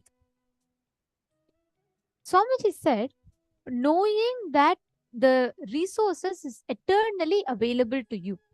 You may not have it right now. Like, let's say if you declare, I want to become a Sarvagnya Peter, you may not have your $1 million right now. You may not have your $200,000 right now. But knowing that the resource is at your bay means, when you declare cosmos will work to make it happen, that cognition is a real wealth. Even if you have $1 billion in your bank account, but if you feel the next penny you have to earn is going to be dependent on your struggle, that is not wealth. The real wealth is you knowing, recognizing, acknowledging, and understanding your ability to create as and when you want, knowing that life will go on showering the resources to you. That space is the real wealth. You knowing that it is abundantly available to you, that resources are abundantly available to you, that space, that state is the real wealth in life. That is why the cognitions we carry, Swamiji tells, right? You knowing that what you contribute to the society, you contributing so that the society can contribute back to you, so that you can continue contributing, with keeping the chain alive. And having the ability to courageously manifest your purpose is wealth.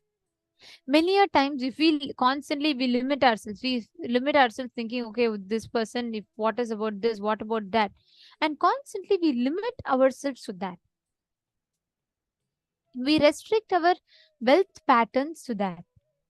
And all the time our manifestation gets stuck to that. Okay, this is all I can do. If I am a manager, I earn $1,000 a month, and I can only manifest this much with that. You restrict your possibilities in life just with that. But it should be the other way around. Knowing that your consciousness, that you can manifest whatever you want, and your ability to create it is the real wealth.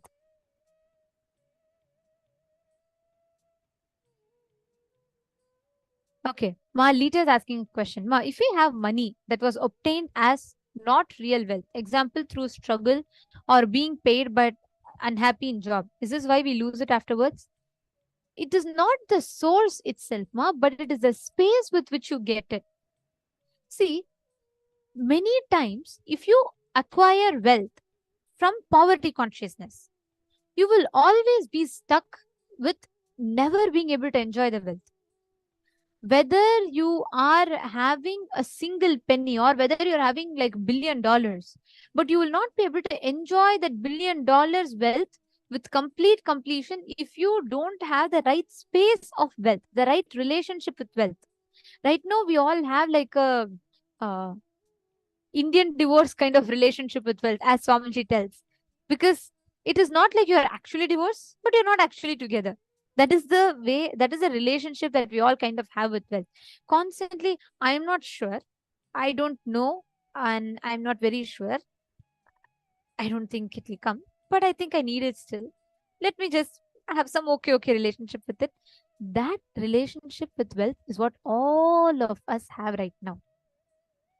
And that is precisely what Swamiji is working to completely remove and replace with the right powerful relationship with wealth.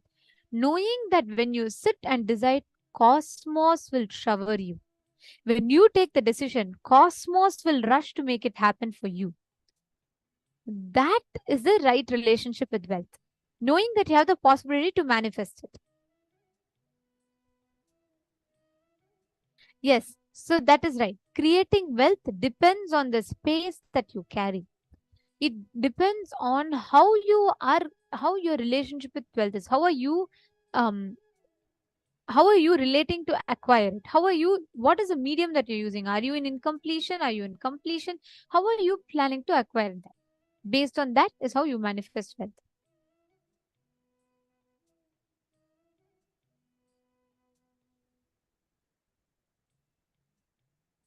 Okay, Malita's asking, so how about say someone gets fired? Does it mean we're doing the job in the space of poverty, hence something is happening for us to lose the job? I would see, all the situations you are trapped is because of the incompletion inside of you. But whether you're having the job or not, but if you're not able to manifest that wealth, you are working. For example, you're working, you feel like I'm really putting my hard work, I'm putting my effort. But the money I'm manifesting is not doing justice. I spend 18 hours a day and I do my work, I stay overtime, but there's no appraisal in my job, nor do I get proper salary. That relationship you have with wealth is because of your poverty consciousness. Even though you keep going to new jobs, you keep getting fired at all jobs, that is also because of poverty consciousness. All the relationship with wealth, wherever you're having struggles and conflicts, it is because of the cognitions about wealth that you carry inside of you. Getting it?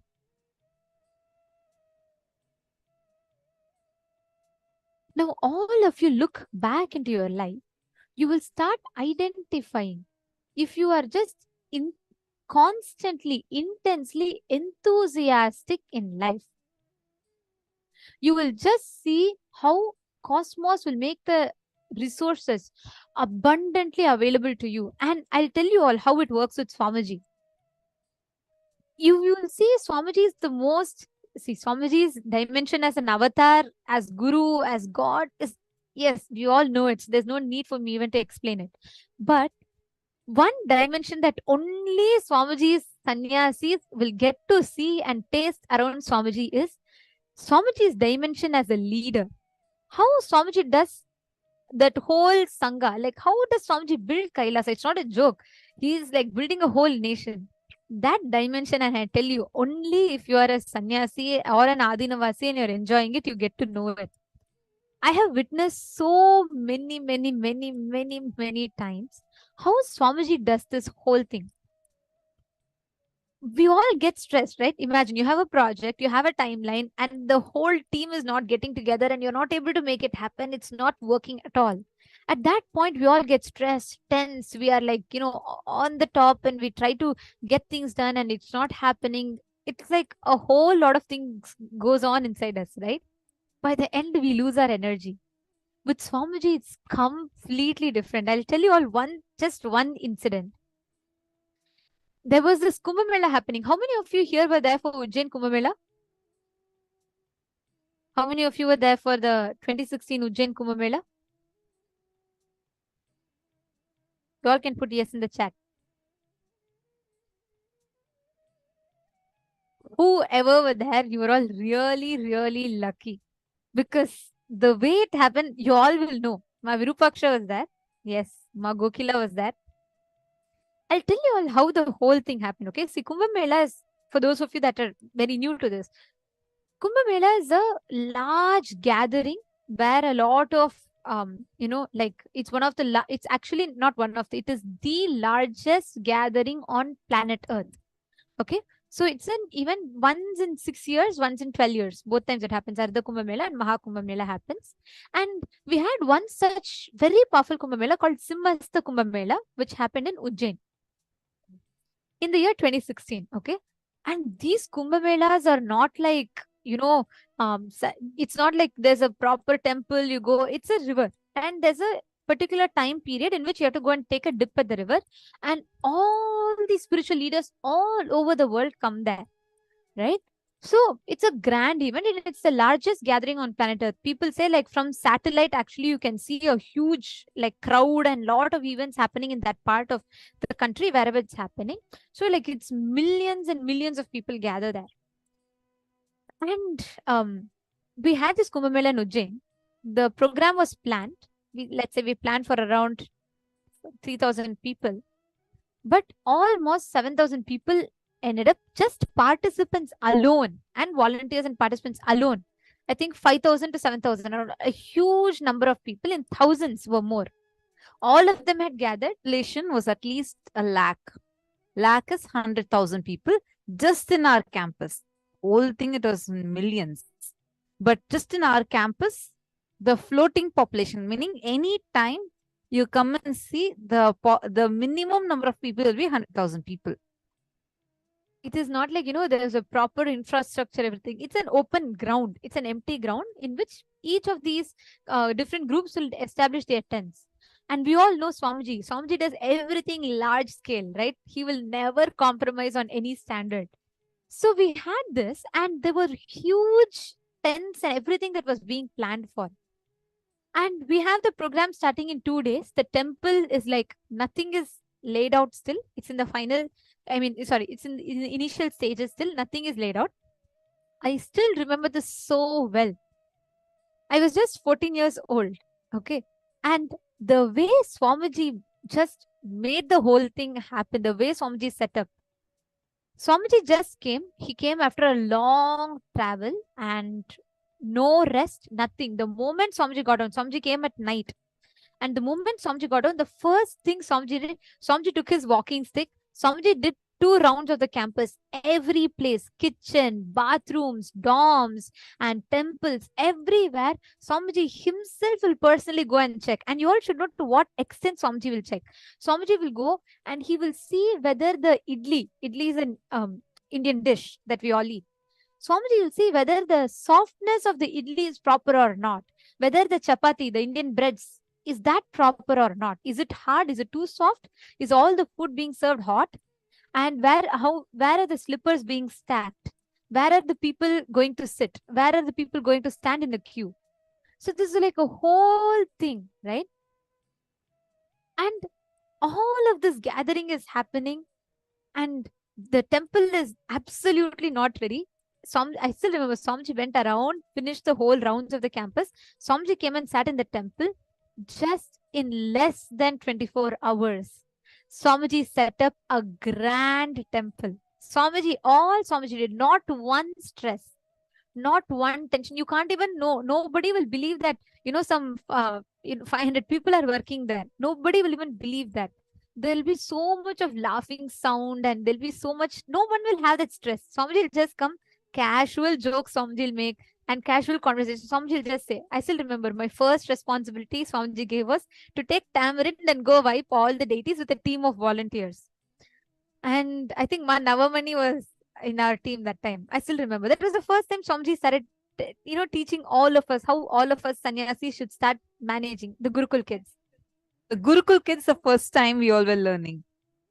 Like directly, like Swamiji trained us in that. And at that time, normally if it was as what we will say, oh God, program is coming, 5,000 people are there. It's like more than what we expected. Apart from this, we have at least 1 million population that's coming in and going out.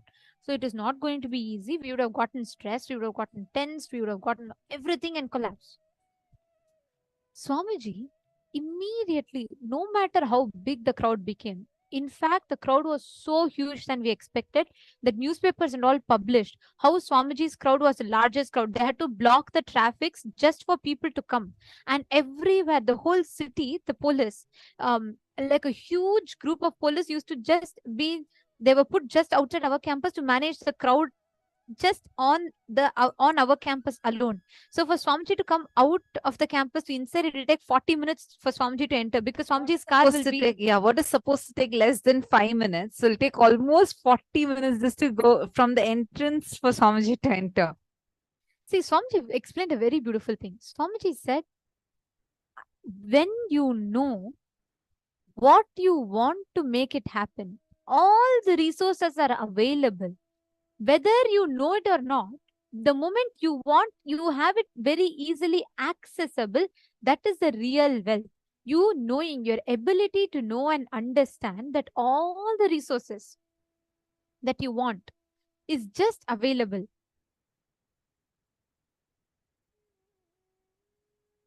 Yes, Ma Gokila Devi has posted very beautifully. She said, I was in Kumbh Mela Ujjain in 2016 for 42 days.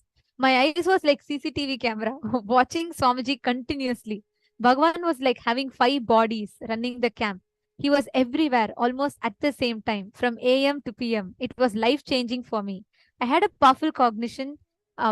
If Bhagavan can do, I also can do it. Wow.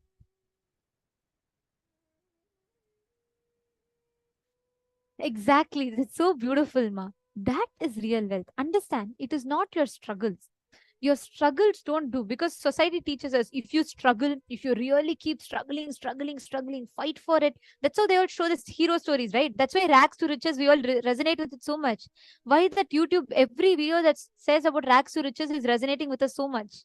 Because we all believe in that. You need to struggle. When you struggle, fail, and then you go through all the hardships, then finally you reach that success. But that path is not a requirement. You need to work hard, but you don't need to struggle. That suffering is not needed. Knowing that whenever you want to manifest, your ability to manifest anything you want to fulfill your life's purpose is a real wealth. That's what Swamiji beautifully revealed.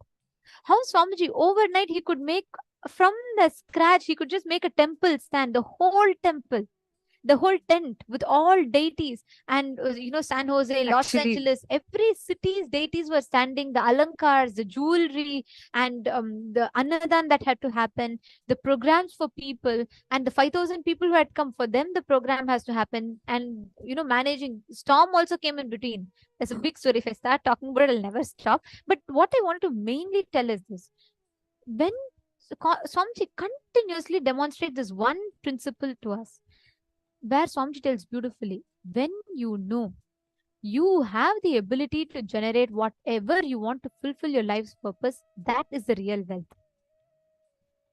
I just wanted to share one incident.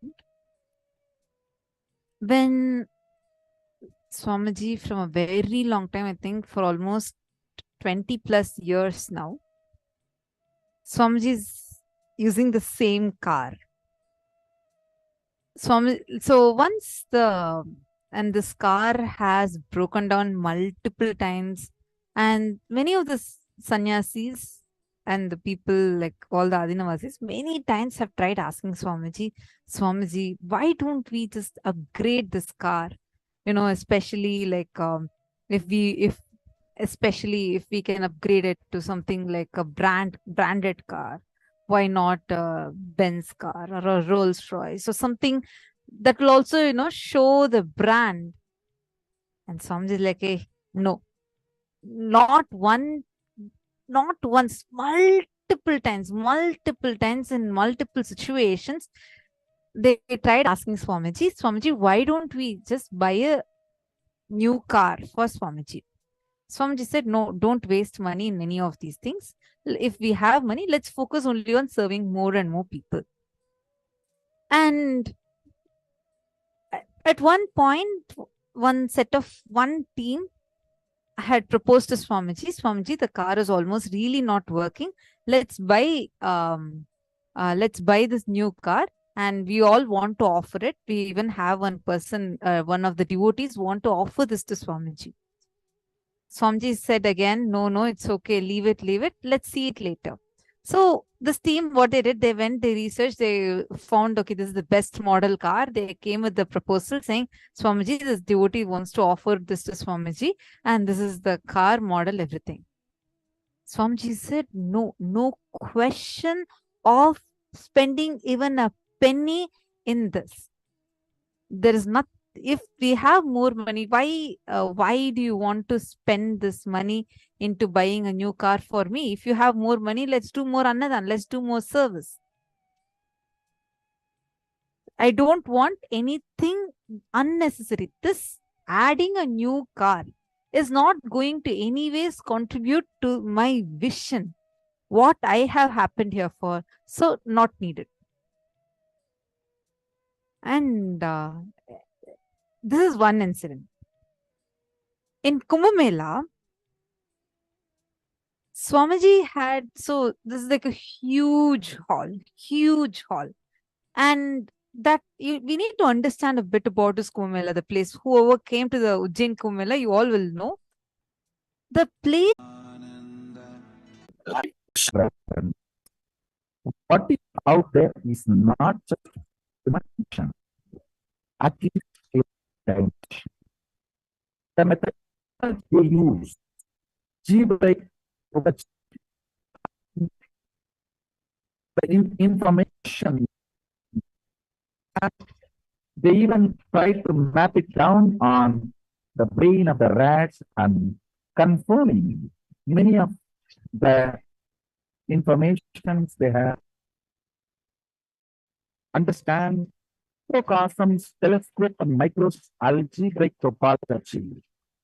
Macrocosms, telescope, and microscope together is created by oneness.